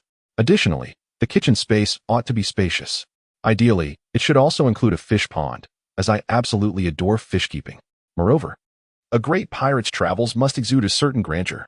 This issue can be easily resolved with a sum of 1 or 200 million berries. Furthermore, a solitary great pirate is destined for a lackluster future. The Navy headquarters should also support a few pirate subordinates. There is no need for commissioned officers, as several members from this elite training camp could be put to good use. Lastly, a great pirate must possess personal renown. Although I previously engaged in a fierce battle with that ruffian Kaido, I unfortunately suffered a devastating defeat.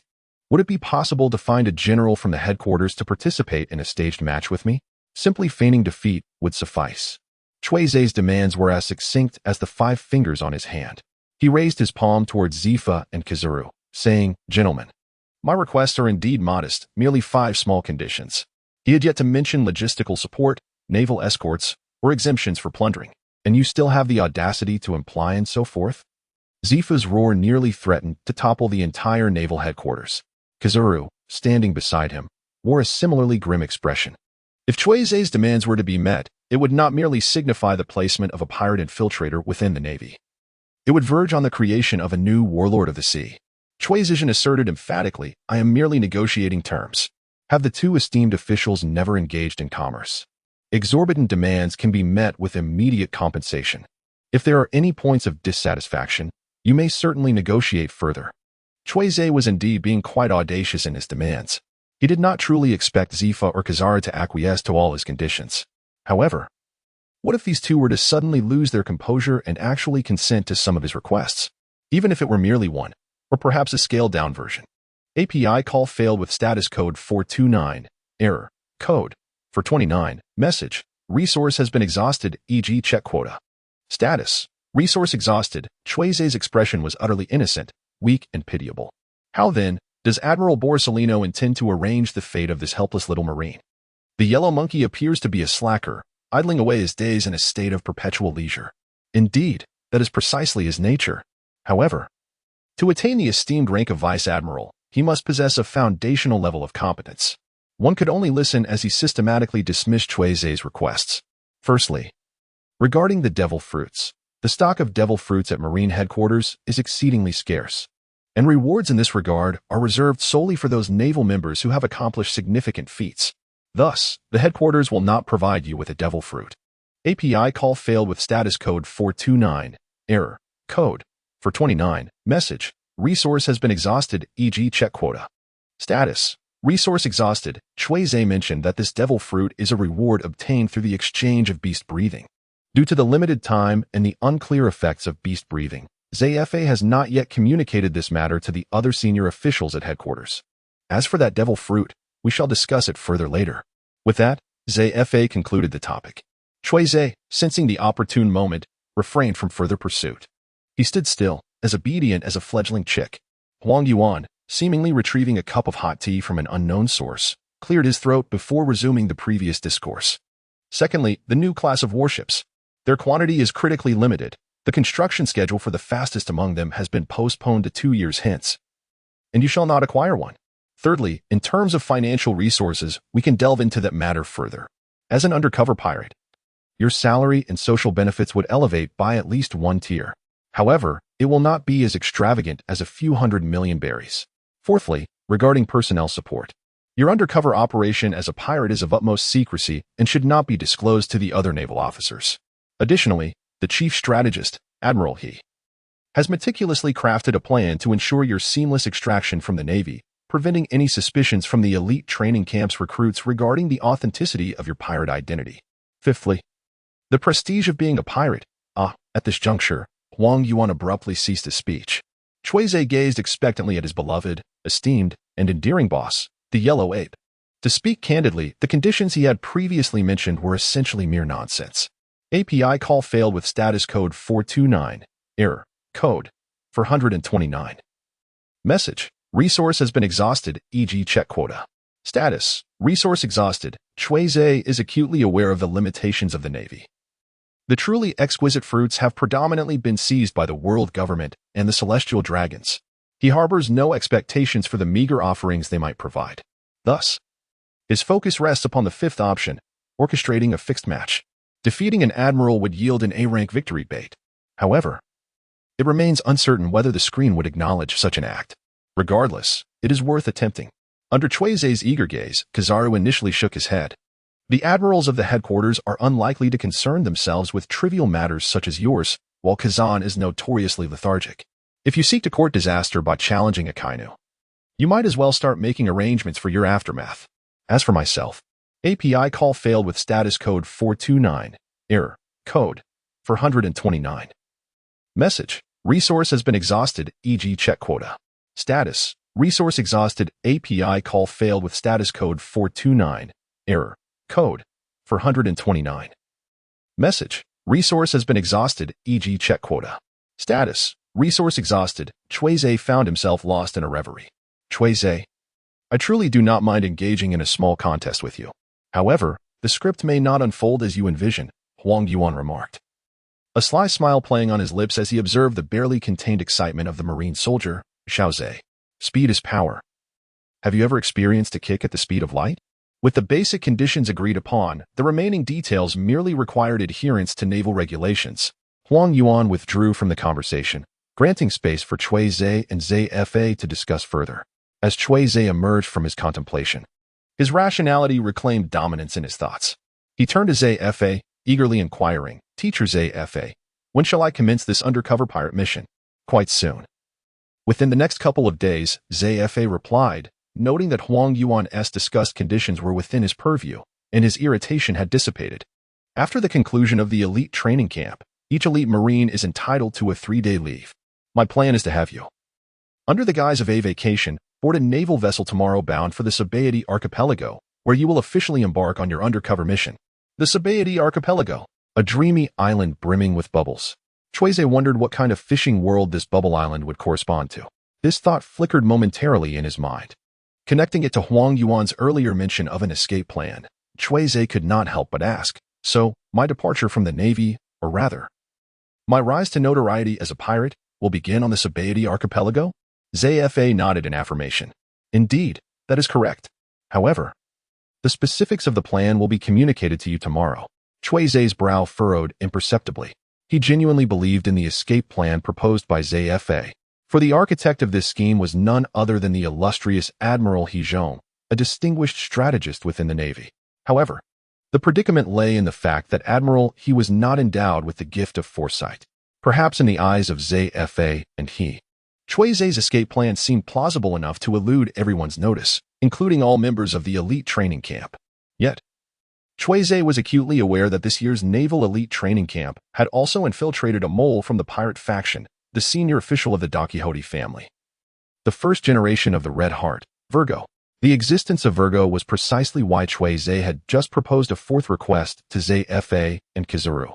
Don Quixote Doflamingo had dispatched Virgo to infiltrate the Navy as a spy.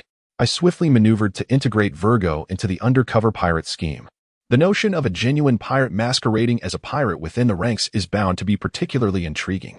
In Cui Ze's mind, the title of a story collection instantly materialized. The family patriarch sent me to undercover in the Navy, only to be assigned by my superior as an undercover pirate.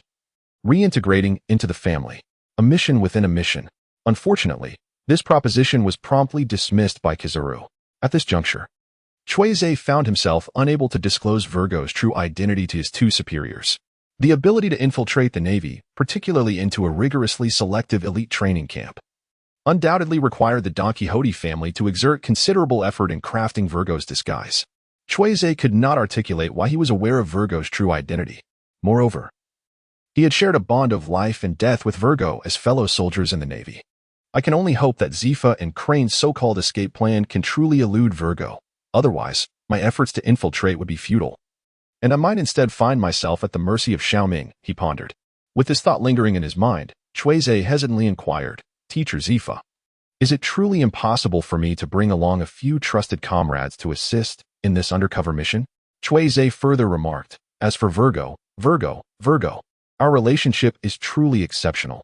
He would undoubtedly not refuse my request. Virgo would certainly not deny Cui Ze.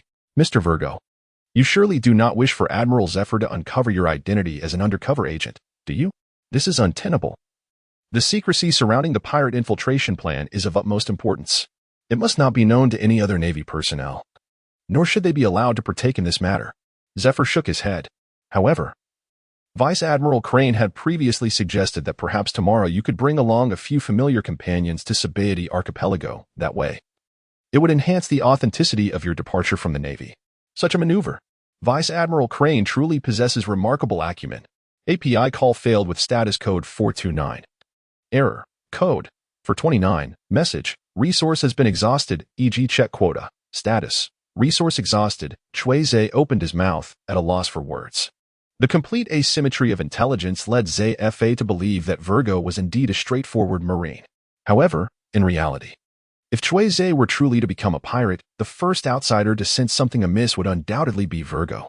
I am merely a false pirate, while he is a genuine scoundrel. This situation is quite vexing.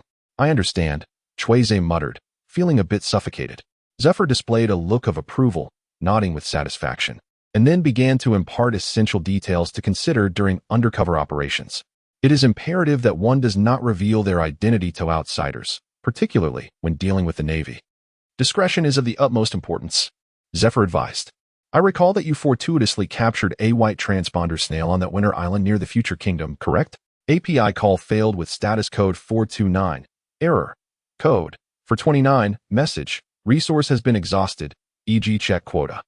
Status. Resource exhausted. Cui Ze certainly comprehended this principle. The white telephone worm was a D-grade item he had personally fished out, and the description of its effects was unequivocal.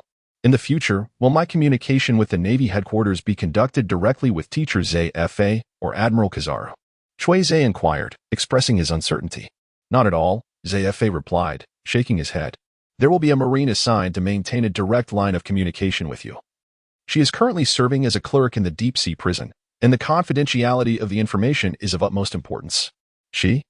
Cui Ze keenly discerned the intelligence embedded within Ze's discourse. Becoming an undercover pirate and gaining the company of a dedicated customer service representative? Quite splendid. Ze offered a few more words of guidance to Cui Ze before permitting him to depart the office, instructing him to prepare for the operational plan for the following day. Do not forget the time. Tomorrow at 9 o'clock in the morning, at Dock 13 of the town. For the sightseeing cruise to the Chambord Archipelago. Exiting the headquarters, Cui Ze returned to the communal dormitory, where he encountered the long-awaited Smoker. What did Teacher Ze summon you for? Smoker inquired. Has the outcome of the training camp arrangements finally been revealed? Cui Ze casually remarked, indeed. The position assigned by Teacher Ze is that of a colonel in the headquarters. Aren't you envious? His words were, of course, a fabrication. Ze had not yet had the opportunity to discuss his military rank arrangements. How could one not feel envious? Smoker's eyes nearly glistened with intensity. Remaining at headquarters was the ultimate aspiration for the majority of Marines. I wonder where I shall be assigned. In truth, with your rebellious temperament, no matter where you are placed, you will swiftly find yourself relegated to the four seas. Cui Ze gazed thoughtfully at Smoker. It is highly probable that he has been relegated to Lobe Town, where he is tasked with capturing the comedic performers. No, rather, he is biding his time to apprehend 2 future emperors of the sea. Cui Ze deftly shifted the topic, saying, by the way, to commemorate my promotion, I plan to visit the Sabaody Archipelago tomorrow. Would you care to join me? Smoker hesitated, pondering the expense of such a trip to Sabaody. Isn't that likely to be quite costly? He inquired. Not to worry. I shall cover all expenses myself. API call failed with status code 429. Error. Code 429. Message. Resource has been exhausted, e.g. check quota. Status. Resource exhausted. Cui Ze has selected the candidates. You, me, and Virgo. Just the three of us. Excellent. I shall inform Virgo immediately, as he resides in the collective dormitory.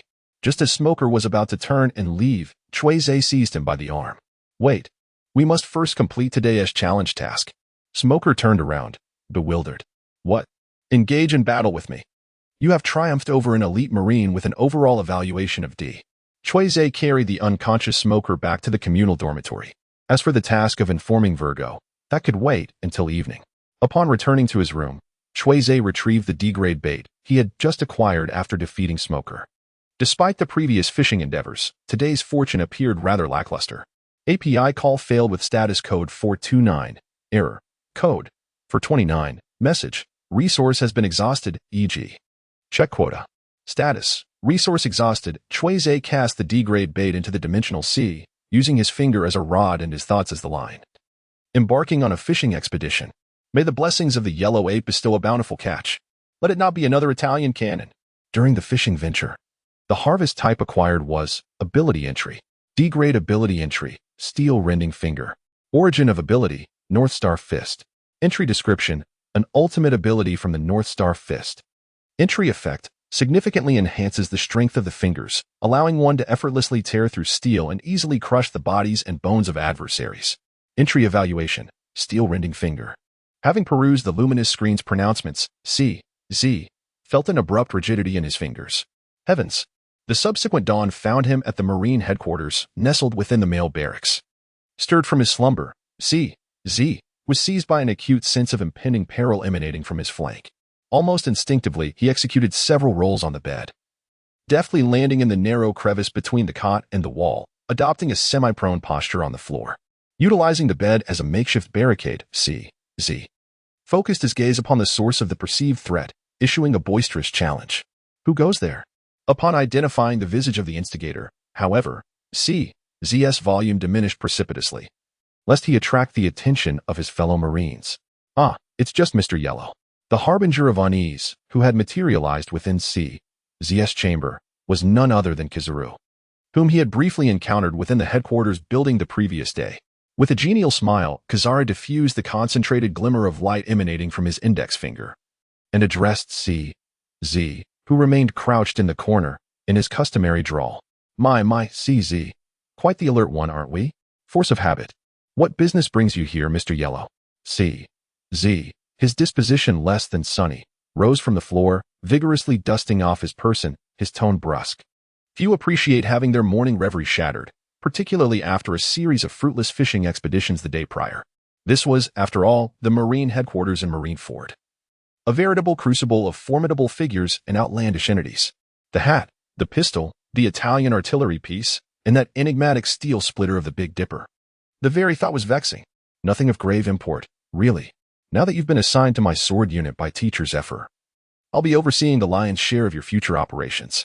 Kizaru, unfazed by Cui Ze's altered appellation, offered this explanation before producing a folder, which he extended towards the younger man. Herein lies your rank assignment, emoluments, and the specifics of your extraction protocol. Hearing that it concerned official matters, Cui Ze suppressed his simmering irritation. He accepted the folder and began to peruse its contents, item by item. Marine Headquarters, Lieutenant Commander, monthly salary and benefits. API call failed with status code 429. Error. Code. For 29. Message. Resource has been exhausted, e.g. check quota. Status. Resource exhausted. Cui Ze raised the photograph in his hand, inquiring with curiosity, could one escape from the Navy by launching an attack against him? He was neither adorned with the distinctive bubble helmet, nor was he a celestial dragon. Upon hearing such words devoid of reverence, the expression of Kizaru shifted dramatically, his gaze upon Cui Ze turning notably serious. To assault a celestial dragon? Truly, you are remarkable, Kizaru articulated with a measured tone. Are you suggesting that young Cui Ze intends to attack a celestial dragon? How utterly terrifying. There is no doubt that assaulting a celestial dragon is the swiftest path to notoriety upon these seas, and it would undoubtedly seal one's fate as a pirate. Cui Ze shrugged and spoke candidly. Moreover, didn't Boss Huang agree to cooperate with me in staging a faux match? Battling the celestial dragon suits Boss Huang's style perfectly. In that case, I shall become the legendary pirate who battled the celestial dragons and defeated the headquarters vice admiral. Even with Cui Ze's audacity, His thoughts were limited to merely assaulting the celestial dragons, not exterminating them. After all, should he truly eliminate a celestial dragon, the world government would undoubtedly pursue him relentlessly. At this moment, Cui Ze was far from prepared to face the full-scale manhunt by the world government. For now, it was best to disregard those despicable celestial dragons. Clap, clap, clap. To everyone's surprise, Kizaru began to applaud, his expression one of admiration as he gazed at the young marine before him. Cui Ze, since you harbor such grand aspirations, I wholeheartedly encourage you to act upon them. And rest assured, I shall not forget to visit you in Impel Down, provided you haven't perished on Sabaody Archipelago. Kizaru's words were sincere. He genuinely held a newfound respect for Cui Ze. Many in the Navy harbored disdain for the celestial dragons, and Kizaru was no exception. However, there was no other marine quite like Cui Ze who dared to openly express his contempt for the celestial dragons, boldly declaring how he would confront them in front of a vice-admiral. To Kizaru's knowledge, Cui Ze was a singular exception, for even pirates lacked such courage. API call failed with status code 429. Error. Code. For 29. Message. Resource has been exhausted, e.g. check quota. Status. Resource exhausted. Cui Ze awaited with a frosty demeanor. Disinterested, Huang Yuan opted to unveil the mystery. Very well. Although he was not a descendant of the illustrious divine lineage, nor a member of the world's aristocracy, he certainly held considerable power as a prominent figure. His Majesty, King Henry Cavendish of the Bourgeois Kingdom, a member state of the world government. Furthermore, just recently, the Bourgeois Kingdom has completely annexed the territories of the long-extinct Tobias Kingdom. Standing aboard a sightseeing cruise ship, departing from the town of Marineford, Cui Ze, adorned with a platinum wide-brimmed hat, gazed across the shimmering sea. Flashes of the intelligence Huang Yuan had imparted occasionally flickered through his mind. Indeed, Admiral Crane had chosen the perfect target for me. For Cui Ze, whether in his past or present, the true adversaries responsible for the downfall of the Tobias Kingdom were none other than the formidable Big Mom pirates, rulers of the New World. The Bourgeois Kingdom, which subsequently claimed the entirety of the Tobias Kingdom, could at best be likened to a hyena drawn by the scent of a feast, eagerly approaching. To speak candidly, Cui Ze harbored no profound animosity towards the kingdom of Bourgeois. Even in the absence of Bourgeois, other kingdoms would inevitably rise to claim the unoccupied territories of the Tobias Kingdom. For any kingdom or sovereign, the expansion of territory is an unparalleled achievement, one that cannot be overlooked. It is the kind of accomplishment that secures a place in the annals of history, a temptation no nation can resist. However, it must be noted that Cui Ze's lack of hostility towards Bourgeois in no way diminishes his intention to assault this member state of the world government that has seized the lands of the Tobias Kingdom. Whether driven by sentiments for his ancestral homeland or motivated by his naval convictions, the king of this member state of the world government, Cui Ze is resolute. Even Kizaru cannot impede him. This is what he declared. Henry Cavendish. Suddenly, the visage and name of the golden-haired gentleman flashed through Cui Ze's mind. The name rang a bell, leaving him to ponder whether it might be connected to the future captain of the Straw Hat Grand Fleet, the illustrious White Horse Cavendish. Yet, he distinctly recalled that Cavendish was known as Rommel Scythe, while this was an entirely unfamiliar realm, the kingdom of Bourgeois. API call failed with status code 429. Error. Code. For 29. Message. Resource has been exhausted, e.g. check quota. Status. Resource exhausted. Cui Ze shall commence his course of action. He silently gazed at the magnificent seascape for a while. API call failed with status code 429. Error. Code. For 29. Message. Resource has been exhausted, e.g. check quota. Status. Resource exhausted. Cui Ze's ascension to military rank preceded that of his peers in the elite training camp by a considerable margin. On the very day he donned the Navy uniform, he grasped an undeniable truth. There existed information entries to be acquired through becoming a naval officer. Ascending the ranks surely meant access to even more advanced information entries. Notifications cascaded like a torrent, inundating the screen. Your E-rank information entry, Elite Marine, has been promoted. You have acquired a D-rank information entry, Navy Corporal. D-rank information entry, Navy Corporal entry description, a rank within the naval hierarchy, signifying entry into the non-commissioned officer tier. Entry effect grants a D-rank enhancement of 1 point to strength, endurance, agility, and command attributes. Entry evaluation. We all have a bright future ahead. Your D-rank information entry, Navy Corporal, has been promoted. Your D-rank information entry has now changed to Navy Sergeant.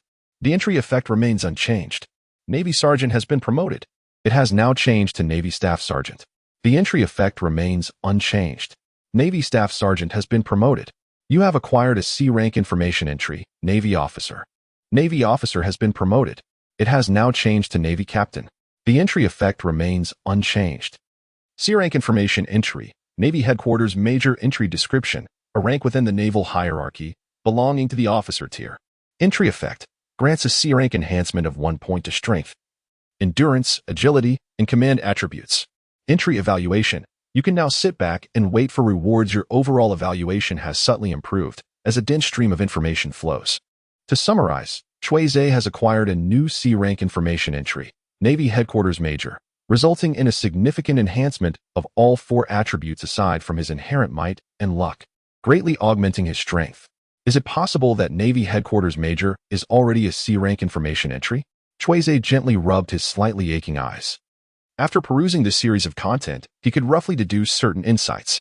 The information entries for the junior officers were classified as Grade C, which implied that the entries for the corresponding mid-level officers should be classified as Grade B. As for the candidates for the general rank, as well as the generals or marshals, their information entries would likely be classified as Grade A. The naval information entries of Grades A and B felt somewhat distant for Cui Ze, and he could afford to set them aside for the time being. However, Cui Ze was about to embark on a clandestine role as a pirate. It stands to reason that if the Navy possesses information entries, the pirates should not be devoid of them either. Cui Ze closed the light curtain, his mind swirling with thoughts. Once I become a pirate, perhaps the light curtain will also update the entries pertaining to pirates. Small pirates, great pirates, supernovas, the 7 warlords of the sea. I wonder if the pirate entries will conflict with those of the Navy. Additionally, there is another matter to consider. If I were to regain my naval identity one day, would the entries related to my pirate identity be erased? Just as Cui Ze pondered his future, the sound of footsteps approached from behind him. A hand suddenly landed on Cui Ze's shoulder. Smoker, with 2 cigars clenched between his lips, leaned in from behind. Cui Ze, why don't you come play in the cabin? A significant figure is aboard our ship. API call failed with status code 429. Error. Code. 429. Message. Resource has been exhausted, e.g. check quota. Status. Resource exhausted. API call failed with status code 429. Error. Code. 429. Message. Resource has been exhausted, e.g. check quota. Status. Resource exhausted. Cui Ze, uninterested in exposing the miser, directly inquired, who is the big shot you just mentioned? The proximity between Marin Fanduo and the St. Bartholomew Islands is remarkably close. During their leisurely breaks, many naval personnel from the headquarters often opt to visit the St. Bartholomew Islands. After all, the St. Bartholomew Islands can almost be considered the most vibrant paradise among all, boasting superior commercial, entertainment, and recreational offerings compared to Marin Fanduo. Cui Ze was about to speculate whether the individual was Boss Kizaru when he heard Smoker exclaim, "It's Admiral Akainu." Akainu? The future candidate for the position of Admiral of the Navy, the esteemed Admiral Akainu? API call failed with status code 429. Error. Code. 429. Message. Resource has been exhausted, e.g. check quota. Status. Resource exhausted. Cui Ze regained his composure and spoke with an unruffled demeanor. He recounted the terrifying tale of the man who had confessed 100 times, only to face failure each time. T-Pig had professed his love to Peach Rabbit Shiwan 100 times, all in vain. Smoker's cheeks twitched, clearly indicating that he too had heard this story. LSP was indeed a wellspring of power. Moreover, this narrative also featured the legendary duo of Beauty and the Beast. To be candid, given Peach Rabbit Shiwan's beauty, calling T-Pig a beast would be somewhat of an embellishment. Ahem. Speaking ill of others behind their backs is not commendable. Smoker declared earnestly. Let us instead discuss how we shall enjoy our time in the Sabaody archipelago. API call failed with status code 429. Error. Code. 429. Message. Resource has been exhausted, e.g. check quota. Status. Resource exhausted. Cui Ze, with his index and middle fingers reinforced by tempered steel, gave Smog's shoulder a firm poke. The hotel street lies between numbers 70 and 79. The distance between Marlin Vondo and the archipelago of Chambady is exceedingly short. Even though Cui Ze was aboard a leisurely sightseeing cruise, he arrived at the nearby waters of the world-renowned Bubble Islands before noon. On the foredeck of the sightseeing vessel, API call failed with status code 429. Error.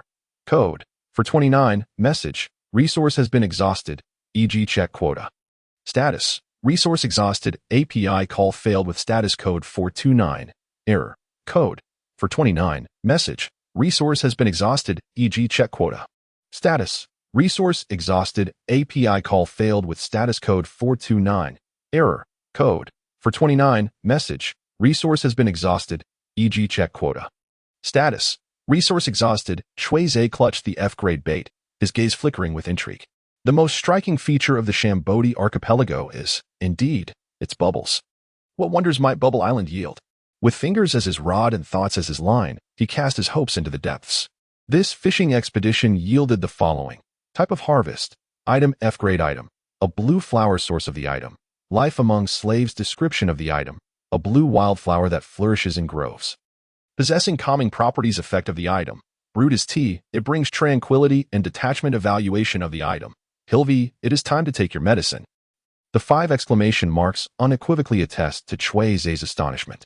He could hardly fathom that he had managed to fish up such an extraordinary find. The significance of the origin of this blue flower left him in disbelief. No, it cannot be. Cui Ze gently pinched the stamen of the blue flower in his hand. As the cool nectar gradually seeped out, dyeing his fingertips a damp indigo hue. Could it truly be so restricted? Although the Sabaody archipelago is indeed considered a significant hub along the Grand Line, arguably the largest slave trading island in the entire sea, the existence of a life entwined with slavery should merely be an incidental circumstance. I am a person of integrity, destined to avoid the grim fate of being obliterated by the deity of censorship. The Sabaody archipelago must bear some resemblance to Mariford, entangled with various worlds behind the scenes. While I seek to soothe the frightened little heart within, Cui Ze cautiously retrieved another F-grade bait. Should his conjecture prove erroneous? And if the archipelago of Zyangmadi indeed symbolizes that realm of enslavement, it would be prudent to maintain a considerable distance from this perilous isle in the future. A moment's carelessness could result in being ensnared. He resolved to attempt once more to ascertain the truth of the matter. API call failed with status code 429. Error. Code. For 29. Message. Resource has been exhausted, e.g. check quota. Status. Resource exhausted. Cui Ze completely extinguished the notion of continuing his fishing endeavors. He feared that if he persisted, he would inevitably be dragged into the depths of the sea. Such malevolence. Such profound wickedness. The Shambodi archipelago is indeed steeped in malevolence. API call failed with status code 429. Error. Code. For 29. Message. Resource has been exhausted, e.g. check quota. Status. Resource exhausted. Cui Ze disposed of the remnants of the oiled barbecue and the fragments of blue flowers, then calmly proceeded towards the deck. A few minutes later, the sightseeing boat docked at the harbor of Peninsula 69 in the Shambodi Islands. Peninsulas 60 to 69 of Bubble Islands primarily served as a naval base and a gateway for governmental activities. They had finally arrived at Shambodi. Cui Ze stretched his limbs in a grand yawn, casting a teasing glance towards Smoker. The number 70 peninsula is quite nearby, Smoker. Would you care to address it first? Your flames seem rather intense. Virgo, feeling out of sync, inquired, what are you two discussing? Haha. API call failed with status code 429. Error. Code. For 129. Message. Resource has been exhausted, e.g. check quota. Status. Resource exhausted. Before Cui Ze could finish his words, he was abruptly silenced by Smoker, who angrily covered his mouth. Smoker hastily concocted an excuse, claiming, my cigar is nearly finished. I need to buy some new ones. Oh, Virgo nodded, seemingly accepting this explanation. To his knowledge, the 70th to 79th Peninsula was primarily a street filled with leisure, entertainment, customs, bars, and hotels. Smoker. You say you're just here to smoke and not engage in any activities? I find that hard to believe. The thick-browed and wide-eyed Smoker surprisingly had such a peculiar habit. Virgo lowered his head, concealing his unusual expression. The evident weaknesses of the elite navy, could they perhaps enlist the family as ships? Wasn't he it merely to deliver a few beauties? If Cui Ze were to discover Virgo's thoughts at that moment, he might just burst into laughter. Let us go, disembark. Smoker wrapped an arm around Cui Ze's shoulder, forcibly leading him off the ship, with Virgo closely trailing behind. The 3 elite Marines blended seamlessly into the crowd of tourists aboard the sightseeing vessel, drawing no attention whatsoever. Upon reaching the shores of the Shambodi archipelago, Cui Ze finally regained his freedom. Rubbing his neck, he inquired. Ahem, gentlemen, where do you intend to explore first? The essence of the Shambadi archipelago was a colossal yarchi vine tree. The entire island comprised 79 trees, each distinctly numbered. Let us head to the 40th sequence island. Smoker suggested. The areas from 40 to 49 primarily feature tourist attractions and specialty shops. There should be plenty of entertaining activities. Virgo remained silent. His enthusiasm for touring the Shambadi archipelago not particularly strong. Had it not been for Cui Ze's insistence, he would likely still be honing his skills at the headquarters. Striving to master the art of armament hockey, Cui Ze jested, are you not planning to visit the peninsula from the 1st to the 29th? It is a hub for human trafficking, a marketplace for the auctioning of individuals, with a multitude of lawless territories congregated there. The reason Cui Ze offered this suggestion was due to intelligence from the Navy headquarters indicating that a group from the Kingdom of Brakoya was unlawfully lingering in the area. As for the rationale, it is self-evident. I fear that upon my arrival, I would be unable to refrain from taking direct action. Smoker rolled his eyes. As an elite of the Navy, he was undoubtedly aware of the general circumstances surrounding the Sabaody archipelago, due to the overt support of the world nobles, the deliberate neglect of the world government, and the inaction of the Navy headquarters. Heinous acts such as slave trading and human trafficking were openly conducted as normal commercial activities in the Sabaody archipelago. The Navy headquarters did not lack opinions on this matter. Unfortunately, their concerns were never taken seriously by the world nobles or the world government. Over time, the Navy headquarters ceased its efforts to combat crime in the Sabaody archipelago, focusing solely on apprehending pirates who intruded upon its shores. A compelling rationale indeed. Cui Ze shrugged. Let us first venture to the peninsula of Sequence 40. Coincidentally, the peninsula of Sequence 40 is encompassed within the evacuation route of the escape plan, setting aside any notions of malevolence. The Shambadi archipelago undoubtedly stands as the most vibrant island in this vast sea, perhaps with no equal. The 44th Peninsula, renowned for its unique scenic vistas and distinctive bubble products, surpasses even some of the central towns of larger islands in terms of prosperity. Cui Ze, Smoker, and Virgo hastened their way from Peninsula number 69 to the 40th Sequence Island, their initial destination. Glancing at the time, Cui Ze proactively suggested, let us first indulge in a hearty lunch. Only when we are satiated shall we possess the energy to engage in merriment. Virgo eagerly nodded in agreement. For hunger had long plagued him. After all, both physical training and the cultivation of hockey demand considerable energy. Smoker, on the other hand, had a desire to procure some cigars first. However, the majority's preference prevailed, and he was reluctantly ushered into a nearby restaurant. Upon entering, Smoker and Virgo did not hesitate to seize the menus, launching into a fervent ordering spree. Cui Ze, unfazed, actively joined them, regardless of how much they ordered. It paled in comparison to Cui Ze's capacity. Though they claimed it was a treat, Smoker and Virgo were merely inconsequential additions. Even with the inclusion of Sabo, it would still be insufficient. That fellow certainly had a formidable appetite. A plethora of dishes was brought forth by the restaurant staff, and the three Marine brothers indulged heartily. Within 2 minutes, Smoker withdrew from the feast. 5 minutes later, Virgo followed suit. Meanwhile, the relentless eating machine, Cui Ze, continued to devour. With the acquisition of the Big Eater title, his capacity for consumption surged by nearly a third. After clearing the table of all dishes, Cui Ze was left only moderately satisfied. Finished eating? Smoker, grappling with his nicotine cravings, trembled in anticipation. Having satisfied his hunger, he was eager to leave. For this restaurant astonishingly forbade smoking indoors. If you wish to smoke, then do so. API call failed with status code 429. Error. Code 429. Message. Resource has been exhausted, e.g. check quota. Status. Resource exhausted. Cui Ze, without lifting his head, casually waved his hand and quickly ordered a table full of delicacies. As he indulged in the delightful appetizers following his main course, a sudden burst of lively conversation erupted from a nearby table. Hey, everyone, have you heard the news? Today on the 13th Peninsula, there is a grand auction taking place. It is said that many slaves who previously escaped from Mary Geos have been recaptured and are set to be auctioned off publicly. Aren't the slaves of Mary Geos considered the property of the celestial dragons? How could anyone openly auction those slaves? Who knows? Perhaps the slave auction on the 13th Peninsula is backed by some celestial dragon. Is it only slaves that are being auctioned? Are there no other prize swords or devil fruits involved? API call failed with status code 429. Error. Code 429. Message. Resource has been exhausted, e.g. check quota. Status. Resource exhausted. Cui Ze curled his lips in disdain.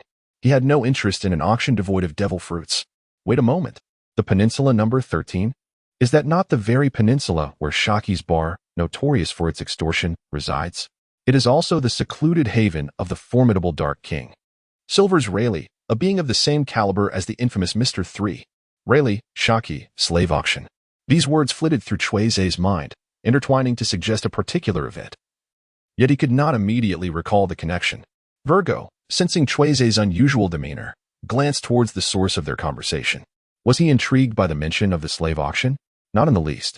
Cui Ze shook his head, casting aside trivial matters from his thoughts. At this moment, he had no need to concern himself with the actions of old Rayleigh. Old Rayleigh was not the radiant Mr. 3. He was merely a retired pirate of many years. Cui Ze elucidated, expressing his curiosity solely regarding the devil fruits. The promising marine, Cui Ze, harbored a keen interest in these enigmatic fruits. Virgo took note of this intelligence, intending to report it to young Master Doflamingo when time permitted. However, it must be mentioned that ever since the conclusion of their initial skirmish, the young master had claimed to be entangled with Vice Admiral Kizaru, leaving him with little opportunity for communication. Was it truly beyond the young master's capability to contend with an aging Vice Admiral? Virgo found this perplexing.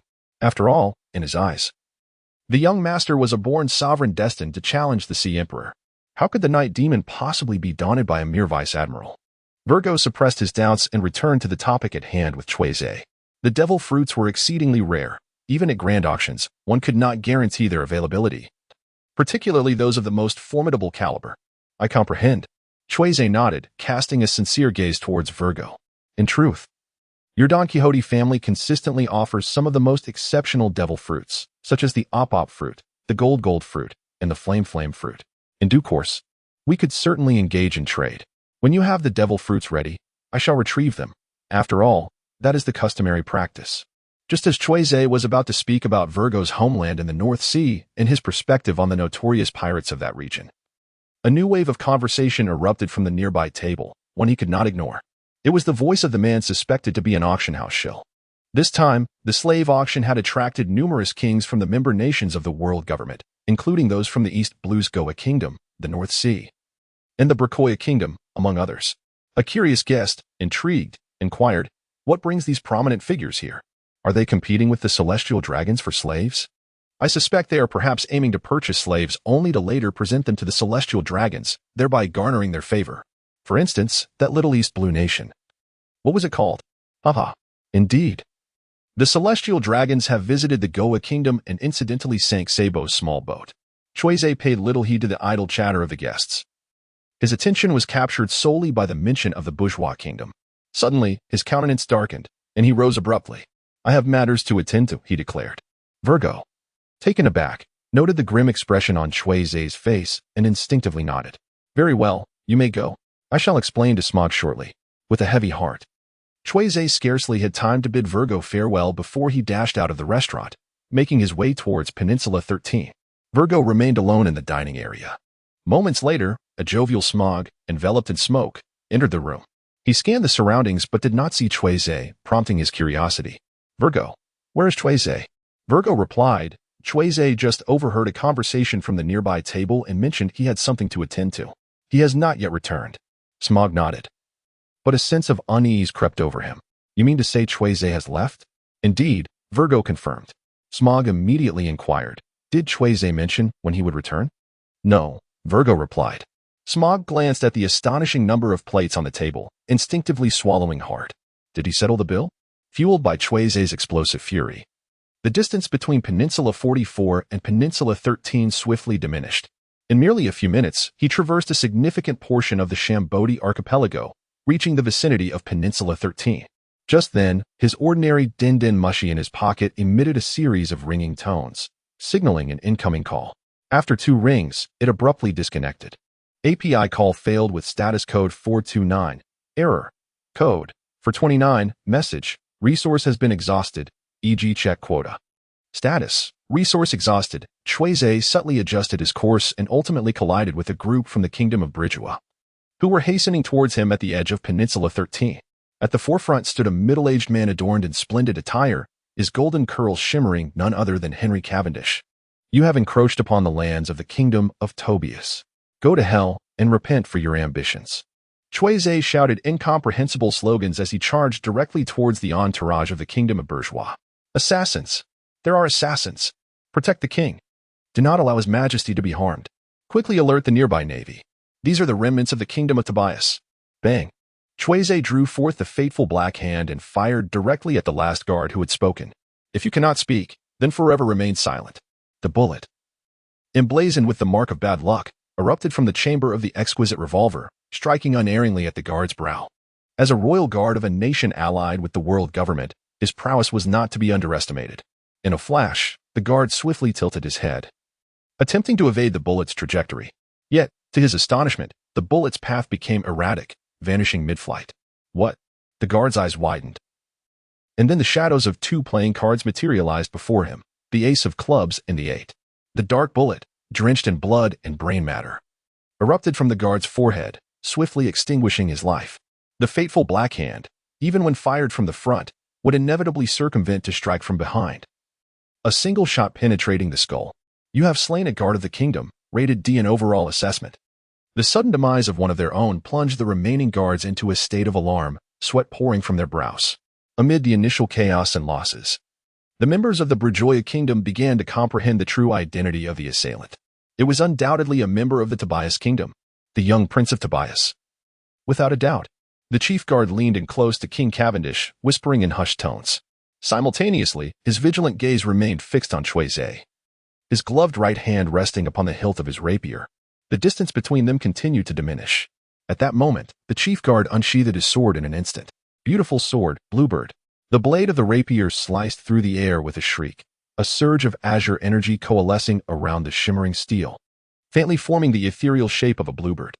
Cui Ze narrowed his eyes, his extraordinary sense of smell indicating that the threat level posed by this chief guard was relatively low. Nevertheless, he raised his right fist, enveloping it in the dark hue of armed hockey. The inky black aura, glistening with a chilling sheen, swiftly enveloped his forearm. Harnessing the techniques of the primate martial arts, he concentrated all his strength into a singular force, gathering it upon his right fist, and launched it towards the sharp beak of the azure bird. With a resounding boom, the two forces collided with ferocity, producing an immensely powerful explosion of sound. A circular wave of air radiated from the point of impact, where the dark hockey met the cerulean sword, aura, spreading outward in all directions, flattening the surrounding bubble grass. The two forces remained locked in a fierce stalemate for a brief moment. Cui Ze stood resolutely, his form unwavering, akin to an ancient rock enduring the passage of time. In stark contrast, the chief guard's forearm trembled slightly, causing the ethereal blade aura of the sword, resembling a blue bird, to waver unsteadily. In terms of strength, I cannot rival this young prince. The chief guard decisively concluded the feudal standoff. He leapt into the air, executing a graceful inversion as he soared above Cui Ze, unleashing a new technique. The beautiful sword, Swan Lake. The western sword traced a swirling arc in midair, its sharp edge aimed directly at Cui Ze's neck. A display of flamboyant yet intricate swordsmanship. Cui Ze's feet relentlessly struck the ground, unleashing an unimaginable force.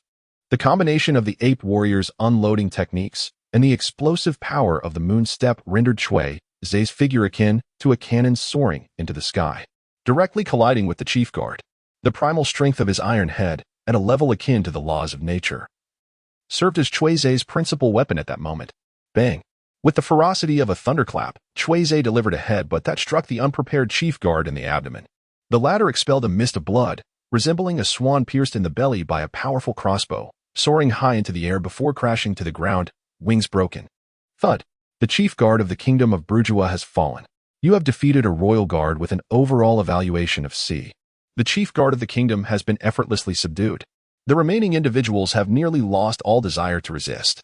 Cui Ze approached the panicked Henry Cavendish with an unimpeded stride, looking down upon the middle-aged man with his alluring golden curls. Prince Feite. Cavendish felt his legs weaken, and had it not been for the so-called glory of the crown sustaining him, he would likely have collapsed onto the ground by now. The kingdom of bourgeois is willing to return the entirety of the territory of the kingdom of Tobias. Furthermore, we wholeheartedly support Prince Feite in reclaiming the throne. Under the adrenaline of a life-threatening situation, Henry Cavendish instantaneously conceived this thought and shouted it aloud.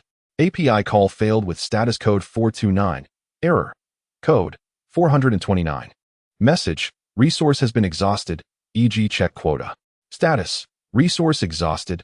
Cui Ze is not the legitimate prince of the kingdom of Tobias. Rather than assuming the precarious position of a monarch of a small, uncertain nation, Cui Ze remained inclined to wander in search of treasures, seeking to amplify his own strength. The sacred mother of disintegration, resembling a falling shard, pierced through the flesh of Henry Cavendish's shoulder like a nail. The blade sank deep, and blood blossomed forth. The delicate and precious king of the allied nation let out a muffled groan of agony, yet he resolutely stifled any cries of pain. King Cavendish, I sense your goodwill. This is commendable. Truly commendable. Cui Ze pressed the disintegration of the Holy Mother, allowing it to penetrate deeper into Henry Cavendish's shoulder, while softly whispering into the other's ear. However, I am a person who values gratitude and reciprocity. The kingdom of Tobias has nurtured me, and I constantly reminisce about it. Should the kingdom of Tobias, in the future, unfortunately face another assault, be it from invading pirates, oppressive officials, or even a catastrophic tsunami inundating the land, I shall hold every individual from the kingdom of Berjoya accountable, from the highest noble to the common folk. At that moment, I shall wield this scalpel, stained with the blood of the king, to dissect your abdomen, excise your liver, and, after slicing it, mix it with sweet rum, only to return it back into your own mouth. The tardy yellow ape fortuitously overheard Cui Ze's final words and nearly failed to steady his glasses. Cui Ze, how do you masquerade as a pirate undercover? Restrain yourself a little, old man. Through the refracted blade of the disassembled Holy Mother, Cui Ze's peripheral vision caught a glimpse of a radiant, resplendent figure, the yellow ape. He remained unfazed, abruptly withdrawing the scalpel embedded in Henry Cavendish's shoulder. In an instant, a jet of crimson erupted forth. The blade's extraction should have elicited a piercing scream of anguish. Yet, at that moment, Henry Cavendish lay as silent as a corpse. The king, utterly shattered by Cui Ze's recent words, was engulfed in an abyss of terror. He not only refrained from crying out in agony, but also forcibly stifled his trembling body, fearing that any movement might provoke Cui Ze's more aggressive actions. Witnessing this scene, Cui Ze felt a sense of satisfaction as he gently patted Henry Cavendish's face. Clap, clap. Cui Ze's palm gently struck Henry Cavendish's face, producing a resounding clap that resonated with an unspoken violence. Such an act sent shivers down the spine of His Majesty the King. Meanwhile, the observing Huang Yuan pondered, before this fellow joined the Navy, did he truly spend years as a pirate? His demeanor, his aura, his stance, surely his bounty must exceed 100 million. Cui Ze was oblivious to the intentions of the yellow ape, the proprietor. He draped his arm over Henry Cavendish's shoulder, nonchalantly pinching the hilt of a replica of the Holy Mother of Disintegration between his index and middle fingers, the blade rhythmically tapping against Cavendish's arm. The glimmering fruit? You must be the Vice Admiral Kizaru from the Navy headquarters, correct? With a clear understanding of the situation, Cui Ze feigned an air of indifference. Oh, so you have time today to personally embark on a mission? Upon hearing this sarcastic tone, Kizaru felt an inexplicable sense of defeat in some regard. Truly, this newcomer was rather formidable. Kizaru stroked his chin, forcibly aligning himself with the cadence of conversation. Cui Ze shrugged his shoulders. Indeed, so what? Suddenly, the yellow ape felt an itch in his teeth. This little rascal. The yellow ape unconsciously narrowed his eyes. Daring to attack and hold hostage the king of a world government-allied nation, it seems you wish to find a permanent suite in the deep-sea prison. Well, yes. Cui Ze raised his head, exuding an air of carefree defiance. And then, Huang Yuan exhaled a deep sigh. It was the first time he felt his mindset disrupted by another. A surge of frustration surged within him, compelling him to suppress the impulse to strike Cui Ze. Could it truly be that a vice admiral of the Navy lacked even this fundamental control over his emotions? Cui Ze teeters on the precipice of self-destruction. A bewildering display for one deemed a candidate for greatness. How utterly absurd. With a resounding crash, the fury of the yellow ape reaches its breaking point. A peculiar sound reverberates through the air as a brilliant beam of light erupts from the tips of his fingers, slicing through the atmosphere with astonishing swiftness. Striking with unerring precision the quivering blade of the divine mother of disintegration that Cui Ze clutches. A crisp chime resonates. The feeble E-grade surgical knife, merely a trifle, stands no chance against the incandescent wrath of the yellow ape's laser. The divine mother of disintegration, which had accompanied Cui Ze for several months, could not withstand even half a second before the beam severed it in twain. The upper half of the shattered blade was sent hurtling away, embedding itself deep into the ground. API call failed with status code 429. Error. Code. For 29. Message. Resource has been exhausted, e.g. check quota. Status. Resource exhausted. API call failed with status code 429. Error. Code. For 29. Message. Resource has been exhausted, e.g. check quota. Status. Resource exhausted. Cui Ze positioned the broken blade against the neck of Henry Cavendish. You dare to launch an attack while I still hold the hostages in my grasp. How audacious of you, Navy. Controlling the hostages? That is merely a fade of your own making. Light travels at a speed far surpassing that of sound. Before the words could reach Cui Ze's ears, the figure of the yellow ape was reflected in his pupils. The right hand, adorned with a white glove, clamped around his wrist like an iron vice, firmly restraining the hand that wielded the knife. It was only at this moment that Cui Ze comprehended the words spoken by the yellow ape. Recalling the prior arrangements made within the Navy headquarters, API call failed with status code 429. Error. Code. For 29. Message. Resource has been exhausted, e.g. check quota. Status. Resource exhausted. API call failed with status code 429. Error. Code. For 29. Message. Resource has been exhausted, e.g. check quota. Status. Resource exhausted. In Cui Ze's mind flashed the scene of Kizaru being sent flying by Marco's powerful kick. However, API call failed with status code 429. Error. Code. For 29. Message. Resource has been exhausted, e.g. check quota. Status. Resource exhausted. Cui Ze's body was instantly propelled through the air by the force of Kizaru. The wind howled in his ears, and as he flew through the sky, a glimmer of confusion flickered in his eyes. This seemed to differ from the script they had previously agreed upon. Wasn't it supposed to be a legendary pirate tale of beating the allied king and overthrowing the headquarters admiral? How did it transform into a scene of Cui Ze soaring through the heavens? Speed is power, Kizaru's voice thundered in Cui Ze's ears, accompanied by a dazzling yellow leg radiating brilliance. Have you ever been struck by light speed? Before Cui Ze could fully articulate his intention to report the actor, he was abruptly interrupted by a blinding kick from Huang Yuan. Bang! In an instant, a fierce flash erupted, and Cui Ze was sent sprawling like a rag doll, propelled by Huang Yuan's powerful kick directly into the cluster of buildings on Peninsula number 13. Boom, boom, boom, accompanied by a deafening roar. A series of structures crumbled as Cui Ze, transformed into a meteor, collided with them, collapsing into a heap of useless ruins. Shattered bricks and chaotic dust scattering in all directions. In a moment of peril, Cui Ze barely had time to shield his back with armament hockey, skillfully employing the techniques of the monkey fist to absorb the relentless impact of debris crashing against his body, narrowly evading being kicked off the stage by Kizaru. Boom. API call failed with status code 429. Error. Code. For 29. Message. Resource has been exhausted, e.g. check quota. Status. Resource exhausted.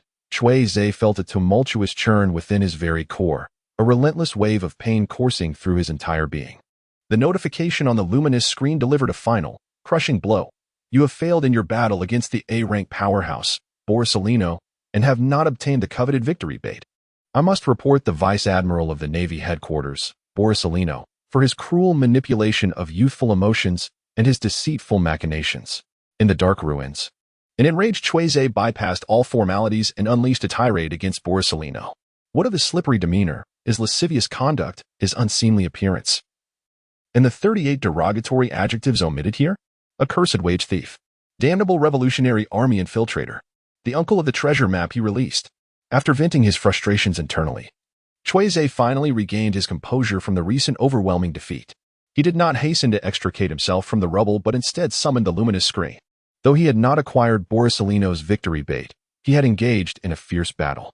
Perhaps by leveraging the radiance of the Navy Admiral, he might reel in something of value. Much like the last time when he obtained the Beta Steel Shard. Wasn't that rather splendid? This time, Cui Ze refrained from utilizing the rudimentary F-grade bait as a mere stepping stone. Instead, he produced the D-grade bait he had recently acquired by vanquishing a guard. Oh. Lady Luck, smile upon me. For this fishing expedition, I shall sacrifice Borsalino's 3 years of fortune.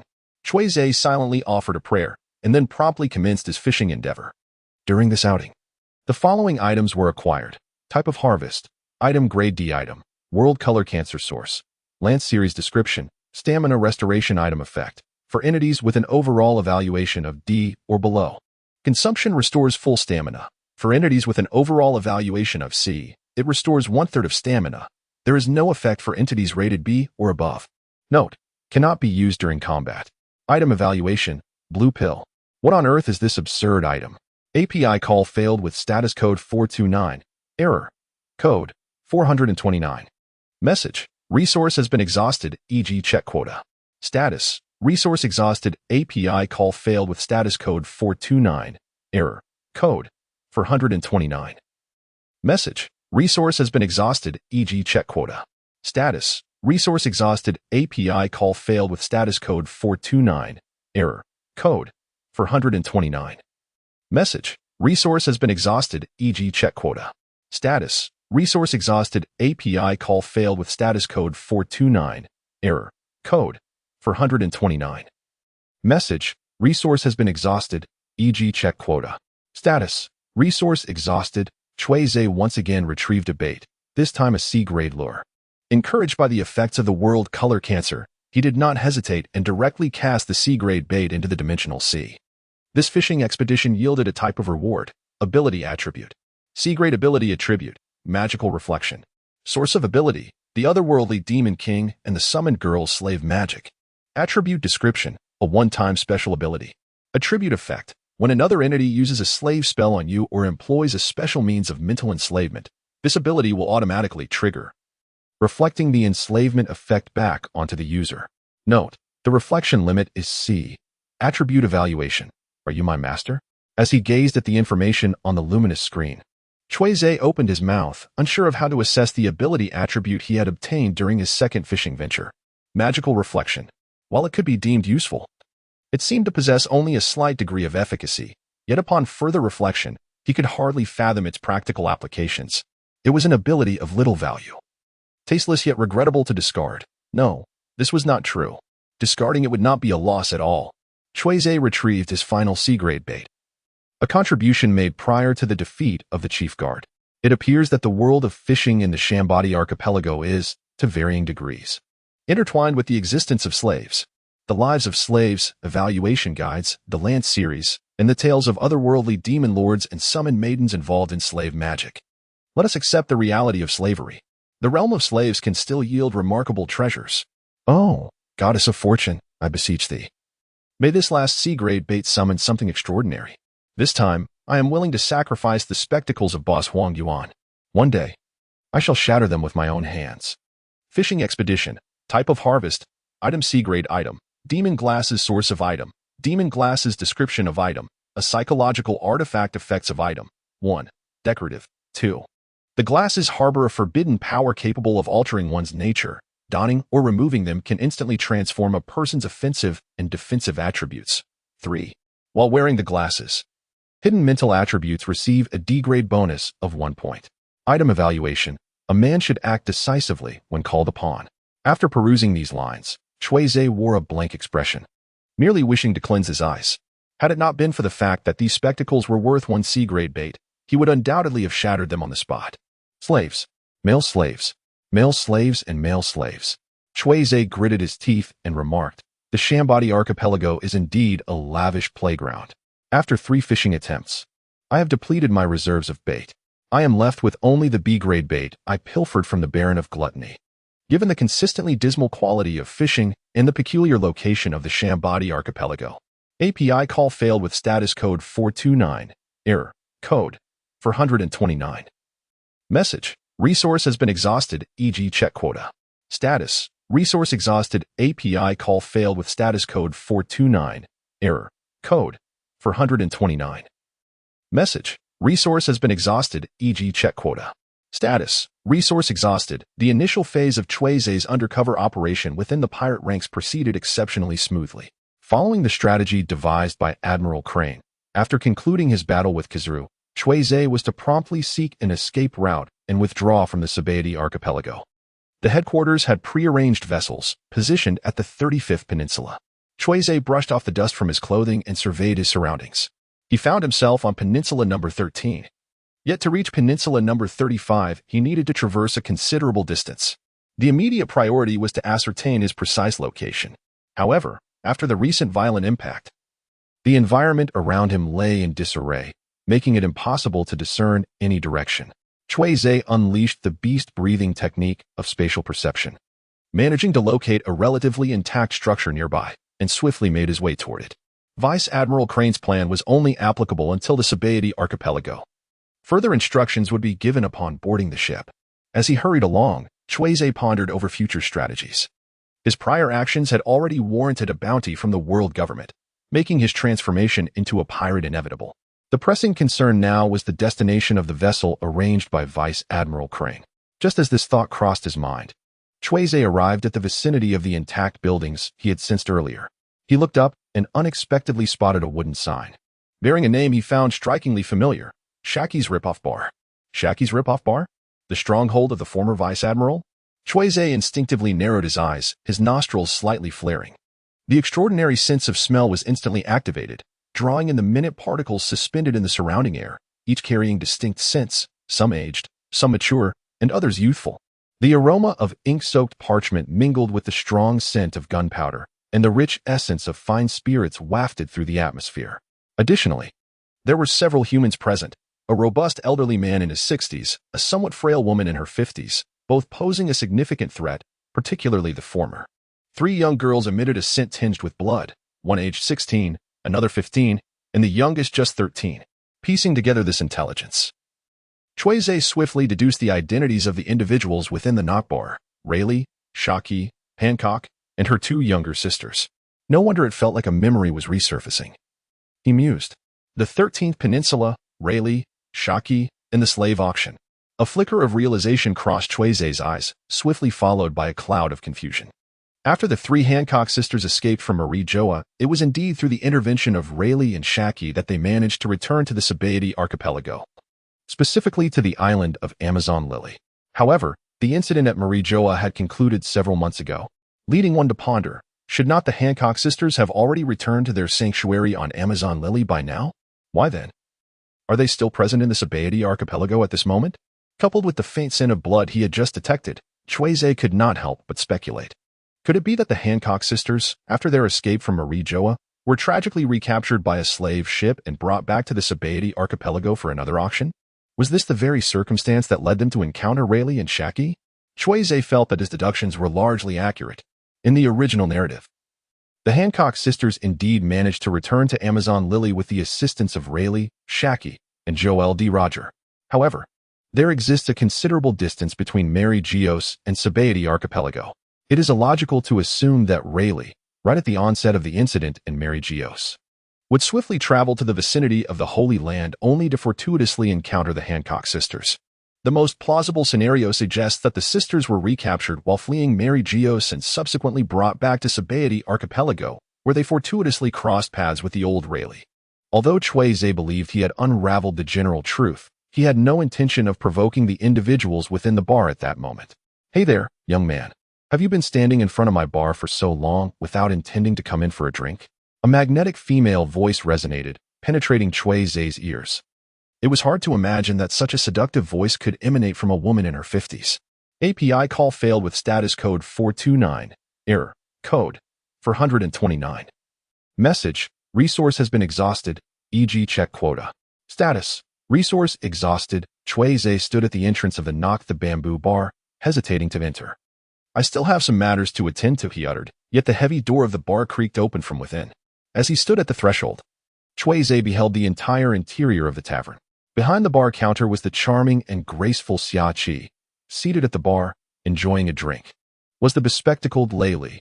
Additionally, there were 3 ragged young girls, their bodies marred with bloodstains, bearing evident signs of restraint around their necks, wrists, and ankles. They regarded him with expressions of terror and revulsion. Cui Ze's gaze gradually drifted. He did not linger on the bean sprout, Hancock, and her 2 sisters, but ultimately settled on a pair of spectacles. Is Rayleigh also one to wear glasses?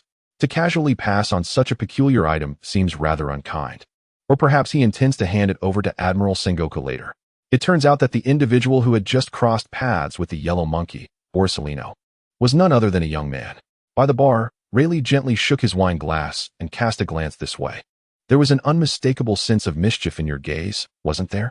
It appears that Rayleigh's observation hockey had captured the earlier skirmish's nuances.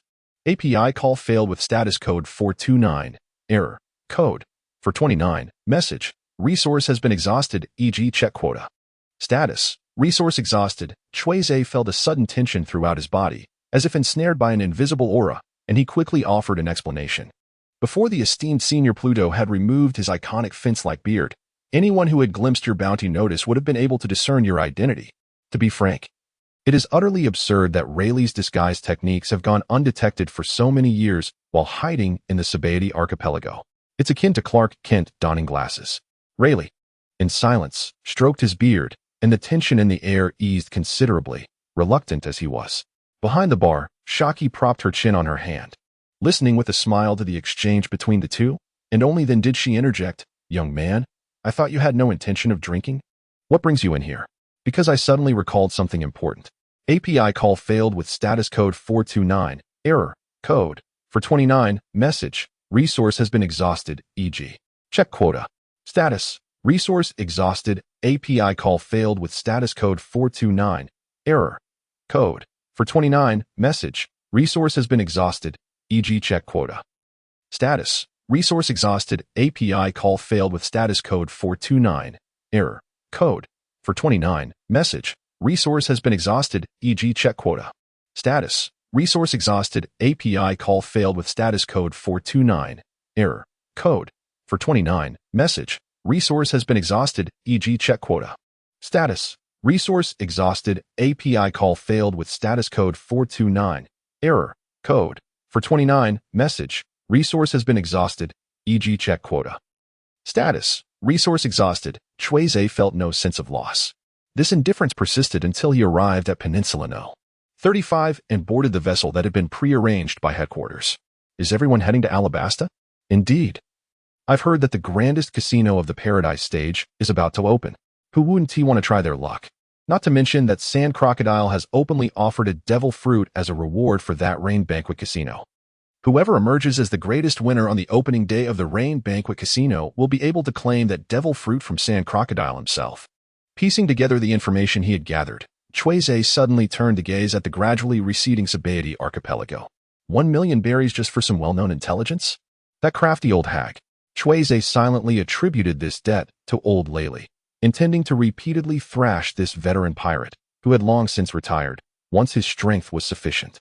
Ah, it's a sustainable harvest of bait. After casting a final glance at the Sabaody archipelago, Cui Ze departed from the deck and returned alone to the cabin he had reserved in advance. The vessel arranged by Vice Admiral Heron appeared to be an unremarkable medium-sized ship. The central mast did not display the Navy's iconic white flag adorned with a blue seagull, but rather a broad sail emblazoned with the deep gray letters UMIT. This signified that the ship belonged to one of the sovereigns of the Dark World, the Navy King of the Deep Sea Currents, Umit. Before boarding, Cui Ze learned from the ticket inspector about the ship's itinerary, aside from basic supplies. It was set to sail directly from the Sabaody archipelago to Alabasta. It seems that Umit's logistics company, the Maritime King, might very well face bankruptcy at the hands of Buggy Express in the future. Cui Ze shook his head. Various titles of other sovereigns from the Dark Realms flickering through his mind, all of whom were presumably exceptional providers of bait. The bait from these individuals seemed rather distant. For now, it would be prudent to assess the fishing conditions following his departure from the Sabaody archipelago. Cui Ze retrieved one of his scarce F-grade baits and, without a hint of remorse, cast it into the dimensional sea. Fishing report, type of harvest, item F-grade item, cowhide tricorn hat source of item, Pirates of the Caribbean series description of item, a commonplace decorative piece effects of item. 1. Provides shade from the sun. 2. Offers protection from rain. 3. To a certain extent, symbolizes the identity of a pirate. Item evaluation. Another hat? API call failed with status code 429. Error. Code. For 29. Message. Resource has been exhausted, e.g. check quota. Status. Resource exhausted. Cui Ze steadied his mind.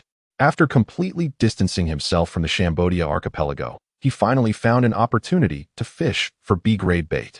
Just as he intended to burn incense and bathe, cleansing himself of misfortune, a sudden sound of buzzing emerged. Cui Ze swiftly extracted 2 telephone insects from his pocket. The pure white one was a bug that had been caught while fishing near Winter Island in the Future Kingdom, specifically designed to be eavesdrop-proof, while the yellow one was a communication device allocated by the Navy headquarters. API call failed with status code 429. Error. Code 429. Message. Resource has been exhausted, e.g. check quota. Status. Resource exhausted. API call failed with status code 429. Error. Code 429. Message. Resource has been exhausted, e.g. check quota. Status. Resource exhausted. API call failed with status code 429. Error. Code 429. Message. Resource has been exhausted, e.g. check quota. Status. Resource exhausted. Cui Ze was momentarily taken aback, struggling to maintain his stoic demeanor. Why was that? Surely, he could not be apprehensive of my potential retribution, could he? Huang Yuan remarked. It seems that is indeed the case. It appears that King Henry Cavendish harbors quite a significant psychological shadow regarding you, young Master Cui. After all, he is the sovereign of a nation in the New World. Having encountered countless formidable pirates, yet he is so evidently intimidated by you. I find that quite astonishing. Cui Ze's lips twitched slightly. What an unexpected turn of events.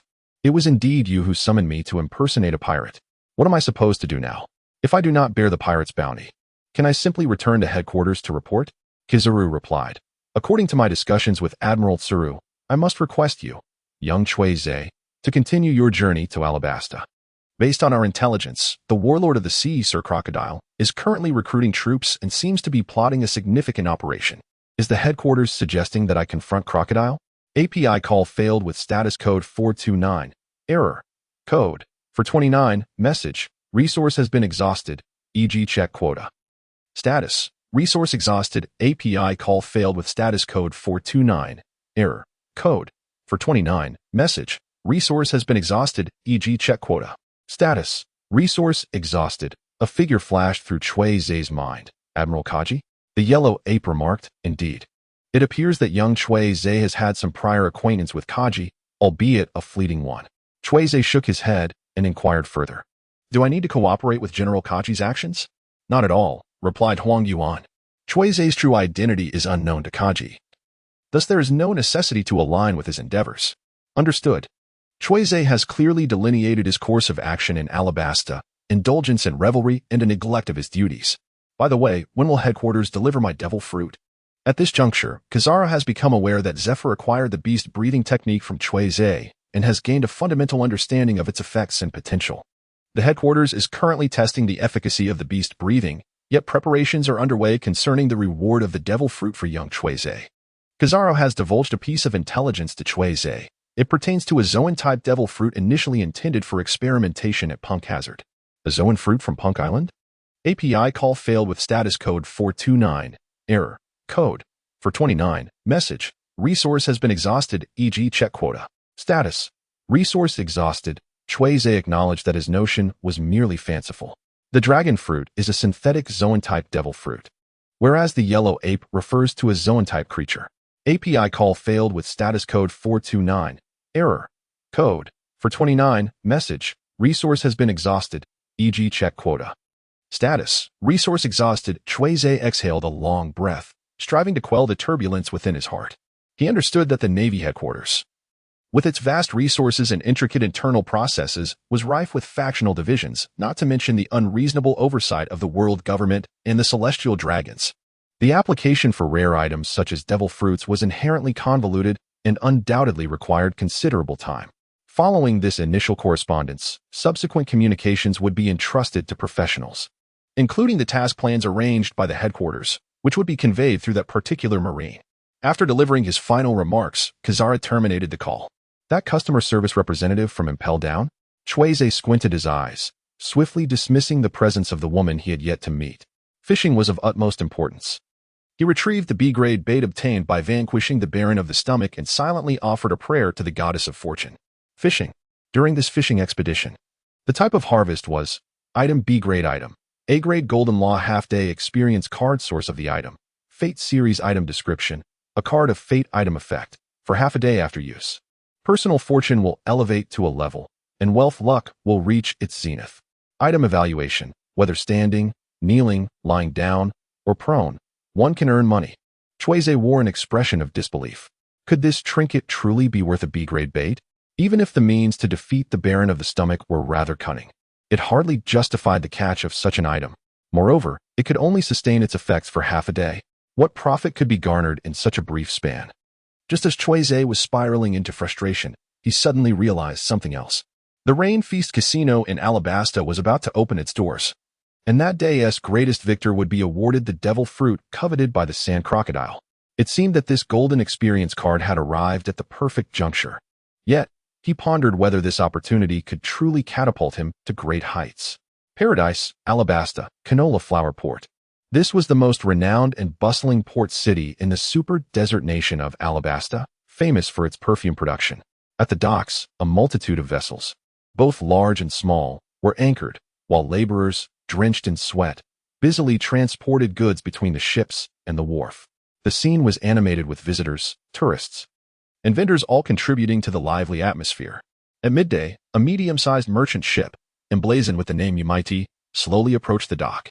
Once the anchor was dropped and the vessel steadied, Cui Ze, wearing a leather triangular hat, disembarked, moving with such grace that his footsteps were nearly inaudible. With the deepening of his training in the martial arts of the monkey, Cui Ze had become increasingly adept at controlling his cells, mastering the technique of gravity nullification. He had a premonition that if he continued this training, his agility attribute would soon surpass the sea level.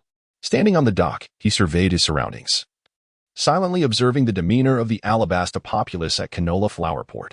To his surprise, he had expected the citizens, under the dominion of the notorious pirate, the 7 warlords of the sea, to lead relatively miserable lives, if not to be entirely dispirited.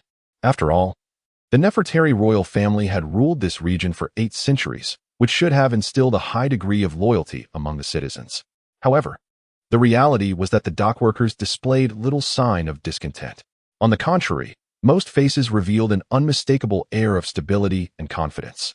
Was this the heroic plan of Crocodile, the sand crocodile? API call failed with status code 429. Error. Code. 429. Message. Resource has been exhausted, e.g. Check quota. Status. Resource exhausted. In the mind of Crocodile, information regarding the sand alligator incessantly flickered.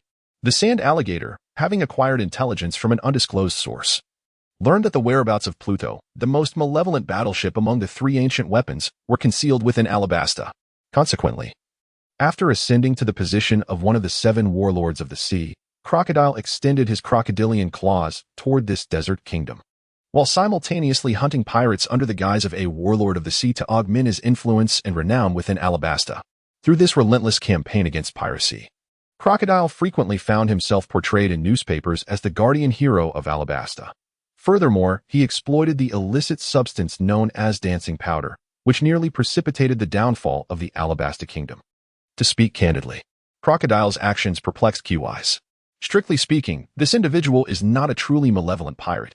This can be discerned from his bounty.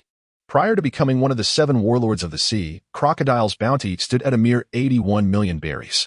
What does this signify? 7 years ago, following the conclusion of the O'Hara massacre, the 8-year-old Robin had a bounty of 79 million berries.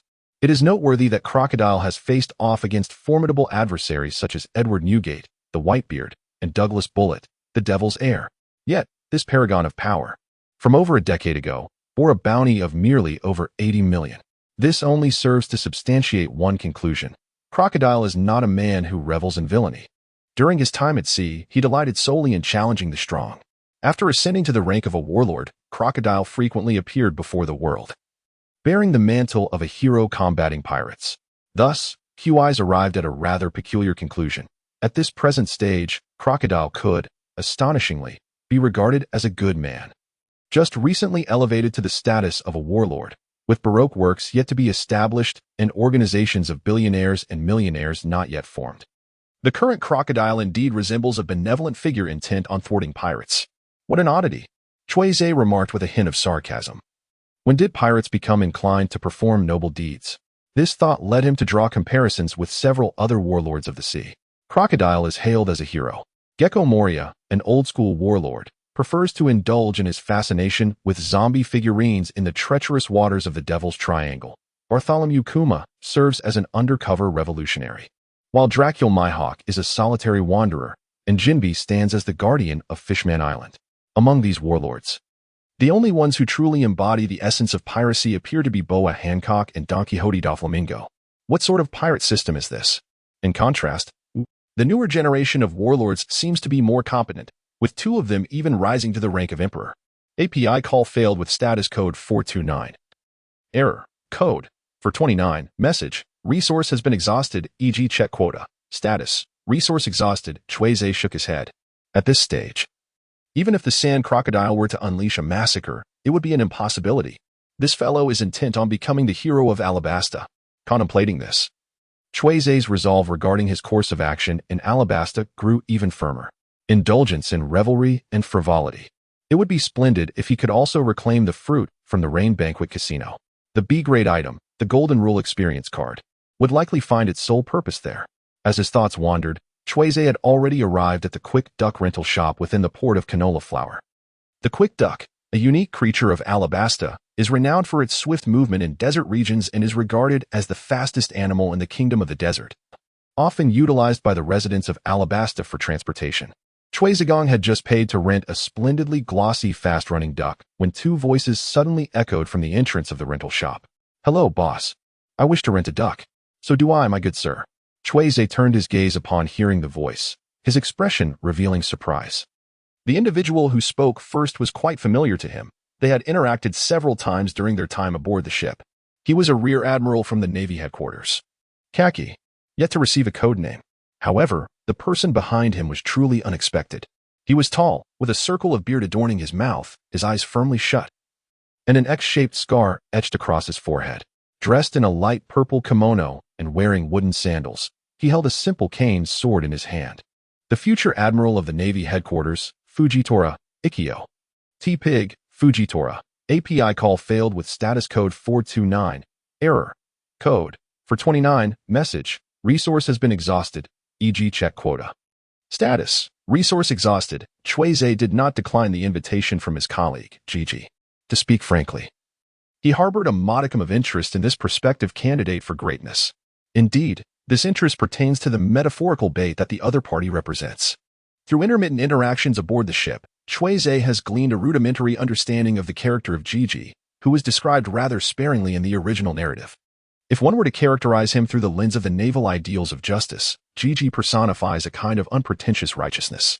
It is merely a personal conjecture that this notion of justice draws inspiration from the protagonist Taraji, the archetype of Gigi in the original tale. This unpretentious righteousness embodies a tranquil demeanor, a carefree spirit, an innate honesty, and a generous disposition. API call failed with status code 429. Error. Code. For 29. Message. Resource has been exhausted, e.g. check quota. Status. Resource exhausted, previously. Cui Ze had not encountered the future Admiral Fujitora aboard the vessel, suggesting that the two had agreed to part ways and rendezvous in Alabasta. After all, among the scanned intelligence disclosed by the T-Pig, it was revealed that he shared a remarkably close relationship with Fujitora, suspected to be longtime acquaintances. At present, this conjecture appears highly plausible. Cui Ze harbors considerable interest in Fujitora. He has been dispatched by the headquarters to become a pirate. However, in the vast ocean, how many pirates operate alone? Figures like Red Count Leadfield and Dracul Mihawk are, after all, mere exceptions, unless unforeseen circumstances arise. Cui Ze is destined to embark on the path of forming his own pirate crew in the future. Meanwhile, Fujitora, with his formidable strength and affable nature, is greatly adored by the common people, though he possesses the flaw of a penchant for gambling, making him an ideal candidate for a vice-captain. In other words, Cui Ze has taken a liking to the portly tiger. Young man Cui Ze, I wonder what brings you to Alabasta? The voice of Chibunji drifted through the swirling sands into Cui Ze's ears. Indeed, API call failed with status code 429. Error. Code 429. Message. Resource has been exhausted, e.g. check quota. Status. Resource exhausted. API call failed with status code 429. Error. Code 429. Message. Resource has been exhausted, e.g. check quota. Status. Resource exhausted. Cui Ze raised his hand and pointed towards the faint green at the edge of the desert, casually explaining. I have heard that Alabasta has opened a grand casino. I merely wish to pay a visit. Brother Gigi, is that not your intention as well? API call failed with status code 429. Error. Code. For 29. Message. Resource has been exhausted, e.g. check quota. Status. Resource exhausted. API call failed with status code 429. Error. Code. For 29. Message. Resource has been exhausted, e.g. check quota. Status. Resource exhausted. Cui Ze, with an air of bravado, boldly uttered these words, reassured by the guarantee of the golden rule. Unperturbed by the potential revelation of his statement. Brothery, could you impart to me some fundamental rules of casino gameplay? He inquired. If one is oblivious to the basics, how could they possibly claim to be merely inexperienced? He fell into a contemplative silence. As a seasoned gambler, the instinct to lure novices into the realm of chance surge within him. A light wager brings joy, while a heavy one inflicts harm. Allow me to elucidate the common gameplay of casinos for young Master Cui. Meanwhile, Jiaji chuckled lightly, refraining from interjecting. The notion of inviting Cui Ze to join the Navy had struck him as a spontaneous idea. At this juncture, his understanding of Cui Ze was still rather limited, and he saw this as an opportunity to glean insights into the latter's true character through E. Time flew by swiftly. The trio of swift-footed ducks finally arrived at the illustrious city of Rainy Land in Alabasta. The kingdom of Alabasta is a quintessential desert realm, with vast, boundless sands encompassing the majority of its territory. Yet, Rainy Land, often hailed as the dream city of Alabasta, is a verdant oasis teeming with lush greenery and abundant water resources, a rarity in the desert expanse. It is precisely because of this unparalleled geographical advantage that Crocodile chose to establish the Rain Banquet Casino here, envisioning it as the cornerstone of his future stronghold. Along the journey, Yi's methodical instruction unfolded like a well-rehearsed script. Cui Ze has acquired a novel entry. F-grade ability entry, gambling. Entry description. Gambling refers to the act of utilizing valuable items to speculate on the outcome of a competition, contest, or an unpredictable event, with the aim of obtaining additional valuable possessions. Entry effect. A rudimentary understanding of conventional gambling practices at sea. Entry evaluation. Wow. A big fat sheep. Setting aside the scornful evaluation, Cui Ze is quite content with this newly acquired ability, as it spares him from appearing as an inexperienced novice upon entering the Rain Banquet Casino, thus avoiding the risk of revealing his ignorance. Cui Ze Jiaji and a third companion swiftly returned the rented duck to the leasing company, and without a word, they made their way to the Rain Banquet Casino. The Rain Banquet, a colossal pyramid-shaped edifice nestled in the heart of the central lake of Rain City, appears to be enveloped in a golden fade that glistens brilliantly under the sun's rays. Its opulence and splendor present the most authentic portrayal of this lavish pyramid. Cui Ze, Jiaji, and a third companion followed the throng of tourists into the Rain Feast Casino, with less than 3 days remaining until its grand opening. The casino had nevertheless opened a small section for travelers to explore and enjoy. Upon entering the interior of the Rain Feast Casino, Cui Ze's attention was irresistibly drawn to the diminutive pyramid suspended in the center of the casino. This exquisite glass pyramid, resplendent and translucent, continuously reflected the ever-changing sky of the rain-soaked city, providing splendid natural illumination for the entire Rain Banquet Casino. However, what truly captivated Cui Ze was not merely the exterior of this glass edifice, but rather the peculiar fruit perched atop its pointed apex. The surface of the fruit, a striking interplay of deep crimson and obsidian hues, was intricately embossed with a myriad of swirling arabesque patterns, featuring shapes reminiscent of hearts, spades, diamonds, and clubs. Having perused the compendium of devil fruits, the tea-loving pudding quickly discerned the true identity of this fruit, the paramecia type, card fruit. The card fruit. A glimmer of brilliance flashed in Cui Ze Feite's eyes. Indeed, this object is destined to be mine. The chapter scheduled for 9 o'clock is currently under review. It seems I may have exceeded the poetic limit, and I am uncertain when it will be approved. I wish to inform everyone in advance that it might be delayed by several tens of minutes. I am already in communication with the editor regarding this new chapter of the Pirate Saga, which is currently being typed. Please hold on for a moment. After the content is updated, kindly refresh the page to access the latest updates. I wonder what EX level abilities or items the card fruit might yield as I leave the Rain Banquet Casino. API call failed with status code 429. Error. Code. For 29. Message. Resource has been exhausted, e.g. check quota. Status. Resource exhausted. API call failed with status code 429. Error. Code. For 29. Message. Resource has been exhausted, e.g. check quota. Status. resource exhausted, after a moment's hesitation. Cui Ze eventually revealed his true thoughts. He was merely contemplating the card he had just seen, which turned out to be a devil fruit. Jiaji, feeling relieved, slowly nodded in understanding. He himself was not a user of any devil fruit and held no significant expectations regarding them. On the contrary, his friend possessed a remarkably powerful paramecia-type gravity fruit. It was only natural for Cui Ze, who lacked any abilities, to harbor a desire for the devil fruits. Jiaji first offered some words of comfort before advising him further. However, he urged Cui Ze to comprehend that there is no absolutely invincible or perfect devil fruit upon the vast ocean. One may harbor hopes for them, but should not become infatuated. Speaking of which, I have already utilized an ancient Zoan-type devil fruit, and another Zoan-type will soon be distributed by the Navy headquarters. Cui Ze opened his mouth, yet he found it impossible to divulge such sentiments to Jiaji. Meanwhile, this languid and unperturbed vice admiral, with a heart full of sincerity, offered a few words of advice. In helplessness, Cui Ze simply nodded. I understand.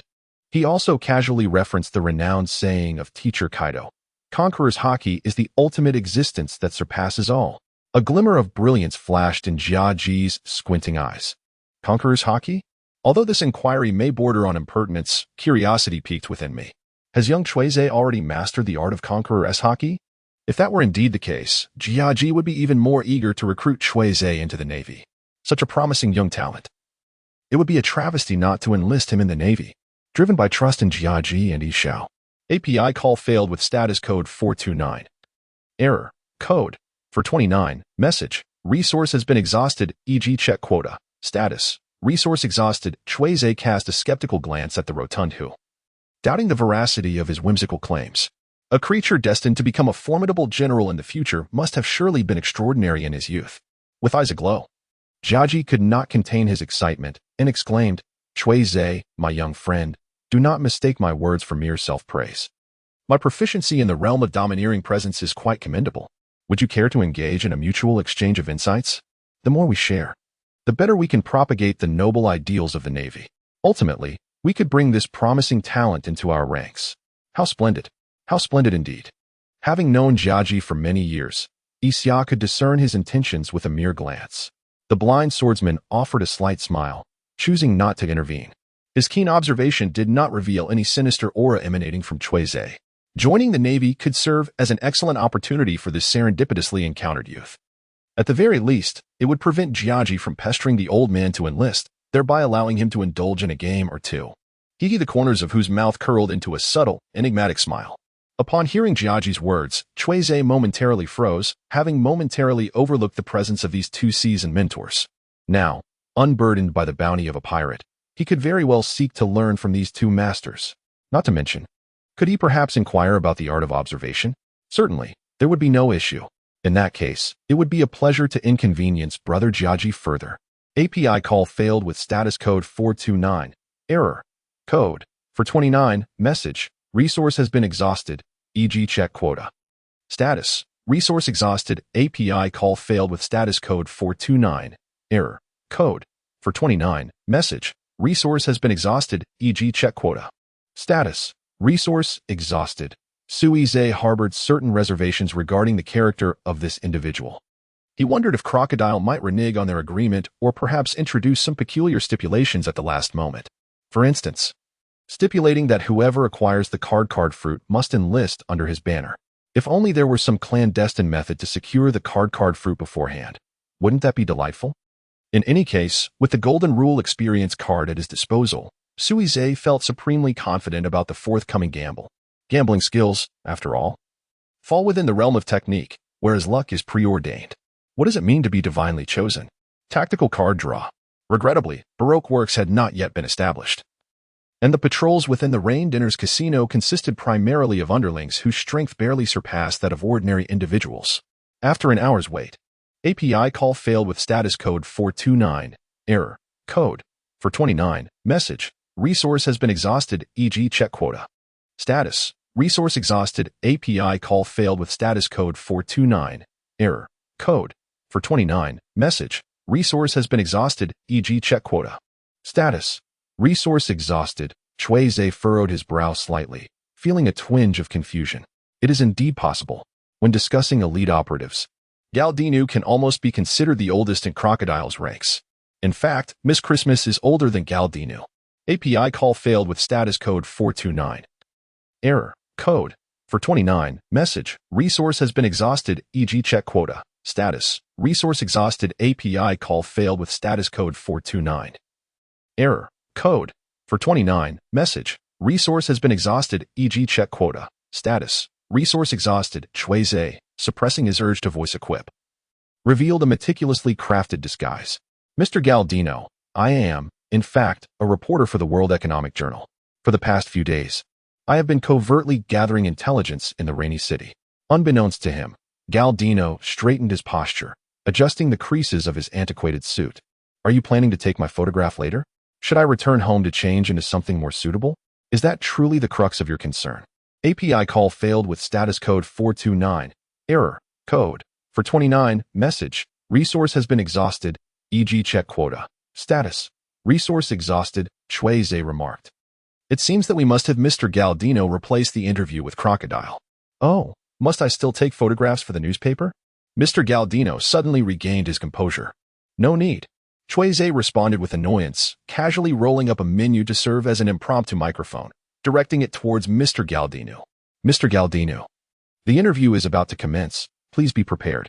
Sitting up straight, Galdino replied, understood. Based on my recent observations, the area surrounding the Rain Banquet Casino has become crowded with a diverse array of individuals, placing significant pressure on the public safety of Rain City. I wonder if Crocodile has any recommendations regarding this issue? Such a professionally crafted inquiry made beads of sweat form on Galdino's forehead. How on earth am I supposed to answer this? Why should a pirate like me concern himself with national security strategies? Just as Galdino contemplated a response, Cui Ze's next question swiftly followed. From my recent visits, it appears that aside from its title of Dream City, Rain City also bears the labels of the entertainment capital, the fashion capital, and the romantic capital of Alabasta, among others. Is the establishment of the Rain Banquet Casino intended to pivot the pillar industry of this oasis city from entertainment and fashion to gambling? What kind of absurd question is this? I had no idea Rain City had so many peculiar titles. What is a pillar industry? I have a vague understanding of fashion. But what on earth is gambling? The perspiration on Galdino's forehead intensified. API call failed with status code 429. Error. Code. 429. Message. Resource has been exhausted, e.g. check quota. Status. Resource exhausted. API call failed with status code 429. Error. Code. 429.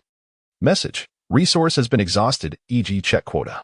Status. Resource exhausted. API call failed with status code 429.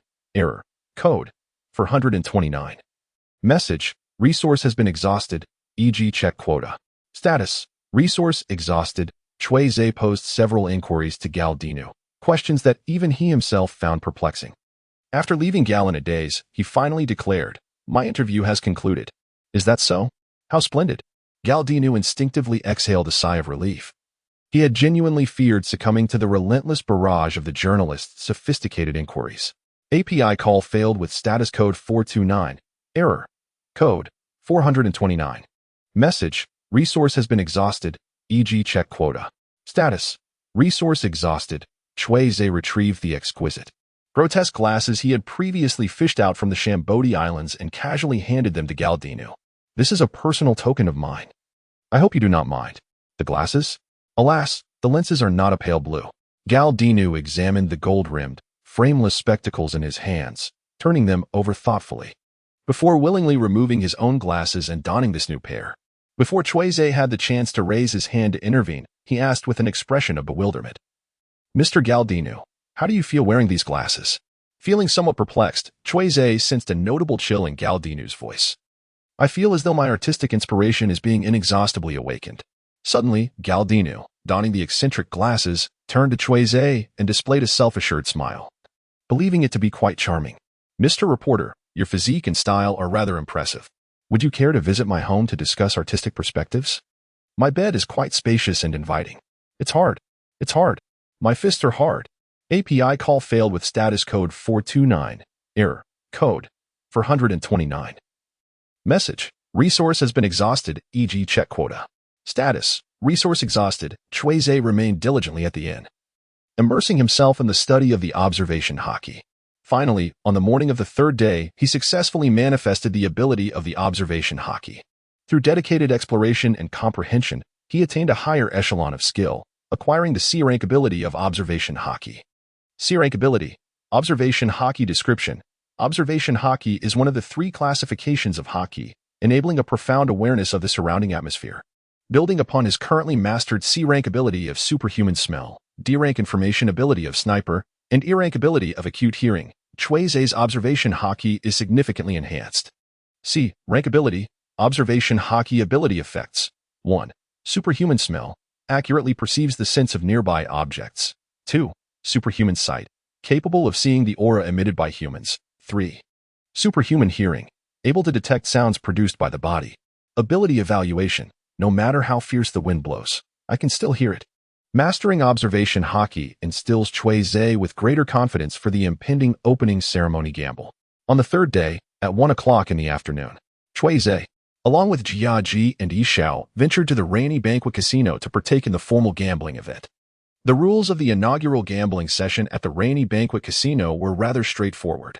Between the hours of 1 and 5 in the afternoon, patrons were free to roam within the casino, indulging in all manner of gaming apparatus provided. As the clock struck 5, the 5 gamblers who had amassed the highest winnings would be invited to the glass pyramid to engage in a final showdown with the notorious Crocodile, Sir Crocodile. In a game of Texas Hold'em, the ultimate victor would be bestowed with the coveted card fruit as a prize. Upon hearing the rules recounted by Crocodile himself, Cui Ze could not help but raise an eyebrow. The entire glass pyramid had been constructed by Crocodile, who could assert that he hadn't orchestrated a few surprises within. It seemed that even the gambling dogs had access to advanced technology that afforded them a comprehensive view of the game. They were destined to face the retribution of fate. As the formal gambling session commenced, Cui Ze converted all his belly into chips and approached the opulent slot machines at the Rainy Banquet Casino. Yishao and Jiaji, filled with curiosity, gathered around him. Cui Ze, are you planning to start with the slot machines? Yishao inquired, a hint of melancholy gracing his features. These contraptions are far less exhilarating than engaging in the game firsthand. Cui Ze cast a peculiar glance at Fat Tiger, sensing that this individual might be driving, albeit lacking concrete evidence. Nevertheless, he reassured himself that fortune seemed to be on his side today. Silently, Cui Ze placed the A-level Golden Rule half-day experience card upon himself. Taking a deep breath, he tossed a chip into the slot machine and pressed the start button. A flurry of sound effects and lights erupted as the 3 reels of the slot machine spun wildly. 7, 7, 7. Jackpot. The grand prize. He smiled, bewildered. Cui Ze was hardly surprised to witness such a result. He activated his personal light screen, eager to appreciate what it truly meant to possess a level luck. However, in the next moment, his pupils abruptly constricted. Luck. EX. Enhanced by the visitor from the otherworld. A visitor from the otherworld. How could I have forgotten my transcendent aura? The A-level Golden Law half-day experience card could forcibly elevate one's fortune to an A level. Meanwhile, the visitor from the otherworld could entirely disregard all effects, forcibly raising their luck attribute by 2 tiers. Under the dual enhancement effect, his luck was poised to soar to unimaginable heights. Gazing at the EX level luck displayed on the screen, a glimmer of excitement erupted within Cui Ze's eyes. In the past, Chen Daozi had turned a mere 20 coins into 37 million. Cui Ze feat can surely win the card fruit with 3 million berries. Henceforth, you may call me the gambling monster. Beside him, Yishao seemed unable to accept Cui Ze's stroke of luck and was quietly reassuring himself. After all, relying solely on luck is merely a gamble. How could anyone maintain such extraordinary fortune consistently? Mastering the art of gambling requires dedication and profound study. By the time Yishao regained his senses, Cui Ze had already ventured far ahead. The melodious sound of jackpot music echoed incessantly, as the row of luxurious slot machines in this area all displayed the words jackpot on their electronic screens. Master, I want to learn this. The seasoned gambler, Yishao, instantly forgot his earlier thoughts and, adjusting the hem of his light purple kimono, dashed towards Cui Ze. Yishao, my good fellow? The unyielding winning machine, Cui Ze, turned his head to gaze at the eager-faced Fat Tiger. Playing the slots requires a stroke of luck. Much like one cannot simply stroll down the street and casually find money, right? At this point, Cui Ze suddenly sensed something unusual beneath his feet. He looked down to find a gleaming golden crocodile coin being crushed underfoot. This was the highest denomination chip at the Yuyin Casino, worth a staggering 1 million berries. Though Yi Xiao was oblivious to his surroundings, he still caught sight of this scene. Ah, what the hell is this thing doing to my foot? With a swift motion of his toes, Cui Ze sent the golden crocodile chip soaring through the air, vanishing into the bustling crowd. The seasoned gamblers chuckled, truly taken aback by the audacious act of this fortunate young man, their minds echoing in disbelief. This is 1 million berries. Beside him, Jiaji was equally mesmerized. Such a disdain for wealth. Indeed, this is the young marine I have faith in. I must ensure that brother Cui Ze joins the navy. Cui Ze advanced steadily, depleting all the slot machines within the Rain Banquet Casino. Although the establishment had not been open for long, the jackpot accumulated in the slot machines was not particularly substantial. Nevertheless, the chips in Cui Ze's possession surged from over 3 million belly to nearly 90 million belly in an instant. It is widely recognized that the bounty on Sand Crocodile is 89 million belly. Thus, upon conversion, API call failed with status code 429. Error. Code. For 29. Message. Resource has been exhausted, e.g. check quota. Status. Resource exhausted. The number of chips in Cui Ze's possession continues to swell, heralding his triumph across all fronts. As time progresses, the number of onlookers in the Rain Banquet Casino who have taken note of Cui Ze's remarkable winning streak is steadily increasing. Ultimately, every pair of eyes within this opulent establishment is fixated upon him, even without employing the ability to perceive the emotions of others. Cui Ze can sense the gazes of the gamblers, eyes that are a tumultuous blend of excitement and admiration, intertwined with jealousy and malice. It is uncertain how many individuals hope for Cui Ze to clinch victory in this final wager. Yet an even greater multitude yearns to witness him lose everything with the last card. Ignoring the scrutinizing gazes of those around him, Cui Ze cast a light-hearted smile towards his opponent at the opposite end of the poker table. After several rounds of dealing and betting, this game of Texas Hold'em had progressed to its final stages, leaving only him and his adversary. Seated across from him was a corpulent man of considerable stature.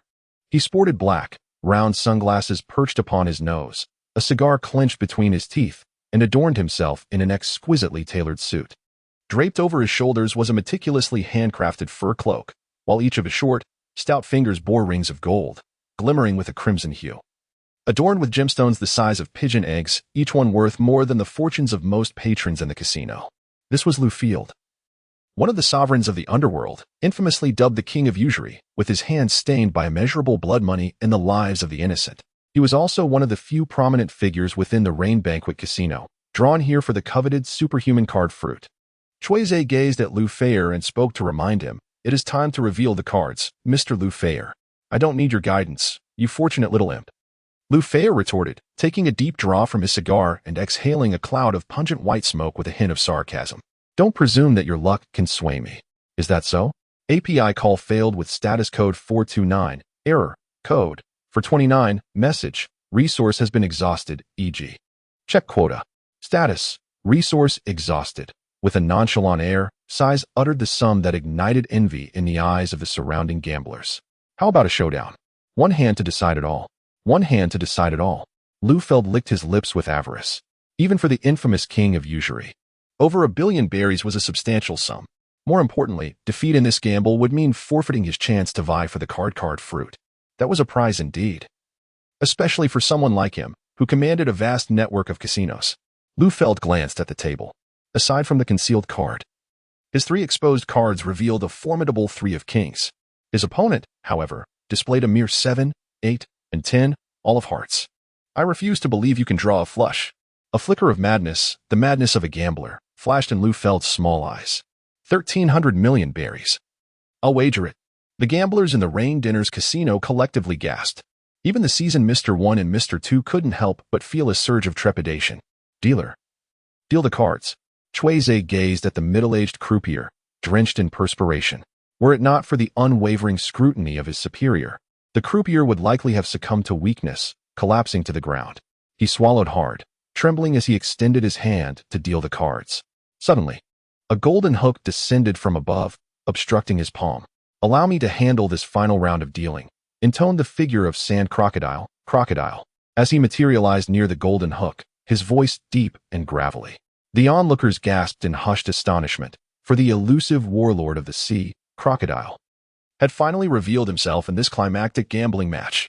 Cui Ze was utterly unperturbed. He even wished to inquire of the crocodile whether his left hand was truly severed. Meanwhile, Lu Feier silently exhaled in relief, with Crocodile taking matters into his own hands. He no longer needed to worry about the novice on the opposite side resorting to any underhanded tactics. Crocodile commenced dealing the cards. Lu Feier received a heart jack, and a smug smile instantly adorned his beefy visage. The heart jack is in my possession. Lu Feier raised the old jack and revealed his hidden card, merely a single heart king. For kings, what do you possess to triumph over me? Cui Ze merely cast a glance at Crocodile, raising an eyebrow in silent challenge. Deal the cards, sand alligator. Crocodile reflected on the fortunes this youthful visage had amassed throughout the afternoon, and he proceeded to reveal the card he was about to play. The Six of Hearts. It appears that fate is on my side. Cui Ze revealed his hidden cards, 5 playing cards, face up, a royal flush in hearts, an indisputable winning hand. What a jest. How could 4 kings possibly lose? The onlookers, gamblers caught in the thrill of the moment, were left utterly astounded.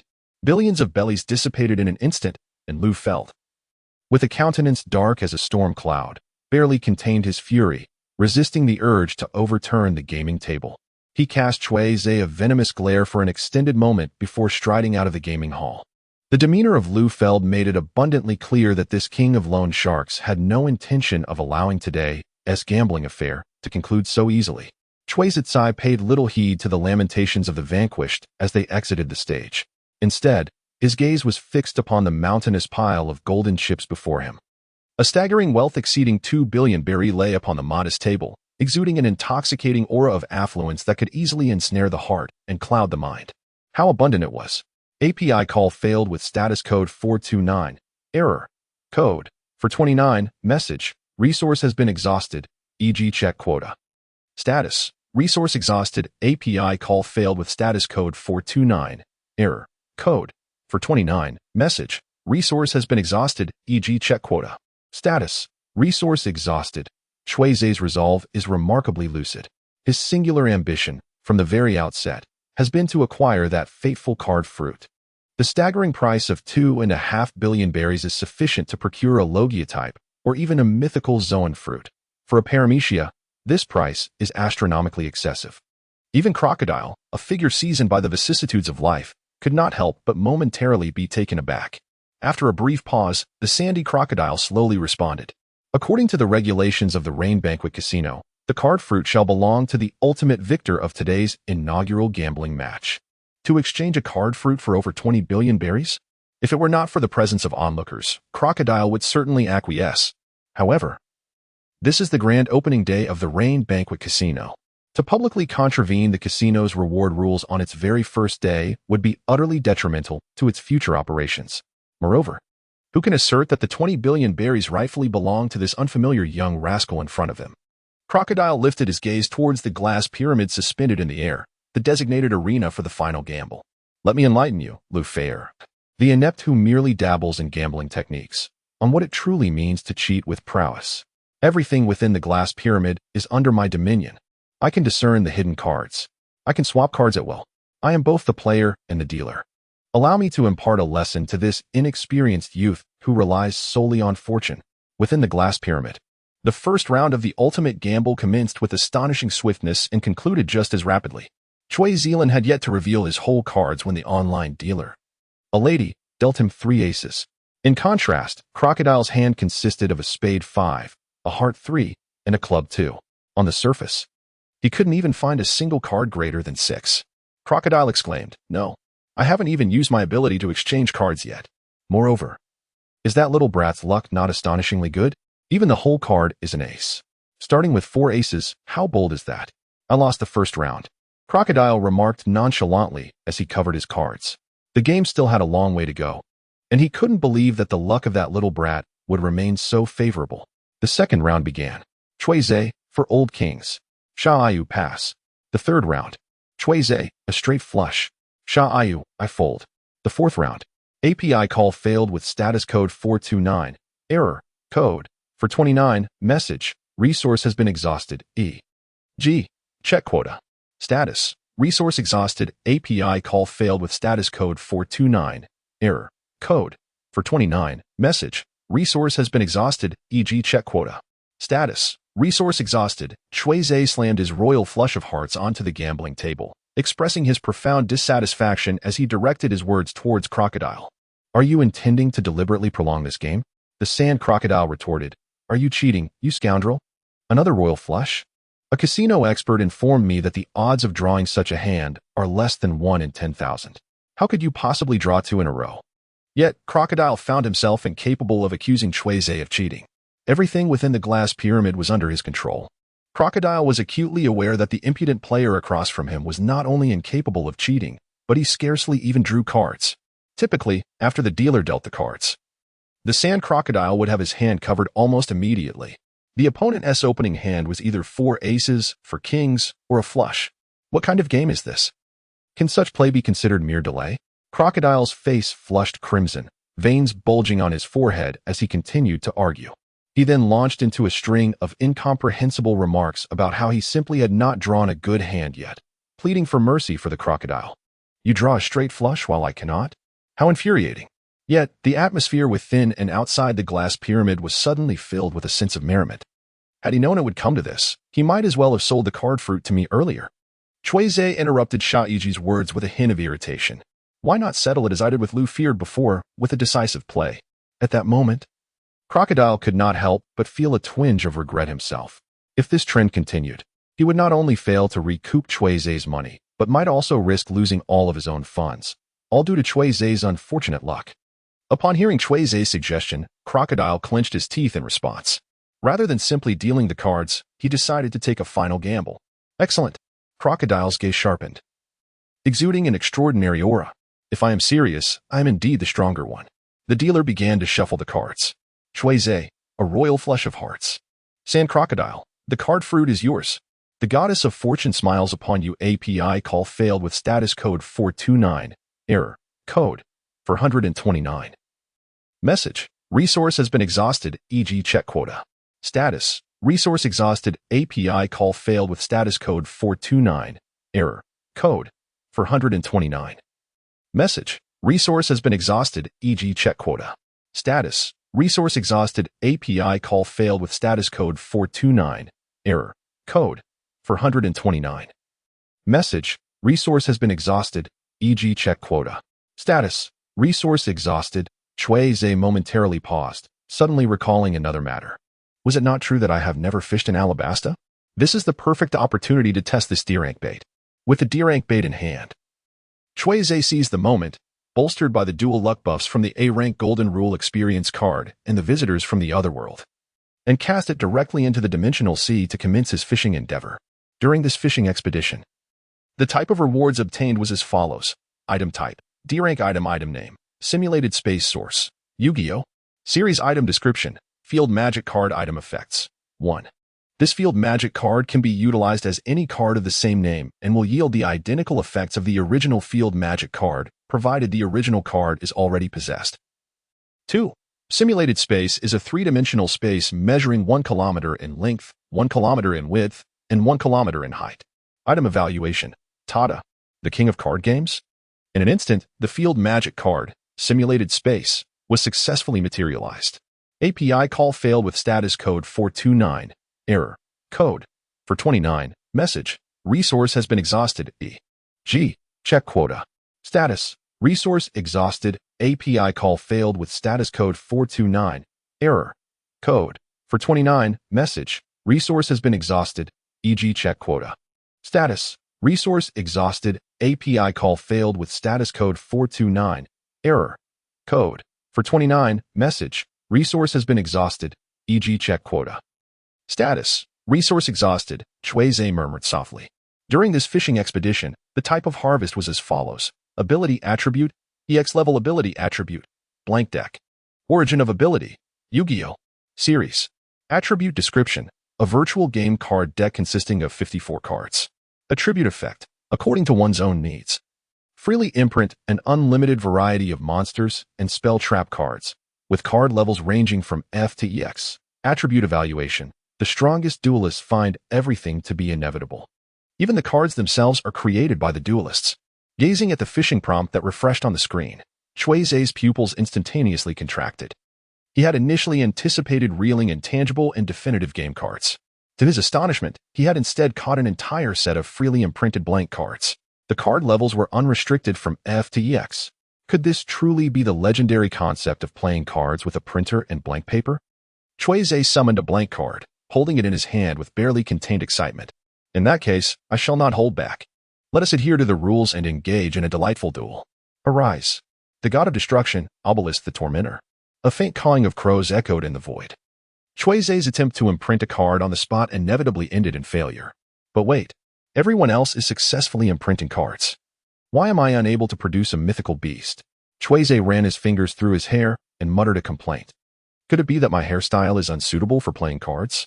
After silently pondering the capabilities of the blank deck for a moment, Cui Ze suddenly realized something of considerable significance.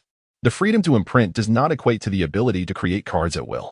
Card printing requires a template. In other words, Cui Ze desired to imprint monster or magic trap cards, necessitating a specific target for reference.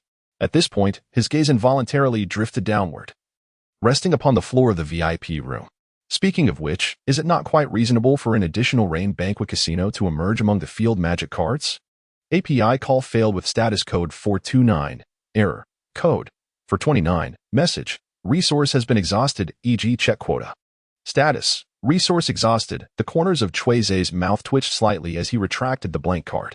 He had no desire to squander a blank card on such an inferior lackey, let alone a lifeless corpse.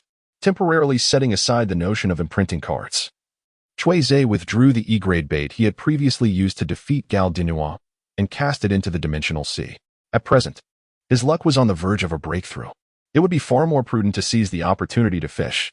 During the fishing expedition, the type of haul was as follows: talent entry, E-grade talent entry, flickering flame in the wind source, Yu-Gi-Oh!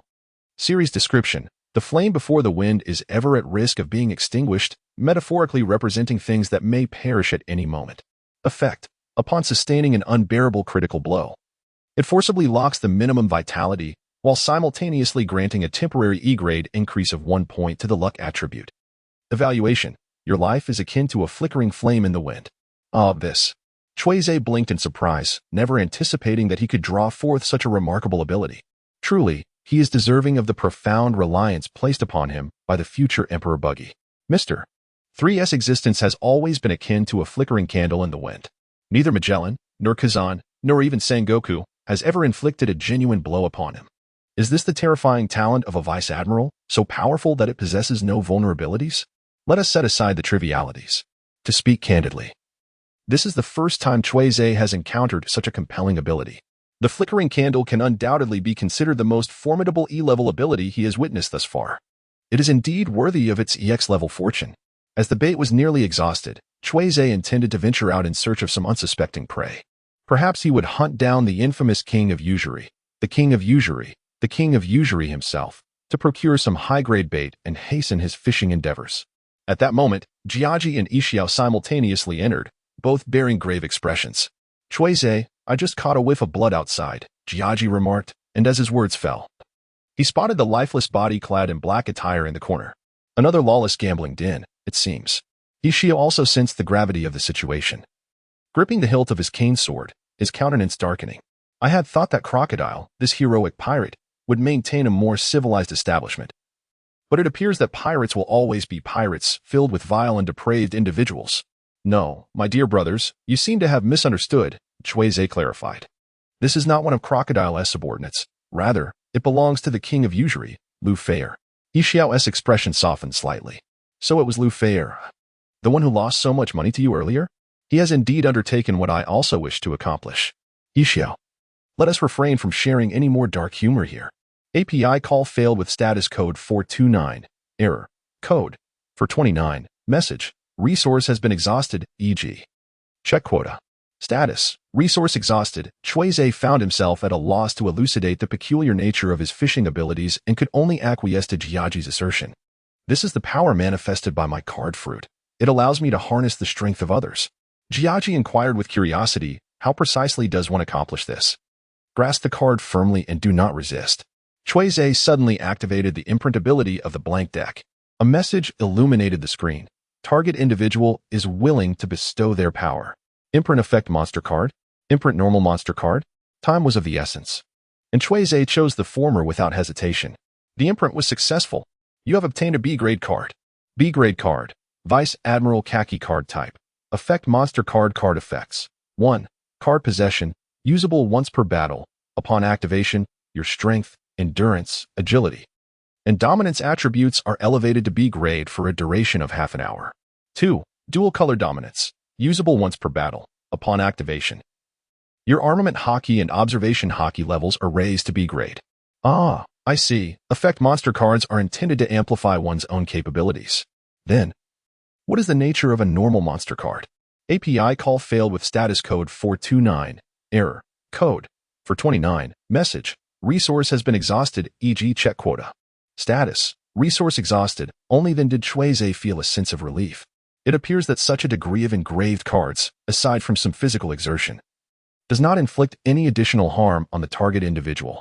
Cui Ze retracted the effect monster card, Jiajian, and then turned his gaze towards Yixiao. Brother Yixiao, would you be inclined to lend me your strength? With Jiajian's willingness, I have no objections. Yixiao displayed a broad and generous smile. Cui Ze swiftly acquired his second monster card. You have obtained a B-level card. B-level card. Rinxia Yixiao card type. Normal monster card effects. 1. Card summon. Usable once per battle. Upon usage, summon Rinxia Yixiao to the battlefield, with its duration dependent on the extent of its stamina consumption. 2. Gravity fruit. Usable once per battle. Upon usage, Rinxia Yixiao can freely utilize the abilities of the gravity fruit, albeit at a significant increase in its stamina consumption. Normal monster card. Ready for battle summons. API call failed with status code 429. Error. Code. For 29. Message. Resource has been exhausted, e.g. check quota. Status. Resource exhausted. Cui Ze contentedly tucked away the two monster cards, Jiaji and Yixiao. For him, whose current overall rating stands at a mere C. These two B-grade cards represent a formidable hidden advantage. I have essentially grasped the imprinting rules of monster cards, he mused. It is essential that the target completely relinquishes their free will. Alternatively, the target must willingly bestow their power. According to the principles governing the maximum level of monster cards, there should be no creature in this vast ocean that can escape their constraints. In other words, as long as I can render my enemies utterly unconscious, I can imprint their cards. Given time, I might transform several of the 4 emperors of the New World into monster cards, and not to mention the formidable array of naval elites. As a pirate undercover agent facing immense risks, it seems entirely reasonable to seek support from the Navy headquarters before engaging in battle, does it not? At that point, summoning a few admirals from the headquarters to replicate their monster cards would also seem quite justifiable, wouldn't it? What does it mean to be a pirate backed by justice? Cui Zexin's mind raced with a flurry of intricate strategies. For instance, enlisting the future admirals of the Navy to bring warmth to the widow in Totland, or collaborating with the current vice admirals to extend comfort to the widower Kaido and Wano. Perhaps even joining forces with Jiajin and Ishio to offer solace to Crocodile and Lu Feier. Friends, I have an immense passion for card games. Let's indulge in decadence, drawing cards. May the adorable Cade, monster cards, overwhelm him. These 2 cards proved to be immensely beneficial to me, and I am profoundly grateful. After putting away the cards, Cui Zexin inquired about the purpose of Jiajin and Ishiao's visit. Jiajin, Yixiao, I wonder if your presence in the VIP room signifies an important matter to discuss? I nearly forgot to address the main issue. Jiajin clapped his hands forcefully, feigning surprise. In truth, Ishio and I came here to invite you to leave the Rain Feast Casino with us. Leave? Cui Ze subtly furrowed his brow. Why must one leave? Is there a pressing matter that requires attention? If my 2 elder brothers need any assistance, please do not hesitate to command me. It is hardly a significant concern. With a smile, he seamlessly redirected the conversation, his unkempt, rotund face displaying an expression of helplessness. Yet, within the casino, where myriad individuals intertwine, you, Cui Ze, have once again amassed a staggering sum of billions of Balian winnings, not to mention acquiring a devil fruit. The combined allure of these 2 factors is indeed formidable. So, it turns out that my 2 elder brothers are worried about my safety? API call failed with status code 429. Error. Code. For 129. Message. Resource has been exhausted, e.g. check quota. Status. Resource exhausted. Cui Ze's next target for hunting is the usury king, Lu Field. From the events that transpired in the rainy banquet casino that afternoon, it is evident that this ruler of the dark underworld harbors a certain trepidation towards the sand crocodile. Crocodile. Were he within the confines of the rainy city, the usury king might resort to minor acts of disturbance, such as assassination or small-scale assaults. However, should the setting shift to the vast, open desert, he may very well take matters into his own hands. This fortuitously aligns with Cui Ze's meticulous strategy, systematically eliminating each adversary rather than attempting to vanquish them all at once. Thus, my dear companions, let us join forces in this endeavor, Cui Ze proactively suggested. However, before we depart from the rain-drenched grounds, let us first exchange our chips together. With two formidable figures standing by our side, we shall be better poised to face Lu Feared's impending counteroffensive. Jiaji and Yishao were momentarily rendered speechless. They were indeed eager to leave, yet could not bring themselves to utter the foolish notion of discarding more than 2 billion belly in gambling funds. Over 2 billion belly. Fat Tiger lowered his head, his shoulders slumping. In my lifetime, I have never won such a substantial amount in a wager. The Rain Banquet Casino had not concocted any tricks regarding the chip exchange. The 20 billion berries that Cui Ze won were predominantly not the casino's internal funds, but rather the personal wealth of the gamblers who frequented the establishment, just as the casino staff were engaged in tallying the chips. A familiar figure materialized before Cui Ze and his companions. With slicked back hair and a hefty cigar clenched in his mouth, Crocodile exuded an air of dominance. The sand alligator cast a fleeting glance at the trio. To his left stood a scruffy, bespectacled man in a purple kimono, to his right, an unsightly fellow with a bulbous nose and an outfit drenched in garish yellow. Their appearances were unremarkable, their demeanor mediocre, clearly a pair of buffoons. With palpable disdain, Crocodile dismissed Fujitora and Trafalgar Law, directing his gaze squarely at Cui Ze and bluntly extended an invitation. Lucky lad, would you care to join me in my endeavors? Cui Ze glanced at the prospective future admiral on his left, and then shifted his gaze to the future admiral of the Navy headquarters on his right. In an instant, he held a profound disdain for Crocodile's ability to recruit subordinates. No wonder he overlooked the formidable vice admiral, Gal D. Roger. Given the opportunity, you proved to be utterly ineffectual, Crocodile. Both Jiaji and Ishiu similarly fixed their attention on Cui Ze, silently awaiting his response. Well, let me pose a question first.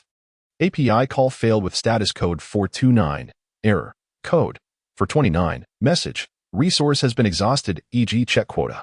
Status, resource exhausted. Cui Ze gently flicked the stack of berries in his hand, a modest sum that amounted to 1 million. Speaking of wealth, could you possibly grant me a daily wage of 5 billion berries? And let it be for a mere 6-hour workday. Crocodile, the formidable warlord of the sea, found his psychological defenses shattered by Cui Ze's pointed remark, rendered speechless for an extended moment. 5 billion berries? As a daily wage?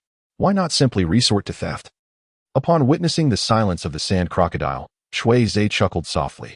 It appears the esteemed crocodile lacks such financial capacity. Thus, I shall take a step back. What say you to a monthly salary of 5 billion berries instead?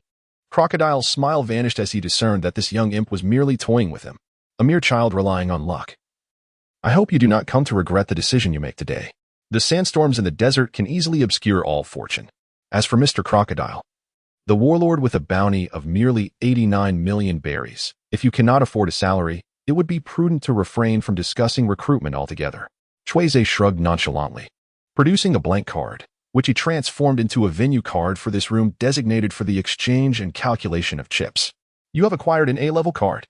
A-level card, treasure chamber card type, field magic card effect. The treasure chamber houses the personal wealth of Cui Ze Feite, valued at approximately 5 billion berries. The A-level card radiated a mesmerizing glow, instantly absorbing all the calculated berries within the room, which then fell into Cui Ze's hand. The illustration on the front of the card depicted a towering pile of berries. How long has he been able to consume the card fruit? How is he able to wield his powers so effortlessly? Observing this scene, Crocodile's pupils narrowed slightly, and he subsequently exited the room in silence. API call failed with status code 429, error, code, 429, message, resource has been exhausted, e.g. check quota. Status, resource exhausted. Cui Ze stored away the treasure chamber, intending to, when time permits, transfer all the otherworldly items he had previously fished out into this A-grade card. The imprinting effect of the field magic card has manifested, and it will not cause any destruction to the real-world environment. In that case, Cui Ze once again revealed a blank card, from which a mesmerizing radiance burst forth, instantaneously enveloping all directions. Crocodile, who had just exited the chamber, found himself similarly ensnared by this luminous glow. The sand crocodile instinctively assumed a defensive posture, summoning a multitude of sand particles to entwine and encircle his form, only to discover that this brilliance bore no aggressive intent. In a fleeting moment, a second venue card emerged. You have acquired a D-grade card. D-grade card. Rain Feast Casino card type. Field Magic card effect. The largest casino within the realm of Alabasta, resembling a colossal pyramid. Crowned by a grand sculpture of a banana crocodile and adorned with opulent decorations, the peculiar classification of this card has left me somewhat bewildered. API call failed with status code 429. Error. Code. For 29. Message. Resource has been exhausted, e.g. check quota. Status. Resource exhausted. API call failed with status code 429. Error. Code. For 29. Message. Resource has been exhausted, e.g. check quota. Status. Resource exhausted. API call failed with status code 429. Error. Code. For 29. Message. Resource has been exhausted, e.g. check quota. Status. Resource exhausted. Cui Ze, Jiaji. And he departed from the bustling oasis of Yudi, embarking on a journey towards the vast expanse of the Alabastan desert. Shortly after their departure, a sinister group of individuals clad in black suits and armed with gunpowder weapons relentlessly pursued them. Following closely behind was a swirling gust of sand. The moonlight, like delicate gauze, softly enveloped the boundless desert, illuminating the varying depths of 3 sets of footprints etched into the golden sands. Brother Jiaji, Brother Ishao. As you previously feared, we indeed have a group of tailing shadows behind us. Cui Ze casually flipped through the cards in his hand, continuously experimenting with their application as he progressed. If all goes as expected, he should indeed be one of the subordinates of the notorious loan shark, Lu feared. As his words faded, a series of new prompts materialized on the invisible screen. You have replicated a D-class card, Rain Banquet Casino, using the simulated space. The effect of the simulated space card has been altered. You have acquired a D-class card, Simulated Space, Rain Banquet Casino. Since the D-class card, Simulated Space, does not belong to the blank deck, you have activated the auxiliary deck of the blank deck. The number of cards in the auxiliary deck is not included in the blank deck. There is no limit to the number of cards in the auxiliary deck. You have erased the D-class card, Rain Banquet Casino. You have obtained a blank card, Main Deck and Auxiliary Deck. API call failed with status code 429. Error. Code. For 129. Message. Resource has been exhausted, e.g. check quota. Status. Resource exhausted. Cui Ze smiled subtly, his hands never ceasing their movements. He placed the D-grade item. The Hand of Death, the D-grade item. The Winding Band, the D-grade item. The Manipulative Hand, the D-grade item. The World Color Cancer, the E-grade item. The Eternal Pointer of the Ancient Island, the E-grade item. The Health Bracelet, the F-grade item. The Treasure Map of the Magnetic Drum Kingdom, the F-grade item. The Wide-brimmed Hat. And the F-grade item, the Leather Triangle, hat into the A-grade card Treasure Chamber. The level of cards within the A-grade Treasure Chamber has slightly increased. In the future, I can regard the Treasure Chamber as my personal storage room. No matter what items I fish out from the dimensional sea or treasures I acquire from the ocean, I can store them all in the Treasure Chamber. Cui Ze's gaze flickered slightly. Of course, it is preferable to store the props used daily separately. With this thought, Cui Ze retrieved the Hand of Black Death from the Treasure Chamber and re-engraved the card. The grade of the A-level card in the Treasure Chamber slightly diminished. You have acquired a D-level card. D-level card, Hand of Black Death. Card type, Equipment Magic card. Yet, Cui Ze, your observation hockey failed to notice another presence. A smile graced the end of the staff, gently pressing against the desert, leaving a small crater in the sand. It was none other than the warlord of the Seven Seas, Crocodile. He had indeed followed along. Is that so? Cui Ze gently touched the 2 monster cards held by Jiaji and Ishao.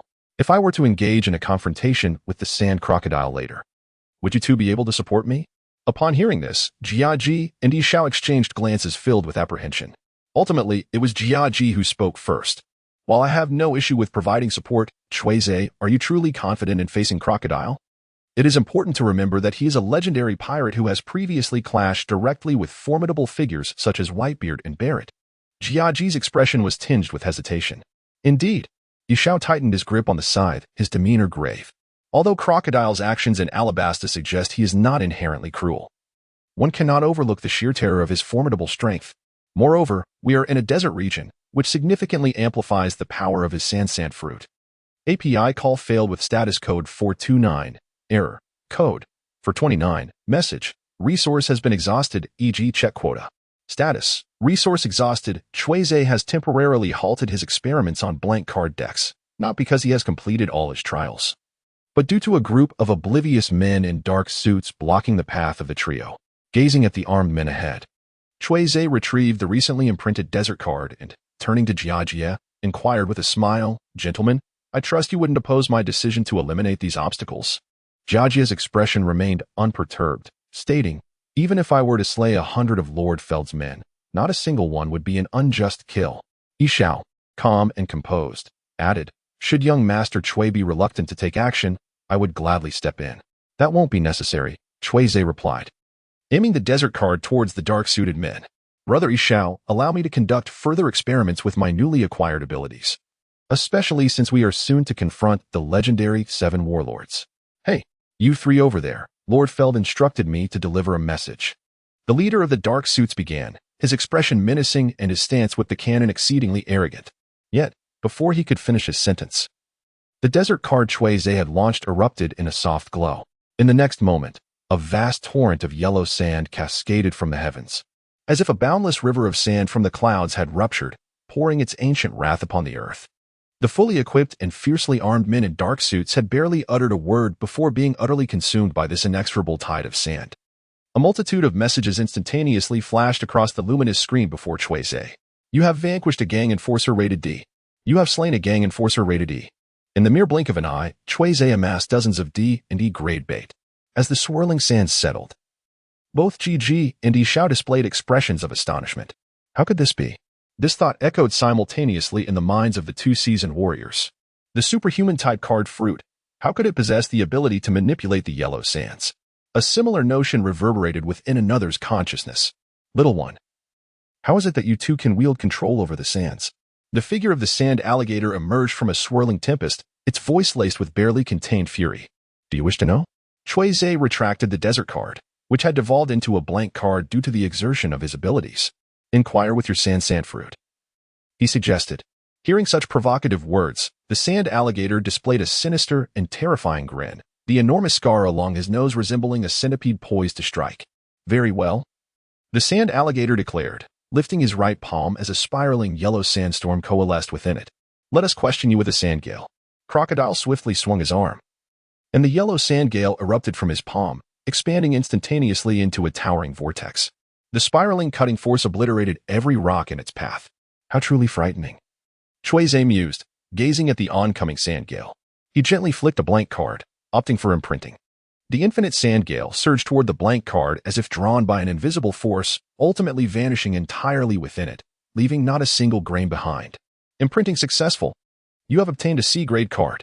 C-grade card, sand gale card type, normal trap card effect, an overwhelming and terrifying sand gale that grows increasingly potent with the storm's progression, ultimately transforming into an uncontrollable sandstorm calamity.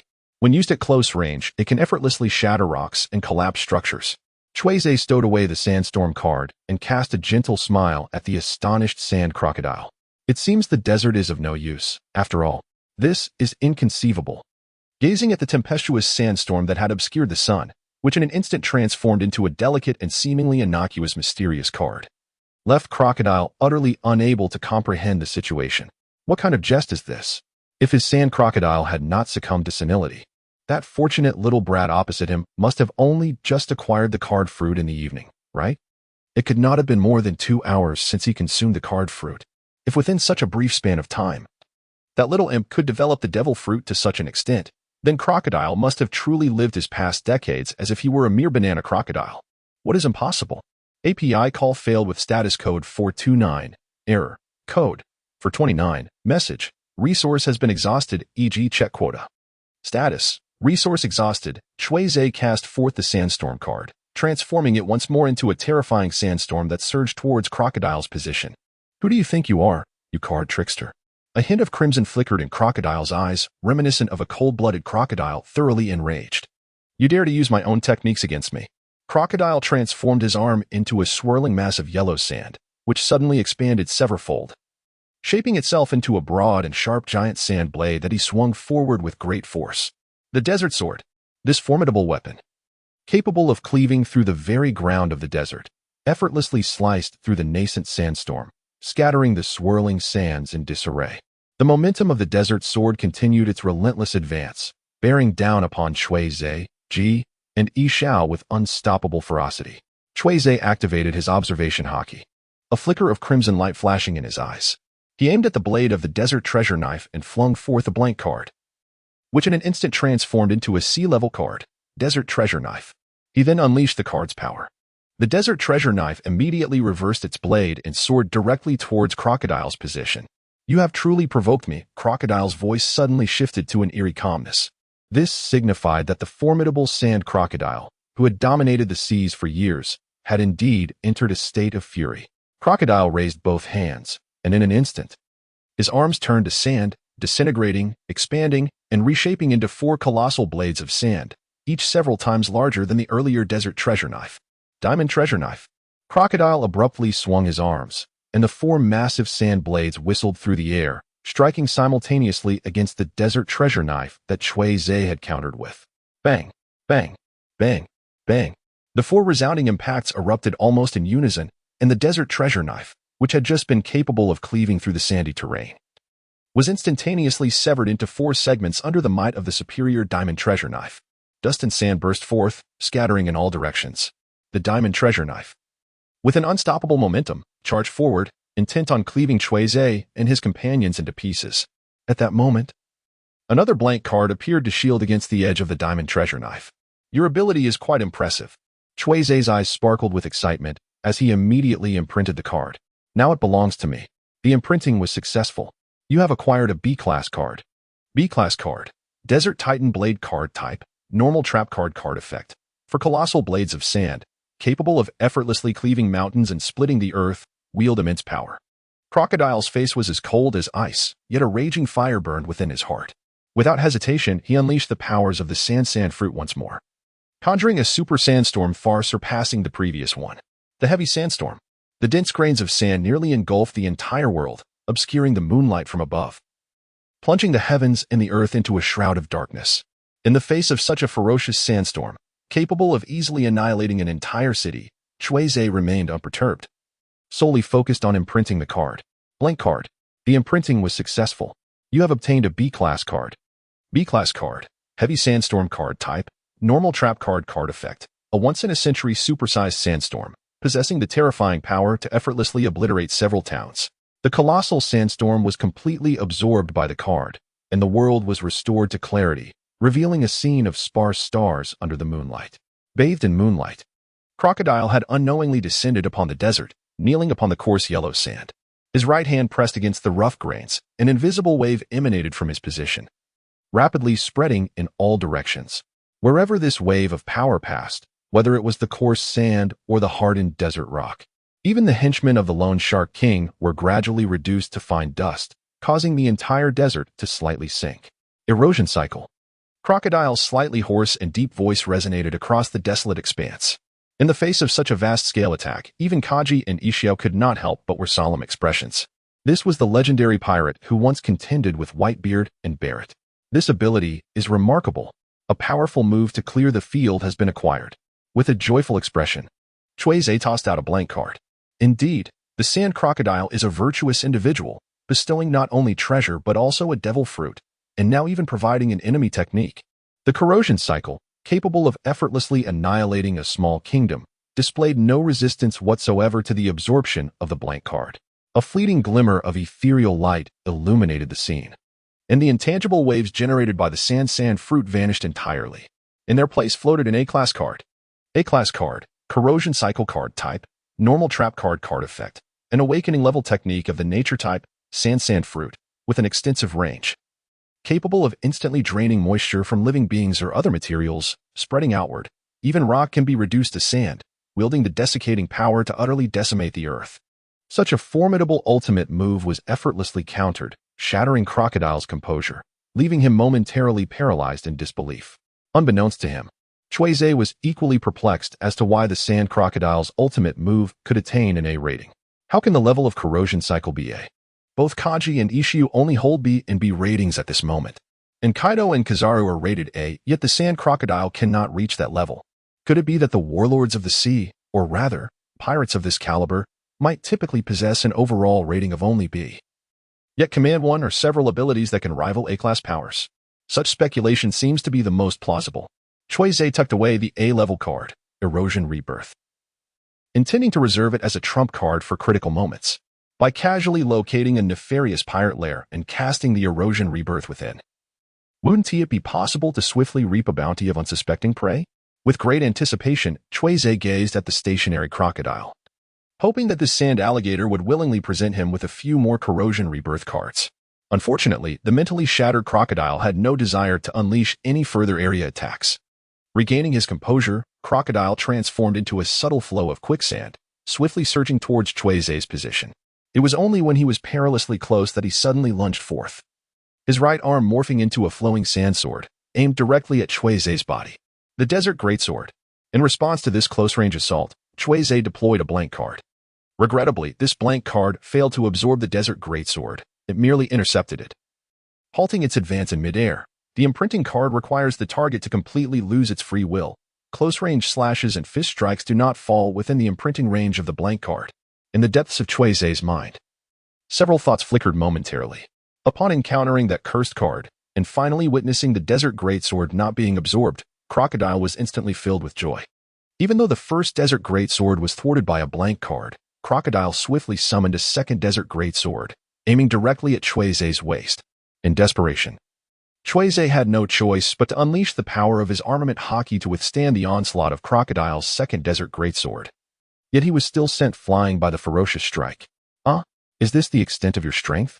Crocodile paused momentarily, then revealed a cold smirk. Card trickster. I have discovered your weakness. Is that so? Cui Ze, propelled high into the air by the Desert Greatsword, unhesitatingly drew the Kaiji card and pressed it against himself. Empowered by the effect of the monster card, Vice Admiral Kaiji, your strength, endurance, agility, and haki attributes are elevated to B rank for half an hour. Your armament haki and observation haki levels are also enhanced to B rank. Therefore, I shall summon my fist in an attacking stance. Good afternoon, dear esteemed readers. Today, this book has been recommended on Sanjiang. Let us celebrate. Enough of that. To be honest, such a swift recommendation on Sanjiang took me by surprise. This pirate, backed by justice, owes his success to the unwavering support of all you distinguished readers. I am profoundly grateful for your generous rewards, monthly votes, recommendations, and collections. Thank you for your continuous readership. After the Sanjiang period, at the beginning of next month, the book will officially go on the shelves. So I kindly ask for your continued support. Here, the author would like to reiterate the rules for additional updates. For every 100 subscriptions, an extra chapter will be added. For every 1,000 monthly votes, 3 additional chapters will be added. For every 10,000 recommendations, 1 extra chapter will be added. For every 10,000 in rewards, 2 additional chapters will be added. Due to the backlog from the previous book, how disheartening, coupled with this book's own delays, even more disheartening. The current backlog has not yet been accurately tallied, but it is estimated to exceed 40 chapters, so disheartening that my fingers are twitching. Readers who have followed from the previous book should be aware. Despite the backlog, the author possesses the capability for explosive updates. Delays will not linger too long, unless they accumulate further. During the Sanjiang recommendation period, I will also strive to provide updates. Speaking of drafts, they are quite challenging to compose. Lastly, I would like to make a small announcement regarding the reader group. Readers who wish to join the reader group and engage in discussions can click on the book details page, where the information for the communication group is available. It is affectionately referred to as the communication group, crossed out. Within, there are 2 daily Chatterbox administrators eagerly awaiting the presence of esteemed readers. Once again, I express my heartfelt gratitude for your unwavering support. The author will continue to dedicate himself to writing. The reflections of this pirate, backed by justice, are currently being typed. So please hold on for a moment. After the content is updated, kindly refresh the page to receive the latest updates. Cui Ze slightly bent his knees, skillfully employing the technique of the moonwalk, and forcefully stomped into the void of air, propelling himself downward towards Crocodile with the swiftness of a released arrow, creating a circular wave of white mist around him. What? Faced with the sudden acceleration of Cui Ze, Crocodile found himself momentarily taken aback. Just as he turned to glance, a fist, imbued with the dark hue of armament haki, continuously reflected and magnified in his pupils. Relying on instinct, Crocodile activated the powers of his sand fruit, conjuring a seemingly thin, yet remarkably resilient barrier of sand around him to withstand Cui Ze's punch. Boom! The armament-coated fist struck the sand barrier with tremendous force, producing a dull thud upon impact.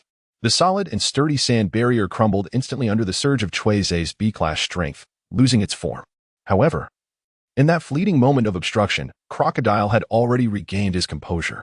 He attempted to submerge into the desert, seeking refuge from Cui Ze's peculiar explosive state, but was suddenly met with the howling roar of the wind.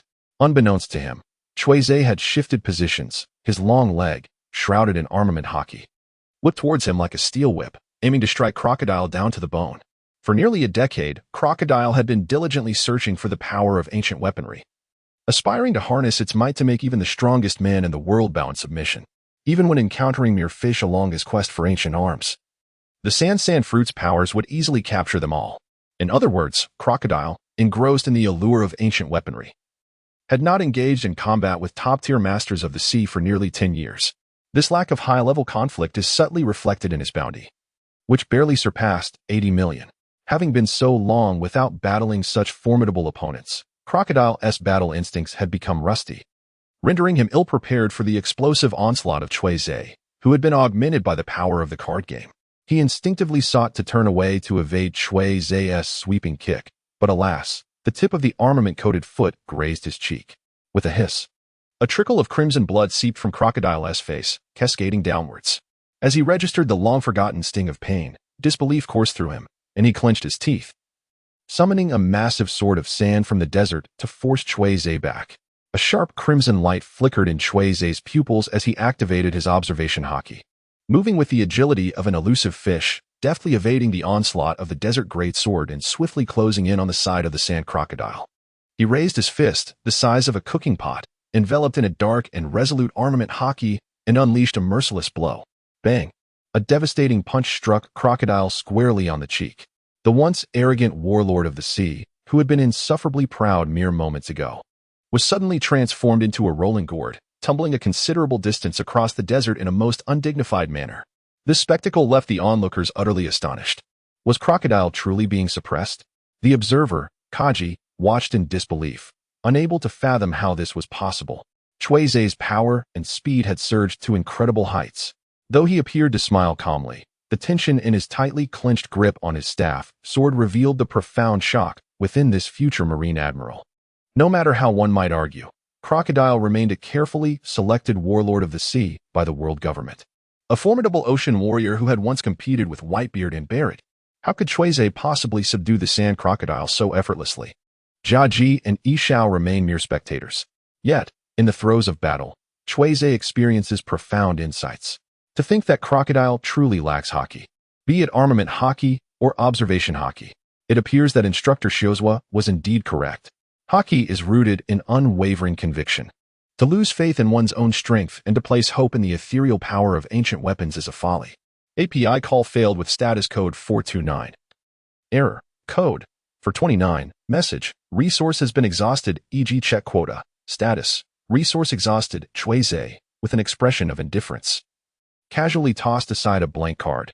Yet another skill at his disposal. You have acquired a C-grade card. C-grade card. Desert Sunflower. Curse that card, trickster. Although Crocodile had languished for a considerable time, the pride of a formidable warrior still lingered within him. A renowned pirate brought low by an obscure newcomer. Having inflicted no harm upon his opponent, while rendering himself utterly disheveled, this was simply outrageous. Such a level of resilience was akin to an indestructible cockroach. Listening to Crocodile's robust remarks, Cui Ze couldn't help but feel a slight twitch at the corner of his mouth. At this moment, despite the enhancement provided by the monster card, he was still on par with Crocodile. If one were to assess the situation, Crocodile might even possess greater strength within the familiar terrain of the desert. Cui Ze can leverage the amplification of the plus card and the ceiling absorption of the blank card to maintain an advantage when confronting Crocodile. However, defeating Crocodile appears to be somewhat beyond reach. In light of this, it seems necessary to resort to another trump card. Cui Ze let out a soft sigh, and produced a card from his possession, opting for a standard summon. A brilliant flash of light illuminated the scene, heralding the entrance of a figure clad in a delicate lavender kimono.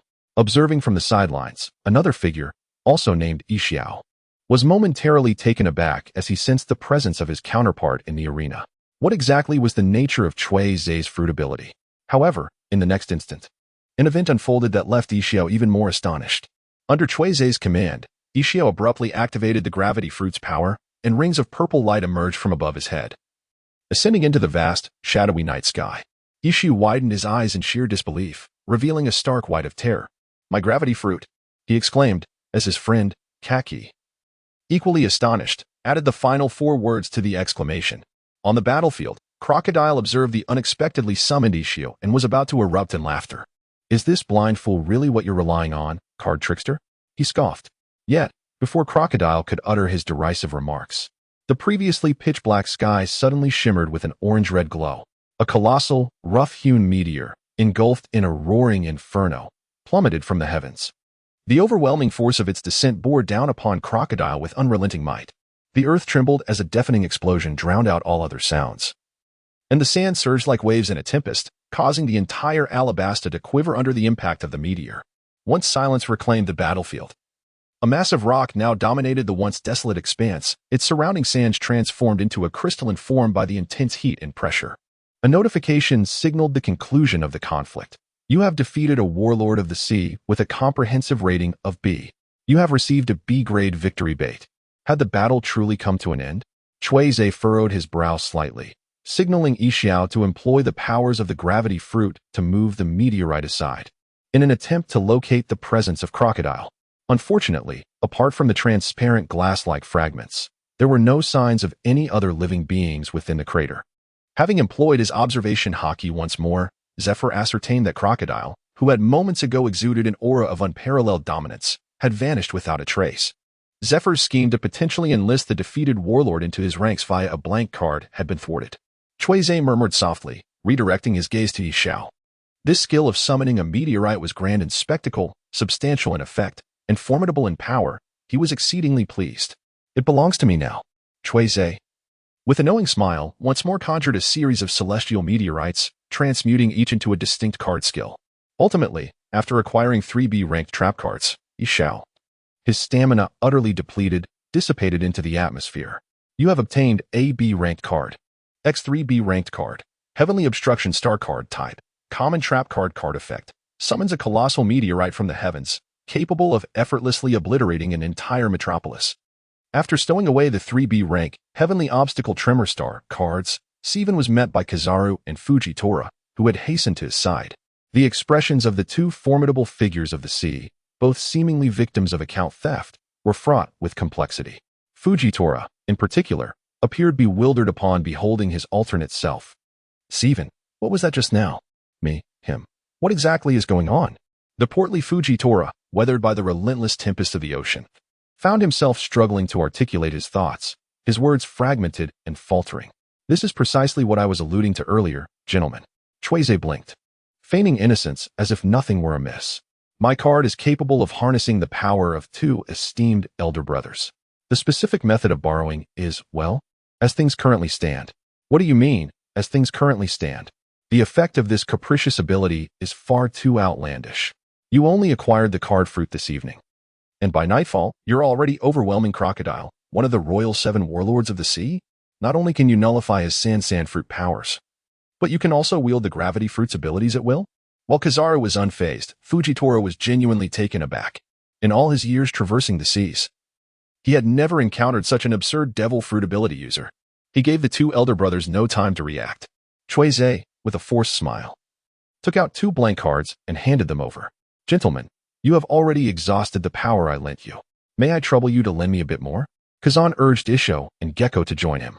While Crocodile had indeed been vanquished, the nefarious Lone Shark King, Guild Tesoro, remained at large. Isho and Gecko exchanged glances before accepting the blank cards, each imbuing them with their respective abilities, trusting in the efficacy of the previous arrangement. Kazan refrained from altering the attributes of the 2 Elder Statesmen's cards, maintaining the same configuration as before: Effect Monster, Gecko Normal Monster, Isho Kazan, Isho said.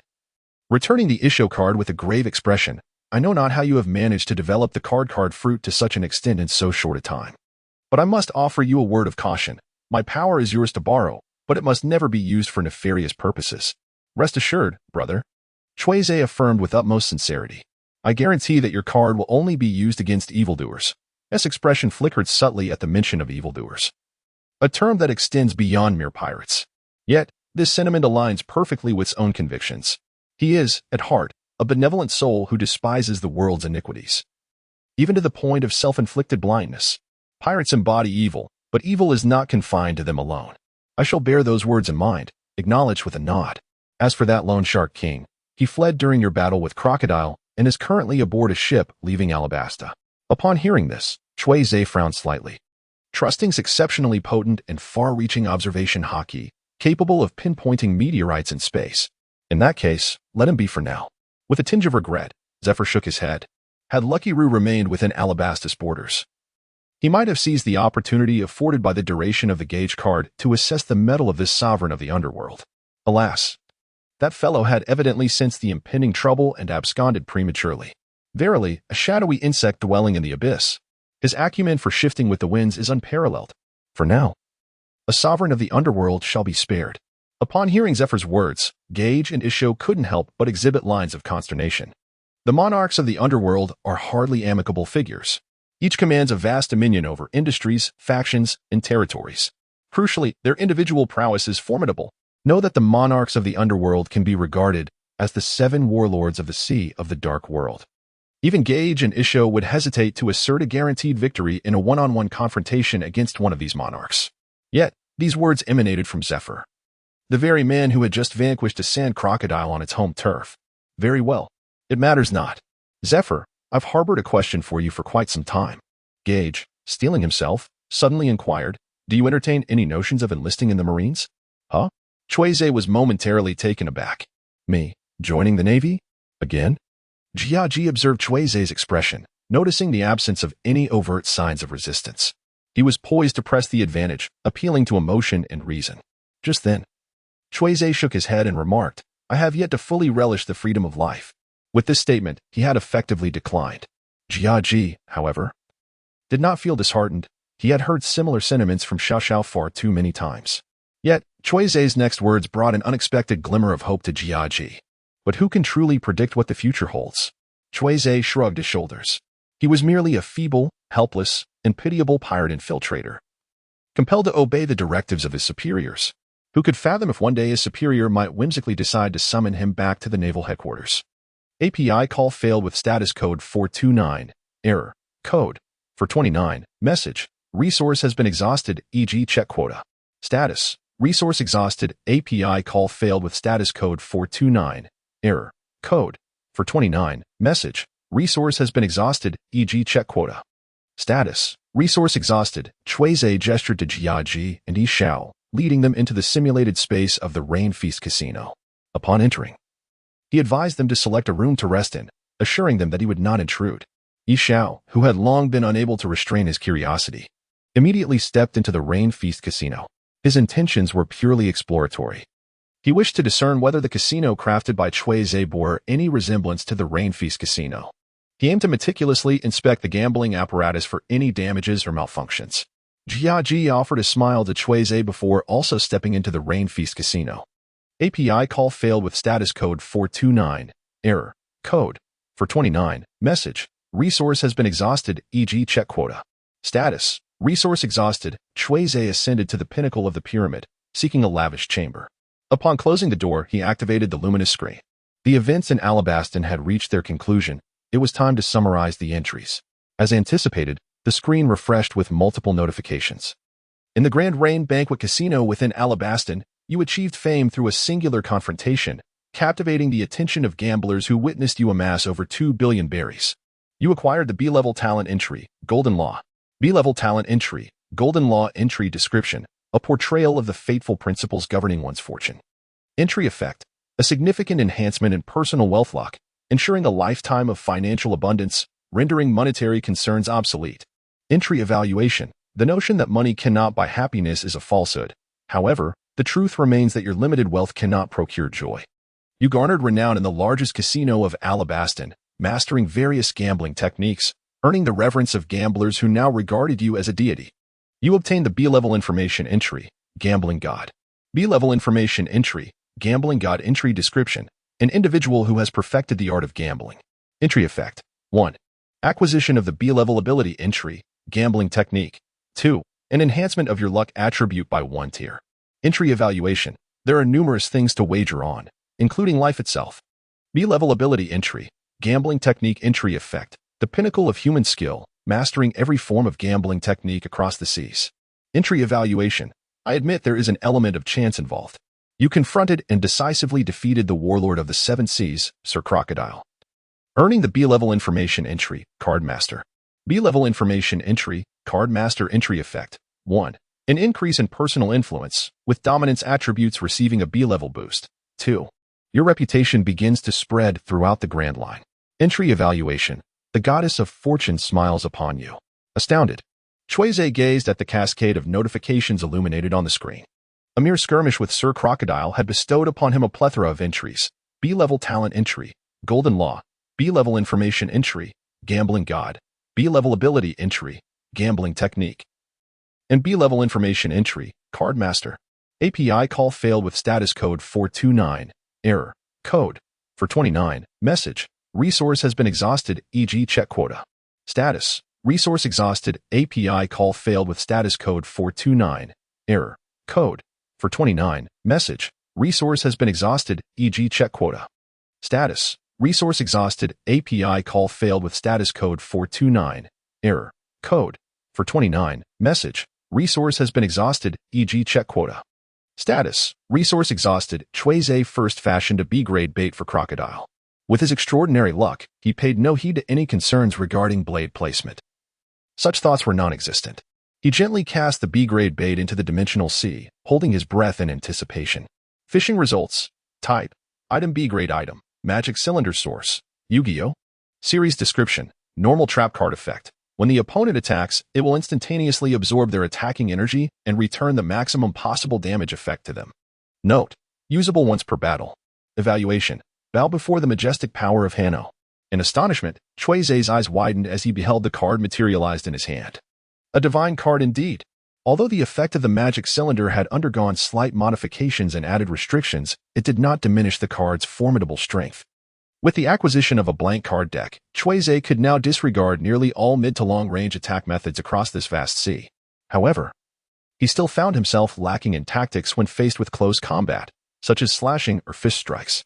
The crux of the matter lay in Cui Ze's own insufficient strength. All attributes, including the overall evaluation, were merely rated C-grade. Yet, with the magic cylinder, a card of supernatural prowess, everything could change. Cui Ze's combat weaknesses were swiftly remedied. For instance, let us consider Crocodile once more.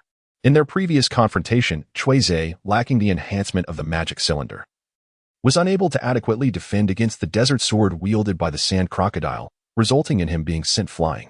Had he possessed the magic cylinder at that moment, he could have absorbed all the damage from the desert sword the instant it struck, simultaneously seizing the opportunity to counterattack. Furthermore, the damage inflicted by the desert sword could have been entirely returned to Crocodile, achieving the maximum damage effect. It is not merely a simple desert sword. It is indeed formidable. Although the magic cylinder is immensely powerful, it is limited to single target damage. API call failed with status code 429. Error. Code. For 129. Message. Resource has been exhausted, e.g. check quota. Status. Resource exhausted. API call failed with status code 429. Error. Code. For 129. Message. Resource has been exhausted, e.g. check quota. Status. Resource exhausted. Cui Ze retrieved the last remaining bait and cast it into the Dimension Sea. It remains uncertain what sort of card these scoundrels under the Usurer King could possibly provide. Fishing results. Type. Item grade C item. On a pseudo source. Yu-Gi-Oh!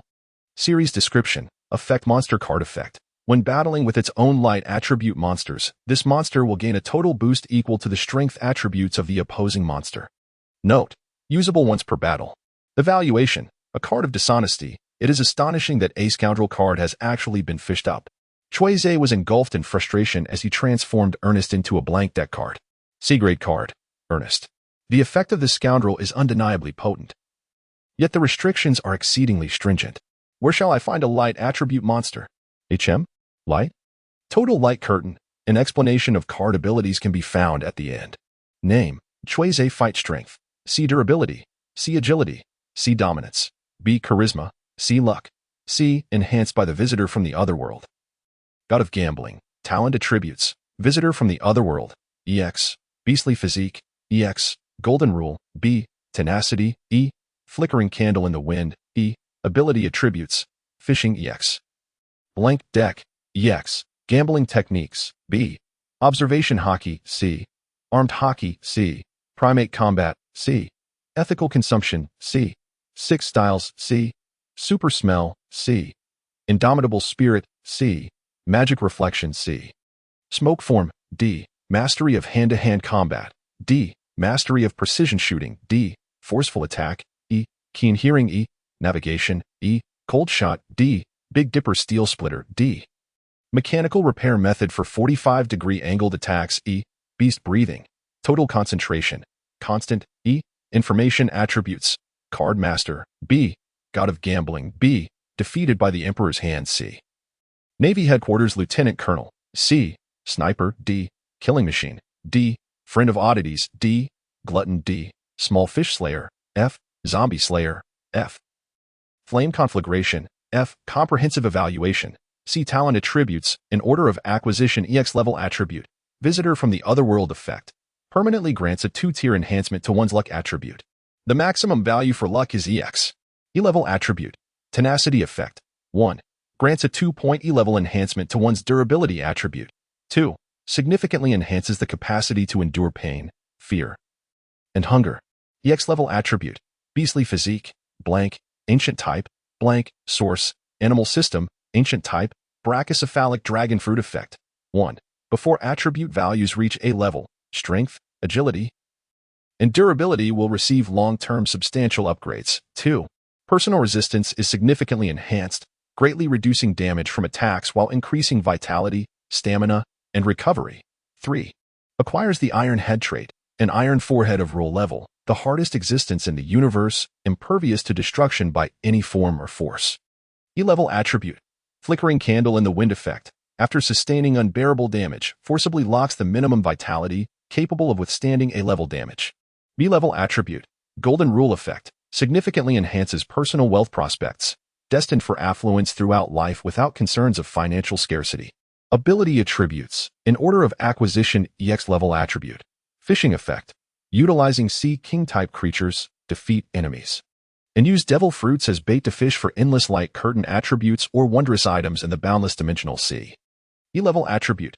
Beast breathing. Total concentration, constant effect.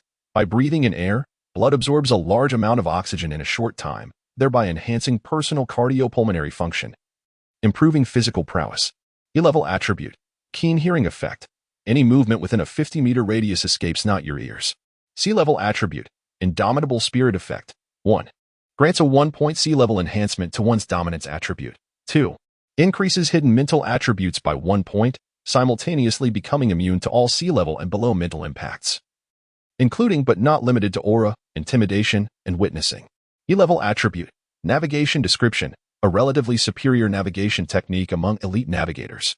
D-level attribute. Smoke form effect. 1. Flight. 2. Immunity to general physical attacks below D-level. E-level attribute. Forceful attack effect. Trained to know how to strike to inflict greater pain upon enemies. F-level attributes. Close-range shooting, mid-range shooting, long-range shooting, extreme shooting effect. When launching remote attacks against targets at close, mid, long, or extreme ranges, your attacks are particularly precise. Upgraded to E-level attribute. Precision shooting effect. 1. Grants a 1-point E-level enhancement to one's agility attribute. 2. Within a 100-meter range. You achieve a perfect hit on a fixed target every time. Upgraded to D-level attribute. Mastery of precision shooting effect. 1. Grants a 1-point D-level enhancement to one's agility attribute. 2. Perfect hits within a 100-meter range. E-level ability attribute. Cold shot effect. 1. Grants a 1-point E-level enhancement to one's agility attribute. 2. If an opportunity arises where a target cannot adequately defend against an attack, you can aim for vital areas to inflict additional damage. D-level attribute. Mastery of hand-to-hand combat effect. 1. Grants a 1-point D-level enhancement to one strength attribute. 2. Basic mastery of various excellent combat techniques commonly found at sea. Particularly skilled in unarmed combat. E-level ability attribute. Mechanical repair method for 45-degree angled attacks description. A specialized mechanical repair skill exclusive to the Cannon Sister. D-level ability attribute. 6 styles. Shave D-level ability attribute. 6 styles. Iron block transformed to C-level ability attribute. 6 styles description. High-level physical techniques mastered by the World Government and Navy Headquarters. Divided into 6 techniques: shave, iron block, paper drawing, moonstep, stormfoot, and finger gun. These techniques surpass human physical limits and possess immense power. Mastering all would grant even devil fruit users a fighting chance. C-level ability attribute. Primate combat effect. Unifies the thoughts of all cells within the body, keeping all cells in sync. C-level ability attribute. Ethical consumption description. A special state of mind. C-level ability attribute. Super smell effect. 1. Able to distinguish incredibly subtle scents in the air. 2. Can deduce the gender, age, and approximate danger level of other humans or creatures through scent. C-level ability attribute. Armed hockey effect. 1. Hockey hardening. 2. Devil fruit locking. D-level ability attribute. Big Dipper steel splitter effect. Greatly enhances the strength of fingers, allowing one to tear apart steel with bare hands. C-level ability attribute. Magic reflection effect. When others use enslaving spells or special means of mental enslavement against you, the ability will automatically trigger, rebounding the enslavement effect back to the user. Note: the rebound limit is classified as C-level. F-level ability entry. Gambling effect. Basic understanding of conventional gambling methods at sea. C-level ability entry. Observation hockey effects. 1. Superhuman sense of smell. 2. Superhuman vision. 3. Superhuman hearing. EX-level ability entry. Blank deck. Specific abilities detailed at the end of the article. Effect. Freely inscribe monsters and magic trap cards of any type and ability according to one's needs, with card levels ranging from F to EX. B-level ability entry. Gambling techniques effect. Mastery of all forms of gambling techniques attainable by human skill. Information entries in order of acquisition. F-level entry. Zombie Slayer effect. Slightly increased damage to zombies and other undead creatures. F-level entry. Blazing Flames effect. Increase in personal influence, gaining a 1 F-level bonus to commanding attributes. D-level entry. Friend of Monsters effect. Easier to gain favor from creatures with a terrifying appearance. C-level entry. The Emperor's defeated effects. 1. Increase in personal influence, receiving a 1 C-level bonus to commanding attributes. 2. Your reputation begins to spread throughout the Grand Line, garnering the attention of certain interested parties. E-level entry. Elite Marine effect. 1 E-level bonus to strength, endurance, and agility attributes. Advancing to D-level entry. Navy Corporal effect. 1 D-level bonus to strength, endurance, and agility attributes. Advancing to C-level entry. Navy Ensign effect. 1 C-level bonus to strength, endurance, and agility attributes. Advancing to C-level entry. Navy Lieutenant Commander, Navy Headquarters effect. Similar to Navy Ensign. F-level entry. Small Glutton effect. 1 F-level bonus to endurance attributes. Advancing to E-level entry. Big Glutton effect. 1 E-level bonus to endurance attributes. Advancing to D-level entry. Glutton effects. 1 D-level bonus to endurance attributes. 2. Increase stomach capacity and digestive efficiency by 30. E-level entry. Fish Killer effects. 1. Familiarity with the habits and weaknesses of most common sea creatures. 2. Slightly increased damage to ordinary sea beasts. D-level entry. Sniper effects. 1.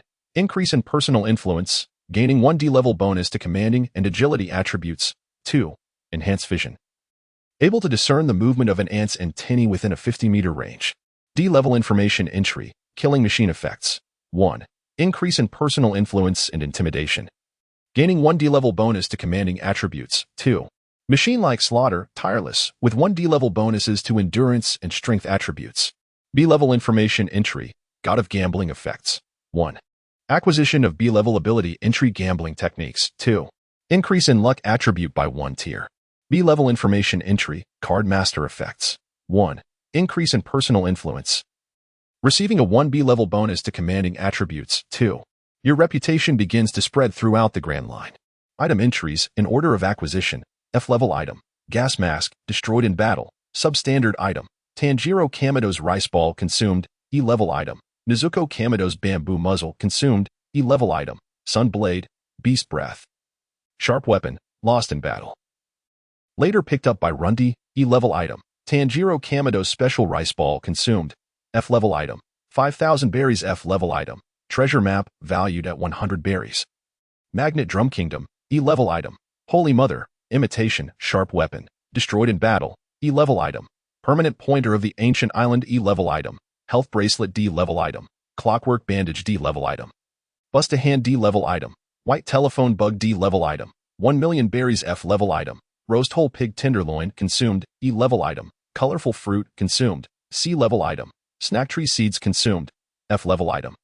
Wide-brimmed hat D-level item. The Black Hand of Death D-level item. Italian cannon surrendered, F-level item. Blue flower consumed, F-level item. Misfire dragon's oiled roasted meat consumed, D-level item. World color cancer C-level item. Demon glasses given to Gal D. Nero, F-level item. Leather triangle hat B-level item. A-class golden rule experience card consumed, D-level item. Simulated space converted to a subcard, B-level item. Magic tube converted to a subcard, C-level item. Onasudo converted to a subcard. Blank deck, main deck. Treasure room, A. Erosion cycle, A. Benevolent hero, 1 smile, B. Heavenly obstruction star, B. 3. Rear admiral khaki, B. Desert diamond sword, B. Heavy sandstorm, B. Desert sunflower, C. The Black Hand of Death, D. Desert, D. Subdeck. Magic tube, B. Onasudo, C. Simulated space, Rain Banquet Casino, D. It has come to my attention that many readers may not comprehend the capabilities of the blank deck, possibly having overlooked the author's remarks in this chapter. Thus, I shall provide clarification. The blank deck is an EX-level ability acquired through the superhuman type card Fruit. The main deck comprises 54 cards, allowing for the free inscription of monsters and magic trap cards, with levels ranging from F to EX without restrictions. To inscribe a card, the target must willingly offer themselves or lose their free will. The main deck can seal away all offensive means that are external to the user, including but not limited to devil fruit abilities, bullets, cannons, and aerial slashes. However, attacks originating from the user's own body, such as punches or sword strikes, cannot be sealed, as they are intrinsically linked to the user, thus not adhering to the rules of willing sacrifice or loss of consciousness for card inscription.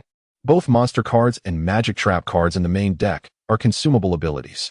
For instance, the cards inscribed by Tsuzuku, such as Kaki, 1 smile, and a series of sand-type abilities from the Sand Crocodile, are one-time use abilities. Once utilized, the cards revert to their blank state. However, the main deck can also contain fixed use types. For example, the A-level card. Treasure Room is specifically designed as a storage space magic card. As long as the items within are not entirely removed, the Treasure Room will not revert to a blank card, though its card level may increase or decrease. Monster cards or magic trap cards possess the capability to transform into permanent cards. This aspect has yet to be explored in the current narrative. Here, let us take the Sand Crocodile as an example. Cui Ze triumphed over the Sand Crocodile in battle. Should the Sand Crocodile fall into a state of unconsciousness, Cui Ze would be able to imprint the Sand Crocodile card, taking advantage of its lost free will. Consequently, he would acquire a B-rank normal monster card of the 7 Warlords of the Sea, the Sand Crocodile, granting him the ability to summon it freely for combat. In such a scenario, the Sand Crocodile card would transform into a permanent card, only reverting to a blank card form if the Sand Crocodile is slain or if Cui Ze chooses to erase it. This delineates the specific rules governing the main deck. There are no restrictions on the number of cards in the side deck, which cannot be actively imprinted. Its contents primarily consist of virtual cards from the Yu-Gi-Oh! Series, akin to cards such as Magic Cylinder, Honest, and Simulated Space. Utilizing a fishing ability, cards drawn from the Yu-Gi-Oh! World are not one-time use capabilities. The advantage of the side deck over the main deck lies in its non-consumable nature, allowing for repeated use. However, its disadvantage is that during battles, each card can only be used once, adhering to the turn-based rules of Yu-Gi-Oh! This encompasses the entire set of abilities associated with the blank deck. The lengthy exposition should suffice in providing clarity and detail. The entirety of Cui Ze's personal attribute panel is now presented. While the information within each entry may not be exhaustive, the primary content has been clearly articulated, and there should be no significant omissions or errors. Should any discrepancies arise, prompt correction is welcomed. When Cui Ze's personal attributes expand or undergo significant changes in the future, the author will provide updates in a similar chapter. This chapter will be transferred to the relevant work before publication. Cui Ze silently fixated on the telephone bug upon the desk, its peculiar ringing resonating throughout the tranquil room. This was merely a call directed to the headquarters, devoid of any ulterior motives. It had been quite some time since he had last encountered the visage and laughter of Admiral Kizaru, and Cui Ze found himself yearning for their interactions.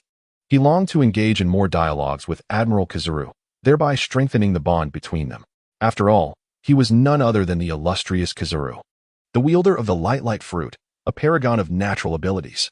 There was no more fitting target for the insidious card of Onitsudo than Kizaru. The vast ocean held no one more suitable for imprinting than Admiral Kizaru.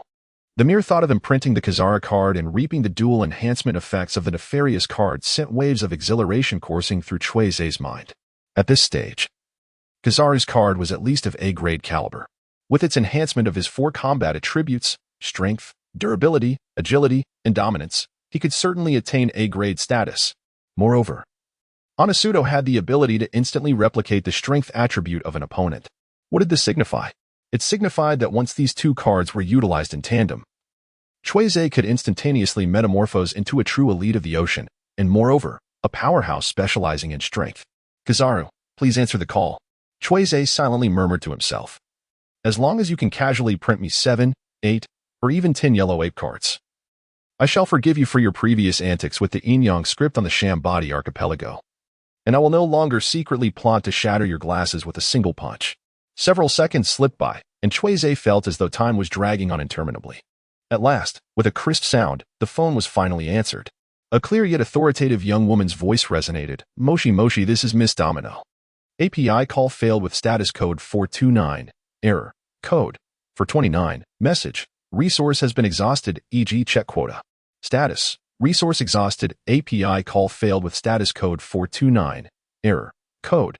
429. Message. Resource has been exhausted, e.g. check quota. Status. Resource exhausted. API call failed with status code 429. Error. Code. 429. Message. Resource has been exhausted, e.g. check quota. Status. Resource exhausted. Cui Ze interrupted Huang Yuan's leisurely pastime. I have an important report regarding the Shichibukai, Sir Crocodile, in Alabasta. Oh, I wonder what this matter could be? Huang Yuan's tone remained unchanged, continuing to tease Cui Ze. At such a late hour. It's no longer working time. Young Cui Ze surely doesn't he intend to request overtime pay by contacting headquarters at this hour. Does he? Does this imply that Huang Yuan receives overtime pay for his night shifts? Strangely enough, this was the first thought that surged into Cui Ze's mind. He shook his head, dismissing the irrelevant notion. After my thorough and first-hand assessment, API call failed with status code 429. Error. Code. 429. Message. Resource has been exhausted, e.g. check quota. Status. Resource exhausted. Cui Ze spoke nonchalantly. This seasoned pirate, who had spent over a decade navigating the vast seas, exhibited a flagrant disregard for the chivalric codes of piracy. The traditional tenets of piracy dictate a relentless pursuit of one's adversaries, advocating for an unyielding resolve. If one can vanquish their foe, they shall do so, and if not, they must accept their own demise with honor. Yet, this sand crocodile, devoid of such principles, chose to flee rather than engage in battle. Huang Yuan once again fell into silence. He lifted his gaze to the wall clock within the room, pondering whether he was ensnared in a dream or if Cui Ze had merely succumbed to the effects of late-night revelry. Cui Ze? A mere rookie? Defeating the 7 warlords. Sir Crocodile? On his own desert turf? If you can vanquish Crocodile in the arid arena, I shall gladly relinquish my position as a candidate for admiral. Vice Admiral Kaki is undoubtedly aware of this matter. He may currently be reporting the situation to headquarters.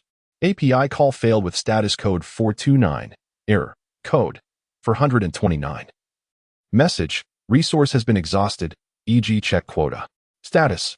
Resource exhausted. Cui Zito, with his ambitions laid bare, still yearned for the coveted opportunity to impress Admiral Kizaru. Otherwise, would the esteemed Commodore personally journey to Alabasta to guide this inexperienced rookie through the labyrinth of his uncertainties? There is no need to rush your investigative endeavors. Let us await confirmation from headquarters regarding the specifics.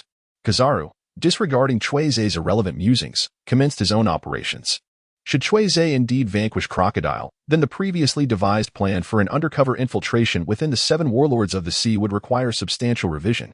Originally, the strategy from Marineford aimed to assign this young man numerous tasks, honing his skills while simultaneously building his reputation, ultimately seeking to usurp 1 or 2 of the less formidable warlords, thereby establishing himself as an ally within the ranks of the Navy's 7 warlords. But is this not merely the first mission? API call failed with status code 429, error, code, for 29, message, resource has been exhausted, e.g. check quota. Status, resource exhausted, Cui Ze, oblivious to the circumstances, continued to report. There is another matter. Vice Admiral Aokiji wishes to recruit me into the Navy. Boss Wong, how should I handle this? Aokiji wants you to join the Navy? What is this all about? Are you really considering joining the Navy? To receive 2 salaries? Poor Selino was momentarily at a loss, nearly crashing into Zephyr's home. Cui Ze, where are you now? Kizaru stood at the entrance of Zephyr's residence, swiftly pressing the doorbell with the speed of light. Regardless of your current location, find a concealed spot to hide and await instructions from headquarters. Crocodile's abilities will be significantly amplified in the desert. You must remain vigilant about your safety. For now, that will suffice. I do hope Crocodile makes a comeback. Let us reward him with a few blasts of the heavenly impact. Before Cui Ze had the opportunity to respond, the call was abruptly terminated by Kizaru. Half an hour later, the phone rang again. Clearing his throat, Kizaru struggled to suppress the astonishment swelling within him. As Cui Ze had anticipated, Akainu promptly reported the developments in Alabasta to headquarters, including the scene of Cui Ze decisively defeating Crocodile, without mentioning Zephyr. Suru's expression of shock upon learning of this matter was noteworthy. Kizaru remarked, headquarters has verified the details of your actions in Alabasta. Therefore, is there any reward for defeating one of the 7 warlords of the sea? Cui Ze hastily inquired. Moreover, when can I expect the Zoan-type devil fruit that the headquarters intended to grant me? The yellow ape responded. Your devil fruit will likely be personally handed to you during your next return to headquarters for your debriefing. As for the specific rewards for vanquishing the 7 warlords, they will manifest in the elevation of your rank and benefits. Is that not a most reasonable recompense? Cui Ze, with unwavering confidence, inquired. Did I not brave life-threatening dangers in the desolate expanse of the desert to vanquish the sand alligator? Does the headquarters not consider the blood and sweat I shed in battle? Blood and sweat? Have you ever experienced such a thing? Huang Yuan recalled the report from Aokiji. Under Cui Ze's command, the sand alligator had been defeated with such ease that it could be said to have offered no resistance whatsoever. It was utterly absurd. When did a mere naval recruit possess the strength to rival and crush notorious pirates? Huang Yuan composed himself and asked, so, what other rewards do you seek? Perhaps a devil fruit? Might you desire an additional one?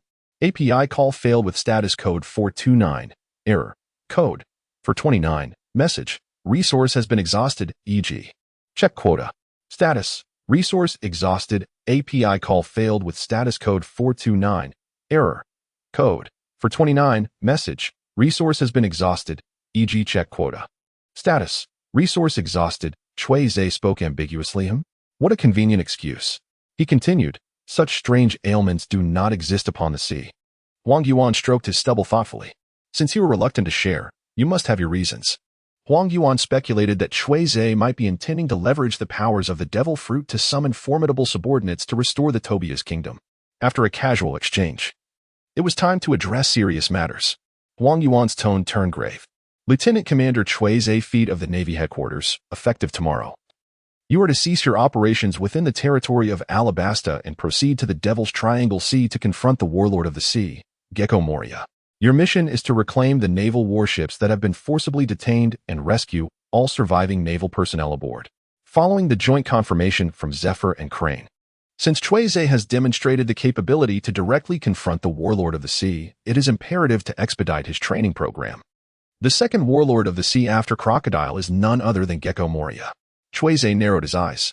Another B-grade bait. He recalled that among Moria's subordinates, there were still 2 who possessed the abilities of devil fruits. He wondered if those 2 devil fruits had been consumed. Superhuman type, transparent fruit. Superhuman type, ghost fruit.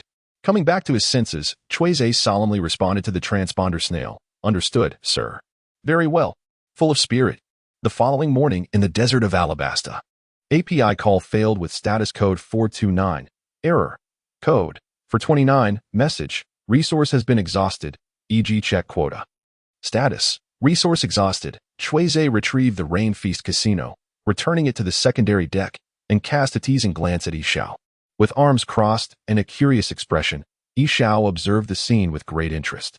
Hehe. Yishao, unfazed, scratched his head and let out a few awkward chuckles.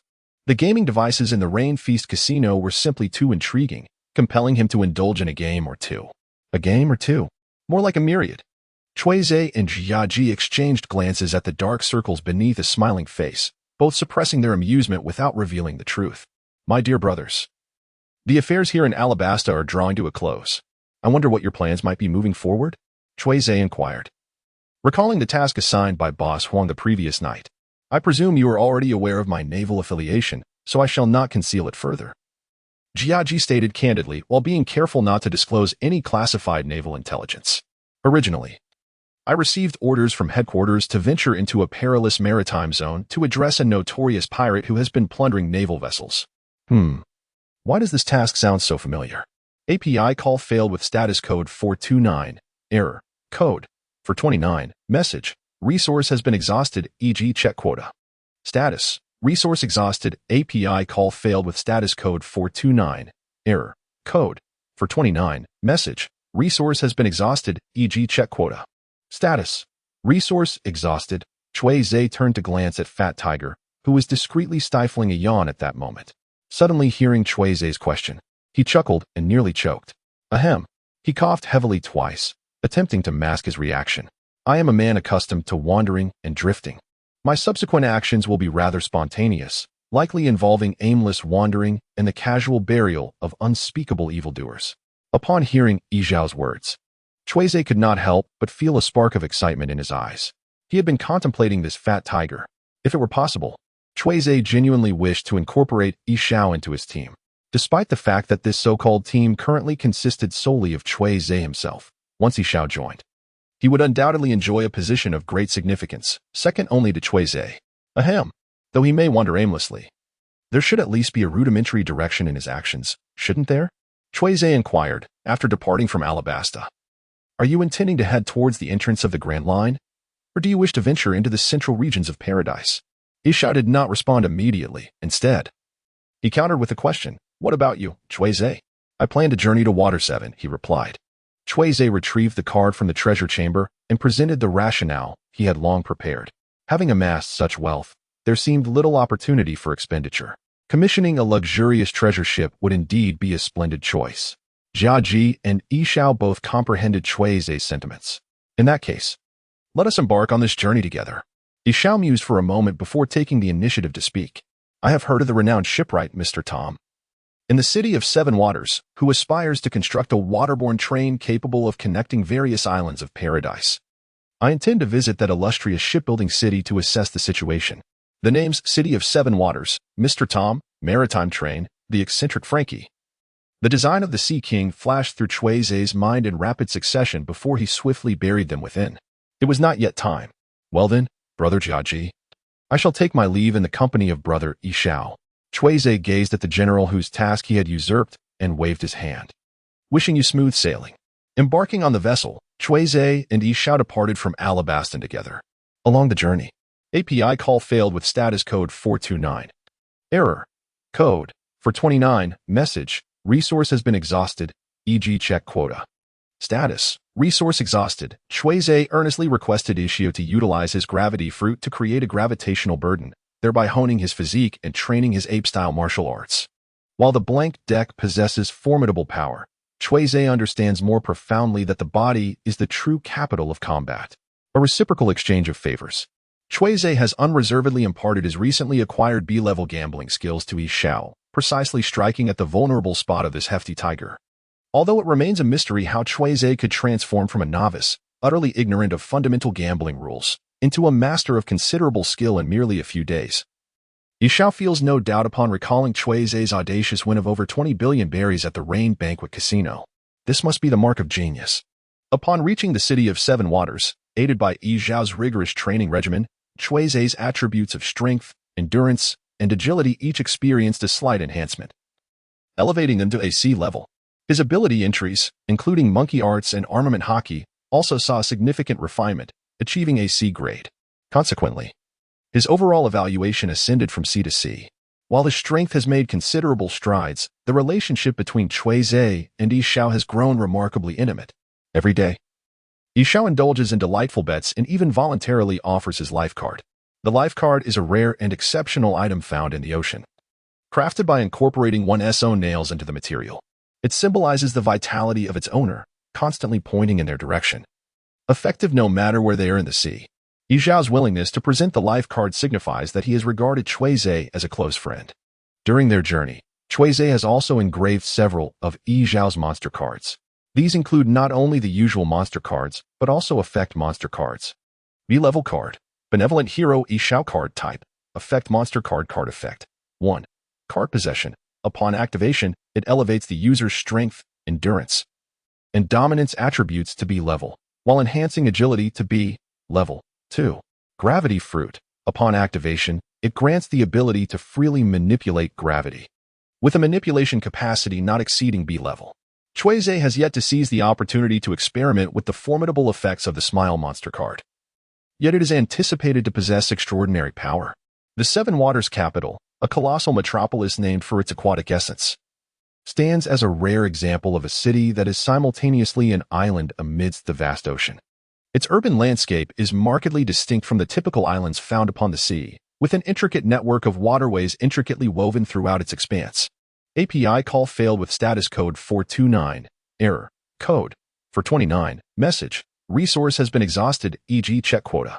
Status. Resource exhausted. API call failed with status code 429. Error. Code 429. Message. Resource has been exhausted, e.g. check quota. Status. Resource exhausted. Cui Ze unleashed a card depicting a grinning monster, bestowing its power upon himself. Without further ado, the next moment, invisible waves of gravity surged from his being, permeating the misty sea before him and delving deeper within, continuously sensing and relaying the conditions of the enigmatic triangular waters. Mere minutes later, with eyes gleaming, Theodore plunged headlong into the enigmatic mists of the Devil's Triangle, his quest fulfilled. Found it. Thriller bark. The interminable sea fog, capable of beguiling even the most seasoned travelers and yachts. A mere trifle. The sacred gravity of the planet binds us all. I possess a comprehensive cartographical awareness. Thriller bark. To describe this colossal vessel adrift in the Devil's Triangle as merely a sailboat seems almost irreverent. In more precise terms, it is an ultra-miniature island floating serenely upon the ocean's surface. The overall silhouette of Thriller bark manifests as a perfect circle, circumscribed by a high, annular perimeter wall constructed from formidable stone blocks. The main entrance presents itself as a gargantuan steel gate, fashioned in the likeness of a gaping maw. Beyond the iron jaws, another ring of inland sea encircles the central island mass. Grotesque, desiccated forests dot the island's landscape, while at its heart, a quaint, antiquated castle complex rises majestically. The central tower of the castle, along with two additional towers perched atop the stone perimeter wall, collectively constitute the three robust masts of Thriller bark. A vast canvas emblazoned with the words Thriller bark hangs from a secondary mast, while the main mast flies Gecko Moria's pirate standard, a massive skull, crowned and adorned with pale violet bat wings. Cui Ze released the floating gravity that had been enveloping him and descended upon the outer wall of the formidable three-masted ship. Gazing at this remarkably artificial micro-island, a plethora of corresponding information flashed through his mind. According to Brooks' elucidation in the original text, the terrifying three-masted ship is a colossal vessel hailing from the West Sea.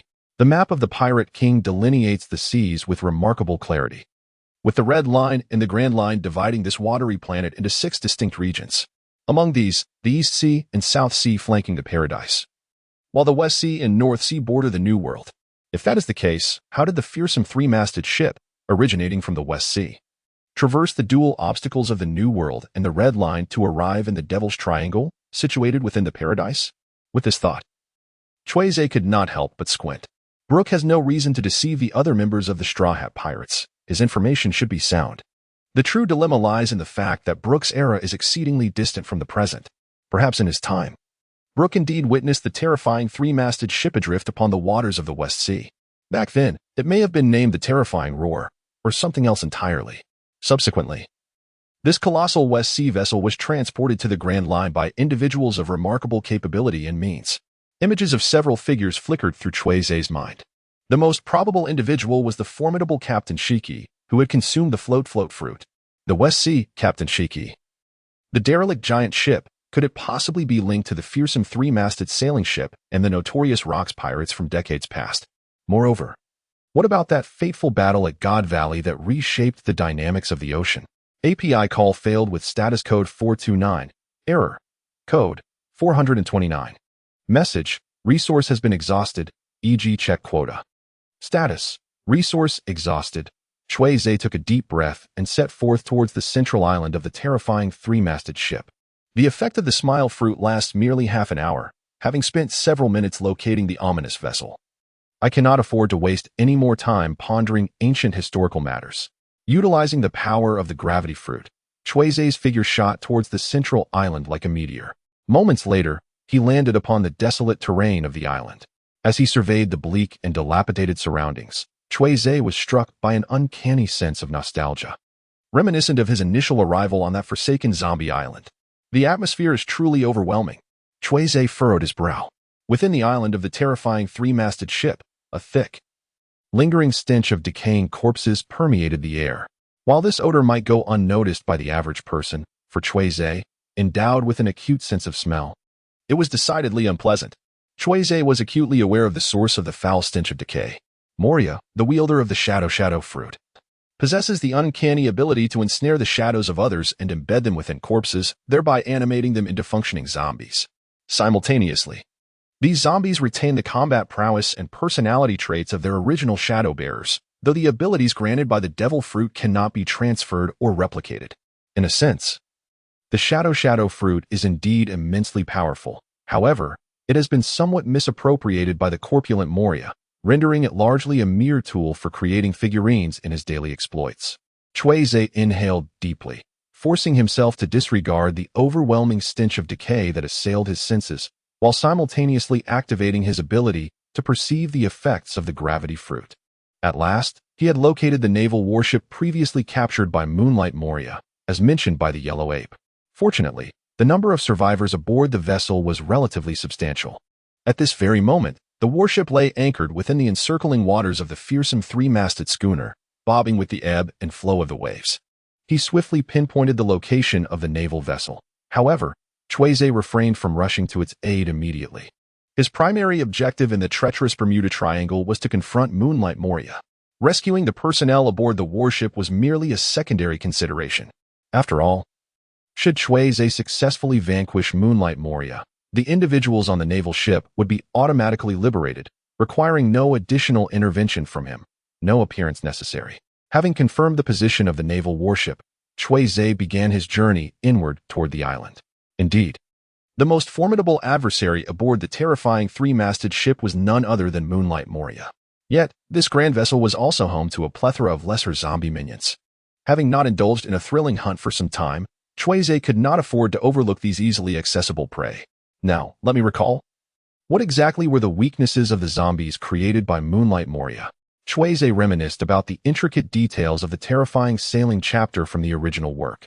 Lacking the sensation of pain and oblivious to the fatigue, the only vulnerability was salt. Given this, API call failed with status code 429. Error. Code 429. Message. Resource has been exhausted, e.g. check quota. Status. Resource exhausted. The tactical maneuver of Cui Ze unleashed a torrent of seawater that surged forth from the depths of the ocean, cascading upon the central isle of the formidable three-masted ship. The vast expanse of water radiated outward in all directions, instantly submerging everything in its path: mud, stones, colossal trees. And the undead. What is this? Seawater. Why has seawater manifested upon the island? Could the Devil's Triangle experience a tsunami?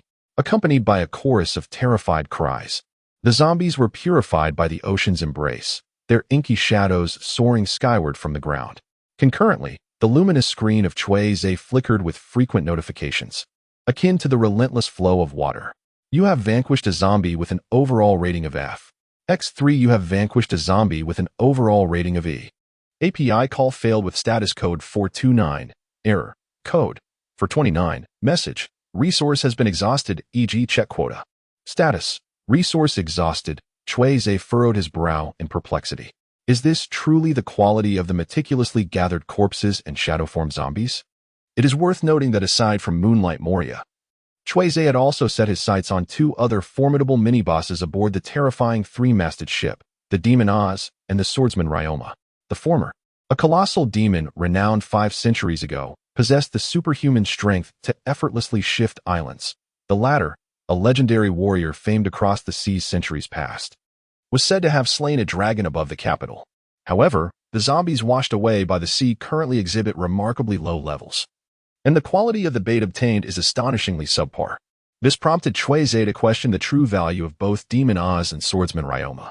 Could it be that what he initially believed to be a monster-hunting paradise was, in fact, a mere illusion? After a moment of contemplation, Cui Ze retrieved a newly acquired F-grade lure. In light of this, he decided to explore the fishing realm corresponding to the terrifying three-masted ship, a desolate island shrouded in mist, where zombies and shadows intertwine. Fishing expedition results. Type of catch. Item F-grade item. White top hat source. Honkai series item description. A pristine white top hat adorned with 2 azure feathers on the brim. Item effect. Decorative item evaluation. The hat of green tuwa. What a peculiar catch. A hat from the depths of fishing. API call failed with status code 429. Error. Code. For 29. Message. Resource has been exhausted, e.g. check quota. Status. Resource exhausted. API call failed with status code 429. Error. Code.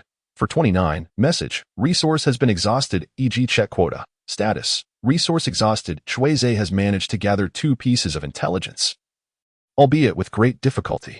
Firstly, the world of fishing behind the terrifying three-masted ship is in utter disarray, lacking any semblance of order. Secondly, the terrifying three-masted ship is indeed significantly entangled with the legendary Battle of the Divine Valley from years past. The trashy helmet worn by the garbage dweller. Could it not be a reference to the celestial dragons? At the same time, deep within his fortress, Moonlight Moria, who was educating children, became aware of the rapidly vanishing members of the zombie legion through a multitude of uncontrolled shadows.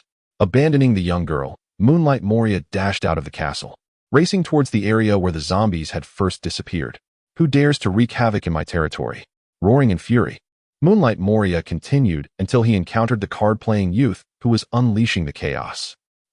This young man, I have seen him before. The subway, the elderly, the mobile phone, gazing at the inexplicably transformed visage of Moonlight Moria. API call failed with status code 429. Error. Code. For 29. Message. Resource has been exhausted. E.g. check quota. Status. Resource exhausted. Cui Ze had just intended to greet Moria when he suddenly recalled a peculiar entry he had once acquired. D-class entry. Friend of oddities. Entry effect. Easier to gain the favor of fearsome and sinister creatures. Plant. It is set to be released the day after tomorrow. I seek your generous support. I yearn for your monthly votes. Before Cui Ze could respond, Moonlight Moria, gazing at the inexplicably likable stranger before him, eagerly initiated his invitation. Young man, would you care to join my Moonlight pirate crew? Ever since his dismal defeat at the hands of Kaido and Wano, which led to the loss of all his crew members, Moonlight Moria had languished in the Devil's Triangle for nearly a decade. Despite commanding a formidable three-masted ship and occupying the vast expanse of the Devil's Triangle, Moria's days had been largely devoid of activity. Save for tending to a pink-haired girl he had fortuitously rescued, who also hailed from the West Sea. In a moment of reflection, Moonlight Moria had intended to venture out in the past year or two to seek suitable allies to aid in constructing a more powerful army of zombies. In the original narrative, it was during this period that Moonlight Moria recruited the brilliant Surgeon Hogback. However, he had not anticipated encountering such a promising young man today. Reminded of the tragic fates of his former crew members, Moonlight Moria paused momentarily before adding, I will personally transform you into the strongest zombie in the world. Second only to my ace, the Demon Oz. API call failed with status code 429. Error. Code. For 29. Message. Resource has been exhausted, e.g. check quota. Status. Resource exhausted. API call failed with status code 429. Error. Code. For 29. Message. Resource has been exhausted, e.g. check quota. Status. Resource exhausted. As Cui Ze's thoughts stirred, several colossal trees hurtled toward Moonlight Moria's position like cannonballs. Manipulating objects? Are you also a devil fruit user? A paramecia? Moonlight Moria chuckled, conjuring a massive orb of shadow that swiftly transformed into a flowing wall of darkness, shielding his body. What a pity I have yet to master the technique of converting devil fruit users into zombies. Boom, boom. The colossal trees collided with the shadowy barrier, producing a resounding crash, yet they merely splintered and failed to budge the seemingly ethereal dark veil. Sensing the defensive prowess of the shadow, Cui Ze abruptly gestured downward, unleashing a torrent of gravity generated by the gravity fruit, which cascaded upon Moonlight Moria. The weight bearing down on Moonlight Moria expanded exponentially. And caught off guard by his sluggish combat instincts honed over the years, he was abruptly forced to the ground. His head, resembling a fiery onion, nearly plunged into the earth, leaving him in a state of utter disarray. "You scoundrel!" Moonlight Moria shrieked in a piercing rage. "You are utterly despicable!" Cui Ze exhibited little interest in engaging with the insipid drivel spewed by Moonlight Moria. After pinning his opponent to the ground, he intensified the gravitational force, simultaneously harnessing the power of his gravity fruit and the ocean's might to command a massive wave of seawater, towering several meters high, crashing towards Moonlight Moria. Seawater. Moonlight Moria gritted his teeth, pushing his corpulent body off the ground, only to be confronted by the oncoming wall of water. In a flurry of motion, he deftly manipulated shadows to conjure a wall of darkness, as tangible as reality itself. With a thunderous roar, the tumultuous waves collided with the shadowy barrier, yet failed to inflict any damage, instead dispersing harmlessly. Observing this, Moonlight Moria's eyes sparkled with delight, a grotesque grin spreading across his pallid visage. He. It is my turn to counterattack. With that proclamation, Moonlight Moria commanded the shadow wall before him to shatter and reshape, transforming it into a swarm of bats that blotted out the sky, hurtling towards Cui Ze with a menacing intent. A swarm of bats. Cui Ze concentrated gravity, exerting it upon the swarm of shadowy bats, yet he could not hinder their speed in the slightest. Gravity holds no sway over shadows. Upon realizing this, Cui Ze promptly discarded a blank card. The imprint succeeded. You have acquired a sea-level card. Sea-level card. Night Demon Assault card type. Normal trap card effect. A multitude of shadowy bats, capable of disregarding all forces except for dominance, can withstand the opponent's attacks and launch an unending series of bites, inflicting physical damage. Card ability? Upon witnessing his scattering bats being instantaneously absorbed and sealed by a mirror card, Moonlight Moria was momentarily taken aback. What on earth is this devil fruit you have consumed? Kid. Cui Ze retracted the Night Demon Assault card and harnessed the power of the gravity fruit, conjuring an immense gravitational field that enveloped the entire vicinity. Under the relentless force of gravity, the ground beneath the terrifying three-masted ship rapidly succumbed to widespread fissures, as a profound chasm threatened to materialize. Moonlight Moria was once again rendered immobile, his forehead veins bulging as he pressed his hand against his own shadow. From the depths of his shadow, he summoned a peculiar, oversized spear, hurling it with great force towards Cui Ze, aiming directly for his form. Shadow Horn Spear. Having already sealed a Night Demon Assault, yet still failing to learn from past lessons? Such obstinacy. I find it delightful. Cui Ze once again cast a blank card, attempting to seal the Shadow Horn gun. Yet, to his astonishment, the blank card merely held the Shadow Horn gun suspended in midair, failing to absorb and seal it. The card's imprint was unsuccessful. What?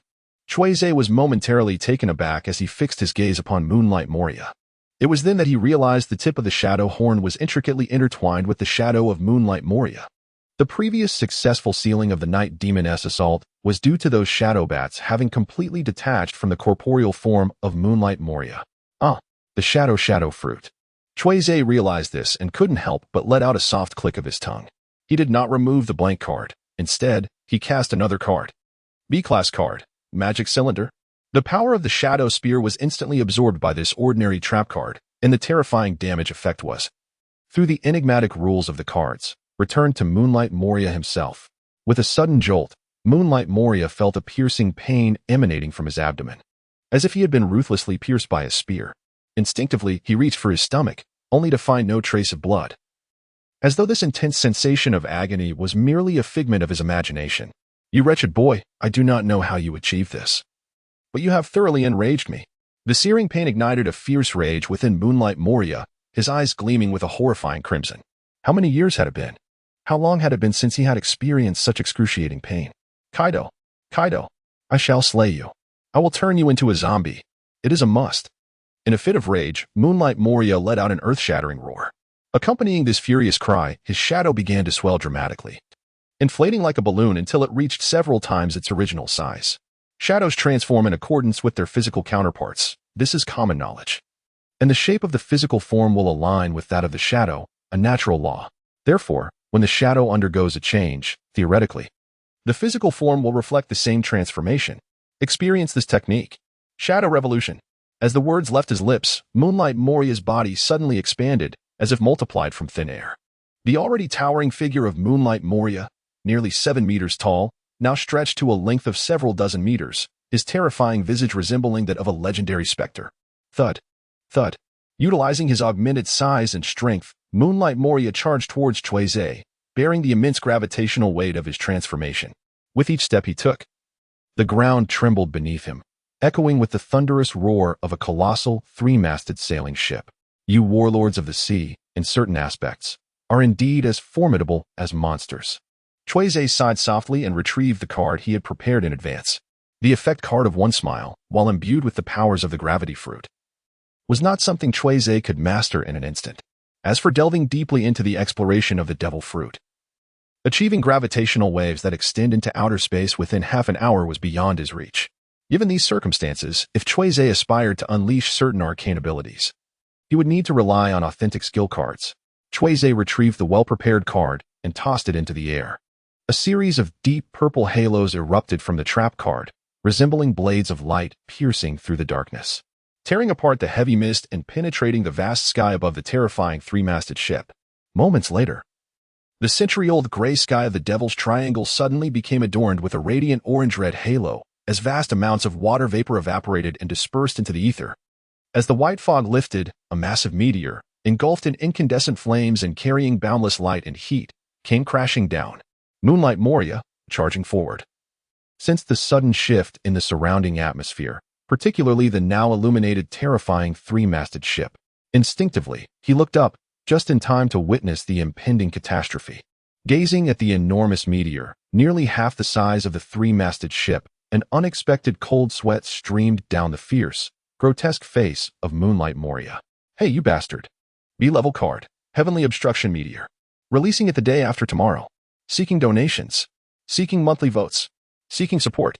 As the catastrophic meteor descended, capable of obliterating the entire three-masted ship, Moria's eyes widened with fury. Without hesitation, he unleashed the true trump card ability of the Shadow Fruit. Countless elongated shadows, akin to black serpents, surged from beneath his feet, racing at extraordinary speed toward every corner of the three-masted ship, accurately locking onto each resurrected zombie ensnared within the shadows. Come forth, all shadows aboard the terrifying three-masted ship. Become my strength. Moria bellowed, his eyes emanating a terrifying crimson glow, resembling a demon from the depths of hell. This time, I shall not lose anyone. The shadows flowed like conduits of energy, continuously conveying the essence of all shadows from within the three-masted ship into Moria's being, surrounding him with an almost visible dark aura. Not enough. Still not enough. Moria tilted his head to gaze at the approaching meteor, gritting his teeth as he increased the infusion speed of the shadows. Outside of the zombies that Cui Ze had previously purified with seawater, nearly all the remaining shadows from the three-masted ship were absorbed into Moria's form, almost 900 in total. Moria's limbs and torso convulsed unnaturally, blood vessels suffusing his crimson eyes, as two small horns on his forehead elongated into twisting, giant antlers. Simultaneously, Moria's already massive body continued to swell, reaching heights of 20, 40, 60 meters. Ultimately, he towered nearly 80 meters tall, surpassing the legendary giant, Ors, by several spans. Hey, I will not be defeated by a mere rock. Moria raised his right arm, forming a colossal fist, and struck down at the descending heavenly obstruction meteor. Upon contact, a deafening roar erupted, cracking the surface of the meteor, which shattered like a torrential downpour onto the deck of the three-masted ship, sending dust and debris flying. Empowered by the shadow-gathering technique and his enormous size, Moria possessed a destructive force capable of effortlessly splitting a small island. The blazing meteor was thus shattered by Moria's overwhelming might, halting its descent. However, the impact of the meteor also took its toll on Moria, as wisps of shadow escaped his clenched teeth, yet he forced a grin. As long as I shatter this stone, there is nothing to fear. Each utterance was accompanied by labored breaths as shadows poured forth from his mouth and nostrils. Meanwhile, Cui Ze, with a calm demeanor, produced a second trap card and tossed it into the air. Reject your fate. B-level card. Heavenly Obstruction Meteor. Second strike. A second meteor, identical in size and shape to the first, plummeted from the sky, crashing violently above the first meteor. In the next moment, the meteor exploded, bringing forth calamity. Feeling the surge of power returning through his fists, Moriya's eyes widened in fury as he tried to withstand the weight of both meteors. But his aspirations were naive. The combined force of the two meteors crushed him beneath their weight, akin to squashing an insect.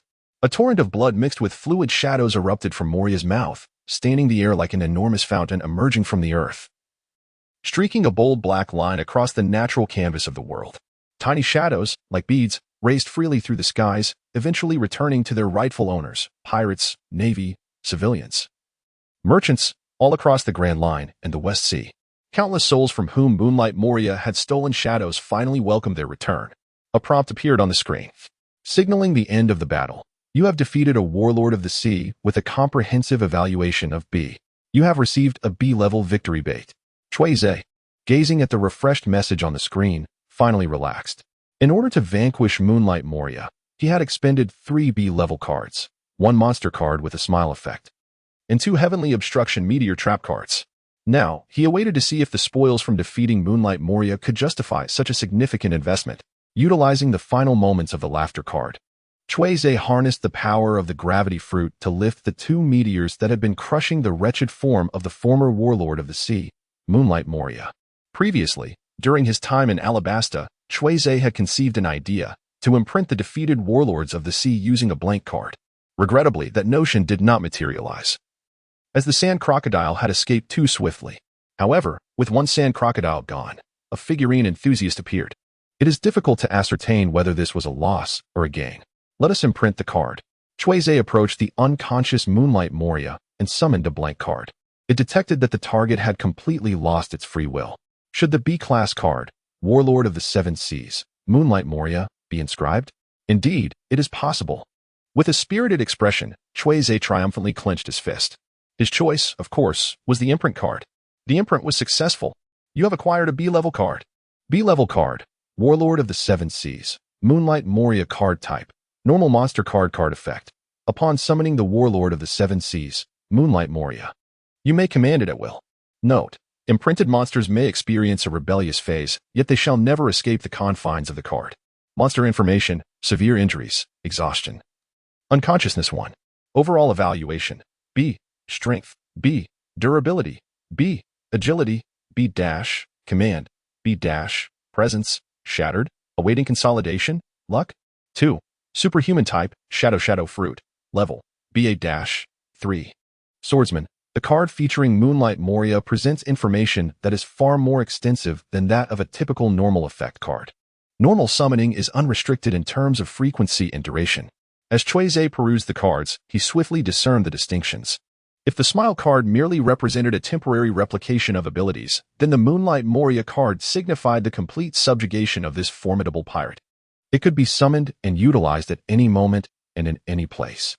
Grasping the Moonlight Moriya card, Cui Ze could distinctly sense the current state of Moriya contained within the card. His injuries showed no sign of deterioration whatsoever, as if time itself had been entirely sealed. Could this sealing ability of the blank card deck serve as a temporary means of rescue? API call failed with status code 429. Error. Code 429. Message: resource has been exhausted, e.g. check quota. Status: resource exhausted. Cui Ze has essentially confirmed the effect of the Moonlight Moriya card. As a standard monster card, Cui Ze is capable of summoning Moonlight Moriya. However, Cui Ze cannot utilize the abilities granted by the Shadow Fruit associated with Moonlight Moriya. The time suspension inherent to standard monster cards means that the sealed Moonlight Moriya will not recover from injuries simply by being returned to the card. Whether the sealed card can perceive the passage of time remains to be investigated after Moonlight Moriya awakens. Furthermore, Moonlight Moriya is unable to voluntarily escape the confines of the blank card deck. Nonetheless, Cui Ze possesses the ability to actively release this bond, restoring freedom to the entity. Concurrently, the Moonlight Moriya card will revert to being a blank card, akin to capturing a pet in a game. Cui Ze employed a rather apt description. However, It remains uncertain whether this plump can actively evolve, considering its overall rating stands at a mere B grade. Cui Ze examined the final monster information of Moonlight Moria. A series of negative statuses were disregarded entirely, leading directly to the ability attributes of Moonlight Moria. The aura shattered. Was this not akin to having one's mindset obliterated by Master Kaido? Cui Ze curled his lips in disdain. After examining the ability information of Moonlight Moria for a while and finding nothing else of interest, he stowed away the Moonlight Moria card and made his way towards the main mast castle of the terrifying three-masted ship. This king of the sedentary, now a Shichibukai, would be handed over to the headquarters for further handling. Previously, when he had defeated Crocodile, he had refrained from overexerting himself due to the presence of Ichao and Kaji. But now, the surroundings were deserted. API call failed with status code 429, error. Code 429, message, resource has been exhausted, e.g. check quota. Status, resource exhausted. As Cui Ze pondered, he strode into the castle of the mainmast. A delectable pink-haired girl with twin ponytails. Possessing a flat chest and a gothic Lolita aesthetic, I refer to the devil fruit of the gothic Lolita, the paramecia-type ghost fruit. It remains uncertain whether this ghost fruit can evolve into the mythical Zoan-type Grim Reaper fruit. Additionally, there is the paramecia-type shadow fruit and the paramecia-type transparent fruit. The Great Blade 21 Craft, Autumn Water. The paramecia-type meatball fruit does not count. In just a brief moment, Cui Ze meticulously cataloged the truly valuable treasures in the possession of Moonlight Moria, which consisted primarily of the devil fruits and rare, exquisite sorts. Other items included an assortment of ordinary weaponry and the usual riches of gold and silver. However, the latter held little significance for Cui Ze, who already possessed over 2 billion berries. Should he stumble upon them, they would merely augment his treasury. If not, it mattered little. Previously, while utilizing a smile card for amplification, my observation haki had detected the presence of 2 living beings aboard the mainmast fortress, one large and one small.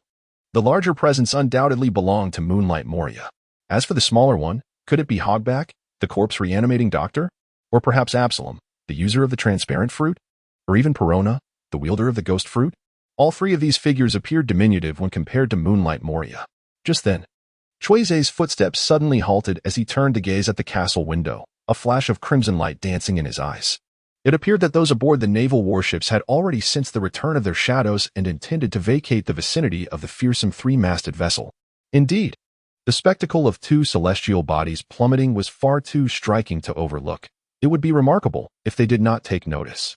Even with the realization that the naval fleet was preparing to withdraw from the vicinity of the terrifying three-masted ship, Cui Ze had no intention of revealing himself before those naval members to flaunt the prestige of his savior. Such an act was entirely unnecessary. Moreover, it could potentially disrupt the undercover pirate operation devised by the headquarters. Redirecting his gaze, Cui Ze proceeded deeper into the fortress of the mainmast. His observation haki had already fixated upon that trembling little figure. A few minutes later, Cui Ze discovered this slender, diminutive figure in a secluded chamber of the castle. Her luxurious, seaweed-like pink curls were marred by a considerable amount of ash and dust, while her pale visage was adorned with exquisitely charming features. Notably, her pair of dark, luminous eyes unmistakably revealed that she was indeed a budding beauty. It turned out that she was. API call failed with status code 429. Error. Code 429. Message. Resource has been exhausted, e.g. check quota. Status. Resource exhausted. The divine light in Cui Ze's eyes swiftly dissipated, and he appeared to become somewhat despondent. The phantom fruit had been consumed. Casually conjuring a layer of pitch-black haki, Cui Ze threw punches at the approaching white phantoms, dispersing them one by one into the air. It seems that haki can indeed deliver effective attacks against ethereal entities. Cui Ze clenched his fist and turned his gaze once more towards Perona. However, he was taken aback to see that the petite girl with pink hair had exhausted herself due to overexertion of her abilities, causing her to roll her eyes back and faint. Cui Ze, presenting the card to the elder brother. Card type: F-class card. Ghost Princess Perona card category. F-class. Cui Ze curled his lip, lacking even the slightest inclination to peruse the subsequent messages, and promptly stowed away the card featuring the young girl. Much like the Moonlight Moria, he intended to hand over this ghostly princess to the main office for further handling. He had no desire to assume the role of a caretaker for a young girl, wouldn't he that impede the blissful lives of the elder sisters. Cui Ze initially intended to leverage the favorable impression of the Friends of Oddities to glean information from Perona regarding the location of the treasure belonging to the Moonlight Moria. However, this little girl proved to be quite unpredictable. Consequently, Cui Ze was left with no choice but to embark on his own quest. After rummaging through the main mast for quite some time, looking in every nook and cranny, Cui Ze, now covered in dust and grime, finally discovered the treasure storage room of Moonlight Moria. Gazing at the sturdy and imposing iron door, Cui Ze produced a blank card. Card activation. F-grade card. Great iron door. Play card. He cast aside the great iron door that had fallen away. API call failed with status code 429. Error. Code 429. Message. Resource has been exhausted, e.g. check quota. Status. Resource exhausted. Cui Ze stroked his chin and retrieved the treasure chamber, transferring all the gold, silver, and jewels within. Moments later, the card information of the treasure chamber was updated. Grade A card. Treasure chamber card effect. The treasure chamber stores the personal riches of Cui Ze Feite, valued at approximately 3.6 billion berries. Goodness. An astonishing increase of 1 billion berries in wealth all at once. Cui Ze sighed with emotion as he stowed away the treasure chest, which had been elevated by a small degree, and moved to the center of the room. The value of money was inconsequential. The primary focus lay upon the treasures. Gazing at the large wooden box before him, Cui Ze rubbed his hands together, his face alight with excitement. The item positioned at the very heart of the room was undoubtedly the most precious treasure. Cui Ze leaned closer and gently lifted the lid of the large wooden box, peering inside with bated breath. What could it possibly contain? Alas, a corpse. The overwhelming stench of decay assaulted his senses, nearly rendering him lifeless on the spot. Never had he regretted acquiring the ability of superhuman olfaction while fishing on the Boeing Islands as profoundly as he did at that moment. That near-fatal encounter with Moonlight Moria, who had ambushed him with magic.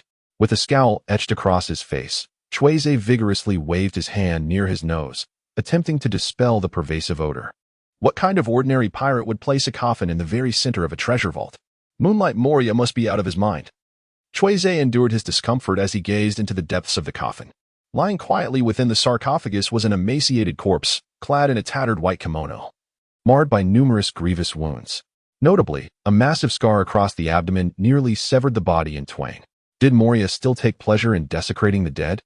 Cui Ze furrowed his brow, his gaze shifting to the katana worn at the waist of the corpse. No, this is the body of Shuangyue Longma, the dragon-slaying swordsman from the Land of Harmony. Cui Ze reminisced about the intelligence regarding Moonlight Moria before he succumbed to the fate of becoming a zombie figurine. Moonlight Moria was once a lean and tall young man, exuding an enigmatic charm that allowed him to rank among the notable pirates. Unfortunately, he was utterly crushed by Kaido. His ambitions shattered. After facing off against Kaido and witnessing the annihilation of his forces, Moonlight Moria fled from Wano, forcibly taking with him the corpses of Shimatsuki Ryuma and others, intending to transform this legendary dragon slayer of Wano into a formidable zombie. The scars on Shimatsuki Ryuma's corpse were likely inflicted by Moonlight Moria during his escape from Wano. API call failed with status code 429. Error. Code 429. Message. Resource has been exhausted, e.g. check quota. Status. Resource exhausted. Cui Ze slowly drew the autumn water from its sheath. The blade's spine was substantial, its body a deep violet black, and the edge featured a chaotic, serrated pattern adorned with exquisite crimson motifs. Could this indeed be one of the 12 supreme greatswords? The autumn water? Although he could not directly inspect the weapon's attributes since it was not a fishing item, this posed no challenge for him. Once again, it was a card imprint. You have obtained a B-grade card. B-grade card. Autumn water card type. Equipment magic card effects. 1. Black blade. A premier weapon forged through the mastery of the top swordsman, tempered with their armament haki. Its hardness is extraordinary, rendering it indestructible and fiercely sharp. 2. Dragon Slayer. Increases damage dealt to dragon-type creatures by 15%. 3. National Treasure. In the New World, specifically in Wano country. Wielding this sword automatically grants a reputation and above in favorability. The first two attributes, aside from the last, are indeed powerful effects. API call failed with status code 429. Error. Code 429. Message. Resource has been exhausted, e.g. check quota. Status. Resource exhausted. Cui Ze sheathed his sword and stored away the Chioshui. Should he seek to learn some swordsmanship? However, his current abilities were already abundant.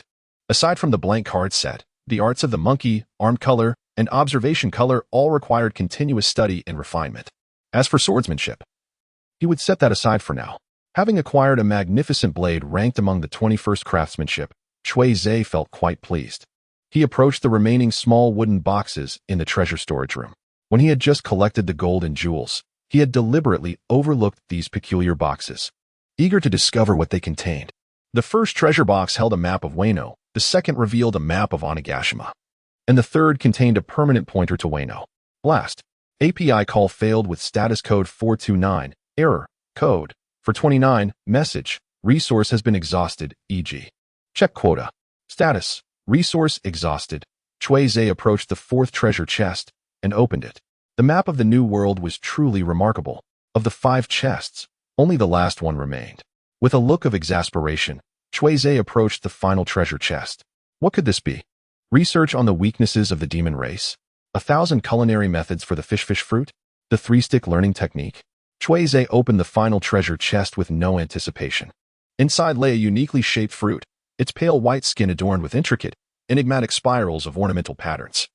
Cui Ze picked up a small piece of paper from the treasure chest, which bore the name of the fruit, the transparent fruit of the superhuman series. It is set to be launched tonight. I humbly request your support. Unbeknownst to us, the time for the launch has arrived. The official release date of this book is tomorrow, July 1st. Tonight, at the stroke of midnight, the VIP chapters will be made available. The VIP chapters will be released around 12:05 a.m. Based on the author's current stock of manuscripts, it is anticipated that 6 chapters will be updated on the first day of launch. 4 chapters will be released at midnight, totaling 10,000 words. The remaining 2 chapters will be updated at 9 a.m. I am sincerely touched by the author's commitment to delivering 6 chapters, nearly 15,000 words. I earnestly beseech the readers who come across this message to contribute to the initial subscriptions. I bow in gratitude. After all, the subscription figures will determine the book's financial success, and the author is genuinely yearning for both results and income. This is not an attempt to garner sympathy, but in recent years, the author has faced numerous challenges. During the last book's launch, the author did not share the dire circumstances, which were indeed quite bleak. In truth, had it not been for the financial support from the previous book's performance, alleviating the family's burdens, the author would not have known how long they could endure. Fortunately, after enduring the trials, the clouds have parted to reveal the moon. The situation has improved significantly, and without the pressure of external debts. There is a natural desire for success in my work. Once again, I earnestly implore the esteemed readers to support the subscription performance of this book. Those who followed from the previous game panel should be aware that the author is not lacking in skill. After the launch of the game panel, the updates surged, earning badges for habitual breakthroughs and daily updates of 10,000 words. With the backing of justice, I shall not be an exception. On the day of launch, 6 chapters will be updated. Thereafter, I will maintain a daily update frequency of 6,000 words. Let me clarify the current situation regarding overdue updates and the rules for additional updates. Due to the considerable backlog from the previous game panel, the author has completed the side stories but still has dozens of chapters yet to be fulfilled, which have carried over to this new work, backed by justice. As of the launch, I am still in arrears by 42 chapters, originally 38, plus 4 additional from new book rewards. To reiterate the rules for additional updates, for every 100 initial subscriptions, 1 additional chapter will be added, with increased initial subscriptions leading to further additions. For every 1,000 monthly votes, 3 additional chapters will be added, limited to the current month, in whole increments of 1,000. For every 10,000 recommendations, 1 additional chapter will be added, no time limit. For every 10,000 in rewards, 2 additional chapters will be added, no time limit. Initial subscriptions will also lead to additional chapters. The number of collections for Backed by Justice is not exceedingly high, but the reading data is relatively promising. If the initial subscription data exceeds 500, for every increase of 100 initial subscriptions, 1 additional chapter will be added. If the initial subscription data surpasses 3,000, the author will work tirelessly, even foregoing sleep, to achieve habitual breakthroughs and daily updates of 10,000 words. In other words, a month of continuous daily updates of 10,000 words. Finally, I extend my heartfelt gratitude to all the readers and friends who support Backed by Justice.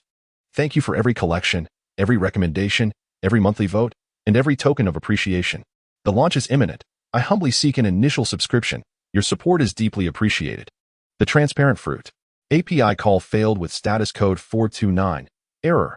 Code. For 29. Message. Resource has been exhausted. E.g. check quota.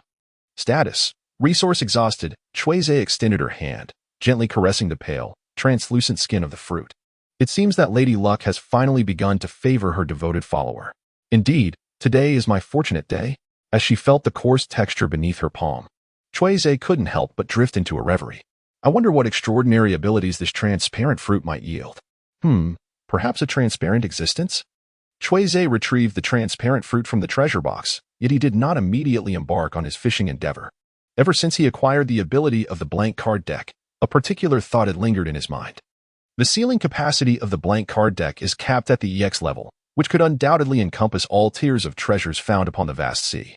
Logically, as a treasure of the ocean, the devil fruit should also fall within the realm of the blank card's sealing capabilities.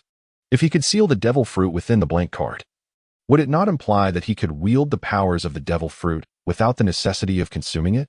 A glimmer of brilliance flashed in Cui Ze's eyes as he summoned a blank card. Instantaneous card printing. The imprint was successful. You have obtained an EX level card. EX level card. Superhuman series. Transparent fruit. Card type. Equipment magic card. Card effect. It grants the ability to render one's body transparent, as well as to make any object that has come into contact with the body transparent. The imprint was surprisingly successful. API call failed with status code 429. Error. Code. For 29. Message. Resource has been exhausted. E.g. check quota. Status. Resource exhausted. API call failed with status code 429. Error. Code. For 29. Message. Resource has been exhausted. E.g. check quota. Status. Resource exhausted. Cui Ze extracted the transparent fruit from the card and cast it into the dimensional sea. Indeed, the fisherman must adhere to his duty. During the fishing session, the type of harvest this time was ability attribute. EX level ability attribute. Breath concealment. Source of the ability. Feite series. Description of the attribute. The unique class ability of the assassin spirit. Attribute effects. 1. Assimilation with the world itself, rendering one immune to all forms of detection and perception. As long as one does not actively reveal themselves, they will never be discovered by any existence. 2. At the moment of launching an attack, the ability level will drop to A, making it nearly impossible to be detected. 3. Even if the hidden action determination is entirely successful, the target intended for assassination will still sense the assassin's presence. Attribute evaluation. Do not engage in assassination. Instead, strive for unparalleled prowess. Life offers little time for breath concealment. Eliminating all witnesses constitutes the perfect assassination. Breath concealment at EX level. Gazing at the newly acquired ability attribute on the luminous screen, Cui Ze found himself momentarily at a loss for words. From the initial role of a fisherman to that of a swordsman, then a heavily armored warrior, followed by a sharpshooter, a dance king, and a card master, was I now to gain yet another occupation as an assassin? The transparent fruit yielded EX-level breath concealment. One cannot claim that the quality of this fishing endeavor was subpar. However, when compared to the previous wild body and the blank card set, the expressiveness of breath concealment indeed pales in comparison. The crux of the matter is that this assassin's divine skill diverges too far from my current ability system. Cui Ze silently contemplated. Just moments ago, it was said that the goddess of fortune favored her devoted follower. However, it appears that her physique remains as unrefined as ever. Nevertheless, it is a mere devil fruit that has been acquired without effort. Capturing such an elusive, all-weather buff is quite advantageous, is it not? As the saying goes, since the bait has already been cast, one might as well indulge. With the transparent fruit as a precursor, Cui Ze decided to utilize the B-grade bait obtained from vanquishing the Moonlight Mariah while fishing. During this fishing endeavor, the following was acquired. Type of acquisition: Item B-grade item, Pride item source, Full Metal Alchemist series item description, the artificial human Pride. Manifests as a colossal shadow teeming with countless eyes and mouths. Item effects: 1. Command the shadow freely, allowing it to extend agilely beyond its container to strangle, slice, and engage in physical attacks and defenses using the numerous fangs within its mouths. 2. Employ visual organs for ultra-long-range reconnaissance and assault. 3. devour and assimilate other beings to acquire their abilities. Note: requires a container, biological vessel, for survival. Once detached from the container, it will swiftly disintegrate into nothingness. Item evaluation: we fear the formless. Fullmetal Alchemist? Cui Ze scratched his head, for his understanding of this work was rather limited. He had only heard of some fundamental concepts. Judging by the effects of the items, the quality of this B-grade fishing endeavor seemed to be quite commendable. However, the fact that he could fish out a sentient android raised the question of whether true living beings had ever been caught before. Considering the annotations regarding the item effects from Pride, the moment this shadow materialized, Cui Ze swiftly discarded a blank card, transforming it into a B-grade card. B-grade card, Pride card type, normal monster card. At that moment, Cui Ze had yet to devise a concrete strategy for the shadow. He intended to formulate a plan later. The effort required to defeat Moonlight Moria was substantial, yet the rewards were exceedingly great. B-grade card, Moonlight Moria. B-grade card, Autumn Water. B-grade card, Pride.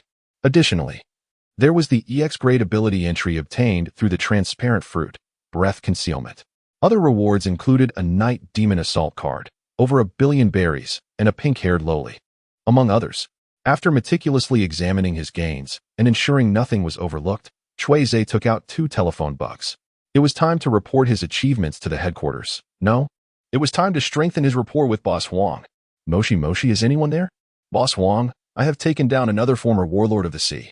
The familiar, lewd tone resonated. Cui Ze cut straight to the chase, promptly reporting to the other end of the line. At the Navy headquarters, Admiral Kizaru was just about to enjoy his routine tea break when he unexpectedly overheard Cui Ze's report. The usually nonchalant Admiral nearly spilled the scalding tea onto his trousers. Cui Ze, what did you just say? You have eliminated Moonlight Moria. Kizaru glanced at the clock on the office wall. A strange sense of déjà vu washing over him in that moment. Could it be that Brother Cui Ze has truly eliminated Moonlight Moria? One must understand that he was a pirate carefully selected by the headquarters, posing an insignificant threat to the ordinary populace of the sea. A pirate like Moonlight Moria, who has long resided in a desolate region devoid of any human presence and seldom ventures out, is indeed a rarity in the vast ocean. Oh, but that is not the case, Cui Ze remarked. Upon hearing this, Kizaru finally let out a sigh of relief. However, Cui Ze added, Moonlight Moria is nearly out of breath. With a splash, Kizaru inadvertently splattered his steaming tea onto his white trousers, nearly eliciting an exclamation of distress. Ignoring the large tea stain that now marred his pristine pants, Kizaru hastily inquired of Cui Ze what transpired aboard the terrifying 3-masted ship. Thus, the narrative unfolds. Cui Ze succinctly recounted the series of events before posing a question. The situation is as follows. The naval warship you mentioned earlier, Boss Huang, has now departed from the vicinity of the menacing 3-masted schooner. The fate of those who survived on board remains uncertain, and you may contact the warship's commander for further information. As for Gecko Moria, he is currently gravely injured and remains unconscious. I am at a loss regarding how to handle him. At this juncture, Cui Ze took the initiative to inquire, Boss Huang, should I eliminate Gecko Moria? Before becoming one of the 7 warlords of the sea, he was a notorious pirate with a bounty exceeding 300 million berries. Sakazuki would undoubtedly appreciate your suggestion, the yellow ape remarked pensively. It is worth noting that Gecko Moria was once a formidable pirate capable of trading blows with the beast Kaido. However, from the robust tone of Cui Ze's voice, the yellow ape could deduce that this individual had likely sustained no injuries during his confrontation with Gecko Moria. Here lies the paradox. The illustrious warlord of the sea, Gecko Moria, lies severely wounded and unconscious, while a naval recruit, fresh from the elite training camp just half a year ago, remains unscathed. Is the caliber of newcomers so fearsome nowadays?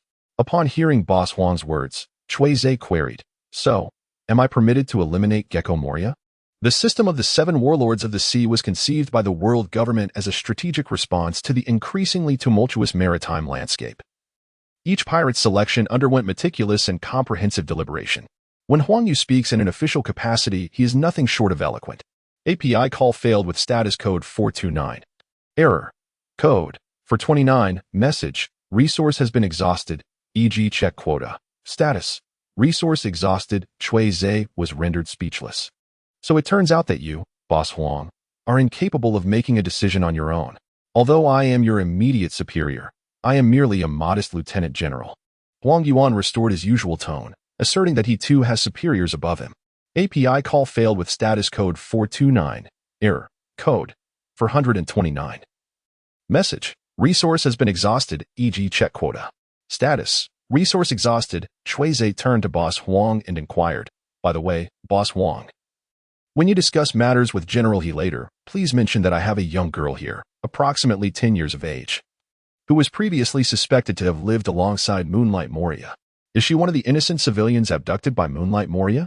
Huang Yu furrowed his brow, his tone suddenly returning to normal. "I am also uncertain about the specifics of the girl's origins, but I can confirm that her standard of living seems to be quite decent. She has not suffered any form of maltreatment." API call failed with status code 429. Error. Code 429. Message. Resource has been exhausted, e.g. check quota. Status. Resource exhausted. Cui Ze rolled his eyes and abruptly ended the call. Upon hearing the disconnection tone, Huang Yuan did not express any annoyance. Instead, he stroked his stubble a few times before rising to his feet and hastening towards the office of General He. API call failed with status code 429. Error. Code 429. Message. Resource has been exhausted, e.g. check quota. Status. Resource exhausted. Cui Ze, without even a bounty notice, has directly defeated two of the former warlords of the sea, renowned pirates of their time. This situation necessitates not only a revision of the details of the undercover plan, but also a shift in the Navy's attitude towards Cui Ze. Numerous troublesome matters remain. Borsellino, what is the issue with your trousers? The words of Granny Crane interrupted Kizaru's train of thought. Has the headquarters truly diminished to the point where there is no one you care about? Kizaru lowered his gaze and noticed a large dark stain on his trousers, marred by tea. Unfortunately, the location of the stain was rather conspicuous. Instinctively, Kizaru illuminated the area with a flash of light. But he quickly realized that such an action would only render him more disreputable. He opted instead to envelop his entire lower half in radiance. Ahem. I accidentally spilled some tea while drinking, Kizaru said nonchalantly as he lifted his head. Granny Crane, I have come to discuss Cui Ze's undercover plan with you. It would be best to involve two admirals as well. Soon, Sengoku and Zifa, having received the notification, arrived promptly.